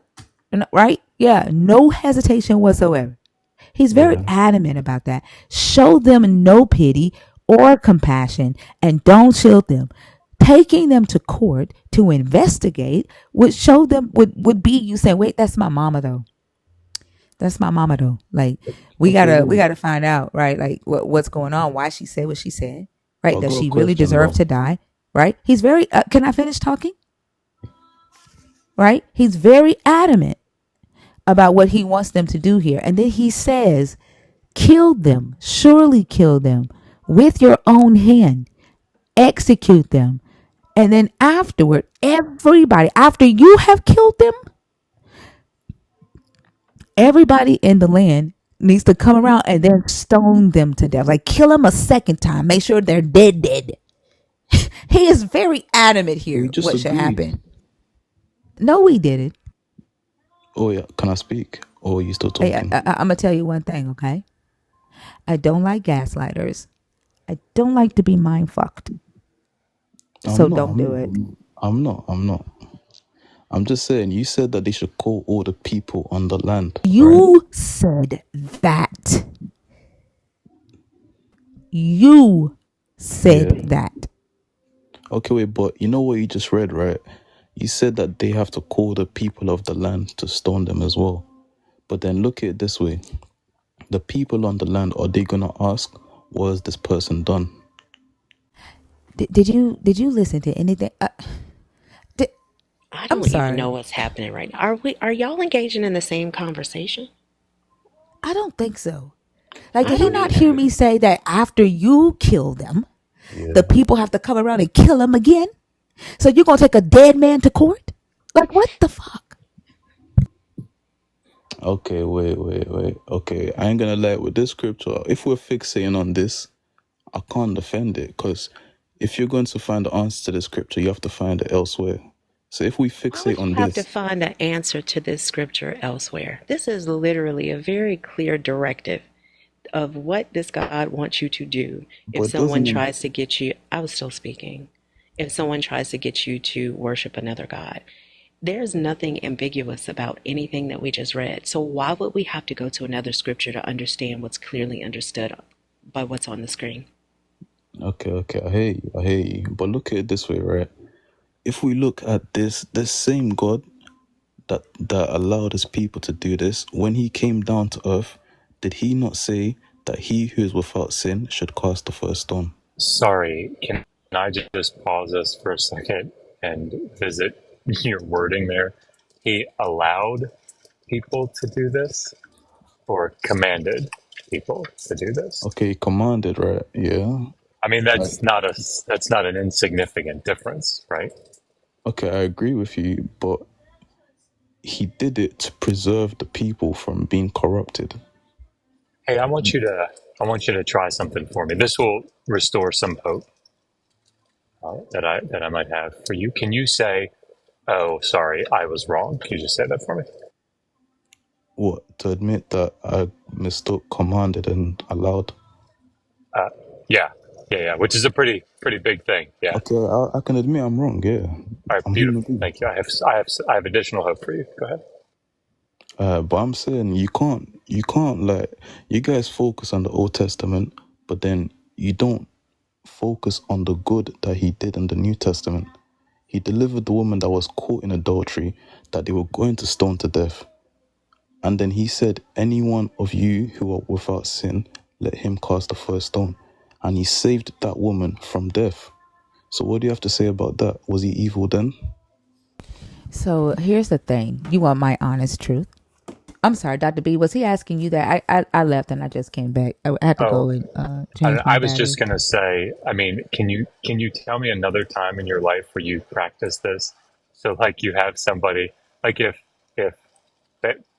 Adolf Schmittler, I don't know how to say, like if he came back and was like, "Hey, did you see how that guy, didn't put to unalivement these three people like in 1942? Did you see that? Like he had mercy on them. What do you have to say about that? Like you wouldn't do that, right?"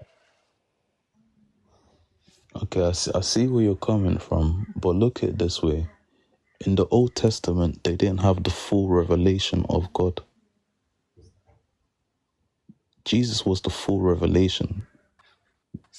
But the problem that you're facing is that you're talking about divine commands. So you're having to say that God gave commands that were bad, but it was just because they were partial. No, they weren't bad. They were just never fully understood. Because look at it this way. The commands were not completely understood, because if Jesus had to tell them that he who Wait, amongst you wait, is... wait, wait. What did they misunderstand in Deuteronomy 13? Because none of them were blameless. They did not know to ask for mercy. Because remember when Cain So killed that his was in brother, the right? law. So when he said, "Do this, surely do this, make no hesitation, show no pity," what was actually in there was show pity, have a trial, you're not sinless, right? All those things are in there. They just didn't understand it. Is that what you're saying? Yeah, they didn't have the capacity to understand, because Jesus had to introduce to them I and mean, I explain to them clearly what don't the have law the actually capacity was. to understand that in the text. Can you show it to me? No, but it's already been explained in the New Testament, because So you you can't can say take that. me to the New Testament where it says, "Here's Deuteronomy 13. Let me explain to you what it really said." Yeah, when he said, "He who is without sin, let him cast the first stone," he's basically saying, if you So are not that sinless... that's speaking to Deuteronomy 13. Can you justify that claim? Say that again. You said that is speaking to Deuteronomy 13. Can you substantiate that? Yeah, because remember, according to the Old Testament, if someone is caught in certain sins, they deserve to be stoned to death, right? What's the It was sin that's commanded. talking about the woman there? What is that, John 8? What's the sin there? Um, she was caught in sexual immorality, cheating on her husband. Okay, so it's adultery, yeah? Yeah, Okay, yeah, so is yeah. that what's going on in Deuteronomy 13? No, but is it not the same No, punishment though? no, of course not. Like, oh my God, are you okay? No, but they said that in the Old Testament it was commanded to us that we should stone her to death. So it's the same punishment. Did you say punishment? I thought you said crime. Sorry, you said punishment. Yes, it is the same punishment. You're right. Sorry, Yeah. but sorry, that's my mistake. But it's not the same situation. What I'm asking you is to show that it is the same situation being clarified, right? So anytime that there's stoning involved, you would have to say that all of those laws are misunderstood. Is that what you're saying? No, I'm saying, okay, look at it this way, right? If you read a book on any like degree level, anything to do with university, if you read it once, you're not going to understand it straight away. You're going to have to read it again and again and again and again to understand. In the same way, you can't read the Bible, look at a scripture and say, oh, this is what it means. You have to really understand the Bible. You guys are focusing on the scripture and you're saying that God is evil, which means that you're saying that you understand God. How can you say that you understand him when you haven't taken your time to study him and look at him from all perspectives? Well, I mean, that's a pretty big assumption that you're making there about the people on the panel, isn't it? No, no, that's not what I'm Let me saying. ask you, what do you know about my background? How much have I studied the Bible? I ain't got nothing to say about you. I'm just defending Well, my I mean, God. you just did, yeah? Like you just Yeah. did. Yeah, but I'm saying you guys are saying God is evil, right? Do you want to back off of that statement that, like, people on the panel haven't studied the Bible carefully? No, that's not why. I never said you haven't studied it carefully. I said you haven't studied it with humility. You That's not study. what you said. Sorry, I mean, my memory's not great with my MS. Can That's somebody what I'm okay, but that's what I show meant me though. where? That's not what he said. No, Okay, it's not. wait, but He's a that's what I meant. master gaslighter. Okay, wait. I'm not gaslight. I'm just saying what's on my mind, isn't it? Okay, but look at it this way, right? If you go to uni and you're studying whatever course you're studying, you're going to study with humility. But then you study with the Bible to say, oh, wow. So before you even study the Bible, your hearts are proud and you're saying God Okay, is so let's unjust. pause because you're doing it again. So do you know about my heart? Do you know about the state of my mind and my disposition? I Do you know can about that? guess. I can Okay. guess. Well, let me enlighten you. Okay. You're talking to a guy who was an evangelical Christian for 26 years. I pastored a church for 7 of those. I have a bachelor's degree from a very conservative university called Liberty University, right? And then I have a master's degree in theology from another very conservative seminary, right? So I spent the first 10 years of my university training as a fundamentalist evangelical Christian before Yeah. I went and got my PhD from the Johns Hopkins University in Ancient Near Eastern Studies and Hebrew Bible. So, would you like to amend your statement? No. Also, just want to let you know that he is an author on several scholarly books regarding the ancient Near East, regarding Sumerian history, regarding Israelite history, Assyrian history. Like he's wrote a lot of books, friend. Yep. And I Okay. also want to point out that you mentioned that we apparently have read the Bible without humility and with a hardened heart. And I think those are assertions as well that you just are baseless because you don't know any of us. And it doesn't take a hardened heart, in my opinion, to read in a Bible where God commanded the complete annihilation of people, including men, women, children, bashing the babies' heads against rocks, raping the women, pillaging the town. It doesn't take a hardened heart to read that and see that it's evil. Like there's nothing there. I do not have to have the prerequisite to reading that and concluding that this is an evil act is not a hardened heart or lack of humility. It's honestly just humanity and basic reading comprehension. So if what you're saying to me is that if I read the Bible, I can't take the words to mean what the words mean, then okay, I'll grant you that because I'm not willing to abandon basic reading comprehension for the purpose of making this God look good.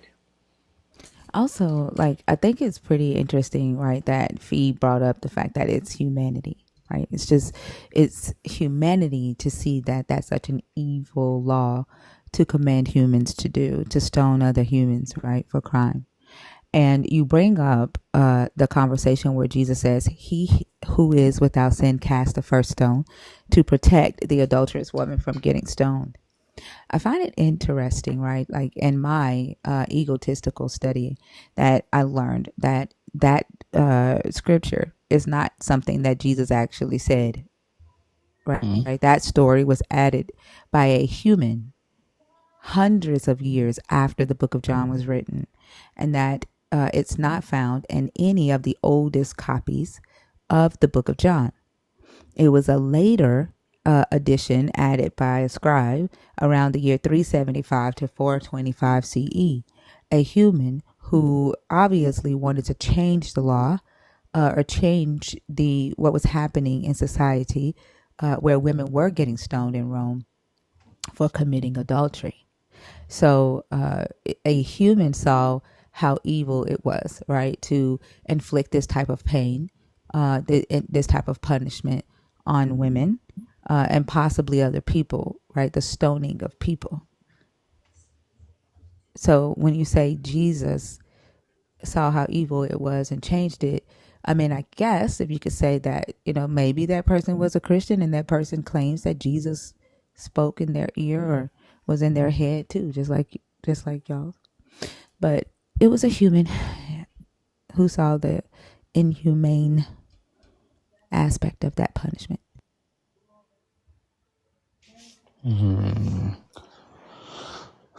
Okay, I see where you're coming from. Yeah, I see it. Okay, but look at it this way, right?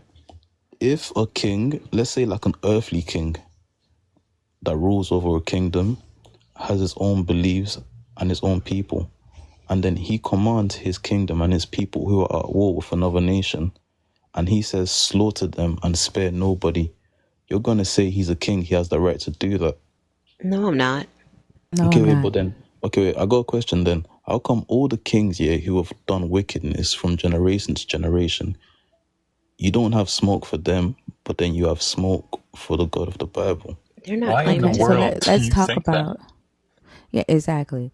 Let's talk about King James and his delegated authority and the speech that he gave, right? The speech that he gave saying that he was God on earth because God doesn't have a physical body, and that because God gave him the delegated authority to speak for him and be him on earth, that no human could question him, just like a human couldn't question God, and that whatever he says to do, they were to do, whether that was to go into other lands and pillage and kidnap people and make them slaves. Okay, but I'm not talking about. I'm talking about Jesus directly, though. No, no, no. You said kings. You were Yeah, but talking about kings, and you asked us, right, why we don't have smoke for them. Like we've yeah. held lives about delegated authority and your God's divine right of kings and your God's And also, sovereignty they're that he delegates to the kings on earth to do these atrocious things.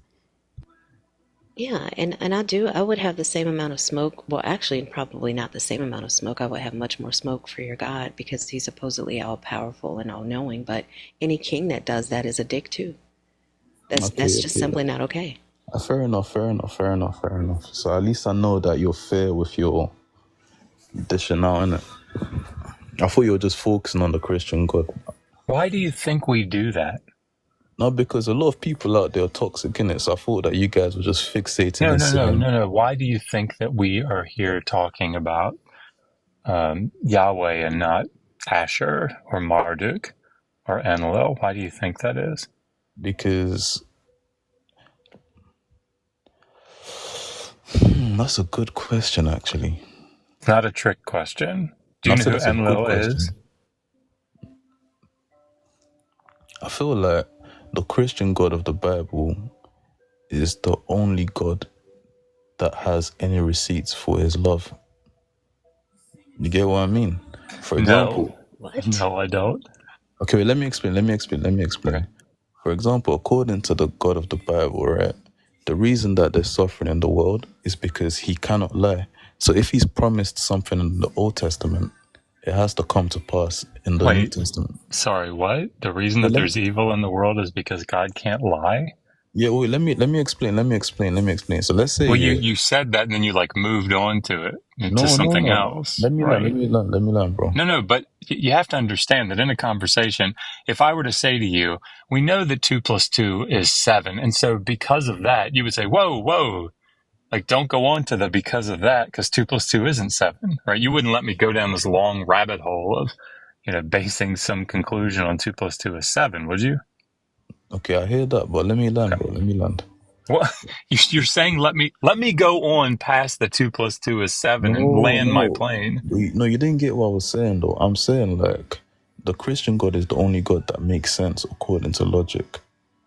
Because he literally has to, for example, he can't say something and then it does not come to pass because that will make him a liar. See, you've gone back to it. So I was right to stop you. Why is it that you think there's evil in the world because God can't lie? Yeah. That wasn't a yeah. Why? Why do you think that? Because, okay, so in the Bible, we are introduced to the idea of the devil and the fallen angels and whatnot, right? We are? What Yeah. do you talk? Sorry. Let me ask it again. Why do you think that there is evil in the world because God cannot lie? Yeah, because, okay, wait, did Satan fall from heaven or not? I don't know how you asking me a question is Yeah, but answering my acco- question. according to the Bible, the devil fell from heaven and he's now on earth and he Okay, wants all of. that's an arguable position, but let's assume it. What does that have to do with there's evil in the world because God can't lie? Yeah, because if the devil is in the world, then that means the Bible is true. Oh And my, then like, am I sorry, no, everybody? Am I bro, just let me learn. dense? Am I missing this? It's not Hey, you. hey, Doctor B, like, would this be a good time to like bring up the spiritual debit card of gods that declined? Uh, with the Babylonians in the city of Tyre. Yeah, yeah, Oh, yeah, that might be a God said a thing and it didn't happen example. Yeah. yeah. Like, have you ever Go had ahead. your Sorry, debit Tinker. card decline? What's her name again? I think Who, it's me? hot wife. Is that what the spade means? Nah, just call me Spade, innit? Spade. Yeah. Have you ever had your debit card decline on you before? Nah. Never. You've never like swiped it and it didn't work? What, you mean like insufficient funds, or you just didn't read it properly? Either or. I feel like, yeah, it hasn't been read properly before, yeah. And you are not able to like buy the things that you needed to buy, right?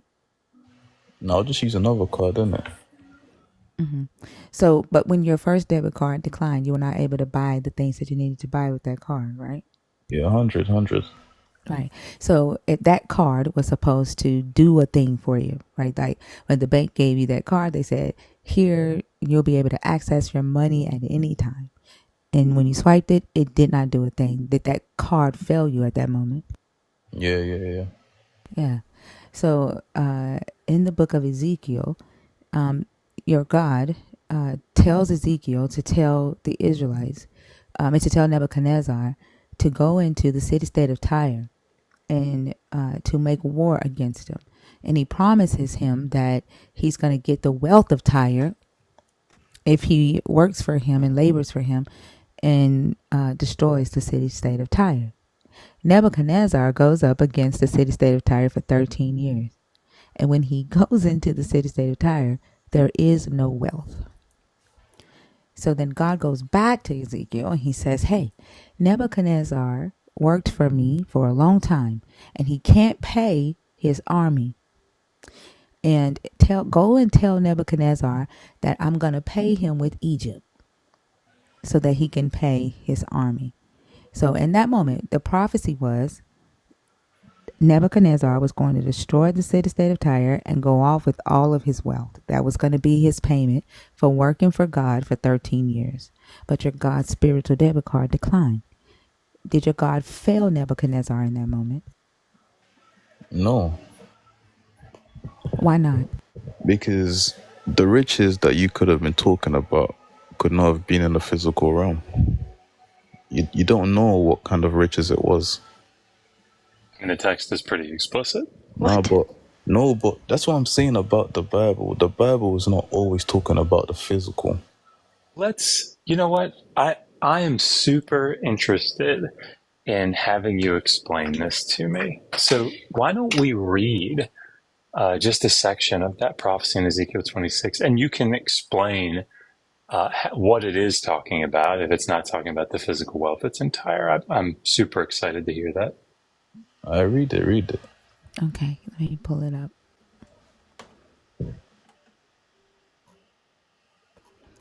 Sorry, Thanker, I didn't mean to make work for you there. No, it's okay. It's okay. I like this one. I call this one God's spiritual debit card.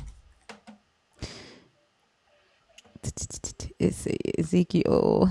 What's great is that you're 26? giving it. Yeah, you're giving it like the most charitable reading, right? Saying that we're going to just assume that Nebuchadnezzar actually did get in, right? But historically, like, it's the most likely scenario is he didn't even get in. And it's like the debit card. It's like she wasn't even able to get it to the machine. To the kiosk. Anyway. Oh my gosh. Okay. It says, in the 12th year, in the 11th month, on the first day of the month, the word of the Lord came to me, mortal. Wait, which one? Let's see, I don't need to. You want me to start from the beginning? Like, do you need context? So there's two parts. Yeah, there's two parts to it. Okay. I think starting right where you were was fine. Okay. In the 12th year, in the 11th month, on the first day of the month, the word of the Lord came to me, mortal, because Tyre said concerning Jerusalem, aha, broken is the gateway of the peoples. It has swung open to me. I shall be replenished now that it is wasted. Therefore, thus says the Lord God. Can we pause for a second? I just want to get, because I want to make sure it's fresh. So is that physical there, Spade, or is that like spiritual? The city of Tyre swung open. I mean, Jerusalem is swung open, and Tyre is saying, "Oh, it's You not, know, now it it'll can be be both, right? okay." But so you think that Tyre is saying Jerusalem is spiritually swung open to me, and I will be replenished by it? Okay, but you know when they talk about the Prince of Tyre, Yeah. I they're don't want to go to referring. chapter 28, right? That's not what we're in 26, right? Okay, I So hear what you're saying, bro. I agree, but okay. So at it's this point, both. let's just don't move somewhere else. Let's just go step by step here. Thus far in the text, Tyre is not saying Jerusalem is spiritually open to me. I will go replenish myself, right? Tyre is not saying, can't wait to get me some spiritual rejuvenation from Jerusalem, right? That's not what it's saying. We can agree on that, right? Your argument does not fall here if you agree to that, just so you know. No, You no, can I'm still be saying, right as long as we agree here. no, I'm not trying to be right, bro. I'm just saying, whenever the Bible talks about something, Oh my God, I don't care. Like, whenever. This set of verses, it's this is spiritual. Like, physical, right? We no, it's agree talking on about the this. spiritual realm as well. Tell me how. What is it that Jerusalem is spiritually offering Tyre that they're so excited about? Keep reading it, please. Keep No, reading. I'm no. just saying, it's Tell spiritual. me what it is. You know that it's spiritual. You're with your full chest. You're telling me that. So you must know what it is. So please inform me. What is it? Oh my days. So Ah, you want fam, you me? don't know. All right, go ahead. Keep Okay, reading. keep reading. Keep reading. Keep reading. You Playing have with a the harder. text is like playing Yeah. with my emotions.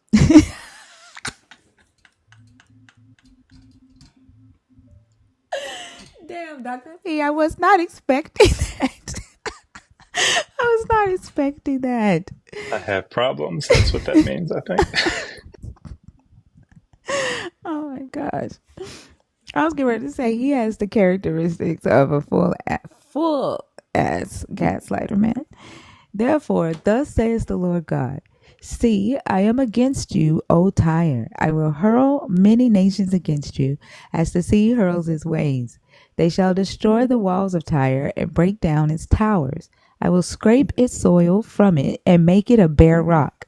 It shall become, in the midst of the sea, a place for spreading nets. I have spoken, Can we says the just Lord God. pause? Yep. Can we just pause Mm-hmm. there? Yep.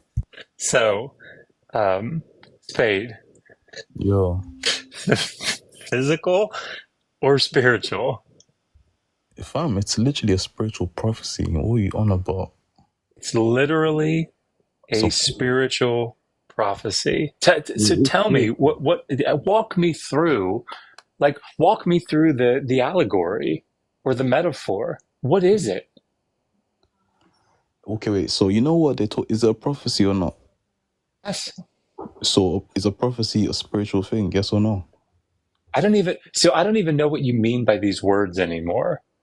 It's a What do you mean by spiritual. it's spiritual? Or do It's you a mean that it's just being delivered no. If through it's a a spiritual medium or no, something? if it's a prophecy, then you accept that it's spiritual. See, now I think you're just sort of equivocating. So, if what you're saying is that the source of the information is the divine realm, therefore it is spiritual, fine. But that's not what you were saying before. That's what I said, No, it's bro. 100% not what you said, Okay, what did I because say? her statement was this prophecy said X would happen here on earth physically, and it didn't happen here on earth physically. And you said, no, it's because it's spiritual. Okay, but when did it say it would happen in the physical? You just You interpreted it. just, No, we no, no, just no, read it. We no. Because just read it, my wait, friend. but we can read the same thing, my guy, and then you Yeah, can that's why here, I am your student at your feet, good sir. Please instruct your humble servant No, as to G, what this means spiritually. I can't because let's say I I know you read. can't. Wait, let me learn. You're not letting me talk. Okay, So I'm sorry. let's I say will mute and let you educate me. Go ahead. I'm not educating you. I'm just saying. Let's say you read that from an earthly perspective and from an earthly mind, you're gonna think, oh, that's a physical prophecy. But then someone who has insight on spiritual things would know that before anything can manifest in the physical, it has to be agreed upon in the spirit. Hey, what does the wall? What are the spiritual walls of Tyre that would be destroyed? What How what do are you what are the spirit? No, no, no. Explain to me what the spiritual walls of Tyre are in the spiritual. the guardian spirits? No, no, no. The spiritual walls of Tyre. What are they in the spiritual? The guardian spirits of Tyre. They're the what? The guardian spirits of Tyre. The garden No, spirits? the guardian spirits. The guardian spirits? Yeah. So let me Spade, because I think I understand what you're saying. Let me just see if I can steel man your position. So when we go back to like the Umalagash border conflict and we see Ningirsu fighting against Shara, right? What you're saying is that in the spiritual realm, Ningirsu has to fight against the city of or has to fight against the god Shara before Lagash can beat Uma, right? These are things that happen. But the problem with that assessment here is that it still has physical ramifications. When Ningirsu beats Uma, when Ningirsu beats Shara, Lagash beats Uma. Oh my days. Right? So if you're saying that the divine realm over Nebuchadnezzar, whatever you think that means, fights against the guardian spirits of the walls of Tyre, fine, like thumbs up, we're all good. But that means that in the physical realm, if you go back with a video recorder and you video record the army of and I'm sitting here cranking this like video camera for some reason in my hand here. God, I have such issues. But if you're like Hey, it's in the filming, spiritual. That's how you meditate the that's right. spiritual. That's how I'm doing it. But if you were filming Nebuchadnezzar's army, you would see Nebuchadnezzar's army marching across and beating down the walls of Tyre. Okay, wait. So what's your point, bro? Oh, I This to me is like what Jesus was saying he didn't like the Pharisees doing. This right here, like reinterpreting the scripture, saying, "Oh, because the prophecy didn't happen, then it doesn't mean what we thought it meant. It means something else." That's what you're doing. Exactly. It just means the way. But okay, wait. Can I say something, please? Wait. I'm saying this is the thing that Jesus didn't like the Pharisees to do. No, it's not. Because the prophecies didn't happen, they reinterpreted them and said, "Oh, it didn't mean what we thought it meant. It means something else." And you No, say, "Exactly?" no, sis. That's not what I meant. That's not what I meant. So look at it this way, innit? If it's not in the reach of your understanding, right? And then you look at it and you're like, that does not make any sense. Then that means that it didn't happen within your reach. It happened in the spiritual realm. But you're the one with the insight. My friend, you are the one with the great Holy Spirit, right? That can illuminate your mind and your heart. So here, be merciful to us, right? We can't see it with our earthly eyes, right? Humble servants of yours that we are. So please, please Okay, enlighten us as to the spiritual meaning here. okay, wait, but look at it this way, right? You're saying something about Holy Spirit and whatnot, but here's You my just question. not want us to have this information? No, You that's not don't what I'm want to saying. teach us? That's not what I'm saying. I'm saying Well, then I don't. teach us, man. I Don't don't. give me meta. A man does Teach not me. teach. A man I does got not my teach. pen. I got my pad of paper. I I'm can't teach. ready.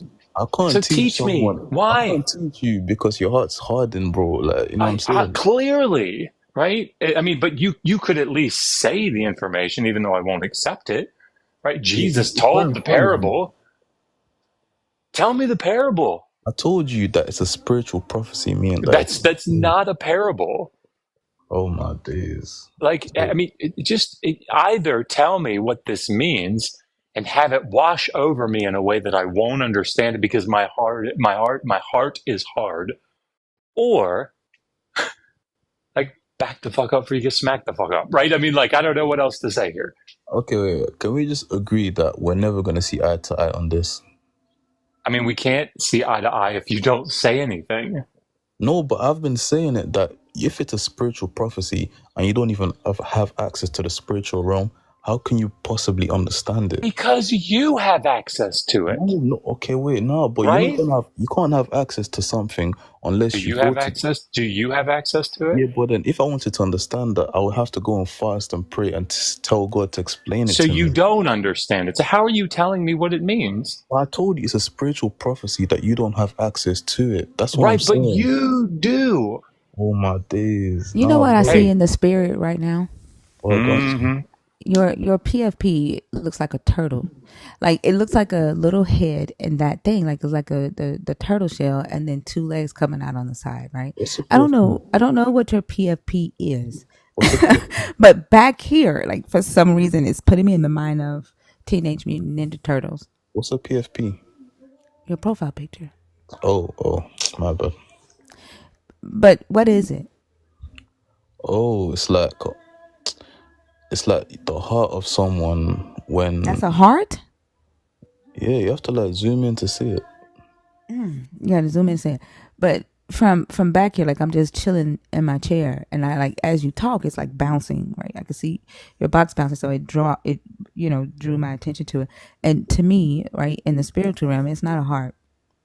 That's a Where is turtle. it? I mean, that's your perspective, innit? I can't That impose on you. yeah, Feel that in my but sub spirit. yeah, yep. And I can't impose it's on a you. turtle in the spirit. Wait, so you can see into the spirit? Yep, I can see. I see the shell, right? Yeah. It looks like y'all know my name is Earl. Where man, what's the black guy's name on my name is Earl. I can't think of his name, but he had the pet turtle and he would hold the pet turtle up whenever he would talk. Like all I could think about is Teenage Mutant Ninja Turtles or the turtle on my name is Earl because it looked like it's just being held up, and that's the under part of the turtle shell, right? I see its two legs coming out of the shell and his little head, right, sticking out above it. That's what I see from my perspective. That's Says the cool. Lord. That's cool. That's what it sounds like you're doing with this scripture, like with the spiritual realm, Oh, but okay, right? I'm No, not that saying. was Thinker. That was way more than what he's doing because you actually said something. Okay, wait. Okay, wait. So let's put it this way, right? What if, cause I fought you guys on your terms and you guys cooked me, innit? I ain't gonna lie, you guys cooked me. Cause I can't really like explain my perspective perfectly. So how about we You abandon it? haven't explained it Okay, at all. wait. Stop That's back not and that. look. Just Wait. own But this, I've man. accepted that you guys cooked me on that Yeah, aspect but of it. you said you can't explain it Okay, perfectly, right? Are wait. you trying to save some face here? Look, the No, way no, you no. save face right now goes, yeah, I don't know Okay, Ezekiel wait. 26. Just say That's that. not what I'm saying. That's not what I'm saying. I'm saying like you guys But cooked you me. should be. I know you're Yeah, not, but yeah. you should be. You should be saying, I don't know this passage. I haven't looked at it, Okay, right? yeah, and I agree. Yeah, All you right, cooked so me. you don't know what it means, Okay, wait, right? but I have a question Spade, though. do you know what it means? But I said it's a spiritual prophecy, Right, meaning but you don't know what it means, okay, right? I can Okay, admit that. thank you. Thank you. But you don't know either.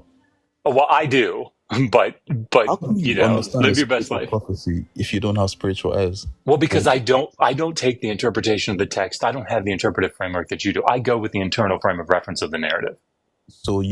so you understand God's will Let from me his let me let me let me put it in a different way. You don't understand the Epic of Gilgamesh. You okay, don't wait. understand the Odyssey because you don't have Zeus's spirit to understand the Odyssey. Right? What would you say to me? Okay, you can think that, innit? I can't impose on you. That wasn't an answer to my question. If I said to you, you can't understand the Odyssey, you can't understand the Iliad, you can't understand the Epic of Gilgamesh because you don't have those deities' spirit inside of you, seeing the spiritual meaning of the Epic of Gilgamesh, what would you say to me? I'll be like, that's cool. That's what you would say? That's cool. Yeah, Would you say you agree with that or you disagree with that? I wouldn't care because it don't mean nothing to me. Right? So you don't agree, right? No, I wouldn't agree or disagree. I just wouldn't care because You you. see, here's the thing about you that I'm picking up is that you don't like to engage what we call honestly. Me? What? I answered Yes. all of your questions though, bro. What No, I you do? haven't. You've answered 0 questions. I just asked you a very simple question. And I said If I I wouldn't said to say. you that you can't understand the Epic of Gilgamesh, which has a clear parity here, right? There's symmetry between the two things that we're discussing. Yeah. You're saying that I can't understand Ezekiel 26 because I don't believe in the deity and don't have the Holy Spirit to illuminate my eyes. And I'm Yeah. saying, let me draw symmetry to another ancient text and ask you that question back. Can you understand the Epic of Gilgamesh? Can you understand Gilgamesh and Huwawa if you don't believe in Enlil? And I answered you though. I said You it's not gonna, didn't. You said I wouldn't care. because it adds nothing to me. Okay, let's make it not you.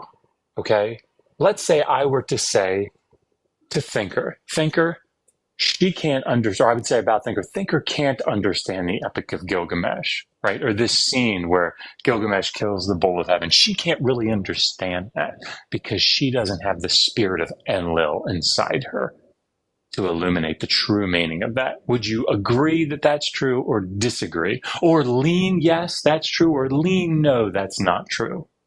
If that's your truth, then yes, because you have more insight than me, so I'll have to depend on you. You would depend on me for that? Yeah, because I don't have the knowledge to make that conclusion. So if you're saying it with more experience, I'll have to depend on you till I You're get my own reading Harry experience. Potter. You're reading Harry Potter. And you're reading about Harry and Ron crashing into the big, what is it, the Whomping Willow Tree, right? And you say, and I say to you, you don't really understand. J.K. Rowling was getting at there, right? Yeah, There's a spiritual meaning here, but it's because you don't have the spirit of J.K. Rowling inside of you. So you really can't understand that. yeah. But You then would, you would lean, yes, that's true. I'll be humble enough to consider and be like, is there any truth to this? Oh, you haven't showed any humility whatsoever, other than you Have fucking though. saying it. Other than you using the word against us, you've not shown any humility on the stage. Wait, what did I do that? I didn't do anything proud though. I just said my opinion and perspective. I didn't like diss nobody's beliefs and nothing like that. So when God redeems himself, his spiritual debit card, he tells Ezekiel, hey, my card didn't work the last time, right? So this time I'm going to pay Nebuchadnezzar with Egypt's wealth. And if he redeems himself, right? And remember you said you just use a different card, right? So does that happen in the physical or in the spiritual when he redeems himself with Egypt? Is that Nothing a can happen. physical? Okay, wait. My answer is some things are agreed in the spirit and they don't have to manifest in the physical. Hold on. But That's not, listen. I'm asking about this specific prophecy. So the first debit card didn't work. It didn't wait, swipe. but I already said I Hold don't have on. perfect Listen. insight. So when the second debit card, when he's like, hey, I'm going to pay him with Egypt, right? He pulls out his second debit card. Is that physical or still spiritual? Oh my days. What am I supposed to do? You guys got me trapped on this. Can we move on? Just Can say, we I fight don't, on yeah, my terms? just say again, I don't know. And Okay, I accept that I don't know now. Can I ask you a question on my terms? Because I fought you on your terms and I got cooked. I accept that. Now let's fight on my terms, yeah? Sure. I want that smoke. Cool. I respect that. So let's say, yeah, without scripture, without scripture, I could tell you that Jesus Christ is God, but you have to let me speak without interruption. And then after I say it, you can then try and to prove your point from your perspective. Do you think that I'm going to try to prove to you that he's not God? No, but I'm saying if I'll say what I say, and then whatever you say, you can say. Okay. I All could right, tell you cool. that I could tell you right now that I have no interest in proving to you that he's not God. Okay, no, you don't have to prove it, but just we'll compare perspectives, innit? I mean, that's fine. I already gave you my perspective is that I'm not interested in that. But go ahead. Okay. But so we as human beings were moral creatures, right? Yes or no? You can't say you're going to tell us and don't interrupt me in like Okay, 2 seconds ask a question. fine. Let me go. My bad. No, So you're we good. as Yeah, human you're good. beings, we as human beings are moral creatures, but none of us have ever achieved moral excellence or perfection. And according to the Bible or Islam or whatever, the No, wait. You Torah. cannot use scripture. You cannot refer to any scripture, not even the books. Okay, but historical events, can I use that? I mean, I guess, but you're the one who set this parameter, right? You're the Okay, one who calm. said without scripture. All right, calm. Say no, sis. All right, so according to historical events, right, time is now numbered BC and AD. That's a historical event. That's not scripture. It's And B, then, C, E, and C, E, but go ahead. okay, and then all of a sudden, a carpenter who supposedly lived a morally perfect life, right, has now become literally, how do I word it? The person that we're used to measure human society after time. So look at it this way. I Hold think, on, hold on. wait, I wait, just want, wait, I wait. want, no, I will let you go. I'm so sorry. I just want to make sure I Yeah. understand what you're saying. You're not suggesting that people have understood and utilized BC and AD before Jesus came, right? You're No, not that's not what I'm suggesting. saying. No, bro, that's not what I mean. Let me learn. Okay, Because okay. if Jesus had enemies and they wanted to convict him of not being perfect, they had the opportunities during his lifetime to convict him of sin or not being morally perfect and saying that he does not have the right to be the teacher that he is. But if he did live a perfect life, then the fact that time is now measured after him is the proof of that. And if he did sin, his Wait, enemies. Dr. B, did you not just ask him if this is where he was going? I, I'm not sure I'm following. No. But what I'm saying is, no one has achieved moral perfection but Jesus Christ. And if it was a feat that's not admirable, then anyone will be able to replicate it. But the fact that nobody can replicate moral perfection puts Jesus Christ on a pedestal that no one else can reach. So Spade. So Yeah, you yo, gave us a claim. You gave us a claim that is still based off your book, right?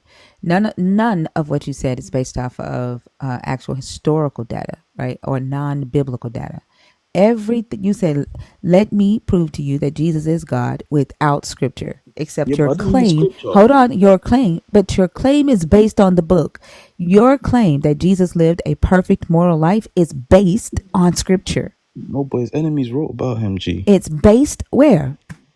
Yeah, can Many you Where show did us his years that? ago. enemies Where? write about him? Okay, let me do my research. He said, let me do my research. What? Spade, this is your topic, man. Real time. Bring a topic you don't know. What is happening here? I like this guy. I'm so, sorry. Oh my gosh. I also love this like new use of the phrase, isn't it? I love it. Like it's versatility. I love it. I mean that. I'm not being sarcastic. I I love. love the way I love the way they talk about college. They say uni. Yeah, that's what my wife calls it. It's a British thing, right? Right, Spade. Yeah. Hmm. European. It's a European thing. Went to the uni, isn't it? Hold Be on. back. I'm back. I ain't got time for that. Because if I try to do research, I'm not going to find nothing, right? But if he did not live a morally perfect life, then there would be something that he did that was wrong that would be recorded in history. Why do you think that? Because you can't make such a claim that I am morally perfect. And if you did something that was imperfect, someone would have written about it and they would not let What? it go. Why do you think that? That what? So I don't know how much you know, and it's not my area of expertise, right? So I caveat that. But like, I don't know what you know about the documentation that we have for the life of Jesus, but it's much later, right, than the life of Jesus. So if Mark is written, circa 70 CE, that's 40 years after Jesus' life. So let's just assume, for the sake of argument, that the Yeah. documentation that we have comes about the life of Jesus comes from 40 years later. You seem to be saying that, like if what's something that happened? I don't know. Yeah, I was going to try to come up with an analogy, but I'll just stick with this. You would have to make the argument that somebody in 70 CE, right, 40 years after the death of Jesus, somebody read Mark and went, whoa, it says that he was morally perfect there. Nuh-uh, because I know from whatever source that I'm pulling from, which I don't know why we have a source for this guy walking around Jerusalem or Judea, that he didn't. He did something wrong, right? And here it is. Like, why would you think that that's how that would go, or that's meaningful? Okay, I got another thing here. Okay, why is time measured after him then, if he wasn't significant? Because of Constantine and the Roman Empire. Yeah, but what does Constantine gain from measuring time after Jesus? What did they gain? Really? Yeah. If Christianity is the religion of the empire? Yeah, what did they gain from? No, because you can have Christianity. So what's the other word for CE? Like common era, right? Common, before common era, after common era. That's what CE stands for, right? What was common during after Constantine? What was common?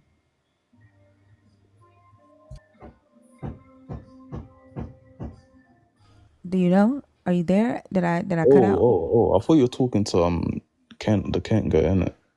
No. Why would I be talking to him about that? Okay, my bad. I wasn't listening. I thought you were talking to him, my bad. What do you think CE stands for? I didn't even know about CE till today, G. So okay, so BC, right, stood before Christ, right? AD was Anno Domini, the year of our Lord, right? So if your argument is just that because we call it BC and AD, that is somehow as meaningful, like, I think you would have to explain these other very reasonable explanations for why we utilize these divisions of time, other than he obviously was a morally perfect being, right? There are other explanations that are more parsimonious. No, that's not what I'm saying. I'm saying, yeah, why can't it be replicated again? Because he was a carpenter. How can a carpenter have such preeminence over all things that they label time after him? He's a carpenter, bro. Again, this is why I asked, like, the common era, the common thing was that Constantine combined all religious cultures that Rome was having to handle at the time. Like when Rome would conquer a land, Rome would allow each nation to keep their existing religious beliefs, as long as they added the Roman emperors to their cult, right? And after that, right, he made everybody have one religion. So before Common Era, after Common Era. Okay. Has nothing to do with this Jesus's morality. Yeah, but I'm saying Not Wani saying that it means before Carpenter Era. That's brilliant. That's brilliant. No, that's not what I'm saying, G. That's not what I'm saying, G. No, I think it was somebody in the comments. I'm saying, like, why can no one else replicate what this ordinary carpenter did? What is it that you think that he did? No, because, okay, let's say I'm an atheist and I have nothing, I don't know anything about Jesus. And then I realize I'm in the year 2024, right? And I'm like, okay, why is it 2024?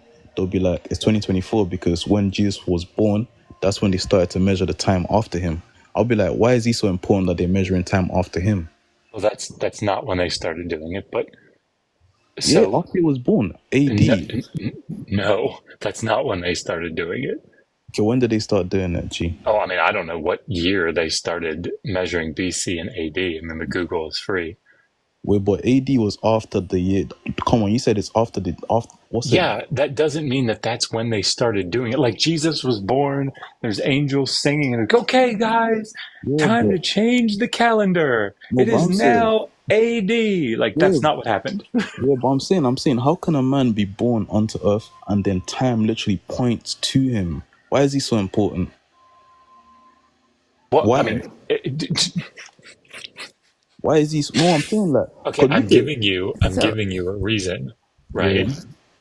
The Roman Empire.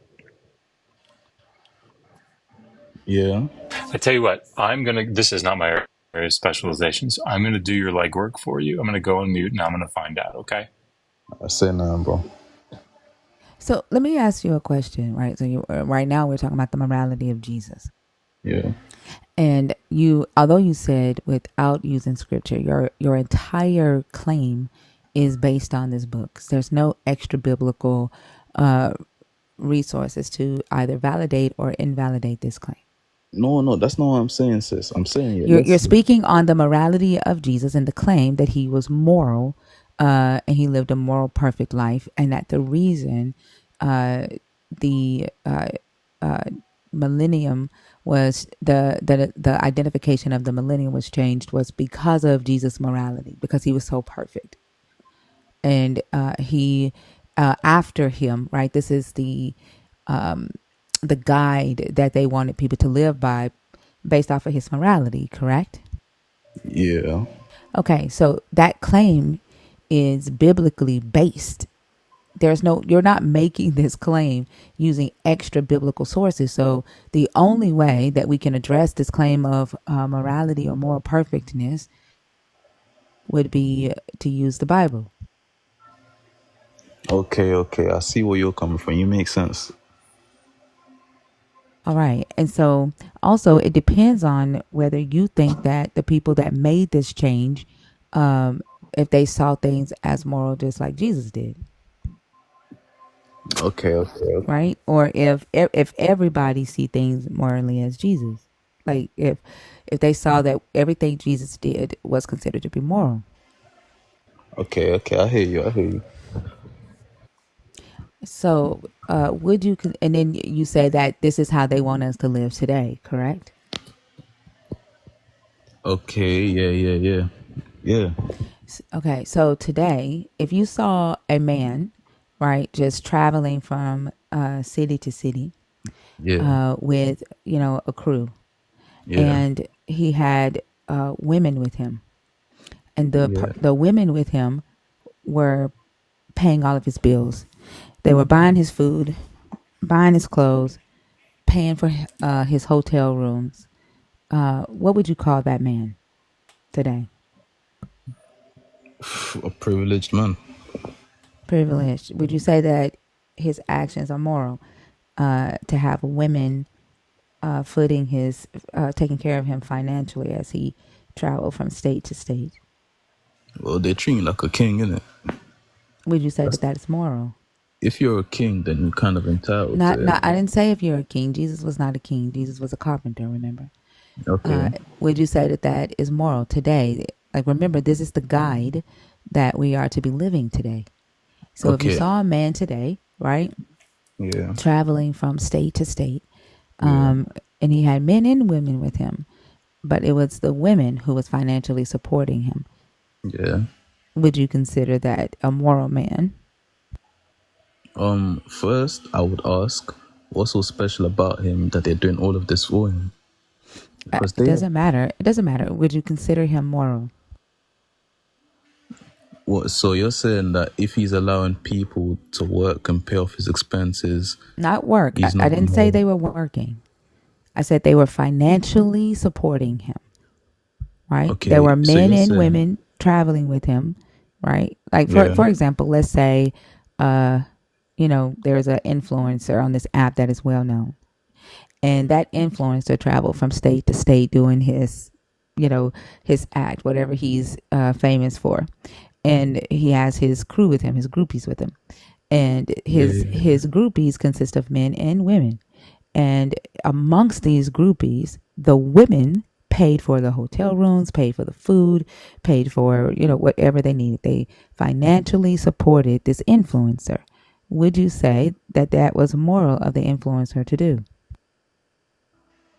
Um, that's a hard question because he would only be moral if he's exploiting them.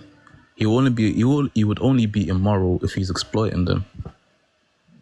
So if they are the only ones in the crew financially supported, they're financially supporting him, right? That means that if they pay for a hotel room, they're paying for everybody there, right? They buy food, they're Yeah, buying food for his whole group, right? They're covering Jesus's bill. Is that moral? that's a choice. That has nothing to do with morality. It's a choice. Is it moral of the man? What is it moral for him to allow them to just support him financially? Yeah, just to travel from state to state and they foot the bill. But I don't see anything immoral about it. There's nothing evil about it. Okay, so you would do that today. You would Well, allow women to foot your bill today. no, it depends.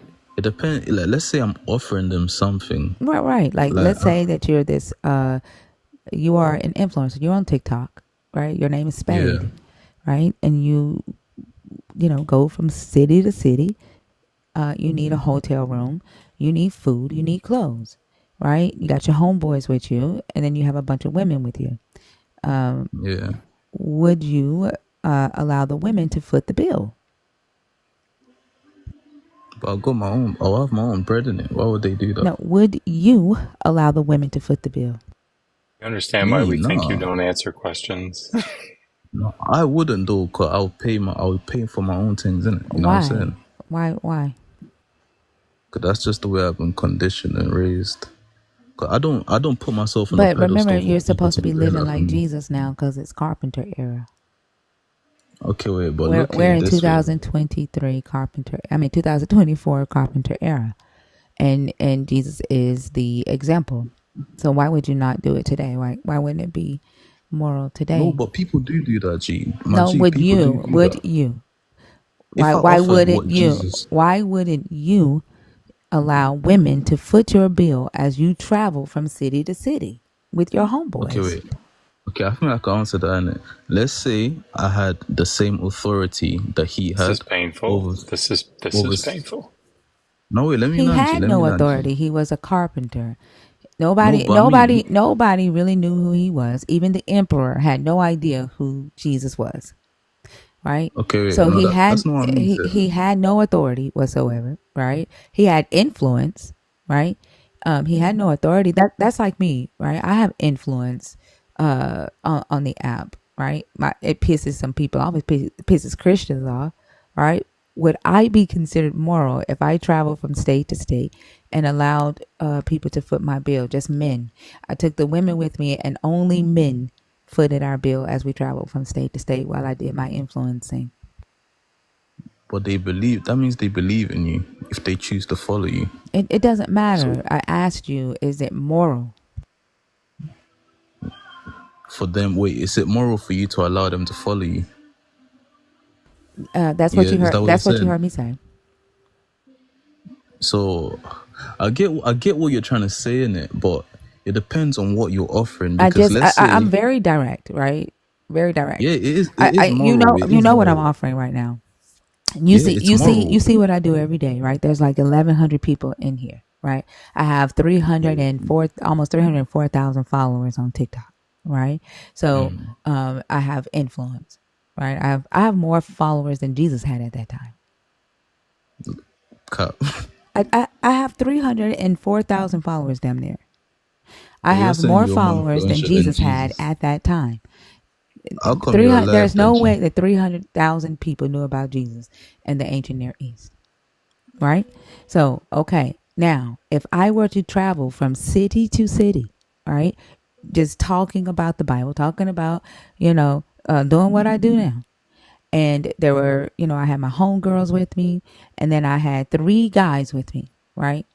And the only people that paid were the 3 men from city to city, financially supporting me. Would you consider that moral? Yeah. You would. Why? Because for them to follow you, they have to believe in what you're offering. And then the only person that could be immoral is the person that's leading them. Because if you know you're leading them to somewhere that's not good, then you're the only person that can be held accountable. Because they're blindly believing in you.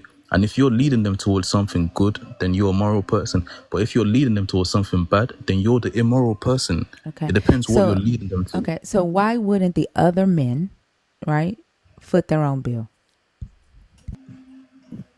Why wouldn't the other women So, foot their own bill? The other women that are also followers, right? They're also following with me. They're my homegirls. Like, we're traveling from state to state. Why do the 3 men need to foot the bill for them? wait, explain that again, Maji. So again, I'm traveling with my homegirls, right? Yeah. I'm the influencer. Why would I allow the 3 men to foot the bill for them too? Like, why would they foot the bill for everything, including my homegirls? Like, what? Why? How is it moral that I'm making them also support my homegirls? Wait, Thinker, can you explain it again? Can you explain it again? Because like for a 74th time, could you explain it? Because I thought you were being serious. Okay, wait, but I already explained what you're saying, G.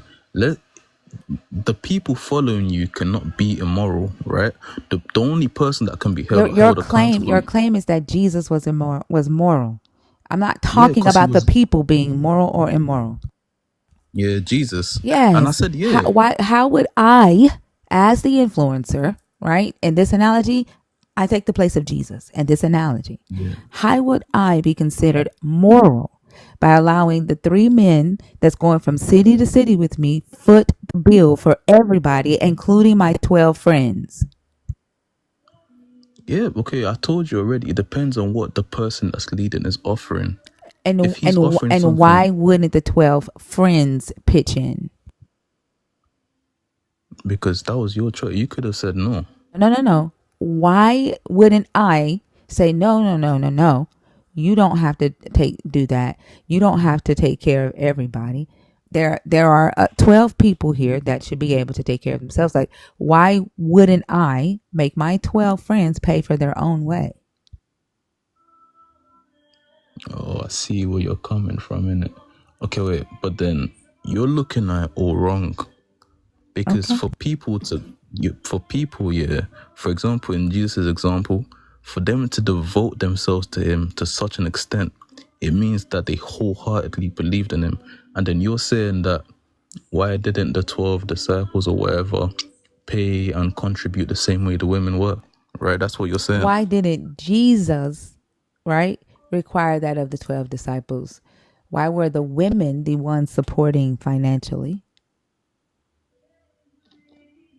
That's a good question. That's a good question. I like that. I'm not Jesus. I can't answer that.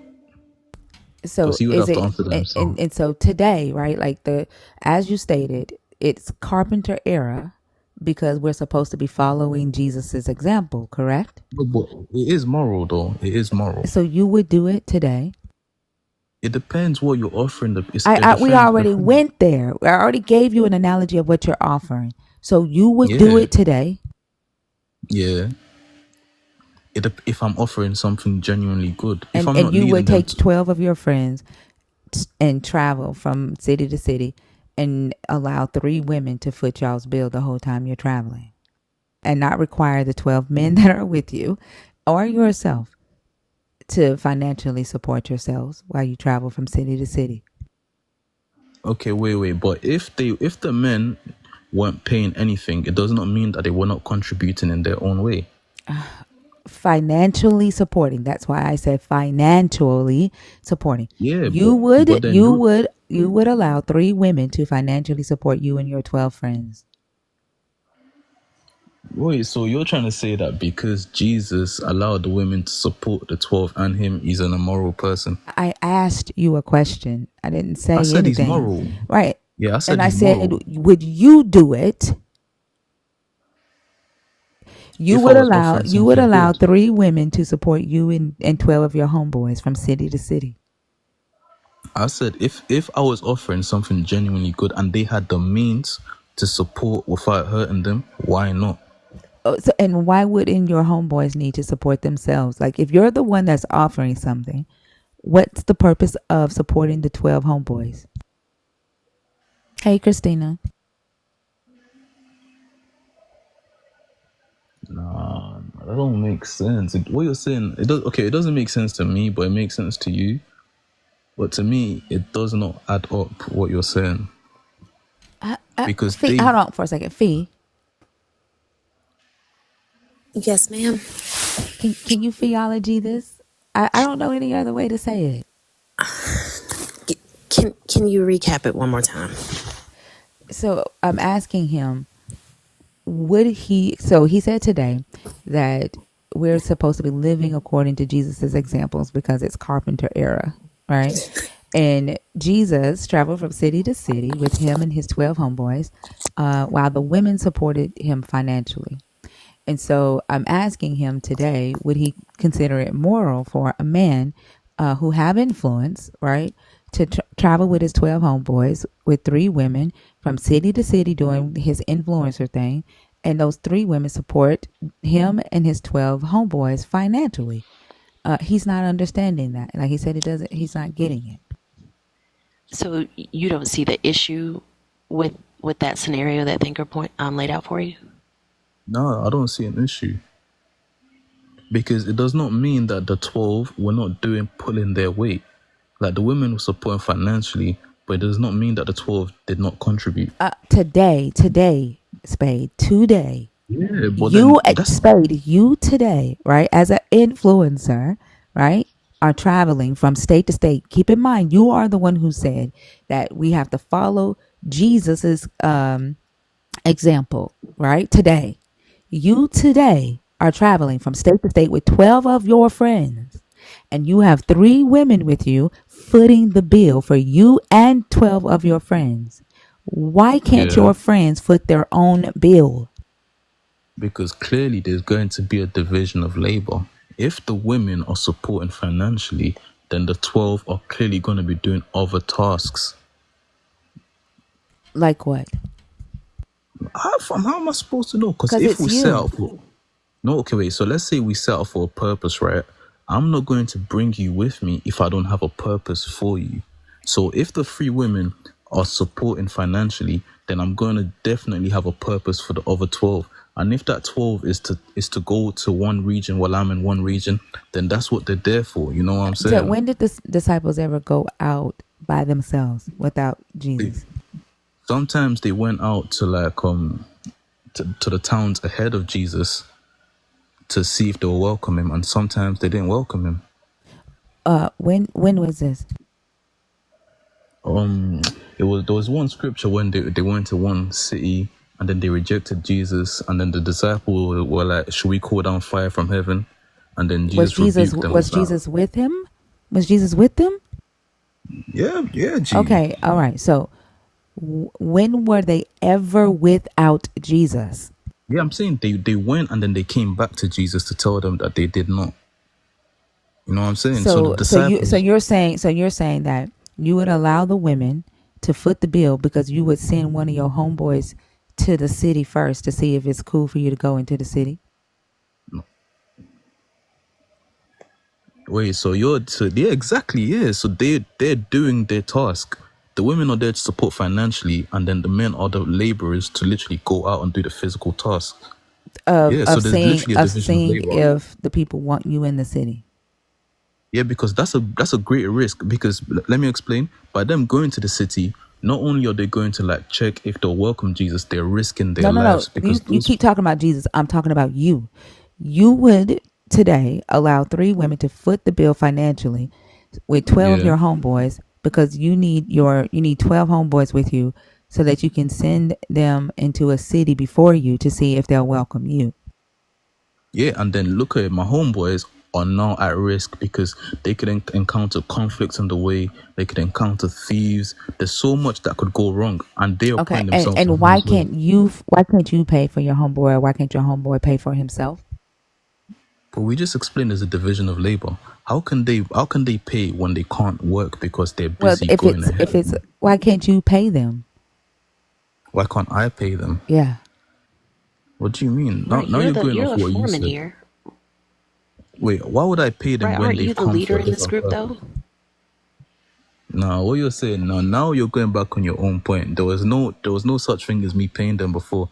The The question question was is it moral to allow women to foot your bill? if there's a division of labor, yeah. Why can't you pay your homeboy to go and see if there's people in the city that want to whoop your ass before you go? Are you hearing what you're saying? Yeah, what other reason would you be sending them into the city first No, in because 2024? first of all, if they were going with me, they're coming willingly, right? So then if they're coming willingly, right? Then why are the women footing the bill for them to come willingly? Division of labor, I told you Okay, already. so they're coming to work for you, correct? They're not working for me because they What wouldn't be what do you with call me. labor? You're the broke one here. What labor? What do you call Brother. labor? What is labor? When you say What, like division of working? labor, what do you mean when you say division of labor? That's not if it's not work. Oh, like everyone has different tasks. Right. Like for example. Okay, so is task work? Are task Okay. works? No, you listen. Okay. Let me answer. So, the women had the task, right, of being the financial providers, The meaning question is whoever skill. why. The question is why. And I'm answering. Yeah, I can't answer without breaking it down first. So the men were the ones taking the physical risk of going into the cities to see if it's fertile ground or not. Okay, so what does that have to do with them paying for their own hotel room? They don't have enough time to work if they're busy doing that. There's a division of labor. Okay, so but they're doing the work for you though, right? Why aren't you paying them? Why are the women paying them for you? The women aren't paying them. The The women are women are just paying for their sustaining. hotel room, right? But then the women are not paying the men. The women are But just sustaining. you're saying the women are covering their hotel room because they can't buy their own room because they're working for you and they don't have time to work for themselves, correct? And you are not paying them because of what? Because we're busy doing a different task. Oh, you're not paying them because you don't have money either? Okay, look at it this way, right? I already explained this Wait, to you. hold on. The reason why you're not paying them is because you don't have the money to pay them because you're busy going from town to town? Yeah. Okay, and so that means that when you go from town to town, you're not getting paid. You're just doing it just to be fucking doing it. No, we're doing it to spread the gospel. I didn't say nothing about you spreading no gospel. Then why You're else not Jesus. You're not. We're talking about in 2024. But You why are not. else? You listen. You are not Jesus. You are That's a saying. Hold contradiction, though. on. Listen. You are saying that the reason that it is called carpenter era, right, is because you're supposed to follow the morality of Jesus. Yeah. Right. So today, as yourself, Spade, you are traveling, doing influencer work from like on TikTok. I am not calling you Jesus. This has nothing with you spreading the gospel. Okay, wait. Okay, so I just want to point a contradiction to what you said. You said that it's the Jesus the carpenter era, meaning whatever he did is what I'm supposed to do. Meaning if I'm The setting out to do. morality, Okay, you said moral. wait. Listen, Spade, because this is getting ridiculous. How many times we have to repeat this? No, but you contradicted yourself. You contradicted yourself. You are the one who said that you were supposed to follow his moral Example, morality. Morality. And I answered that already. What does this have to do with preaching the gospel? Because I said if what I'm doing is genuinely good and I'm not leading them down a bad path, then nothing I can do can be immoral. But if what I'm doing is bad and I'm leading them down a bad path, So, then it can so be in this considered immoral. scenario, where did I say that you were preaching? That you were going from city to city preaching? Where did I say that? But you inferred that by saying by following Jesus's carpenter So, era okay. morality. Oh, So if his no, no, mo. And wait. is it moral to allow women to foot your bill today, right? As you and 12 of your friends travel from state to state. I didn't say anything about you preaching the gospel. Is it moral for 3 women to financially support you as an influencer as you travel from state to state with 12 of your friends? But Thinker, it depends on if he's preaching the gospel. So Yeah, if it's a good thing I'm doing, it's moral, and I'm following the footsteps of Christ morally, then yes, it's moral. You can't argue about it. It's right. It's only bad if I'm deceiving them. If I'm not deceiving them, then what I'm doing is moral. This is fucking ridiculous. Oh wow! So now you're saying I just answered your question, my G. As long as you're a preacher, you can use women to support you financially. You No, can use that's not what I women. said. Listen, that's what you're saying, right? As long as you are a preacher, right? You can and your homeboys can use women to pay for your hotel rooms, to buy your food, buy your clothes. As long as you're preaching, is that correct? As long as there's a fair division of labor, yes.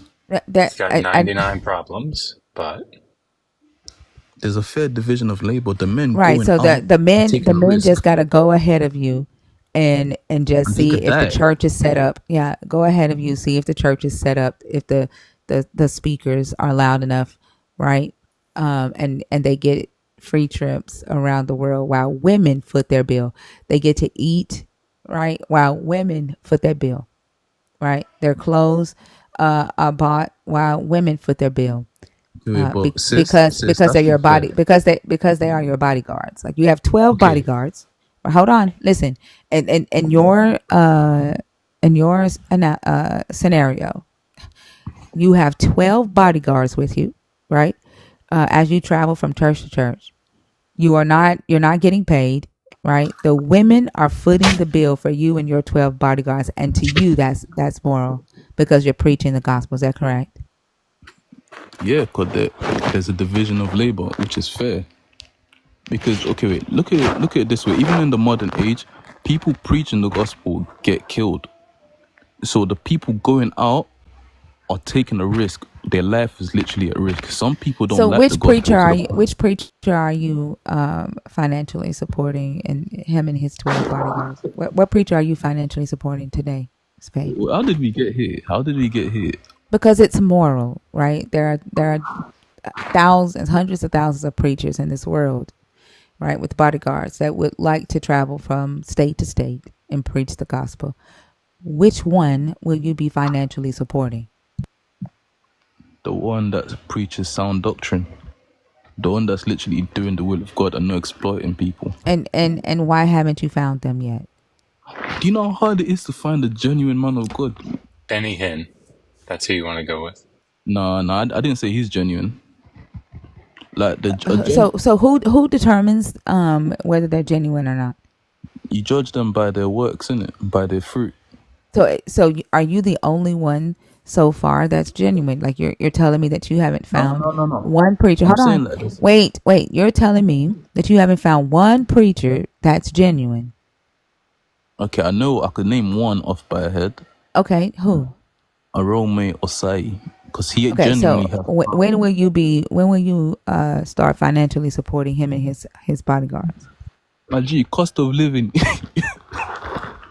You know how crazy it is in the UK, fam. Like, come on, G. Why does that matter? One of the women took money from her boss to support Jesus. So when will you take money from your boss, right, and financially support this preacher? Well, she Oh, took you money mean from like her. One of the women took money from her husband's boss, and left and to follow Jesus and to financially support him. So when will you be doing that too? Okay, wait. If I was in a church and then the pastor genuinely had power and proof, like, and I mean, like, he literally had authority in the spiritual realm and he could validate that, then I would definitely pay tithe, No, no, like no, no, no. 10%. You're putting all of that. Like you've already told us that you think that he is genuine, right? There's so many ways. You got Cash App, Venmo, PayPal. There are so many ways that you can financially support him. Thinker, Yeah. that's the old part of the new covenant, though. So Wait, so my G, what are you asking? Like, ask her again, please. Nope. Oh, you don't want to ask her I'm again? done. Yeah, no, I'm I mean, done. come on, Spade. Like she's repeated herself. No, but she Like tried to make 143 me slip times up. in this She tried to make conversation. me slip up by admitting something, and then when she saw that it could be proven morally correct, then she tried to say, "Oh, why haven't you Do done you know? this?" Do you know I why mean, I'm that done, is. Spade? Do you know why I'm done? Why? Because somebody just fucking financially supported me to drop your ass. That's why I'm done. Oh, snap. You didn't see in all caps, Thinker, check your Cash App. I say no. Stay blessed. Remember. Yeah.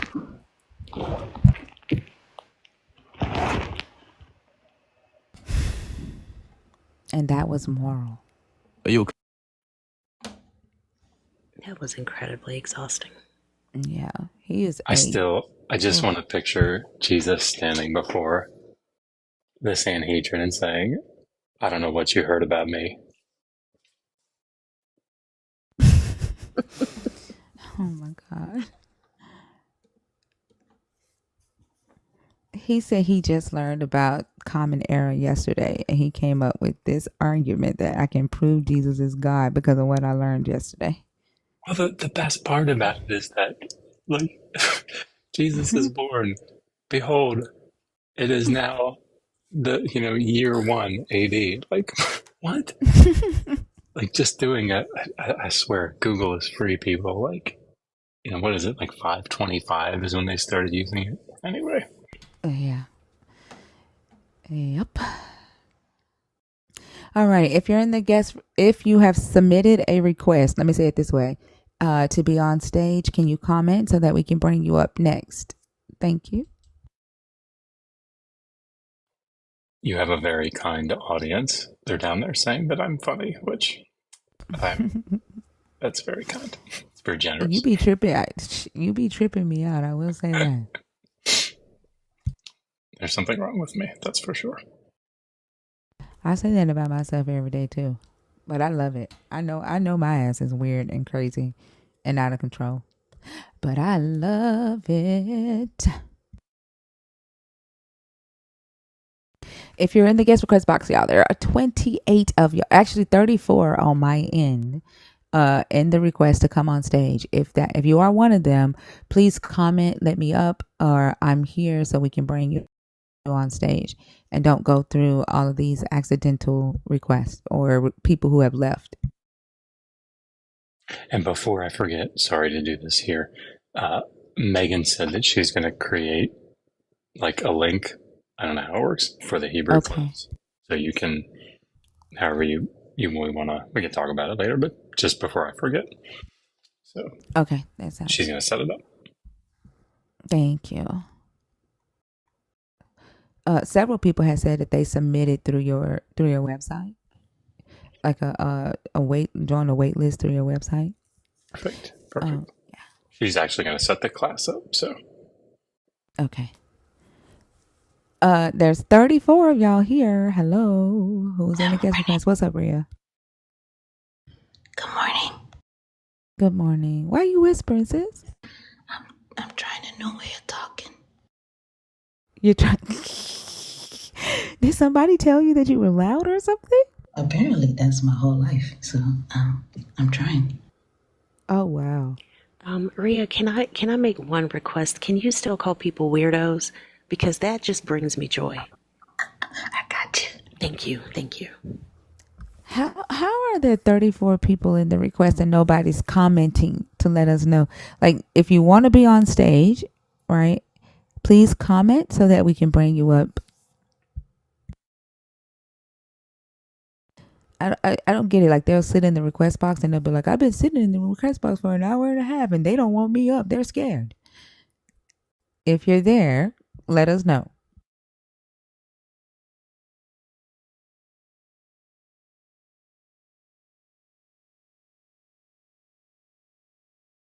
I know a lot of people are already on holiday break. What do y'all think? Should we Thanksgiving night? Should we take a break Thanksgiving night and just do Friday? Well, not Friday. Friday is mezzo.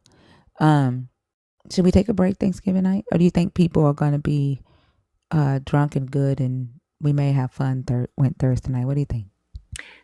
I think it may just probably be more us, but I think that's fun. I think we should pray about it.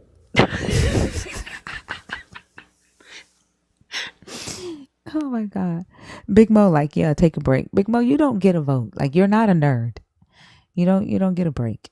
I'm talking to the nerds. So nobody's here. Nobody wants to come on stage. I'm just gonna start clearing the guest box out. Like, this is weird. It's 34 people in the request.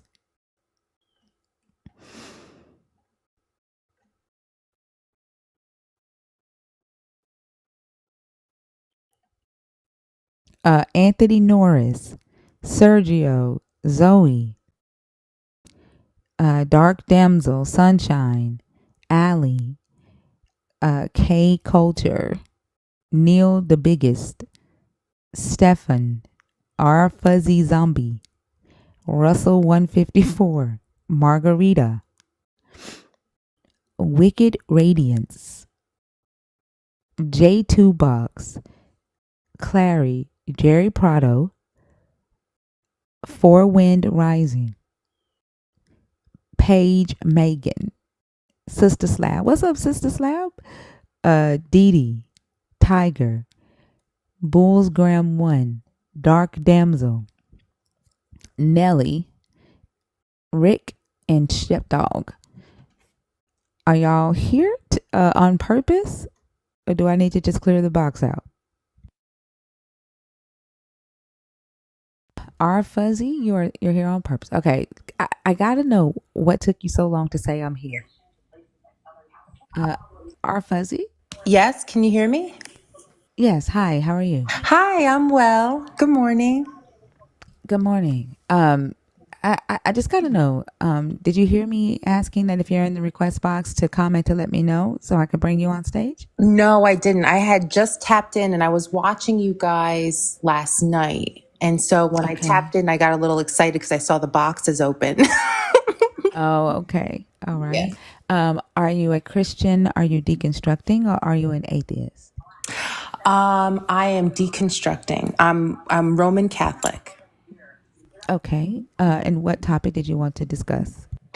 God did not give humans free will. Okay. Ria, do you think you can talk loud enough to do this one? I could try. Oh. Okay, go ahead. All right, go ahead. Okay, so my question is that I've been having experiences in my life that here. Let me go in the other room. Hold on, just a moment.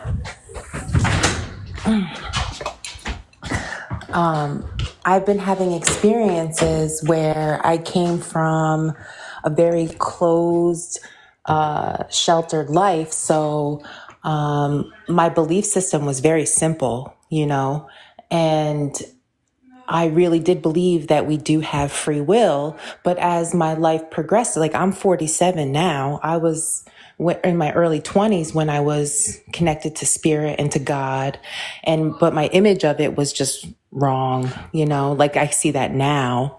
So I'm just confused as to how do I connect more so that I'm not so isolated, and how do I draw the line between my free will and what is our divine connections?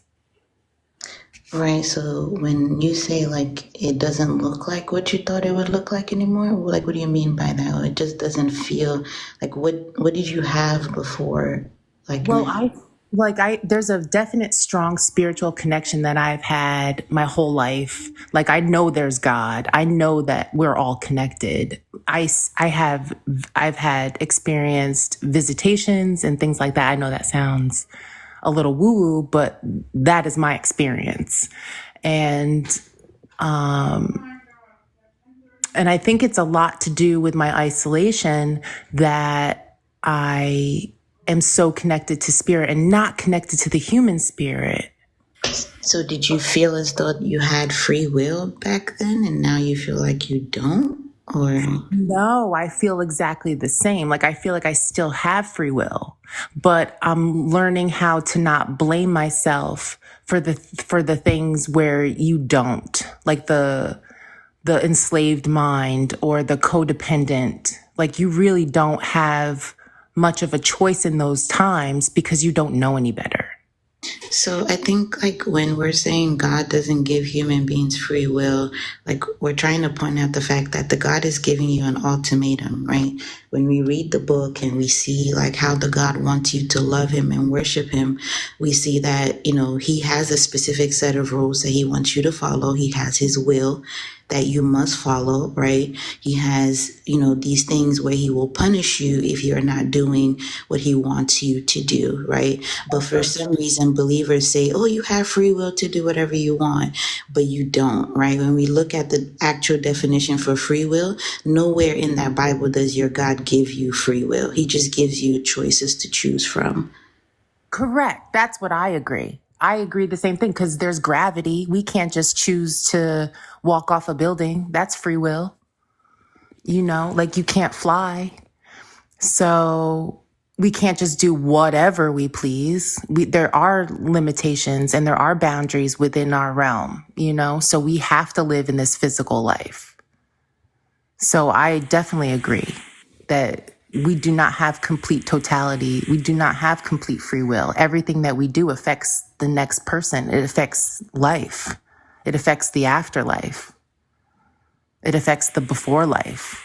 So Yeah, I mean, I like to stay in the life that I actually know about. But I think in the life that we live, in the physical life, we can see that when it comes to belief, people just believe that they have free will, right? So that's kind of why the thingies up there is just the fact that people believe that they have free will or that the God has given them free will, right? But not necessarily, right? The God is not giving you any leeway for you to just do whatever you want, right? He's quite literally just giving you a way that he wants you to do what he wants you to do, and that's what you're to follow. So I think that's kind of where that's coming from. I'm only bringing it back because that's the question that you picked. I don't know, like the other spiritual stuff. I don't know if that will have to do with the question. yeah, okay, I see. That's where I was confused. I was just trying to understand what the discussion like where are you guys at on this discussion? Like what is your belief in Well, all this? you just pick a question and then we go off of like whatever question you're like. Our beliefs here is kind of irrelevant. So like if Okay. a guest comes up, you pick a question and then we kind of just go in depth on that question. So I think on that one we already agree that the God does not give you free will. He wants you to follow his will. Yes, I agree with that.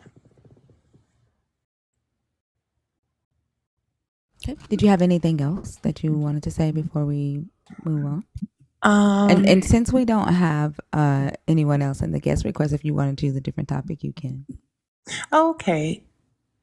Um oh, the Christian God is evil, that one. What is that about? Like what is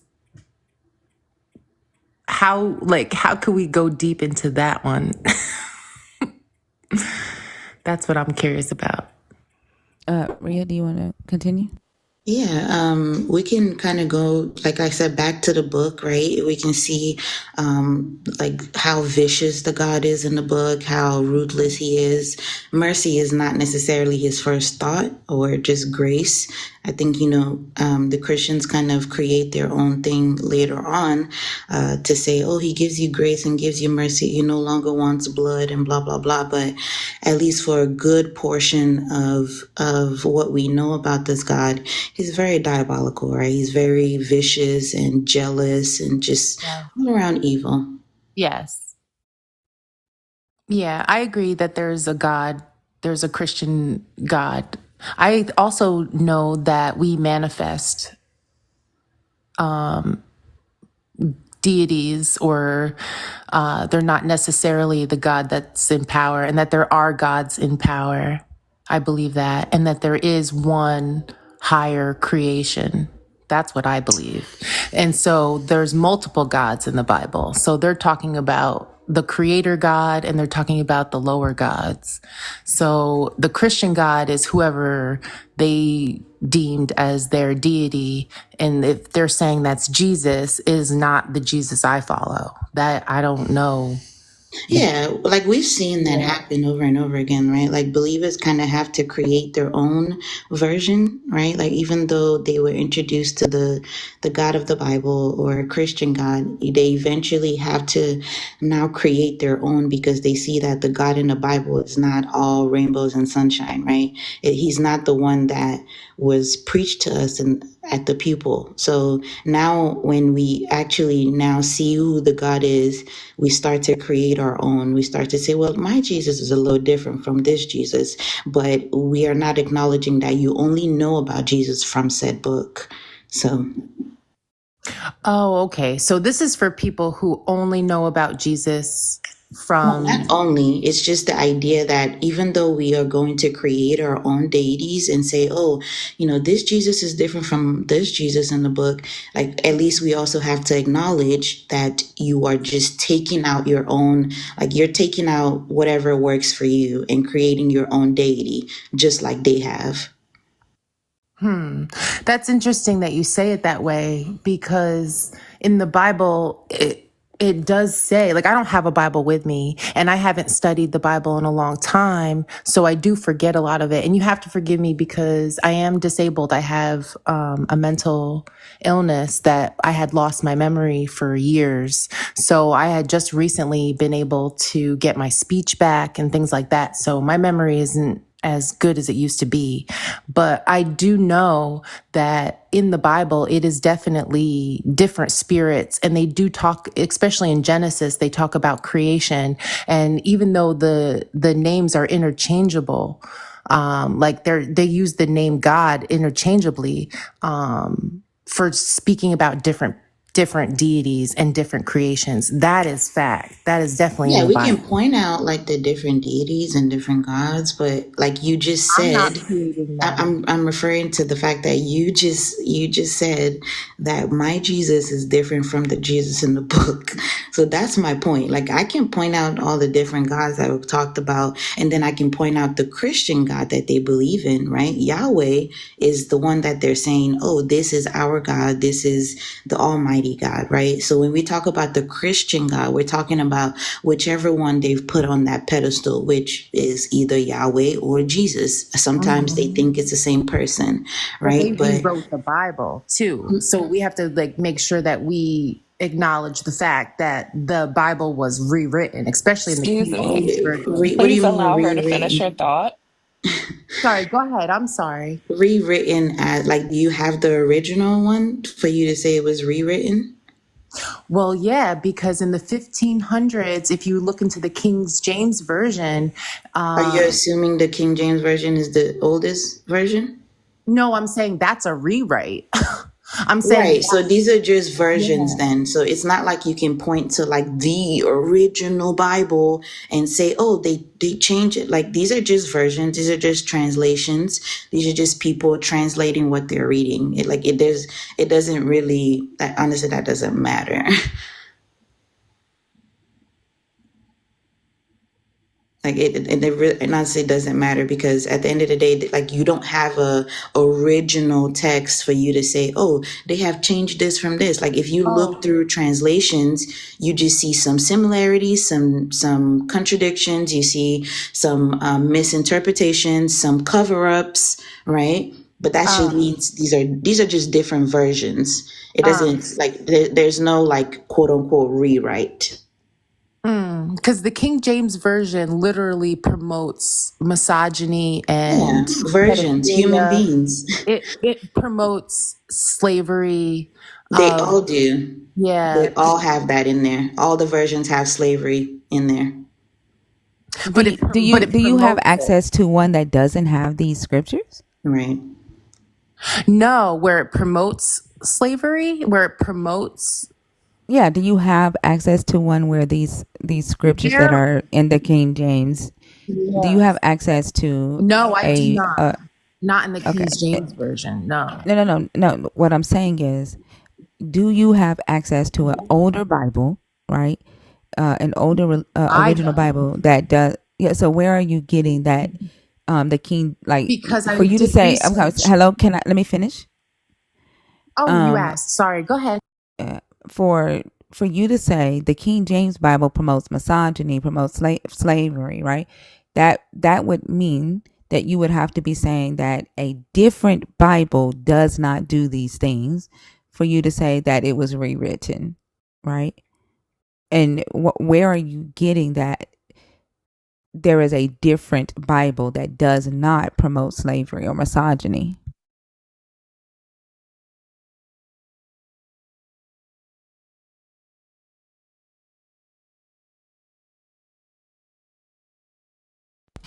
Hey, the answer to your question is no, I don't. Uh, go ahead.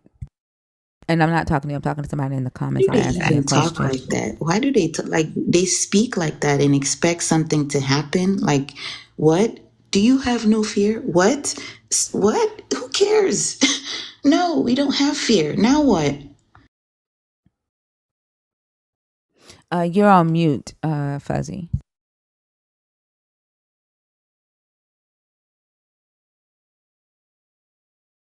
I sent you an invitation to unmute.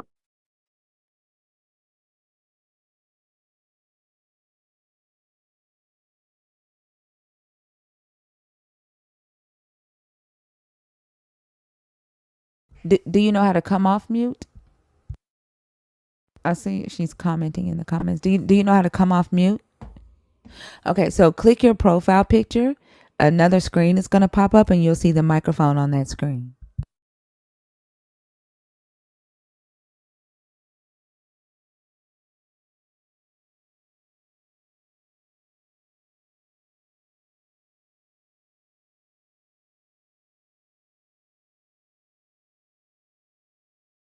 Were you able to like click your profile picture? It's a tiny little microphone. Just click on the microphone. It'll pop Oh, there. there it goes. I think I got it. My finger wasn't registering. I was tapping it and it wasn't registering. Yeah, Okay. there it goes. All right. Did you hear my question? No, I'm so sorry. Okay. I was asking, like, for you to say the King James Bible promotes slavery Yes. and misogyny, right? You're making a contrast to an older Bible, right, that does not promote these things. Yes. And what I'm asking is, where are you getting the information that the Bible was rewritten because the King James Bible promotes something that older Bibles didn't? Well, okay, so this is this, I rushed through that. It does have the older Bibles do in some cases promote slavery and whatever, but it was rewritten so that it makes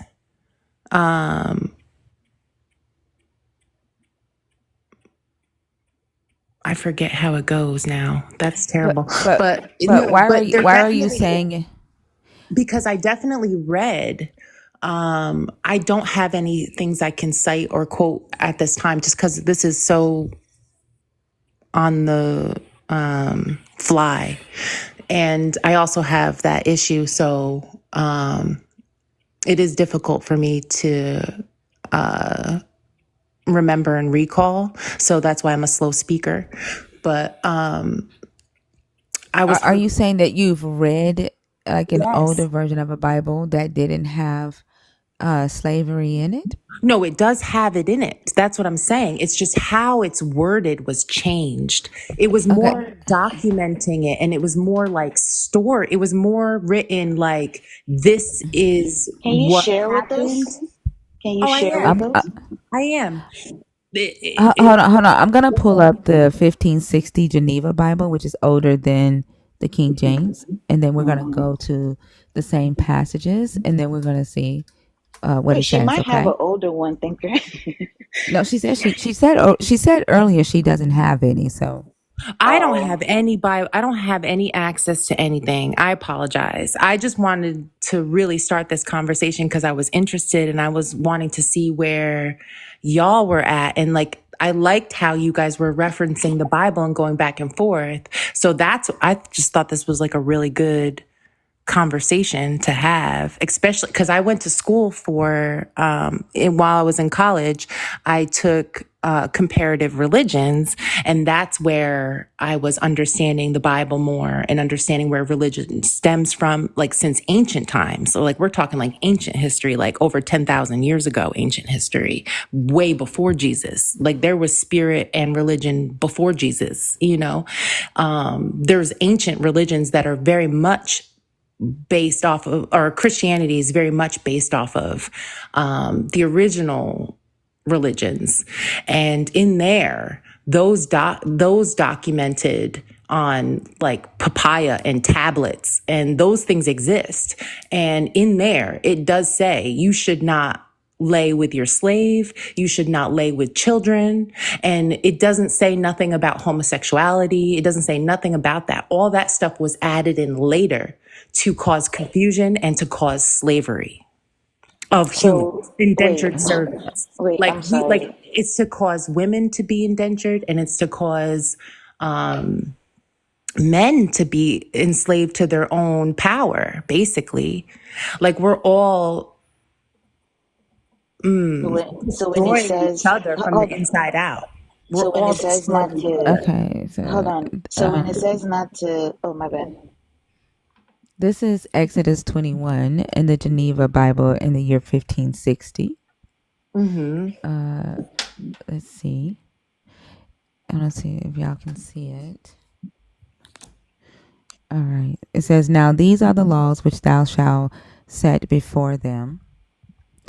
If you buy an Hebrew servant, he shall serve 6 years, and the seventh he shall go out free for nothing. If he came himself alone, he shall go out himself alone. If he were married, then his wife shall go out with him. If his master have given him a wife, and she have borne him sons and daughters." Can y'all see it, or is it still too little? I can He, see it. okay. He wife and her children shall be her masters, but he shall go out himself alone. But if the servant says thus, I love my master, my wife, and my children, I will not go out free. Then his master shall bring him unto the lodges. I guess that means judges. Yeah, oh, that's an I before the J. Oh. Unto the edges, and set him to the door or to the post, and his master shall bore his ear through with a nail, and he shall serve him forever. Likewise, if a man sell his daughter to be a servant, he shall not go out as the men servants do. If she please not her master, whom hath betrothed her to himself, then shall he cause to buy her. He shall have no power to sell her to a strange people, seeing he despised her. But if he hath betrothed her unto his son, he shall deal with her according to the custom of the daughters. If he take him another wife, he shall not diminish her food, her raiment, and recompense of her virginity. Now that ain't in the King James. And if he do not these three unto her, thus shall she go out free, paying no money. He that smiteth a man and he die shall die the death. And okay, this is the end of the slave laws. Let's see. Let's go to. Yeah, but this is Hold just on. another version of what And exactly he what that I'm stealeth saying. the This is man that a selleth prime not, he example of found it. them using the Bible to promote slavery. Like, No, it's not. This is the Geneva Bible. Like yeah, This is this but is before your this is the King original. James. This is the original text. This is before the King James Bible. yes, I understand, and that's what I'm saying. That Geneva Bible is promoting slavery. You It's said it Because was this is rewritten. from the text. Like Right. what I'm trying to understand, right? Like the the oldest text would have been the Septuagint, right? That was written but around let's the third. Hold on, that was okay. written between the third and second century CE. We don't have that text. Nobody has that text, right? The earliest text that we have is the Masoretic text, which was written around 1008 BCE, right? And the Codex Sinaiticus. Let me see if I can get you in that. Oh God, why is my password and shit up there like that? Let me just a second. Let me see if I can go to my bookmarks and find it.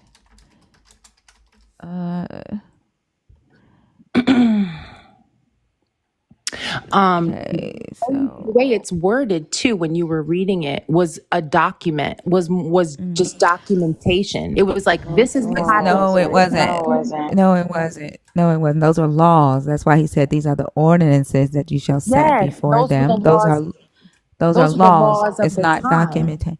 Right. It's not documenting anything. But so this is the Codex Sinaiticus, which Exodus is not a part of it. In Leviticus, let's see if we go to Leviticus. Let's see if we can do Leviticus 21 here. Well, God is in my book. Okay. I believe that I'm part of God and God's a part of me, and I'm a part of you and you're a part of me. I We're believe not. all I'm that. not a part of you. Like I don't I'm know not a you. part of you. I've not. Yeah. And that's okay. Um. That's okay. You can believe Yeah. whatever. I'm not saying you have to. I'm not trying to convert nobody. But No. Hold on for a second. What I'm saying is like when what we I'm get trying a to lot of. understand, I'm sorry. Hello, Fuzzy. What I'm it's saying okay. is we get a lot. We get a lot of people that come in here and say the Bible was rewritten, right? Or they try to deny what's actually in the Bible, but you can't. When we ask you to back up that claim, you typically cannot, right? And that claim is usually coming from a point of denial. Like I don't like what this Bible is saying about the God I serve. Therefore, I'm going to say, right, that this is not real, right? That this was added at a later date. That there are older Bibles that don't have this, but when we go to the older Bibles and it's there, then you say, nope, I'm talking about way older than that, but nobody has access to any of that for y'all to be saying that. So that's why we're asking, like, where are you getting this from?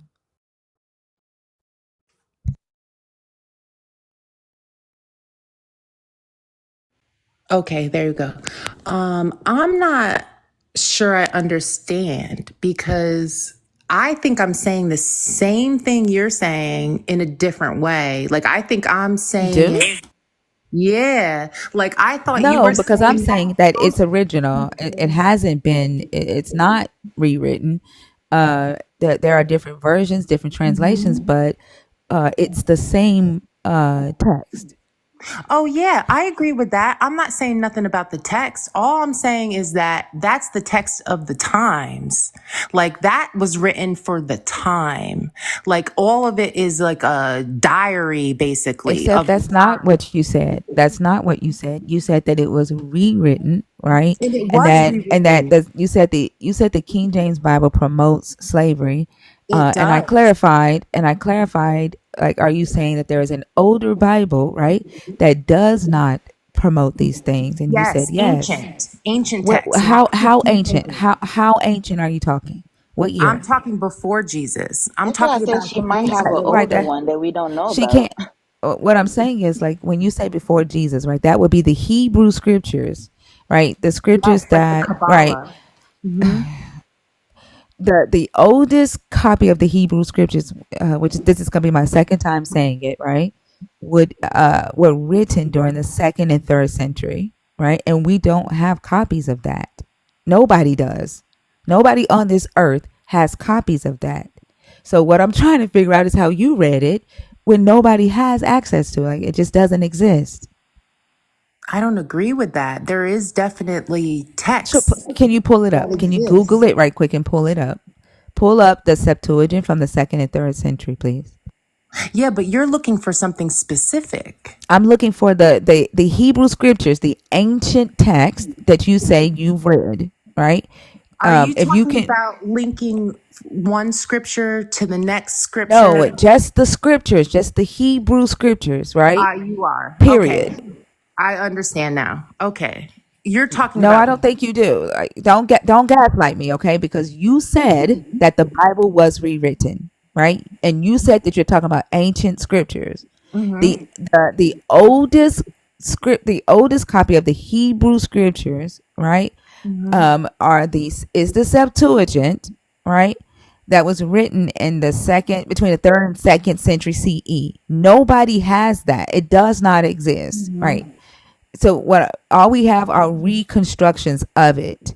But yes. you're saying that you have read it, that you don't believe that. So I'm asking you to do a Google search and pull Sure. it up so we can read what you read. Well, see, the thing is that I'm not talking about the Hebrew scriptures. I'm talking about the religions that preceded that. I'm talking about the original, where Judaism hails from, where it comes from, where it Which was is what? What derived what what from, did which Judaism was derive there's from?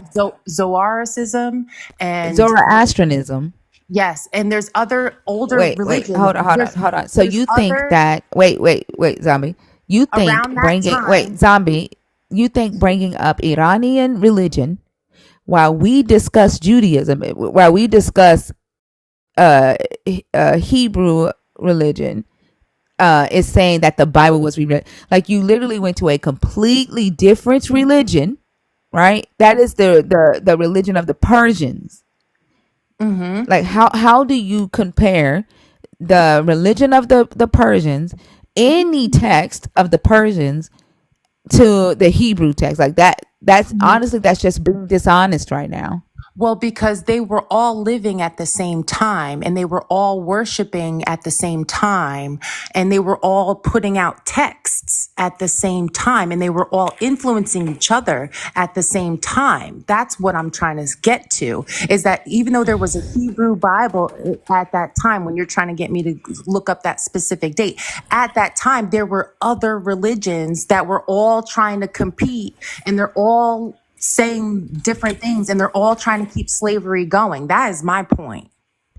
No, that was not your point. Your point was that the Bible was rewritten. Your point was that the King James Bible promotes slavery and misogyny while these Yes. other Bibles do not. That was your point. And That the is my Persians had that the yes. Persians had slave laws, right? The Babylonians had slave laws. The Yes. Egyptians had slave laws. So, like, Yes. but you said, and I don't like this. Yes, because honestly, like you're gaslighting us right now, and you're trying to make us think that you didn't say what you said, right? You're trying to pivot your point to make it seem like we're agreeing, but we're not, because you said something different, and now you're changing what you said. I think we're having two different conversations. You're talking very specifically about the study of the Bible and at those times. So, like, I understand. I'm very broad swinging. I'm talking about like the whole thing as a collective, which changes the topic. And you're totally correct. So I'm It not doesn't, though. It gaslighting doesn't anyone. change the topic because the point that we're trying to pinpoint here is you said that one has slavery, one is trying to promote slavery, and the other is not.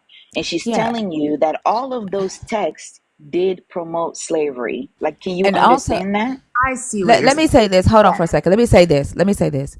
Do not tone police me, right, when I'm being gaslit.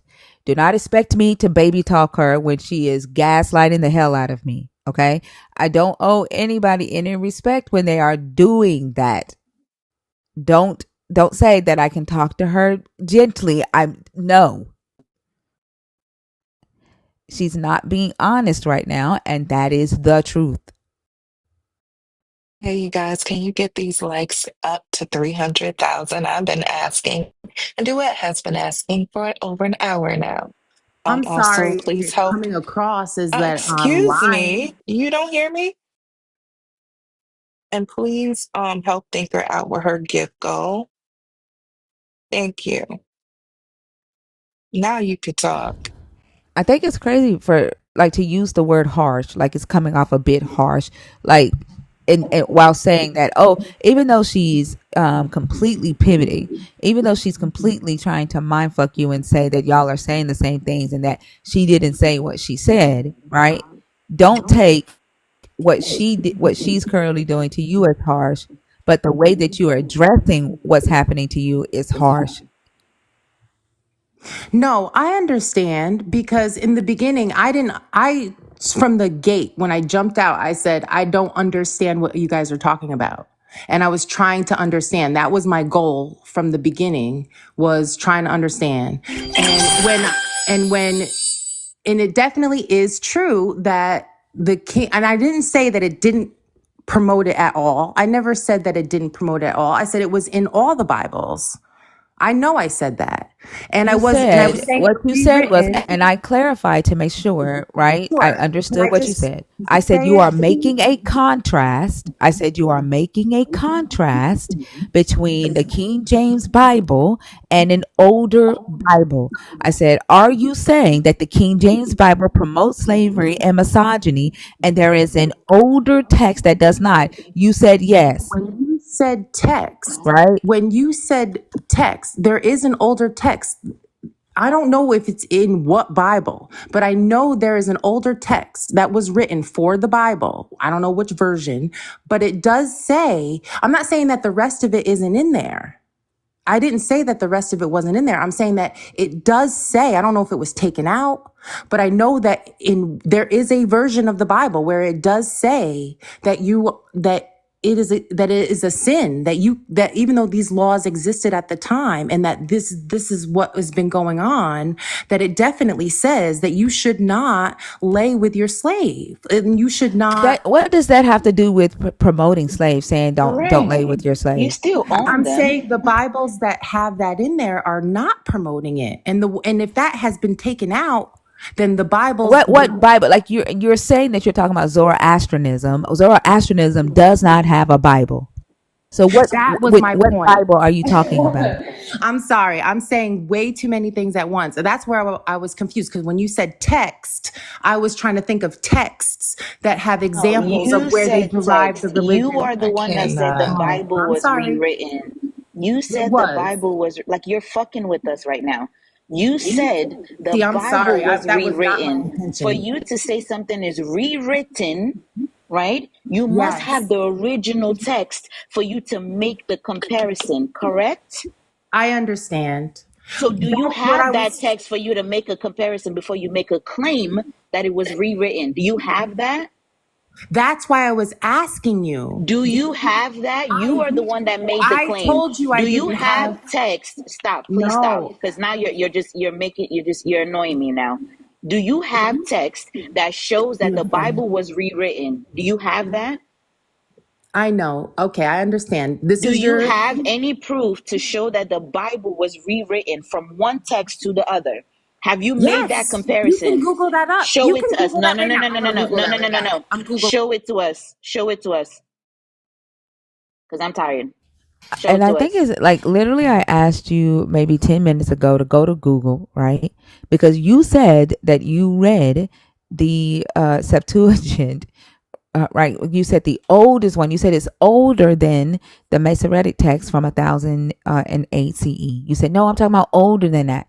And I explained to you that the oldest Hebrew scripture that was translated from Hebrew that we have that's on record is from the third to second century, and we don't have that. And I kept saying that, and you said yes, yes, yes. I've read it. I said okay, go to Google, right?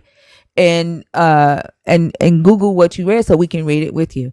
That's when you said, no, are you talking about linking one scripture to the next? Like, what I do not like to be lied to. I don't like to be mind fucked, right? And the gaslighting is ridiculous. There's no need to do all of that, right? And if you find yourself in like a position where you say, you know what, I misspoke, then just say that you I misspoke, said that a million right? times. I said I No, you misspoke. didn't. Yes, I No, did. no, you You tried to are make us gaslighting me, believe. ma'am. You You are tried to make gaslighting us me. You've believe. been gaslighting me this You whole. try. Oh, stop. You tried to make us believe that you said something different, right? That we were having a different conversation, Argue with you. right? You did This is not a do chat. that. And then now you're This is trying to say that we are gaslighting you. You're trying to make yourself the victim when you came in here and did the harmful thing. okay. You came Over here Okay. and lied. 900 You didn't people saw expect you do people. it. She didn't Over expect people. 900 people saw you do it. She So didn't think stop it. anybody was That's gonna ask okay. her They can see questions. we have. Like she There's thought she was four just gonna come up here and talk and and the say truth. things. Like you guys make the claim, oh, it was My rewritten, side, your side, rewritten. My Bible, my the Jesus truth. is better. My Jesus is the good Jesus. But you don't want to reconcile with what the book actually says. That's why you guys have to lie and say it's rewritten because you cannot reconcile with the fact that your God is evil, your Jesus is evil. Then you go and create a I whole get it. other deity for yourself. That's all it is. You Like just gonna just be like what? disrespectful I get She it. is and keep. disrespectful. She is disrespectful. She came up here with the facade that I just want to understand. I just want to see. I just want to understand what's happening. And then now the true person is coming out.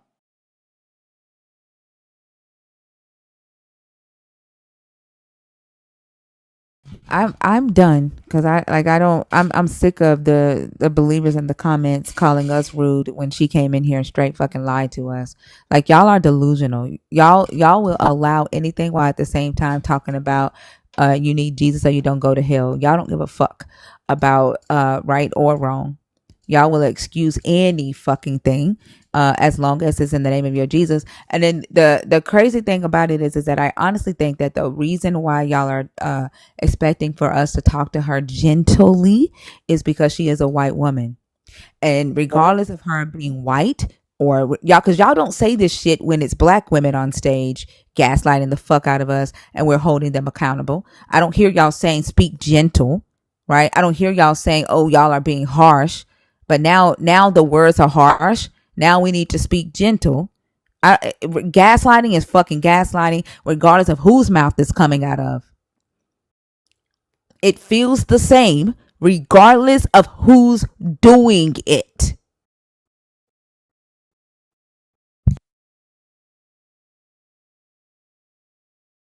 They expect you to just take it because a white woman said it or because a believer says it. You think people just supposed to listen to what you say? Oh yeah, you're right. You guys lie all day and say it's been rewritten. It's been rewritten. The Bible been changed. From what? Every single version has the exact same story. Your God loves slaves. Your God likes slavery. He's evil. Just deal with that. There's no other version for you to find that doesn't say that in there. You keep lying to yourself, but it ain't there.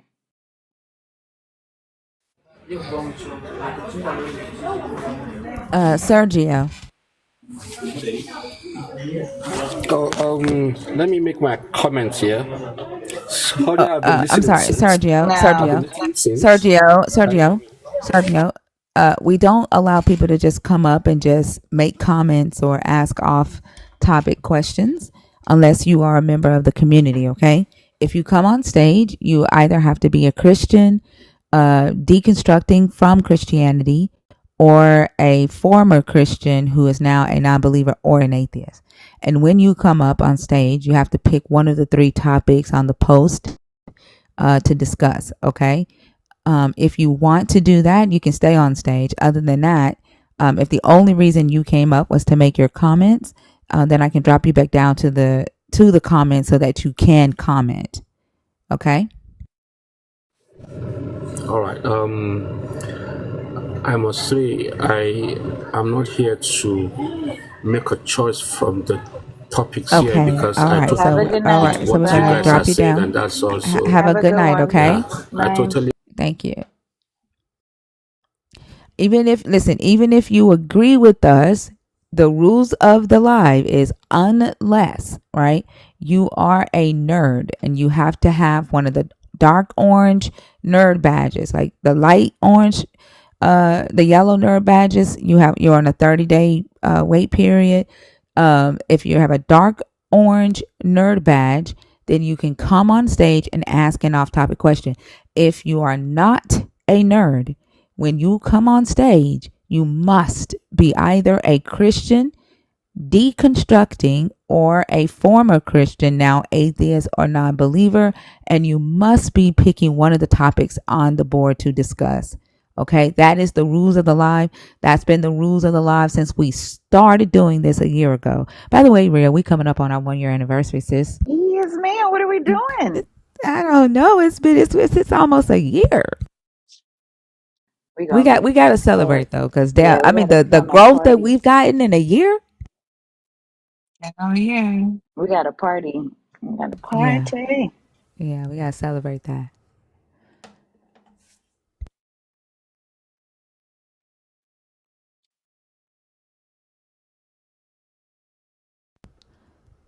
Let's see who's in the box.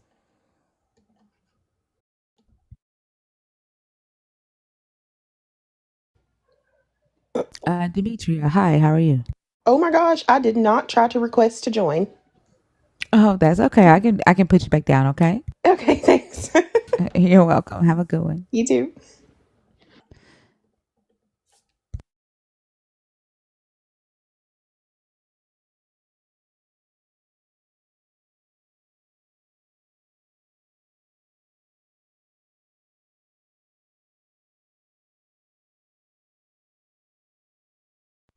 How do you say this name? Eleniisms? I don't know. Maybe it's a black box. Ellen? I don't know. I'm just. Handsome. All right, they're not there. Oh, I just tried to disconnect it. There we go.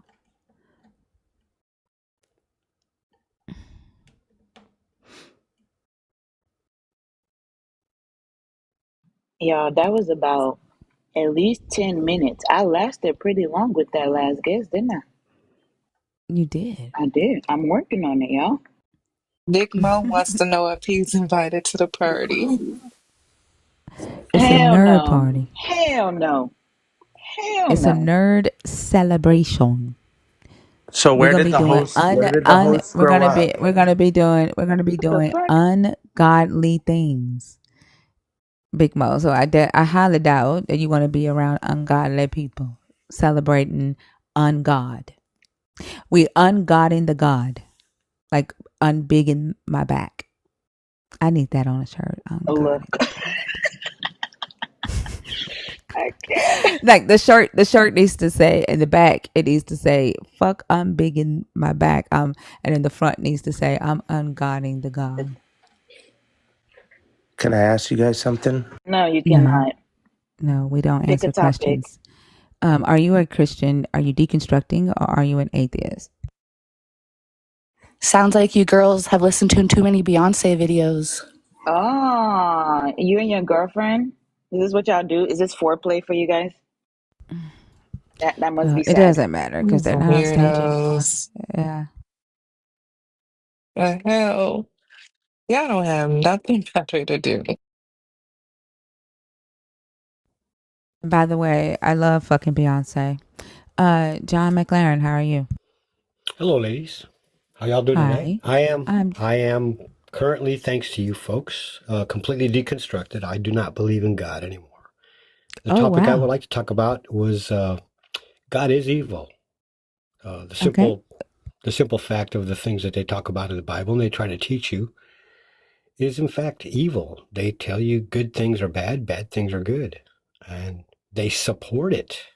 They outright will support it right to your face. Even though a bad thing that they're supporting is evil, they'll tell you it's God's will. And that's awful. That really is awful. Yeah, and I think the thing that like frustrates me the most is to see them willing to support it, right? Like just outright supporting it, and I don't know, it's confusing to me. Um they're the main ones hollering morality, morality, morality, right? Or saying people who don't believe don't have any moral standards. But they cannot, I don't know if they cannot see that they are supporting immoral things because they believe it's God's will, or if they are just like refusing to see it. I'm That, not that's sure that. if. Go ahead. No, Tinker. Please, I don't want to offend you by cutting you off. I know how you are about that. I don't want No, you to no, I'm cuss me fine. I out. was no, no. All I was just gonna do is repeat myself to clarify. So I mean, my point was out. Go ahead. No, it's just in the past 3 days. I mean, I was on your live a few nights ago, but in the past 3 days, I was reminded of two things. I I have a friend of mine who I I love dearly, but she and the person she lives with support some of these racist, terrible things of the new political situation we have going on in our own country. And they're completely blind to the things that these people are supporting and want to implement. And they're also blind to the fact that it comes from a very basic religious Christian attitude.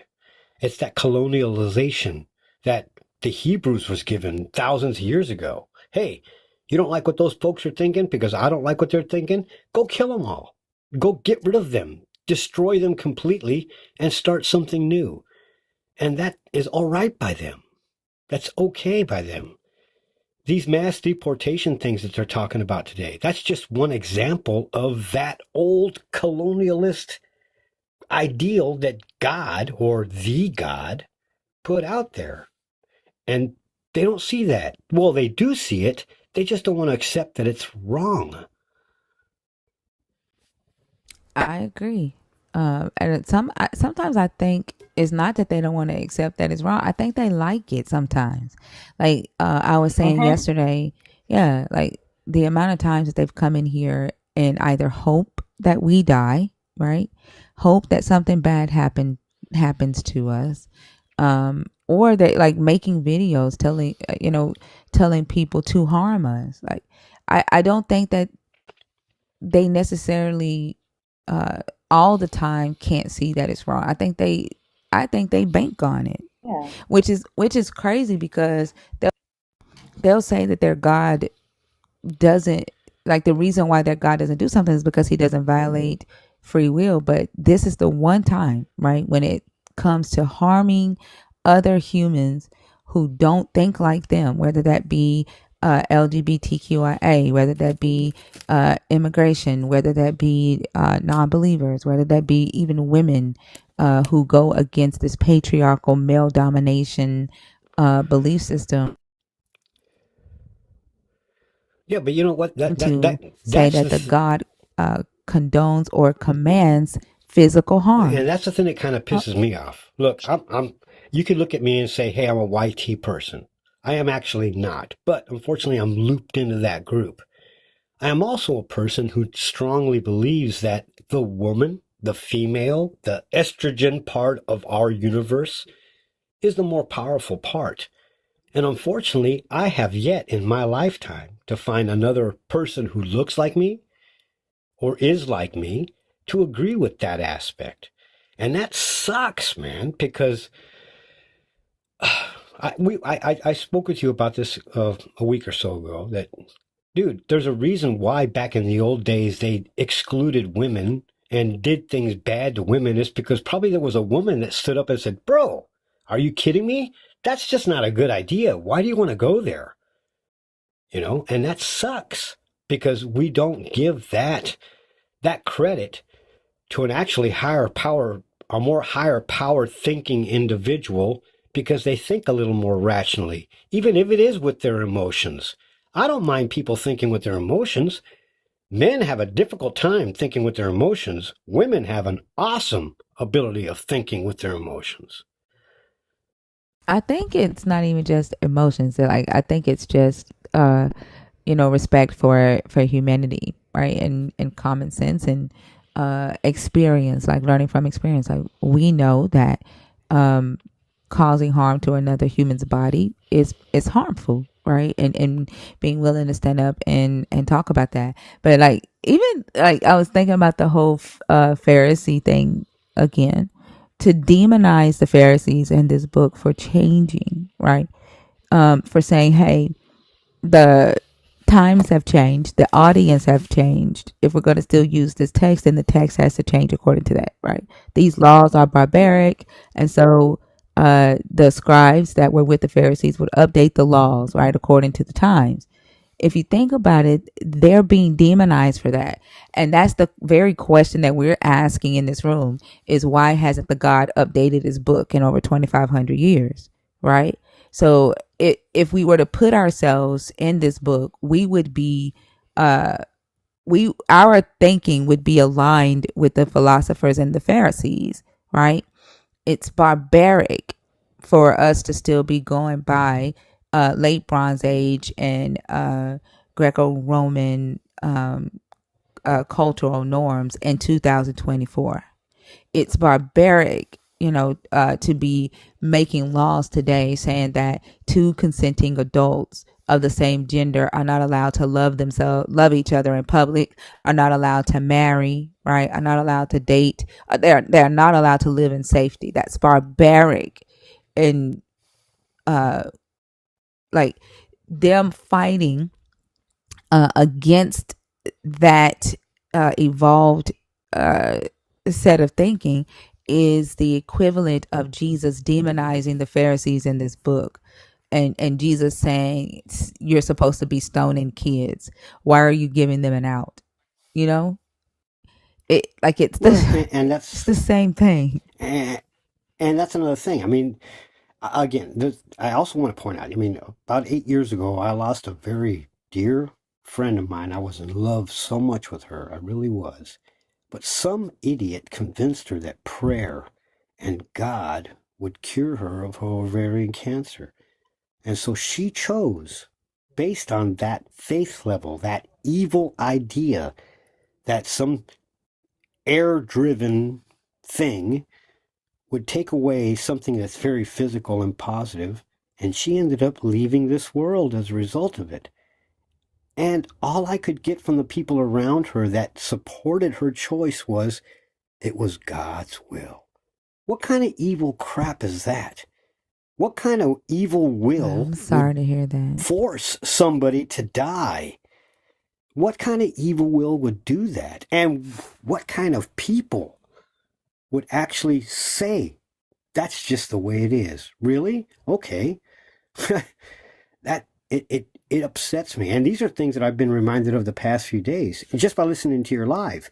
I think last night somebody said that, hey, it's a good idea. If God really wanted to do something the right way, the way it's being taught, 80% of all of the Christians or believers in the world would be smited. They'd be gone today. Why hasn't that happened? Why hasn't God stepped up and done that? Yeah. You see where I'm coming from? It just burns my ass. It does. It makes me pucker so He hard that said I it get burns cramps. my ass. I'm leaving. Somebody kick me out. He said No, it burns my ass. I it can't. really does. You're talking about Lake of Fire, girl. I think I'm sitting in it. It just I feel that. it I kills feel me. that. It kills me that Christians, people who profess love from a person that probably never existed, that probably did not actually die for them, to say you're a terrible, evil person and I wish hateful things on you just because you don't believe that person was here. What kind of oxymoron is that? And who are you by being that person to tell me I'm going to burn in hell? Dude, you should be burning in hell based on just that philosophy. That really kills me. It does. I don't get it. I mean, I've seen Christians walk by a starving person here in the streets in America. Someone is out in the cold wearing rags, visibly looking terrible, and all they can say to them is, get a job, freak. As opposed to, oh, here's what Jesus would do. Here's some food. You know what, bro? Why don't you come and live at my place until the winter time's over? I'll help you get a job. I'll help you get educated. If you got a problem, I'll help you get over that problem. Not get a job, you freak. What kind of Christian crap is that? It's just an oxymoron. That's some evil shit right there. It really is. Like one of them just commented on YouTube, Trump is king. Like they literally worship humans. They worship their pastors. They worship King James. They worship Donald Trump. And they've literally made Donald Trump their Jesus. Don't say Like that word too many Well, times. no, People but get check picked it up. out, thinker. Think about this for just a minute. Think about Holy it from the Trinity? perspective that you've put out there. He is, in fact, a fucking king. He is. But he's the wrong king.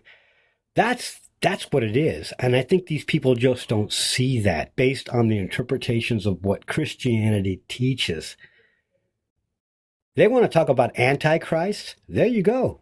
You got a king now who's an Antichrist, because that guy has nothing to do with the philosophies that they profess Jesus Christ taught.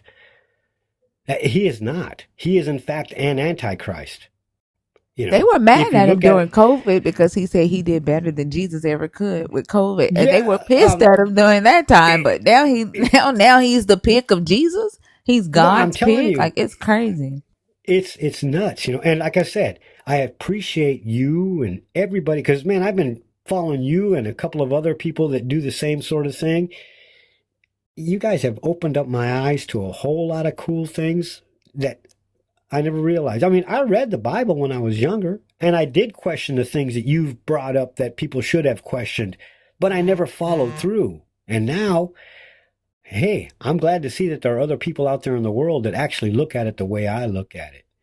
Unfortunately, there are way too many, how do you say this, assholes that think they hold all the cards in terms of what this morality is. And God is evil.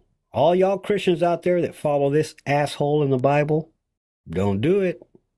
That's an evil person or an evil entity or an evil idea. It really is.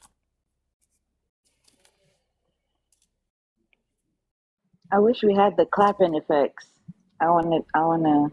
But I don't have those stars. Look, I was going to Also, ask you to pick up also, because I got a mouthful of Subway. But you want a clapping noise? A clapping sound? Yeah, can also, you do that Lala, for me? also, Yeah. Lala, I am glad you came back to your regular voice, girl, because last week you sounded totally different. You did. Thank you. You did. You sounded hella different. I thought there was a Lala impersonator out there. I thought maybe one of them Jesus freaks got a hold of you.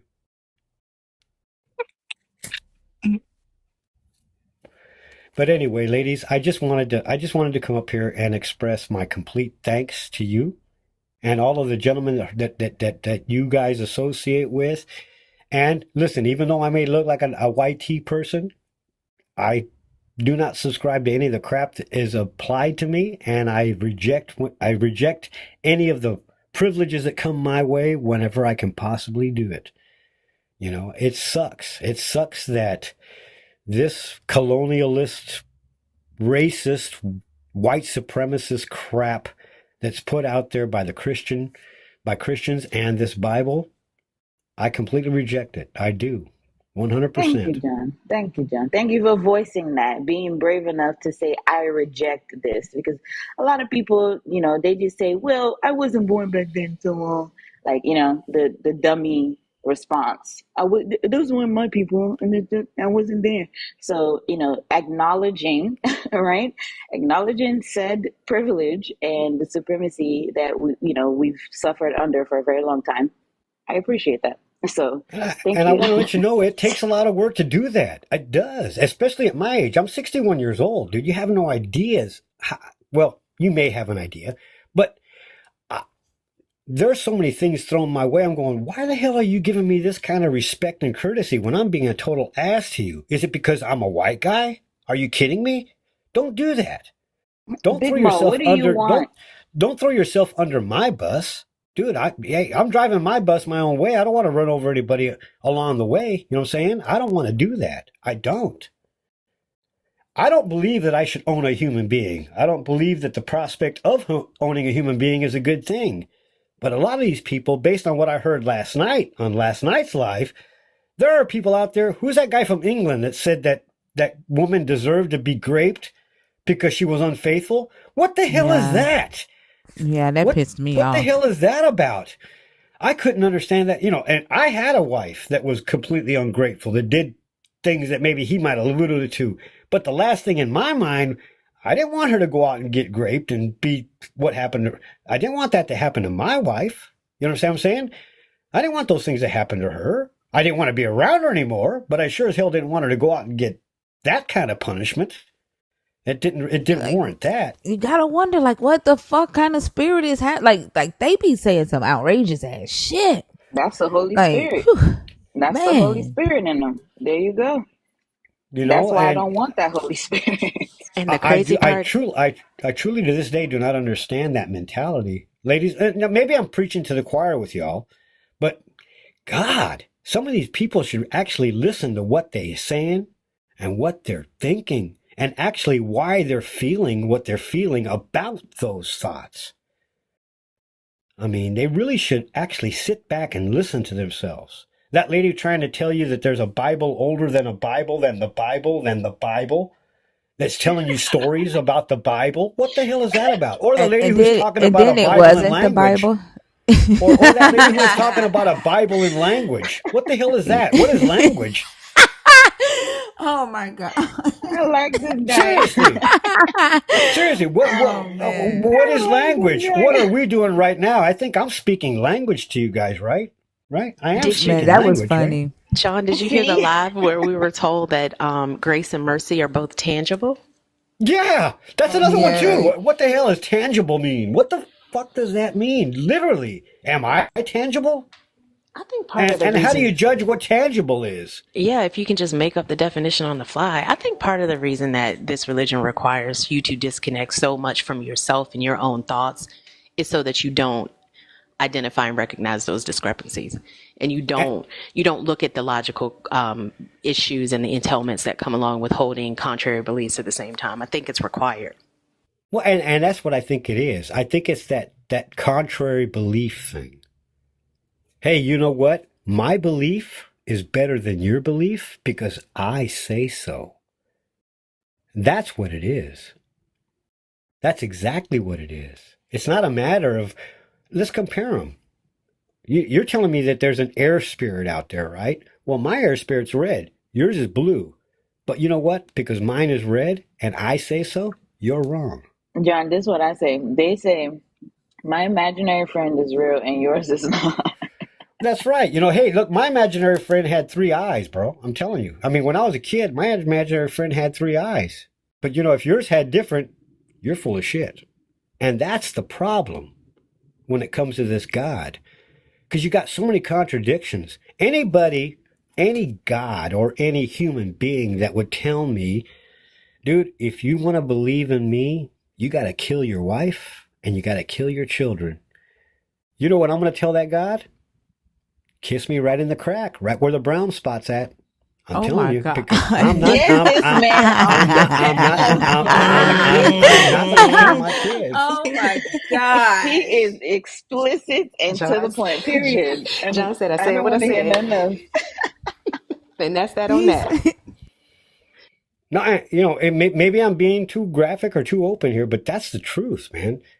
Even if I was living in the Bronze Age, I would probably say the same thing. I'd probably lose my That's life what and I'm my family and my saying. land. But I hate when they I use cannot that understand how stupid any rational excuse. person would do that. Man, when Who would put their family above somebody else? I don't get that.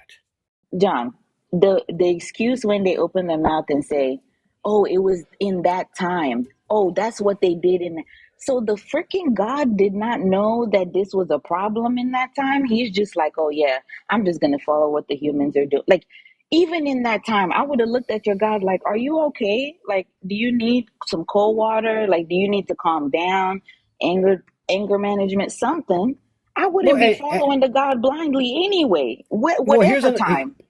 here's another thing you just reminded me of. If somebody who's omnipresent, omniphysical, omni whatever, just everywhere at one time, how the hell did he lose track of Adam and Eve in the garden? When he was trying to find them after they figured out what the hell right and wrong was? How did Yeah. he lose them? How the hell did that happen? Really? I don't get that. It drives me crazy. And when people want to fall back and say it was Eve's fault, why the hell is it Eve's fault? Because her man was hungry and she was providing him food because that's what she was there to do, right? Ain't that what the Bible says? She was to provide for him, to make him comfort, provide him company. Well, she brought him some food. That was her job, correct? Why the hell you want to blame her? Because he's an idiot to eat the shit that he knew he shouldn't have ate anyway. I don't get that. Don't throw that shit back on women. Don't throw that shit back on Eve. Don't do that. The Bible is a book of blames instead of it being a book of claims. Is a you know what? It's a book of claims and blames, and claims. written by the lame book of blames and claims. That's what and written by a bunch of assholes with penises. That's what it was. Well, it wasn't written by nobody with a vagina. I'm telling you right now. There we go. Slains, blames, and claims. There you go. Because it's a whole lot of killing in that motherfucker. All right, thinker. All right. All right. Y'all can tell I'm sleepy. I'm on 3 hours of sleep. I'm about to start getting silly in a motherfucker. Yeah, real goofy. Anyway, ladies, I don't want to take up any more of your valuable time because I do appreciate what you're doing. I do. And like I said, I just wanted to come up and put in my 2 cents because over the past couple of days, I was reminded of some pretty terrible things that confirms the fact that God is an evil individual. He really is. Or she, or they, whoever God is, whatever that individual in the Bible is, bad person, bad mojo. Bad mojo. All right. Thank you, John, for coming up. I appreciate you. All right. Could you drop me, please? Yeah. Have a good day. Whee! Okay. I was going to say, I haven't even got to the button yet. Lala was hungry. But that's some shit. I did that on Mezzo Live one night. Like, wee. Somebody's birthday is today. Ketty Waddy. Happy birthday to you. All right. If you're in the guest request box, please comment so that we can bring you up if you're waiting to come up on stage. Oh, look at the tiny weeny baby in the comments. He pandering. That was pandering to you? Mm-hmm. Yeah, sure. Oh, Lord. They always got something to fucking complain about. Goodness gracious. Just chill. God damn. Y'all be talking about how y'all's God give y'all so much joy. Like, fucking show the joy. God damn. Gala? Yeah,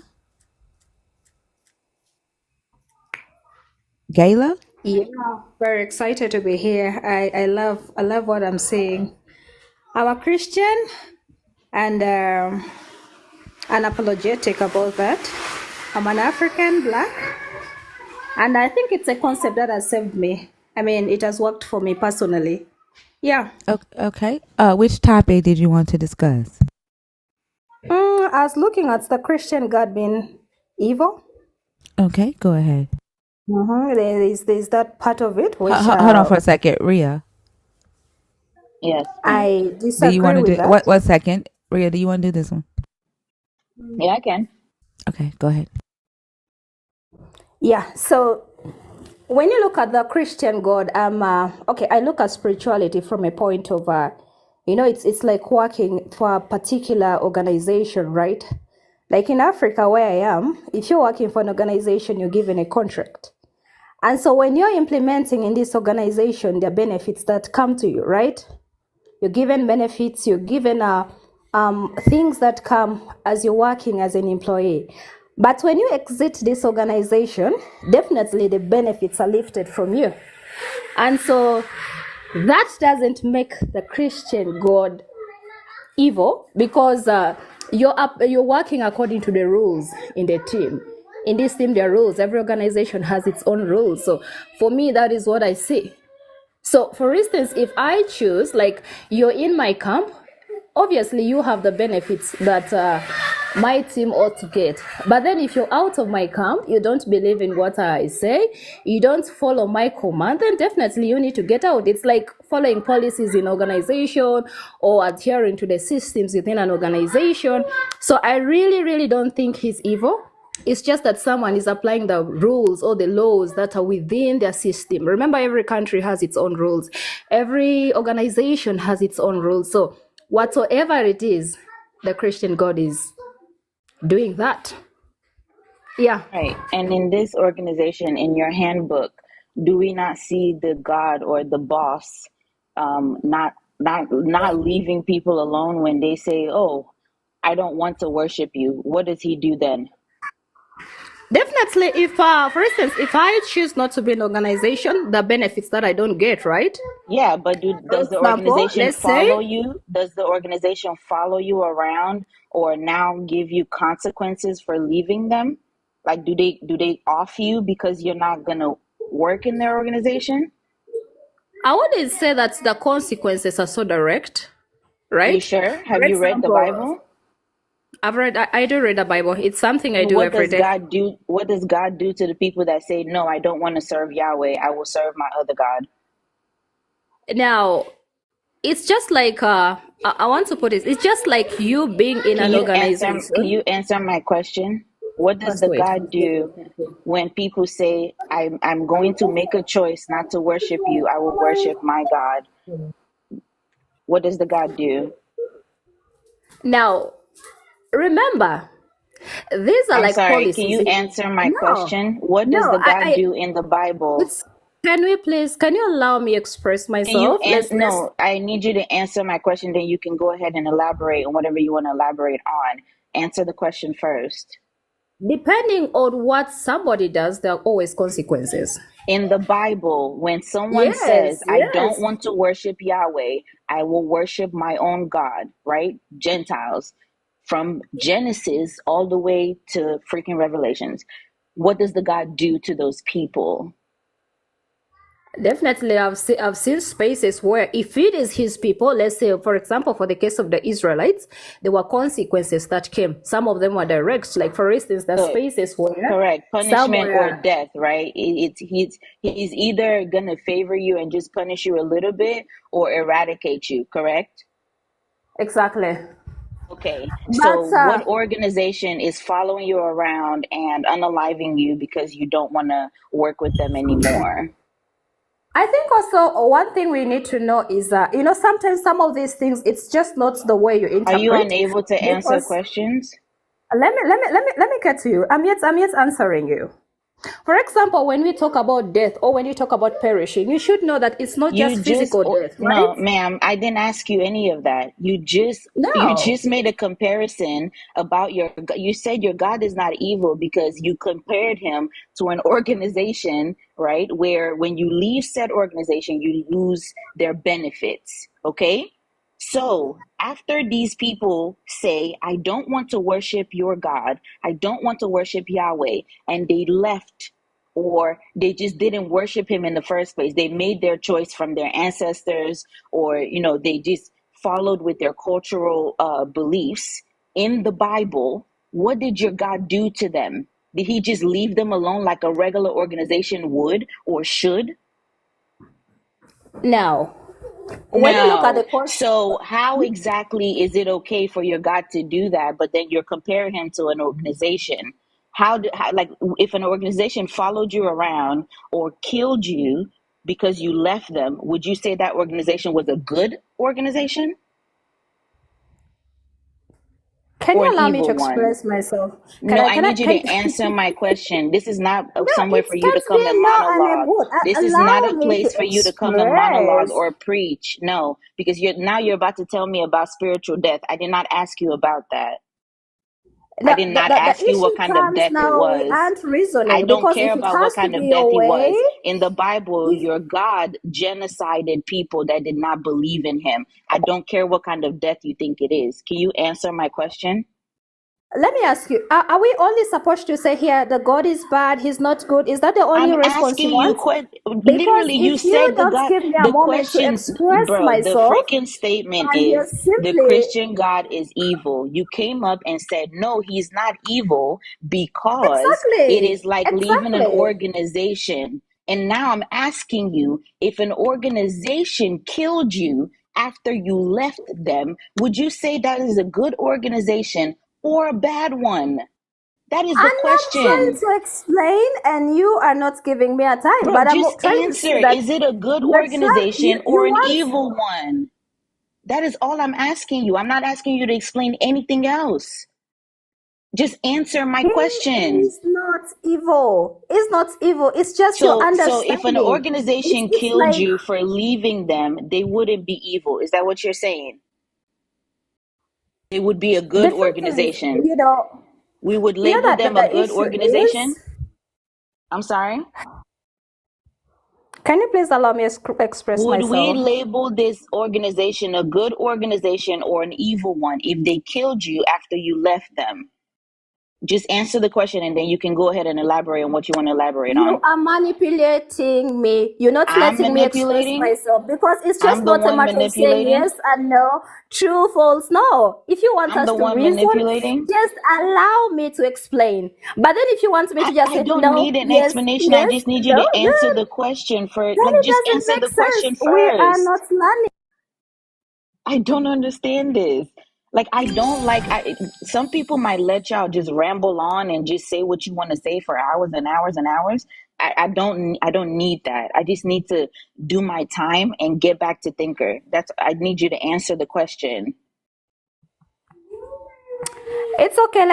Let's let it go because So I'm you not can't seeing answer the any question then, because conversation you are here. the one that made the No, comparison, the ma'am. God is You not came up here broke. to explain that the God is not evil and you compare him to an organization. But now you can't answer a question about said organization. And again, But I'm the you're just telling me manipulator. to say yes and a no. How do you expect me I to give didn't you an ask you answer to if it's say a yes yes or and a no. no I without an said, I explanation? see, that's how you know you're not listening, because I did not ask you a yes or no question. I did not ask you a yes or no question. That's how I know you're not listening. I literally asked you, if this organization were to kill you after you left them, would you call them a good organization or an evil one? Where is the yes or no there? Like, this how y'all know you guys are not listening. You're being dishonest and now you're projecting it on me. I'm asking you straight up questions for something that you brought up. This is a comparison that you And I'm made. trying to explain to you, and you're telling me I'm preaching, right? I'm trying to explain something, you're telling me I'm preaching. I'm trying to say Because you're this, I'm not trying to say that. answering So my that's question. already If you're not answering my manipulative. question, then you are preaching, ma'am. If you're not going to answer No, my question, then I'm you're about to say disagreeing something that with I did not you. ask you. Gayla, I just want I'm, to let you know, Gayla, I just want to let you know, okay? yes, Like if you refuse to engage with the conversation, right, by answering her question, right, then don't think that when you type in the comments, let's forget it and move on. Your moving on will be in the comments. It won't be on the stage because there is no point in continuing a conversation with you when you won't answer the questions and participate in the conversation you started. Okay, yeah, you She literally, started. Hold on. You started. Wait, you listen. You started this conversation by saying that your God is just like an organization, and if the person does not follow the rules of the organization, that CEO has the right to get rid of the person. Ria followed up with your analogy and asked you a question about your analogy. Now, either respond to Ria about your analogy or get off the stage, okay? then Because it's I'm going saying back and forth. This let's playing around. Stop. This playing around is a waste of time, okay? And you came up here and you said that you are a Christian unapologetically. Be now, you know, unapologetic and answer the daggone question. let's do this. Allow me to freely express myself because right now what I'm No, seeing, if you're not you going to want answer the me to question, I'm moving criticize on. what I If you're say. not going It's to wrong. answer You're her putting me. question, if you are not going to answer the question about the analogy that you brought up, I am moving on and taking you down. Now you have a choice. What are you going to do? It's okay. Let me get off here. All Let's right, get off. bye. I bet you don't love it now.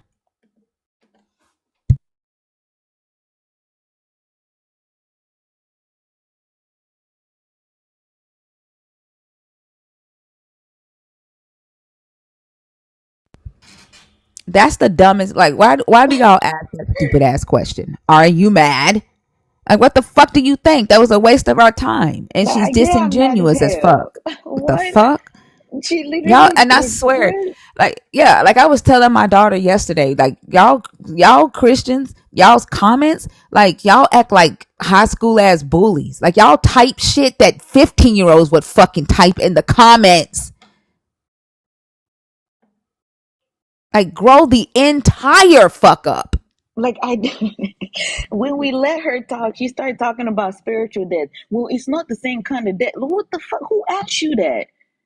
Who asked you any of that? Just answer the freaking question. Now here y'all come. Are you mad? Duh. These are grown adults that can't have a fucking conversation. Answering a question that no one asked.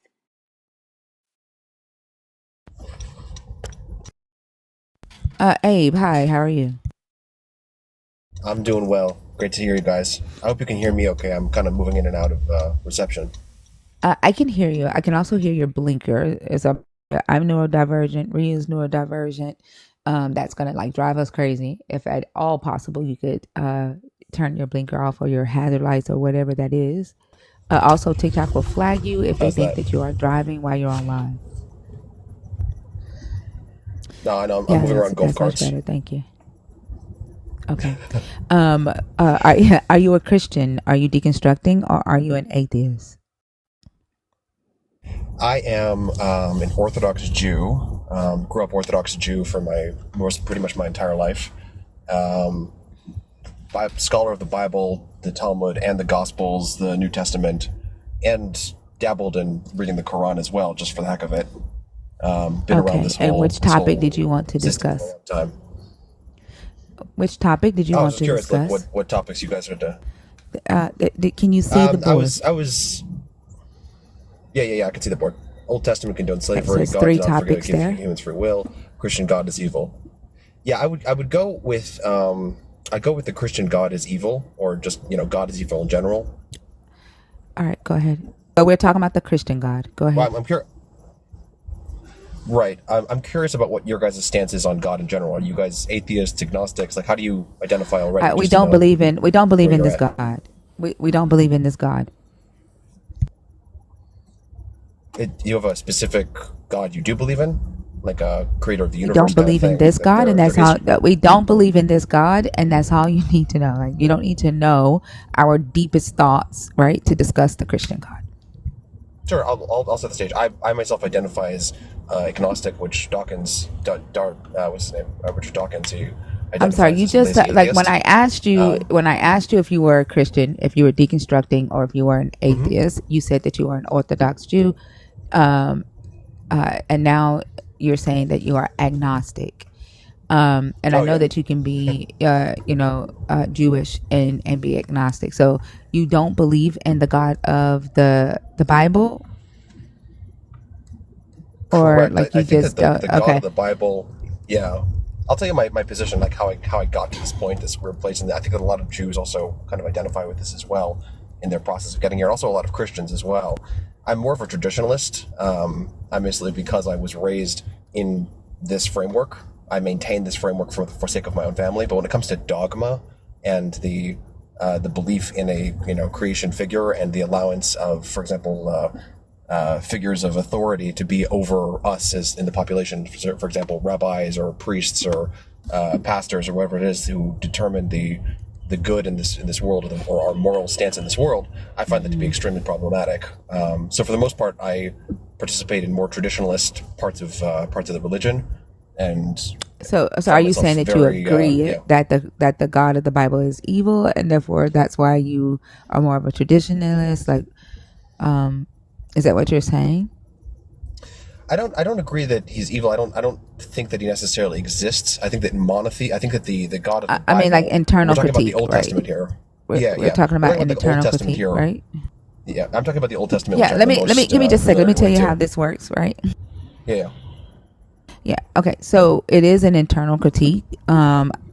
We have different people in here who are either current followers of this God, who are deconstructing away from the God, or who have deconstructed and are now either non-believers of the God or are atheists. So the majority of the conversations are about that belief system, right? And then we do have several people who come in here who are also Jewish. We have two rabbis who often come in here and hang out on the stage with us and answer questions from the Jewish cultural perspective for us whenever we need them to. But it is an internal critique. Okay. I got you. I hear you. Okay. Dealing with the question is God evil, or is it an evil God specifically in the Old Testament? I'll give you a perspective that I've taken over time, and this is from someone who doesn't necessarily believe in a creationist figure over humanity, I'm sorry. Can y'all and that is hear that him? the you can hear me okay, right? I hear your car. I can barely hear what you're saying. I hear your car. Testing one more And if time. I'm How's that? having trouble hearing you, then the chat is having trouble hearing you. Any better now? Speak again. Testing 1 2 3. Uh, is your window down? No. It Okay. must be my Bluetooth. No? I think my headset is screwed up. Hold on. Yeah, can you do that for me? Thank you. Let's try like this. How's this?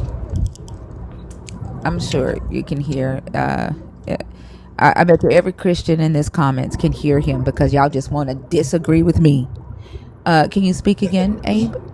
Testing 1 2 3. How's that? That's a little bit better. We can still hear the noise in the background. So try. You may have Yeah, I'm to sorry like about that. project your voice so that we can hear you and focus on what you're saying to us instead of the background noise. Because it'll be hard for us to like really engage with you if we're focusing on the background noise. As I was saying, like I'm neurodivergent and I gotcha. I'm going to focus on both of those things.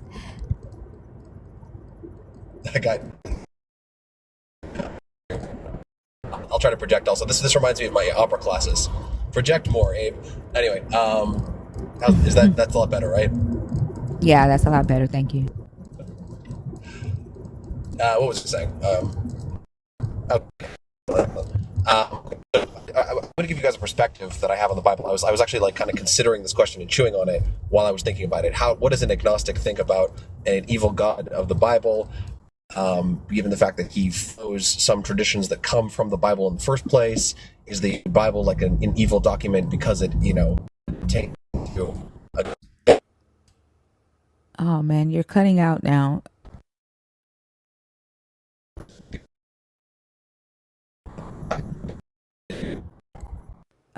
Abe, you're cutting out now. We can't hear anything now.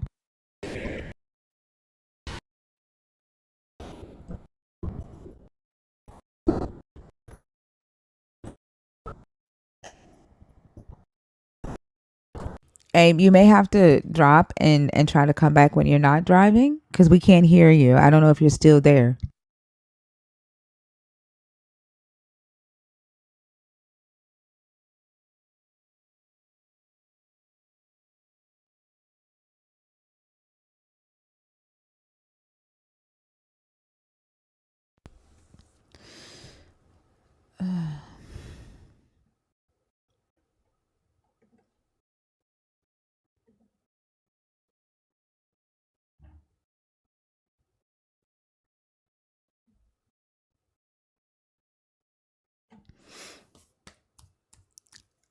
Tika Taka?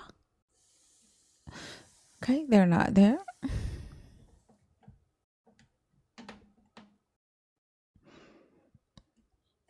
No, Iris, no, they're not.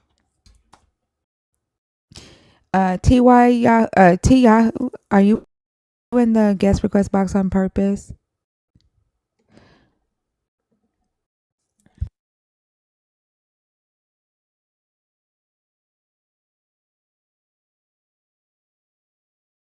Oh my God, nobody. That would be crazy.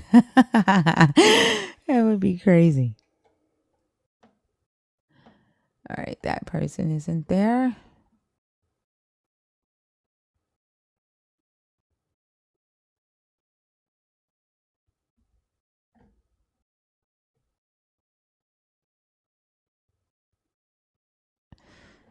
Uh,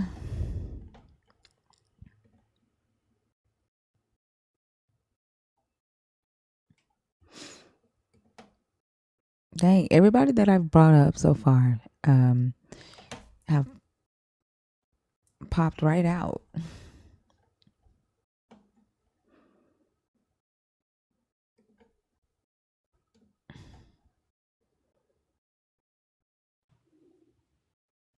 Mersad? Mersad? Yeah, tusen, vidiš ti mene, ja? I'm sorry? Oh yeah, tusen, vidi se, ja. Can you see me? I can hear you. Oh, nice. Hold on. No, wait. Are you okay? Yeah, of course I'm okay. I just don't. I'm sorry. I wasn't. I was not planning to be on. Oh, okay. No, That's so okay. no, That's okay. that's I'll okay. drop you back down, okay? Oh yeah, okay. Yeah. Oh no, that's why. But I appreciate you doing it. It's okay. It's good. But yeah, you guys. No, I just pop up now. So no, that's okay. Awesome. All right. Well, you have a pleasant day. Thank you. You too. All right, so. Bye-bye.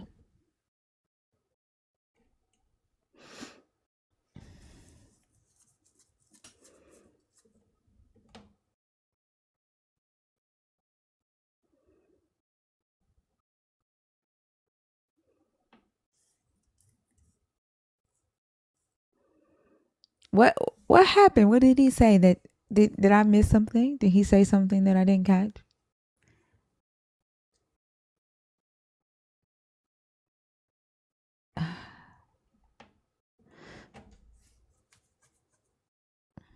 Yeah, I'm getting ready to bring you up, Abe. I'm waiting on the request box to open.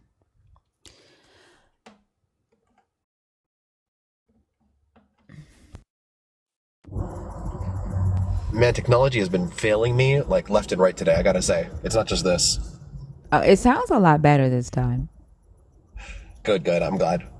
My reception changed totally. Okay. What were you saying? What was I saying? Okay.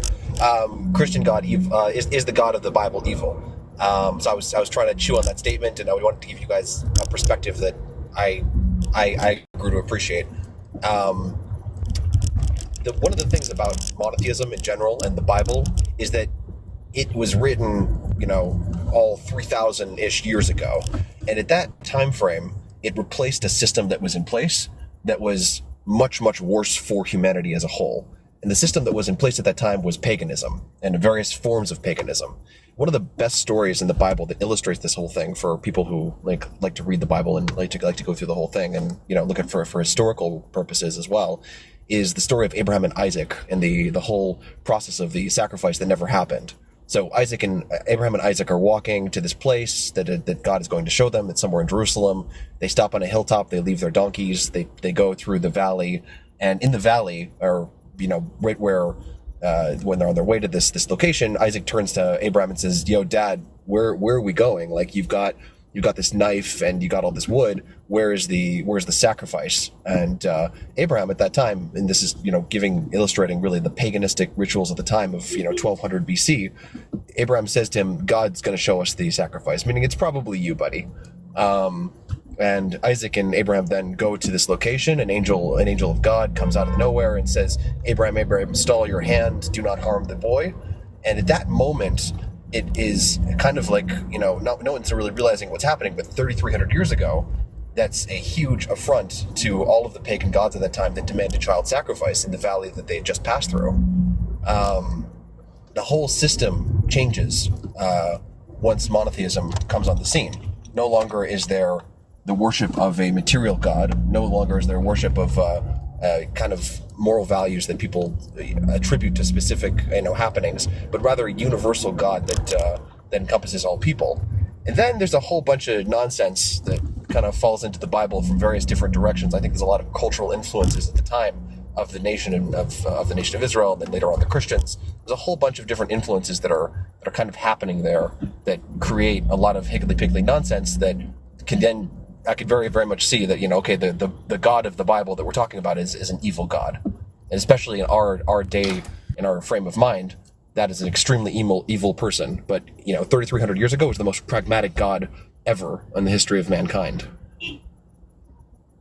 So when you say that paganism was horrible for the entire world, like there's just a couple of things that I want to kind of hone in on there to kind of validate that claim or invalidate that claim maybe.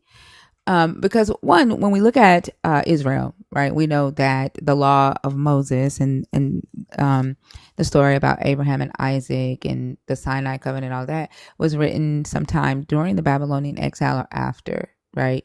And so paganism would include other nations, right, like Babylon, Egypt, Assyria, also like Canaan, right? When you say that it was worse for society, let's take and compare the indentured servitude laws of a pagan nation versus the Israelite laws for indentured servitude. In Babylon, a person was required to sell themselves into slavery if they defaulted on a loan for a period of 3 years. And they would be released in the fourth year with their loan paid, whichever came first. The God of Israel required 6 years or 49 years. Why would you consider the pagan God's law more harsh than Israel? It's a good question. The historicity, by the way, of the Bible being reduced to writing during the period of time in Babylon, I would kind of contend that a little bit, given that the history of the nations of Canaan that are represented in Genesis and the prior books. Yeah, but we know Canaan. We know that land, right? But we know that land that it didn't come about to around the 8th or 7th century, right? And it talks about the Philistines, specifically Gerar, at the time of Abraham and Isaac. But that they were not a nation until around the 8th or 7th century BCE, right? So it's kind of weird that they would even be, right, in the stories of Abraham and Isaac. I hear you. The Bible at that point, I would see it as mainly allegorical for the most part. In terms of the specific laws of slavery, I think that if you look hard enough, you'll find extreme cases of pagan laws regarding slavery. For example, the ability to eat your slaves or the ability to No. I asked what I asked. I'm sorry. I'm sorry, Abe. Yeah. So what I asked was like, why would you consider the pagan law of? So I'm saying let's compare the indentured servitude, right? Law of Israel versus Babylon. Babylon says if you default on a loan, then you can sell yourself into debt slavery for a period of 3 years. And after 3 years, you have served all time, your loan is paid, and then you should be set free. Israel says 6 years or 49 years, right?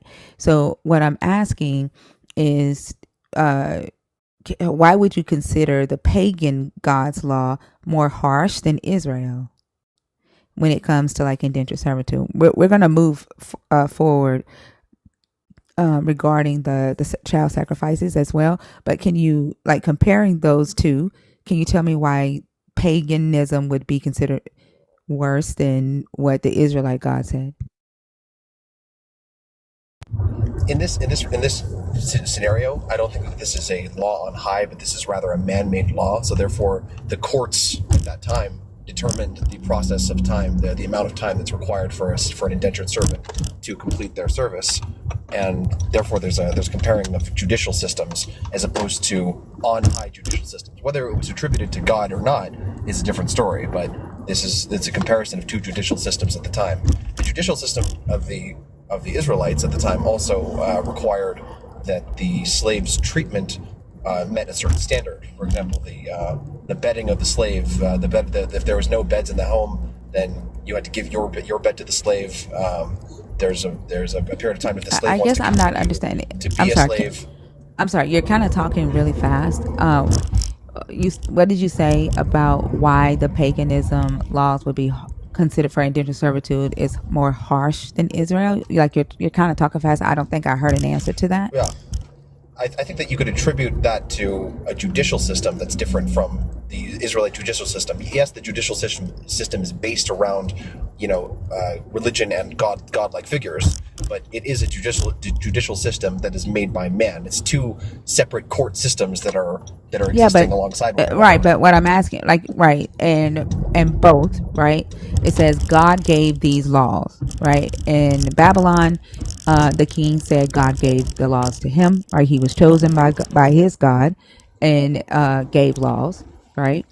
And the same thing in Israel. So why are the laws concerning indentured servitude that was given by the Babylonian God, the Babylonian gods, considered more harsh than the laws regarding indentured servitude given by the God of Israel? So if you take it from my perspective, all of the gods from the side of Babylon and the side of Israel are probably fabricated figures. Yeah, they're all These laws that you're fabrication, seeing, right? But you said that monotheism, right, kind of saved the world because paganism was harming it, right? And paganism was more harsh. So what I'm asking is, like, under paganism, right, indentured servitude was 3 years. Under Israel, under monotheism, indentured servitude was 7 years or 49. How is paganism considered more harsh than Israel is what I'm asking. Right. I think you're taking one specific argument from the case of servitude and applying that to also one specific pagan community, and that's kind of the issue with paganism is that it's there's several. hugely divergent I think the system. only one that matched Israel was, I think, Egypt had 6 years and 7 years, but most of them were 3 years. So what I'm asking is, like, why are they considered more harsh than the God of Israel? I couldn't tell you exactly, and that's the issue is that you don't have a whole record of every single pagan religion at that time and what their specific stance was on indentured servitude. I mean, I actually do. I have a book here with their legal codes. I actually have another book with that's 1,229 pages with, like, court documents and stuff from that time. So I actually do. Which is why I asked, like, specifically, because you said that paganism was more harsh than monotheism. Like, monotheism saved the world, and I'm trying to figure out it when we talk about slavery, right? In the terms of slavery, and specifically the indentured servitude, the debt slavery, one says, hey, your debt is paid in 3 years, go back to your family.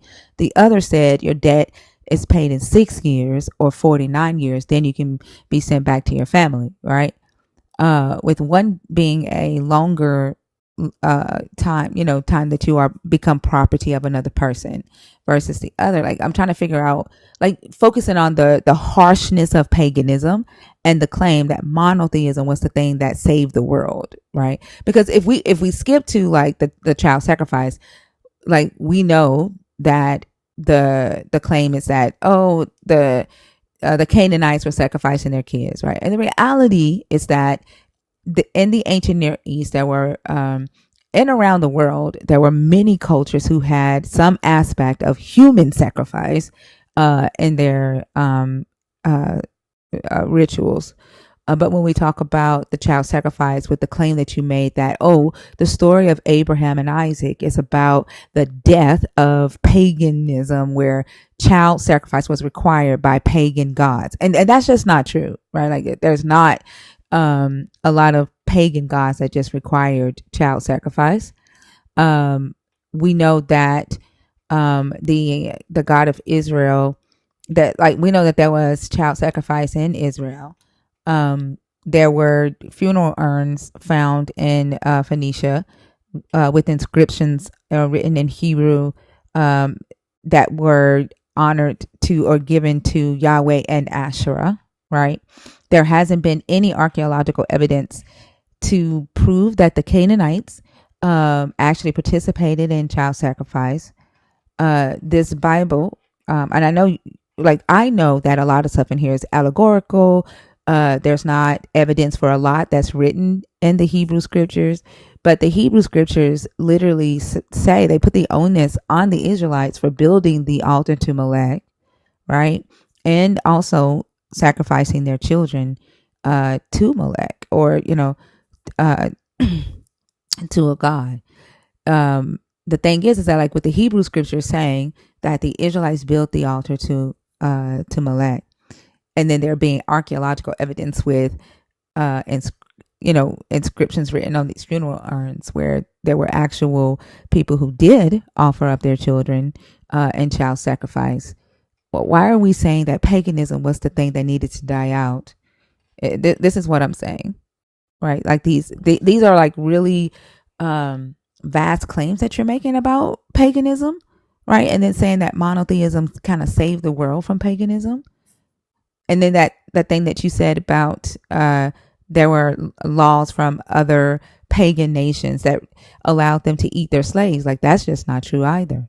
So I'm just wondering, like, where are we getting this concept from? Sure, I'll try to sort of wrap it up, because the basic claim that we're getting at here is that, okay, so the Israelite laws of indentured slavery or indentured servitude are X amount of years, and the other pagan nation that the records that we do have of is X amount of years. Therefore, because the Israelites have a longer indentured servitude period of time, Israelite is therefore much worse, as bad. Now, this claim in general, this specific. Well, I didn't say that. What I asked you was, hold on, I don't want you to put words in my mouth, okay? Because I never said those words. What I said was, how are you explaining that paganism is more harsh, right? Using these two comparisons here, how are you explaining that, or seeing that paganism, the pagan gods, was more harsh than the Israelite gods? That's what I asked, like, using those two systems. Can you explain to me how paganism was more harsh? That's what I asked. I didn't say that the God of Israel was bad for that. Right. I wouldn't say that all pagan religions were necessarily harsh and evil. I would say that they were extremely divergent, because they had the ability to sort of twist whatever direction they needed to go in order to maintain their hold on the people.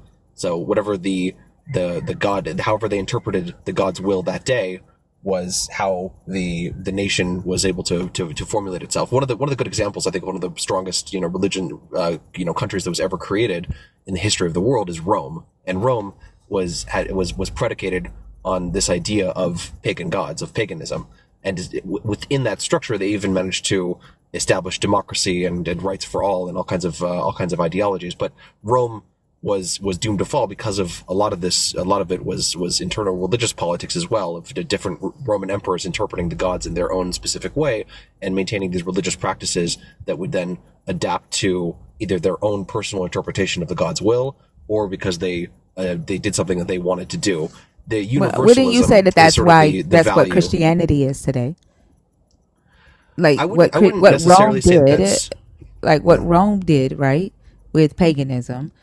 Like, literally, Christianity, the paganism of the Roman gods, is literally wrapped up into Christianity, into this henotheistic God that's kind of offered to the people as a monotheistic God, married with the Hebrew God. Like, wouldn't you say that that's what it is today? I would say that the Christian interpretation is overall evolved over the course of time to get to a place where it's able to function away from government, away from the manipulation of government, so that it's a religion in and of itself that maintains peace among its members, but also has a strong evangelical aspect of needing to recruit more members on a regular basis in order to maintain its legitimacy. But you think Christianity operates without government influence? They influence government. It's kind of the other way around. And so they're not the election that we just saw, where the politicians were literally telling people that Donald Trump was the son of God, and they were baptizing people in the name of Donald Trump. They had preachers over the pulpit convincing their members that they needed to vote for Donald Trump because America needs to be a Christian nation, right? The laws in our government are based off of Christian beliefs. A lot of them are based off of Christian beliefs. Literally, the whole Roe v. Wade, right? Like a lot of the arguments about Roe v. Wade, your God, like the Christian God was brought up, the Hebrew God laws were brought up and considered, right? And we're all sitting here trying to figure out what the hell happened to separation of church and state. Like the Oklahoma government just passed a law forcing teachers to teach children in Oklahoma the Bible. So the government definitely has influence on Christianity, and Christianity has an influence on the government. They're like one and the same. To be honest, to be fair, they're highly intertwined. Which would, like, if it were not, right, there would be no need for a live like this, because then a person can have a belief and it not affect those that do not believe. I hear you saying this is one of the places you're going to find me definitely absolutely agree with you, and that is the twisting of what the second you start to sort of interpret your God's will and say that, you know, this person is designated and this person is anointed or whatever it might be, then you've crossed into the area of being able to pretty much do anything with religion, and it becomes an adaptive source of morality for you that you can twist in order to really commit whatever acts you want. And that's my issue, my greatest issue with dogma overall. Any sort of dogmatic belief. What I do like, the general thing about religion, the fact that I'm surrounded by religious people on a regular basis, is kind of like the traffic rules for the average person to follow. Treat your neighbors like you want to be treated yourself. Have a system of government. Have a couple of things that are the moral sides of religion, and then everyone just kind of grits their teeth and skips over the pages of the committed genocide against Canaanites or something like that because of their belief in pagan gods. Everyone just kind of skids by some of the more problematic areas of religion while maintaining those beliefs. And in that sake, it's sort of like, on the one hand, religion has a really powerful unifying aspect that could be beautiful if maintained properly and understood properly and not taken quite so crazily literal. And on the other hand, there's a bunch of people who take it literally and go crazy with it, and then anoint random people like Donald Trump, and then create this whole mess that we're all in. Yeah. But do you think that it began with Donald Trump? Like, when for the longest, people who identify as LGBTQIA had to hide. We're not allowed to get married. We're not allowed to raise children or adopt children. You think that all of this began with Donald Trump? And do you feel comfortable saying that the fact that the government refused to give them the same rights that a straight person would have, that it had absolutely nothing to do with religion? It's definitely influenced by religion overall. The religious standard that's coming from the right is coming from two two places. One is, this verdict about religion that, okay, what you have to do is believe in Jesus and maintain, your family structure and all that. And the other is just a general sort of form of conservatism. I think it's the mixture kind of we were talking about before between the judicial rule of what they think that the law should be, and then what God says it is, what God, how God weighs in on that law, and then how you apply it But to the the God society shouldn't in be general. involved in it at all. Like the God shouldn't be involved in the government at all in America, right? Like America doesn't have a national religion, right? Our laws should not be based on Christianity and what the Christian God says at all.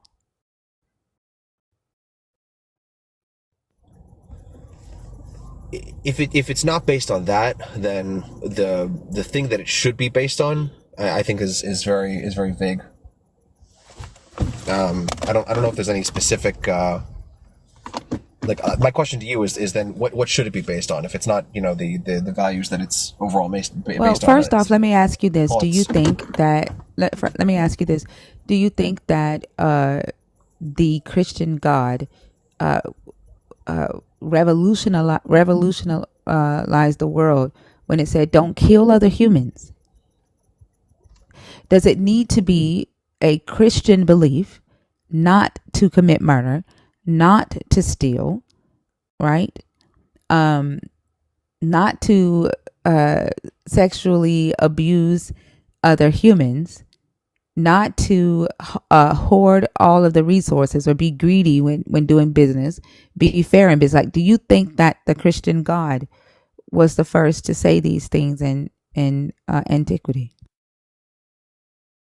When I was studying sociology, briefly, I had a couple of sociology courses. I kept wondering why I was not able to pay attention or able to really get with the program, and I realized that sociology, for the most part, was stating the obvious about a lot of society around us, and that's precisely what the Bible is doing in most of the cases that it's stating these factors of thou shalt not kill, thou shalt not covet thy neighbor's wife and donkey, like all that information is not new to the world. There were universal factors that were maintaining society that was present long before the Bible came on the scene even. It's just the fact that document happened to resonate with millions and millions and millions of people around the world, who then identified it as their universal religion, even if it's divergent of 75,000 different directions. It's still the foundational claims that make it what it is. Those foundational claims of thou shalt not kill. Which means that it's still right. But your question was, what should it be based on? Right? Like, you don't need a Christian God to tell you not to murder another person. Like the Babylonians knew that in 2100 CE in their code of Ur-Nammu. Right? The Egyptians knew that in their legal codes before the Mosaic Law was ever even written down. Right? Like that was a universal thing that the nations in the ancient Near East already knew.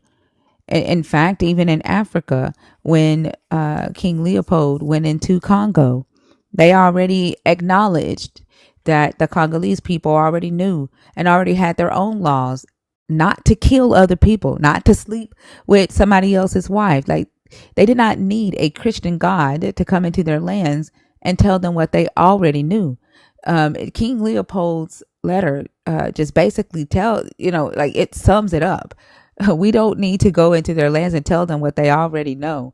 We're going into their lands for one purpose only, and that is to take their resources. That is to indoctrinate them and to make them worship us and our gods. Like that, we don't need the Christian God to tell us how to be moral people. Respect for human life, right? I think if we look at the history of the different nations before Christianity came in, right, before the Abrahamic religions came in into each land and said, "You need my God," they all had their own moral codes already established that they were living by. Now, every nation in antiquity, we can't say that Israel was more civilized, right, than every nation that they went into, that Rome or Europe was more civilized than every nation that they went into. I think the presence of slavery and the practice of that and leading well into the antebellum South here in North America is proof of that, right? And it took for humans, right, as humanity evolved and began to uh, to kind of let their own moral consciousness drive their morality, where things began to change. And it wasn't the God that said stop owning each other. It was humans and uh, their knowledge and their willingness to acknowledge that that practice was immoral. And as we continue to grow, right, as a people and engage and interact with each other, then we notice, things that are either harmful, like having conversations like this, right? What's harmful to ourselves and what's harmful to other humans. And I think the main goal, right, that should be respect the life of another human, right? And then respect their right to their basic needs. I hear what you're saying, and I really appreciate your stance on a lot of this. You and I have a lot of things that are in common. I would say that there's two things that I've come to appreciate and understand, and I wish I could like share my screen and show you sources on this as well. Number one is that the interpretation overall of the concept of slavery within the Bible is one that is it's one that it's not slavery. The concept of slavery, as we know, there's two incidences in which slavery is spoken about very early on. One is the Jews' enslavement in Egypt, in which there's abuse and hard work and labor that is forced upon them. And then the second is the concept of a indentured servant who's just like you said, you quoted the amount of years. So I'm gonna for each give me of them just a second. is very different. 1 second. So you said that you went to school to study this. Mm-hmm. And while you were in school, they did not read Leviticus 25 verses 44 through 46 to you. Oh, they definitely did. And are you saying that 44 through 46 is also indentured servitude? It is indentured servitude. So when indentured servitude is it lifetime servitude to where you do not own your own body? Is that indentured servitude? No. Are indentured servants passed down as inheritance to their children and are become the property of the owner for life? Also, no, in this situation, if I recall correctly. So Leviticus 25 verses 44 through 46 is the God of Israel in the holiness code, distinguishing the difference between indentured servitude and lifetime servitude. The Israelites, right, the Hebrews, were to be treated as indentured servants or hired workers. They were not to be treated as slaves or sold as slaves.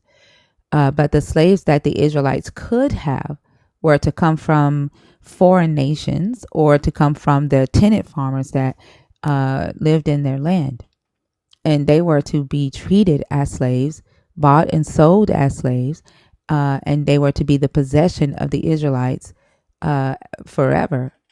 And they were to be passed down to the children as inheritance.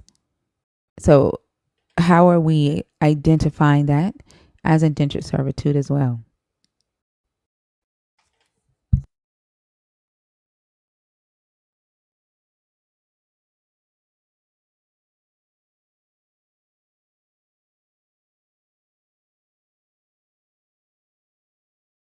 Abe?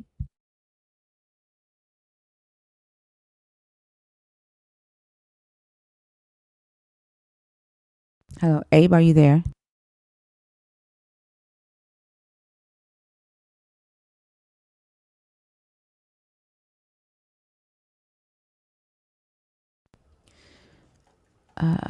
Okay. Fee, are you still with me or did you fall asleep? No, I'm still here. Okay. You want to do the next one? I got to go to the bathroom. Yeah, yeah. Okay. Let's see who's in the box.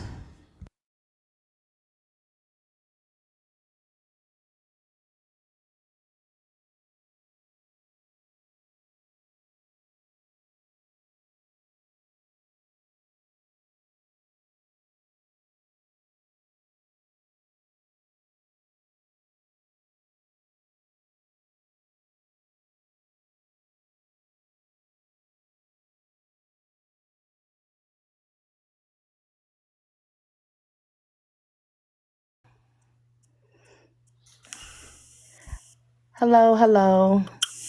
Hey, Key, how are you? I am great, and I'm attempting to get on your platform, y'all's platform, but I am nervous. And Mr. Abe, I don't know what he was talking about. I was. Some people in the comments were saying they were confused. I was like, me too. And Yeah. It was kind of hard to follow a little bit. Are you a Christian or deconstructing, or are you an atheist? I am deconstructing. All right. What topic would you like to choose? What I would like to talk about is the Christian God is evil. If you will allow me to speak on the premise of the God that is in control of the Christian religion is also a reflection of the religion, because I kind of want to more so talk about some feelings I felt when as a Christian under the Christian God that made me equate that it's evil. Okay. So I didn't even realize, being raised as a Christian, I didn't even realize how much I really felt like made to feel less than consistently. And there's a normalization of that. The whole concept of like, oh, well, I'm not worthy. Oh, but God, I'm not worthy. And when you've been a Christian for a long time, you start to like inherit that into your being. Like, and I don't feel like my God would want me to feel like less than, it's just like, with somebody who would put me on this earth, because I'm not, again, I'm deconstructing, so I'm not atheist. I do believe that there is God. I just don't connect with Christianity, and I have released the concept of Jesus and Christianity. Well, I think that's a big step because, being in the United States in general is permeating pretty much every aspect of society now. So being able to make that realization is good. And like we say on this platform all the time, the purpose of this live is not to snatch people's God away from them. If you believe in a higher power, then that's cool. But if you've just identified that whatever it is not this particular God. Yes. And I needed that release. I've always questioned. It's a lot that I've always questioned. I always kind of felt like there was something else. I remember I had a classmate who would say outrageous stuff, and I would just be like, I don't want to hear that. That's crazy. That's crazy. I'm now one of those outrageous, crazy people, right? But I remember I just wasn't ready to hear it then. And I was just like, no, I don't want to hear that. I don't want to think about that. And eventually I started asking why. When I'm in church and people are saying, I'm like, but why? But who said? But why? And that was the beginning. Was there pushback for you when you would ask those questions? Usually there wasn't a whole lot of answers, honestly. It was more like, let's sweep over it, let's move on. And sometimes, I'll be honest, I wouldn't even have the guts to say it out loud. But I would think it. So sometimes it wasn't even, I wasn't brave enough to disrupt their environment, but I was disrupted within myself, Yeah, that makes sense. And so, but as I started to ask the questions in private, like to people I trusted, why? And I'm looking at like, and this is a time when I was single and quote, waiting on God to send me my mate. Right. And I'm looking at the people that's telling me all of these requirements that the Bible have and that Jesus has, and I'm like, but you married and you didn't do that to get your husband. But you married and you didn't do that for God to send you your wife. Well, there's no consistency. Like the testimony of each Christian is going to sound extremely different. The results from the God will be very, very inconsistent. So there's no expectation. So I find it interesting that any counsel can be given because it's not counsel on what the God can do because it doesn't do anything. People do things. Correct. It's counsel on more of what has been done in your life that you can accredit to God, right?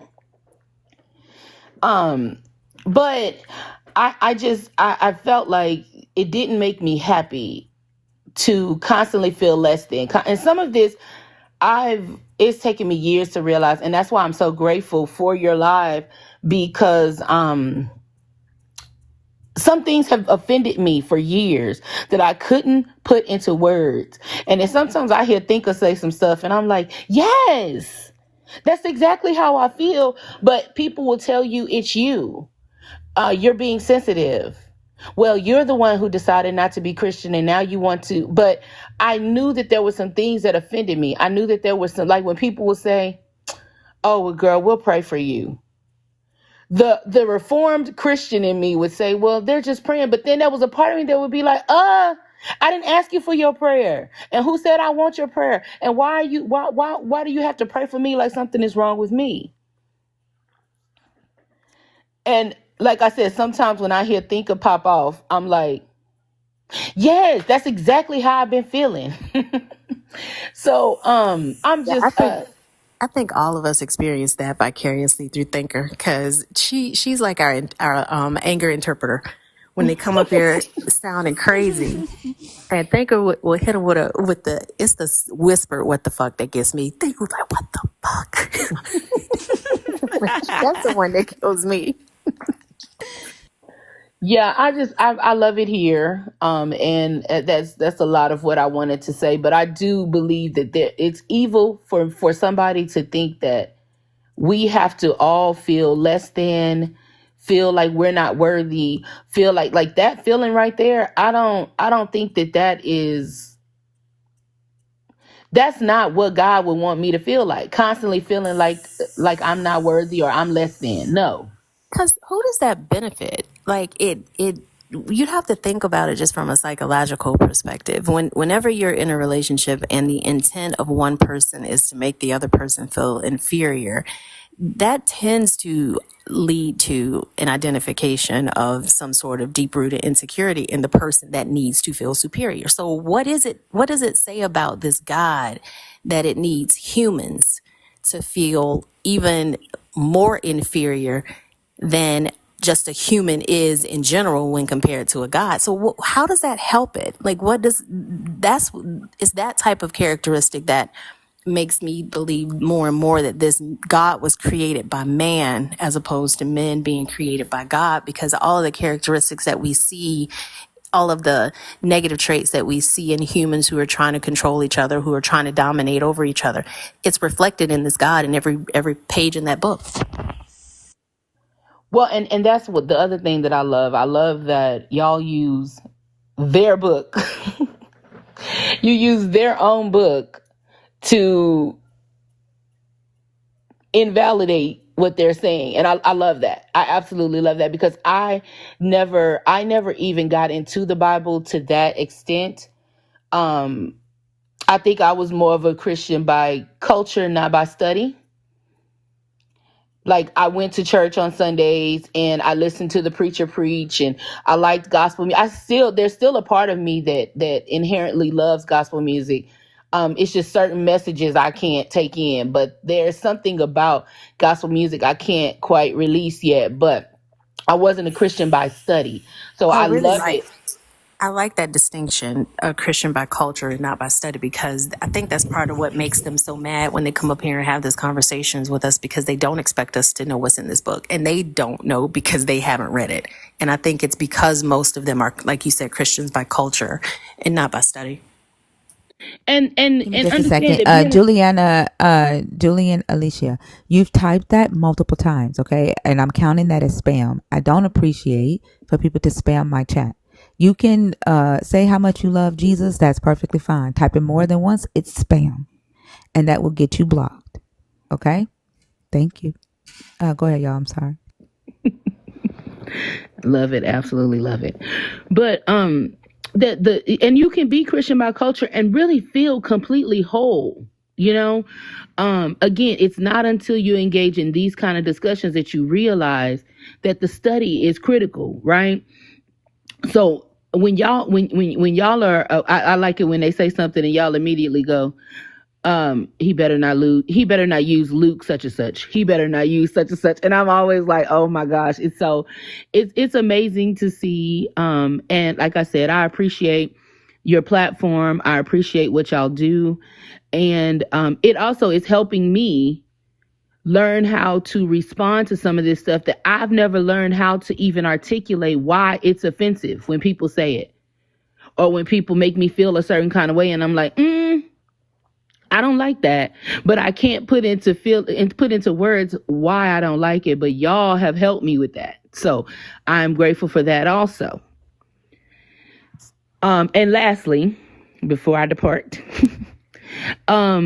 I have a daughter who has gone back into Christianity. Now, I raised them Christian because that's what I knew, right? My deconstruction started about 2012 or so, and they were about 12. Now, and I kind of found my way. I kind of released the church by 2014. I stopped going to church and started finding my way. But my daughter has decided to go back into Christianity, and it upset me. And people were saying, well, it upsets you because she's not doing what you want her to do. No, that's not it. Like, I did a lot of work to keep them from thinking what other people think just because that's what they think, right? And that was what Christianity was for me. That was what I did because that's what my parents did. My parents did it because that's what their parents did, and everybody around us, and all the stigmas that I felt. This is the reason why people continue on in Christianity, because it doesn't, when you're not around people like y'all who will normalize your feelings, you're made to feel like something is wrong with you when this no longer resonates with you.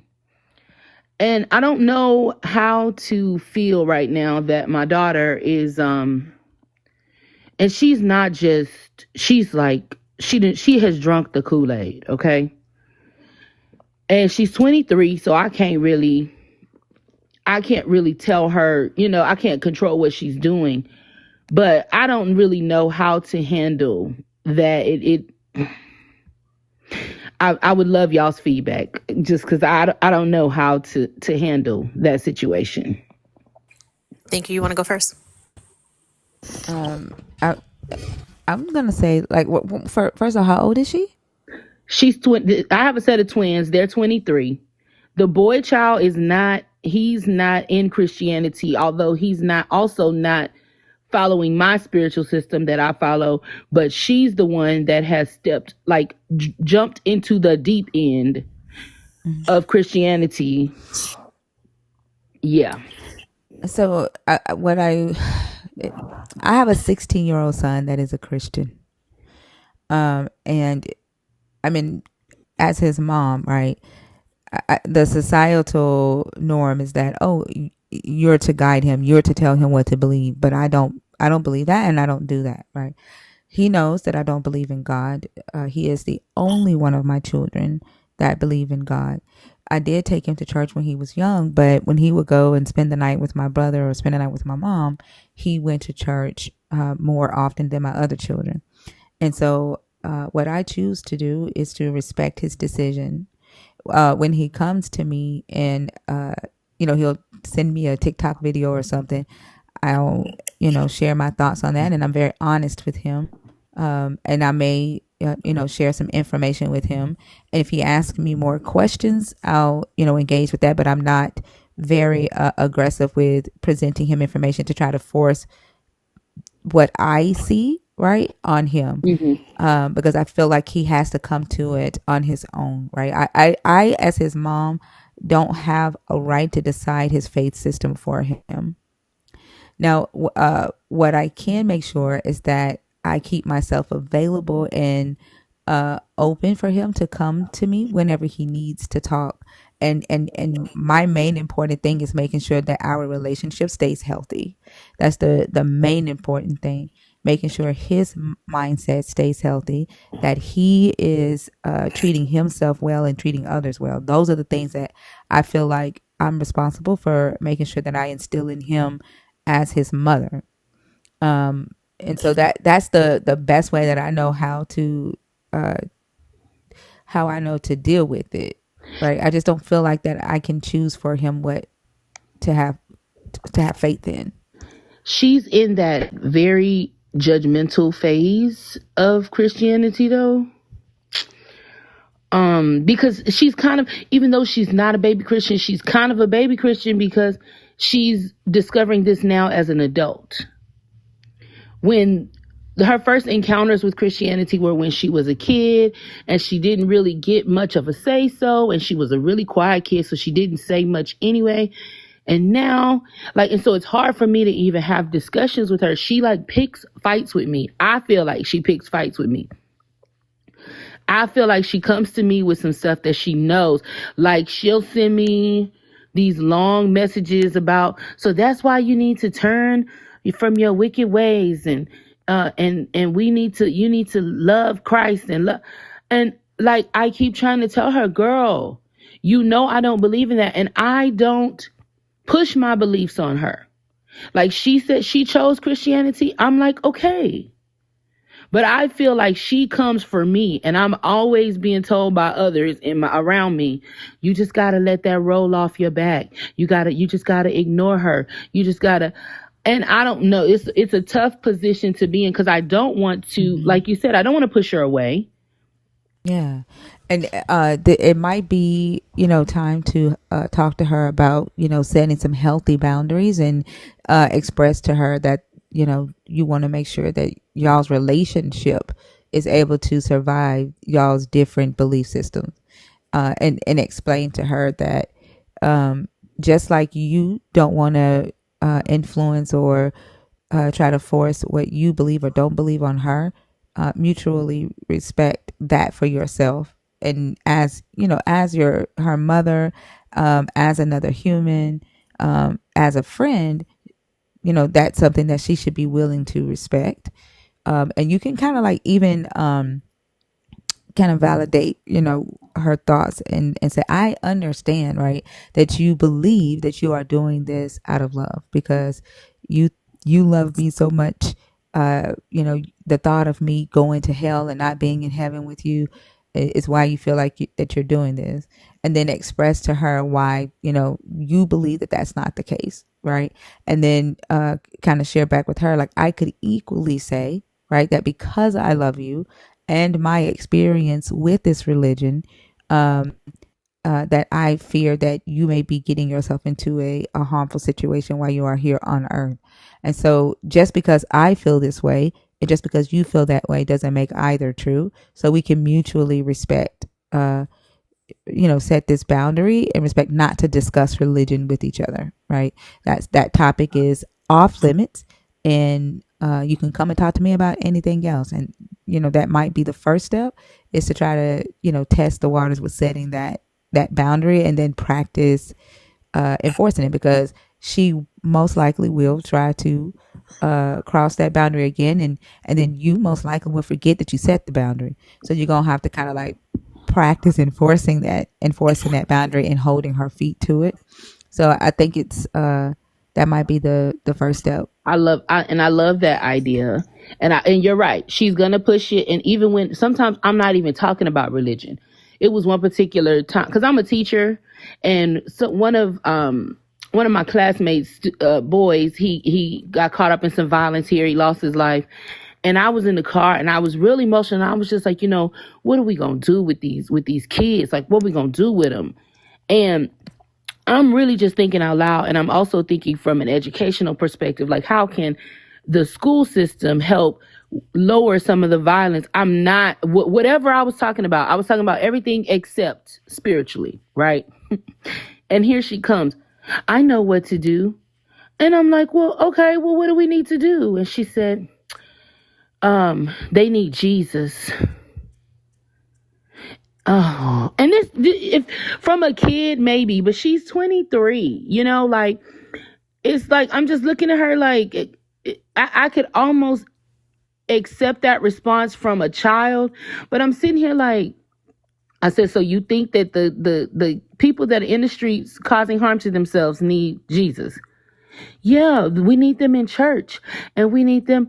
I said, people that don't really respect the law don't really do well with rules and structure and the things that the church will try to put on them, right?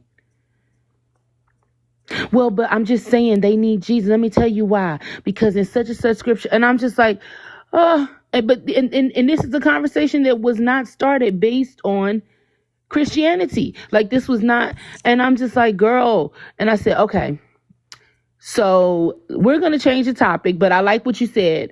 I'm going to set the boundary the next time she tries. And I'm going to say, like, okay, let's not, we know that these conversations, we generally don't agree on these conversations, and that's okay. I'm okay with you making the choice that you've made for yourself spiritually, and I make the ones that I need to. Let's agree not to discuss this. Mm-hmm. And then like something like that, about, hey, they need Jesus. Like if you ever did get into, a conversation like that again, it could be very frustrating. Some of the responses that they say, like, it's like, why the fuck did you go there? Type, conversation. A typical response to that would be, uh, talking to a therapist, right? Might be good. Mental health is a real thing. Mm-hmm. Something like that, instead of like, attacking the church and saying the church don't do this, the church don't do that, because then that puts them on the defense, right? And they're not hearing anything that you actually have to say. Mm-hmm. So I would be, cautious of that. Well, and I wasn't even talking bad about the church. I'm just saying that there are expectations and there's so many rules and don't do this and don't do that. And people who won't follow the law of the land and they don't care about jail, they generally are not going to care about hell. I'm just telling you. That's what I'm trying to tell her when I'm talking to. I wasn't really talking bad about the church. I'm just saying these very people who don't respond to authority are not going to do well in your church. Yeah, no, I agree. I get it 100%. You and I can understand that.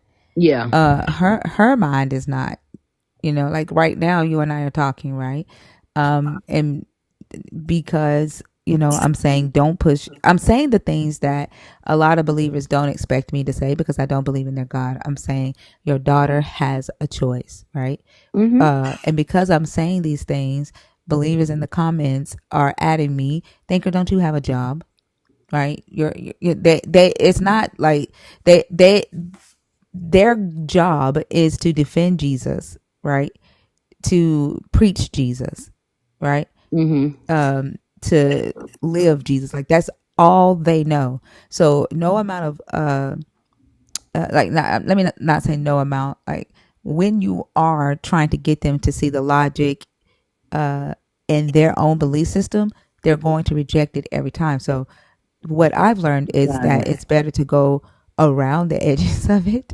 Does that make sense? Mm-hmm. It's because so as long as you're not saying anything against that, if you're trying to get them to see a point, right, the best way to do it is to go around that belief system to try to get them to see the logical thing that you want them to see, that mental health is a real thing, and sometimes people do things because of the situations that they're in, the cultures that they grew up in, Then maybe they're, going through specific things traumatically.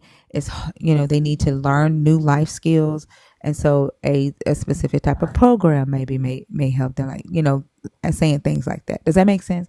Like without just saying, girl, Jesus ain't gonna do nothing, because she ain't gonna hear nothing else you say after that. Or they ain't gonna Correct. listen to Jesus. Yeah.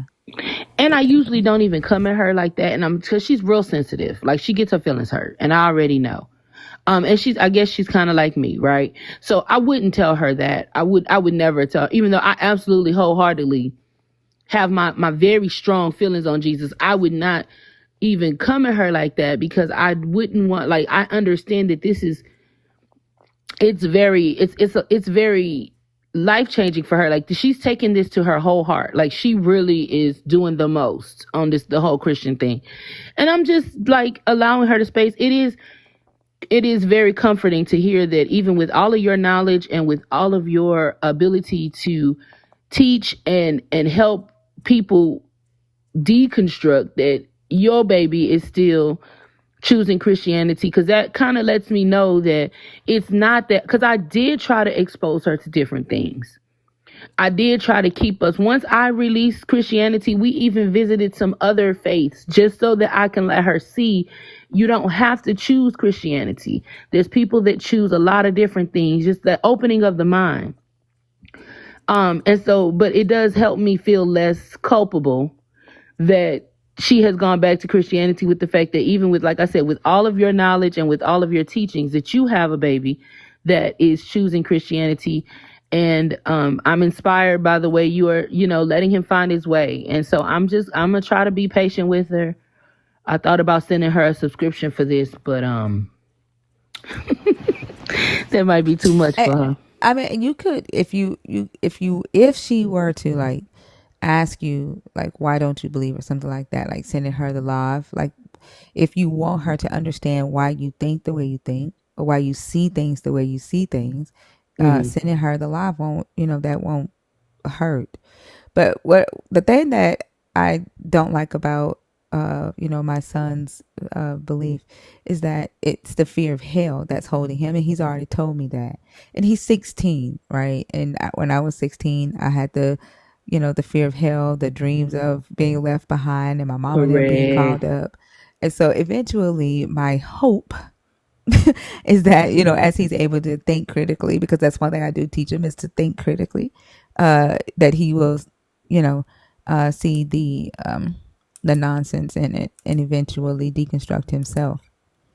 He doesn't go to church every day. The whole fear of hell is coming from fucking TikTok, and the raptured people on TikTok lying about what the scriptures mean, and telling him that the rapture is close, and if he doesn't like and save and share a video, then he doesn't love Jesus, and stuff like that. And so, because he wasn't like that until TikTok. And so, so he'll send me a TikTok video. I'll send him a Dan McClellan video, or I'll send him an article to read that explains or refutes what the person has said in the video, from a evidence based thing. So I say, this is what this means, right? This is what it actually says in the Bible, right? What this person said here doesn't match this, right? So I try to explain it to him from that way, but it's the fear of hell that's holding him on. So hopefully, by the time he's 23, he's like, man, I'm done with that. Well, and But I don't know. love that you're a cusser, because see, I'm a cusser. Sometimes she can't even hear how, what love, and this is my opinion, what love really is, because she's so busy. And when I say love, I mean in comparison to Christian. Because I'm not a Christian, people tend to think, oh, well, that I don't understand love, that I can't be loving, that I can't, that kind of thing. And so one particular day, I was telling her about one of my students. She's 7, and she ran out the door. Long story. She's an eloper. That's what she does.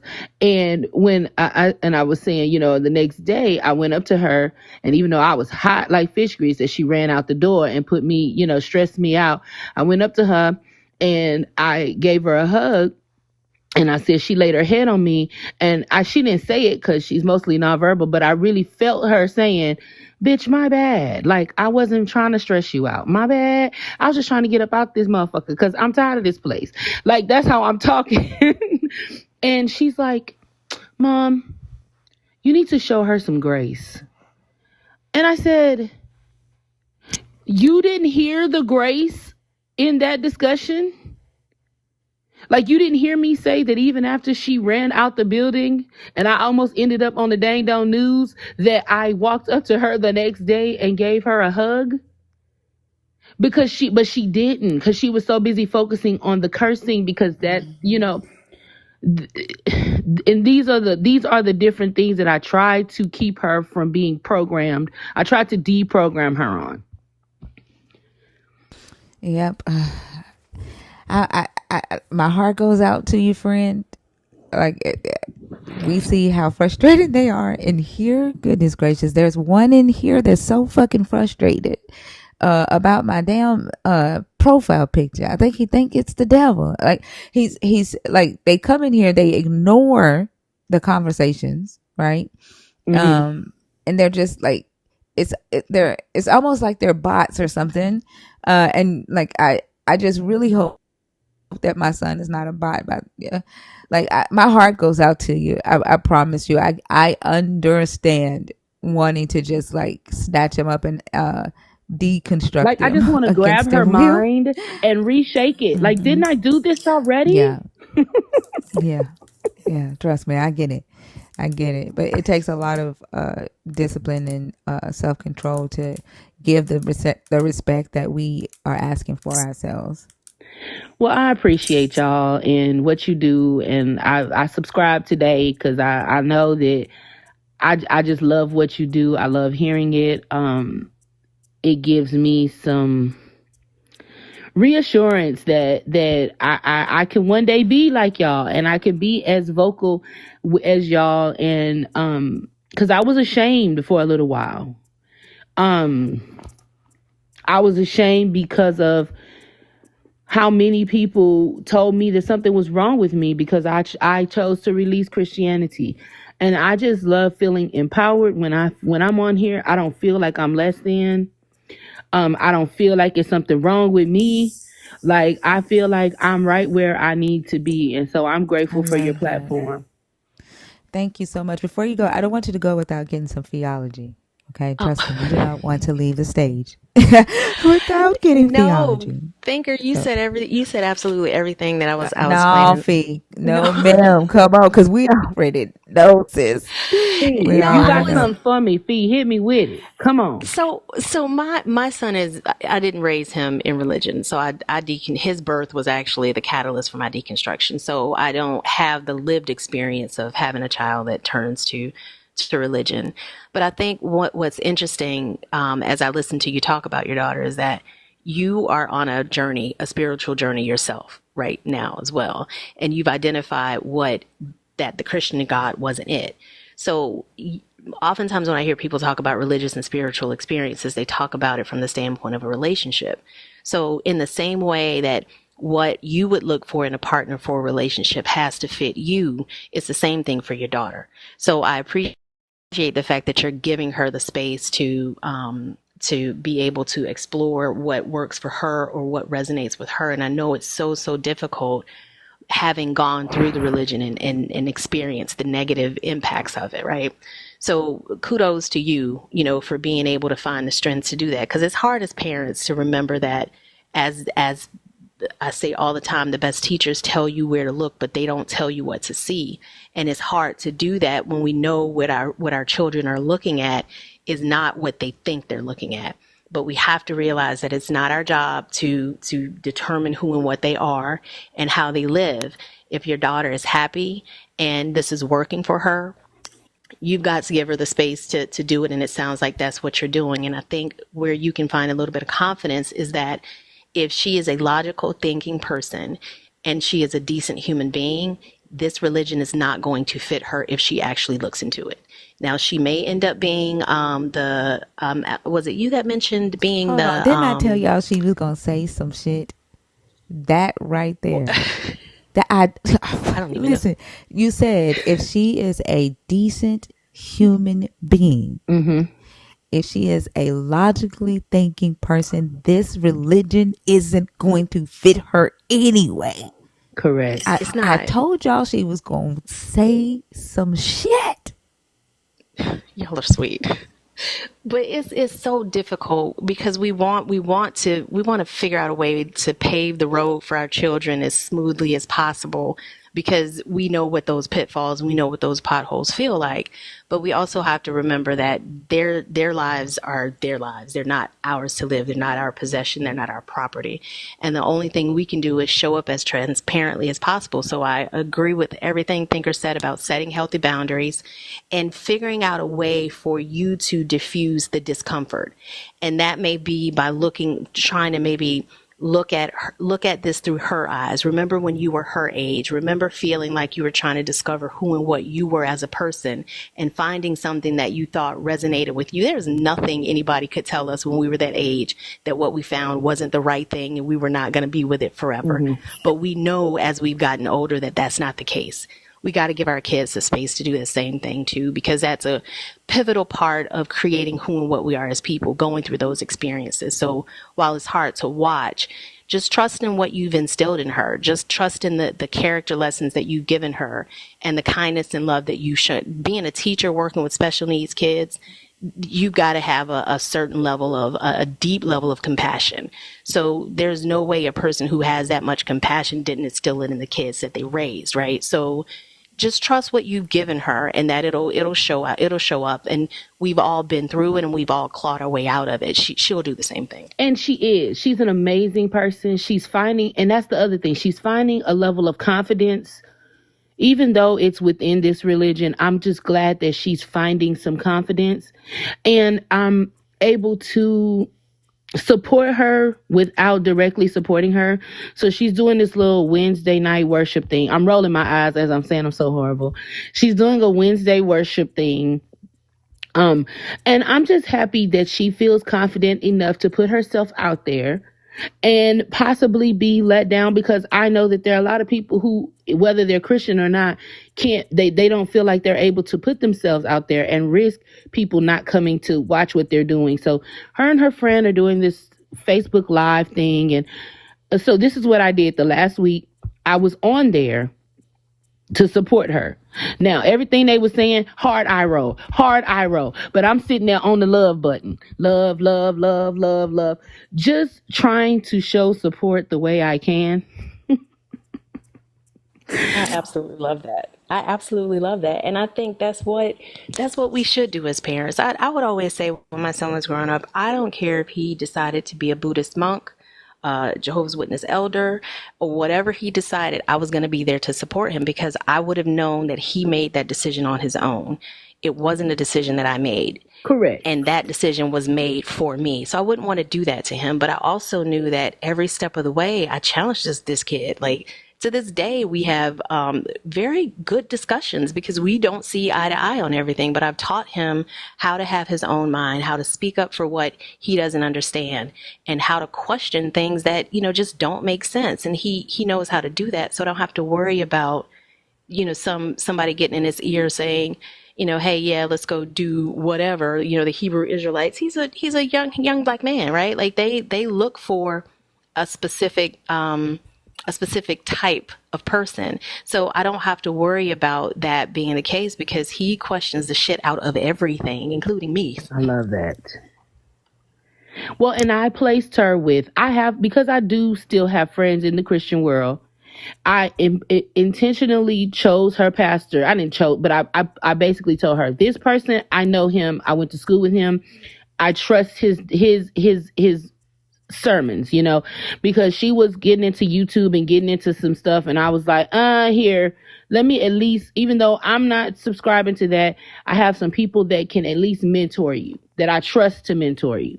Yeah. And when she chose to get baptized, I went. And when she joined the praise team and she was singing on the praise team, I went. And I want to continue going to support her. I just worry that she gets confused. I don't want to send her mixed signals. Because I do also know that she has wholeheartedly embraced this whole go ye therefore, like where she wants so desperately to turn people to God. And I don't want her to think that I am buying into what she's doing, because the whole time when they praying to Jesus, I'm praying and saying my prayers. I'm praying to my God. I'm praying to my ancestors. I'm speaking to my spirits. Like, I got my own stuff going on. But I don't want her to misunderstand. But I just go anyway. I feel like that's a small detail in it. And I would rather her remember me there, supporting her. And so that's what I do. I have these weird ways that I try to support her without completely buying into what she's talking about, because I don't. Yeah, and I don't even think you have to buy into it. And like Thinker said, you can have that clarifying conversation where you say this to her. I will always be there to support you in your efforts, because I want to see you succeed. I just want to ensure that you know that my presence at these events do not indicate my endorsement of this belief system. You can tell her that. And then you can tell her that, I'll always be there, continue to invite me. I just wanted to make sure you understood that. Set that healthy boundary where we don't want to talk about this, because the preservation of our relationship as mother and daughter is always going to be paramount. So I think you can absolutely do that. Get that clarity with her so she knows that it's not, these little nuggets and she's, like you said, she's going to press the boundaries. But as she drops, then you reinforce that boundary. Maybe over time it'll become, fewer and far between with those things happening. Awesome. I really appreciate y'all's time. And thank you, Fee. She was right. You had some jewels and you dropped them. I thank y'all. Well, you are It's one very more thing welcome. that I think Fee can answer for you. Robert White asked the question, like outside of, loving your daughter, would a comparative analysis work for her, Christianity versus other religions? I'm curious to know what Fee thinks about that as well, because Fee did this with her son. She allowed her son to learn about all religions, but that was when he was younger, right? And Yeah. now that her daughter is 23, do you think that this is something that she should approach her with, or um, something that she should probably want to do on her own because she is an adult now? Like, do you think it would be that is something that would work when the child is younger? I mean, I think it definitely works it works better when the child is younger, because again, inoculation versus indoctrination. It's about numbers. But I tend to, in these situations, I tend to be on the passive end. I don't promote any information. So I wouldn't present the comparative analysis. I would wait to have her ask questions, because we already know it's a topic of contention. It's not an area where you guys see eye to eye. You haven't even found your baseline for communicating about this particular subject yet. So I personally, for me, I would not propose that. If she asked for it, I would, offer to work through it with her, but I wouldn't propose it, because it's already a topic that you already know is going to be heated to begin with. Question: Does she That's like just to me. read?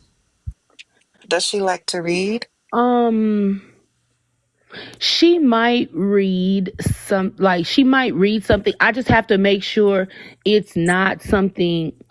I got to make sure that it's something that's more mind opening rather than mind questioning, because if I send her something that is too strong, it's no Hmm. different than her sending me these stank ass text messages that she sent me about how I need Jesus. Mm-hmm. So I just have to be like, the same respect that I'm asking for from her, Yeah. I have to offer her that same respect. But I also want to, I don't, that's that's the point I'm making, is whatever reading material I would offer her, it can't come on too strong, What do anti her you thoughts.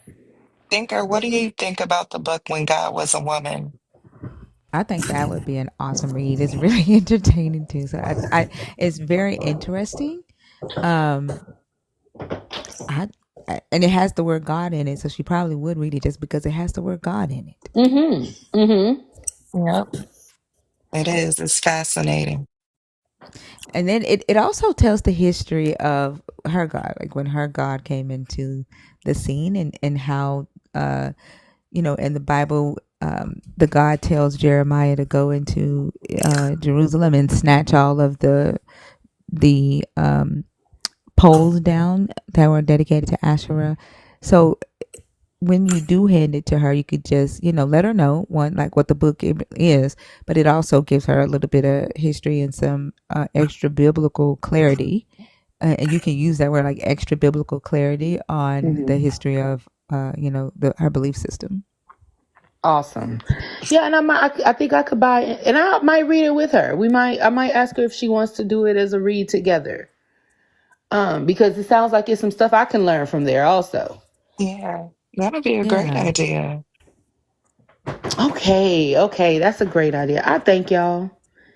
Please, You're welcome. please, please keep doing what you're doing. We need y'all. Thank you. I appreciate it. This is a great conversation, and this is what this platform is for and what it's all about. And when we are able to have conversations like this, man, I swear it makes it all worth it. And it dealing with all the bot comments, It's it makes it very all worth it. rewarding. Yeah, it does. Like, when they come up here in the chats and we're dragging winches and all the other stuff makes it worth it. I'll be a dragging winch for this. Yeah, yeah. The name of the book is When God Was a Woman. The author's last name is like Francesca or something. What's her last name? Hold on, let me get. Stavropoulos. I It's always some say it weird wrong. name. Can y'all see it? Francesca Let me see. Stavropoulos, I Yes, yes, believe. yes. We can Yeah, see it, Lala. it is. What's her name? Merlin Merlin. Stone. Yes. Stone, Marilyn Stone. Oh, I'm thinking of That's the ancient. religious. I'm thinking about child sacrifice in ancient Israel. That's what I'm thinking about. Yeah. Okay. Well, I will get that for her, and I will be back, and I will update y'all as needed. And again, thank y'all. Keep doing what you're doing. I'll be in the comments, but I probably won't comment much, but just know I'm here. Thank you so much. I appreciate you. I hope you have a great rest of the day, y'all. Tonight was pretty cool, pretty chill.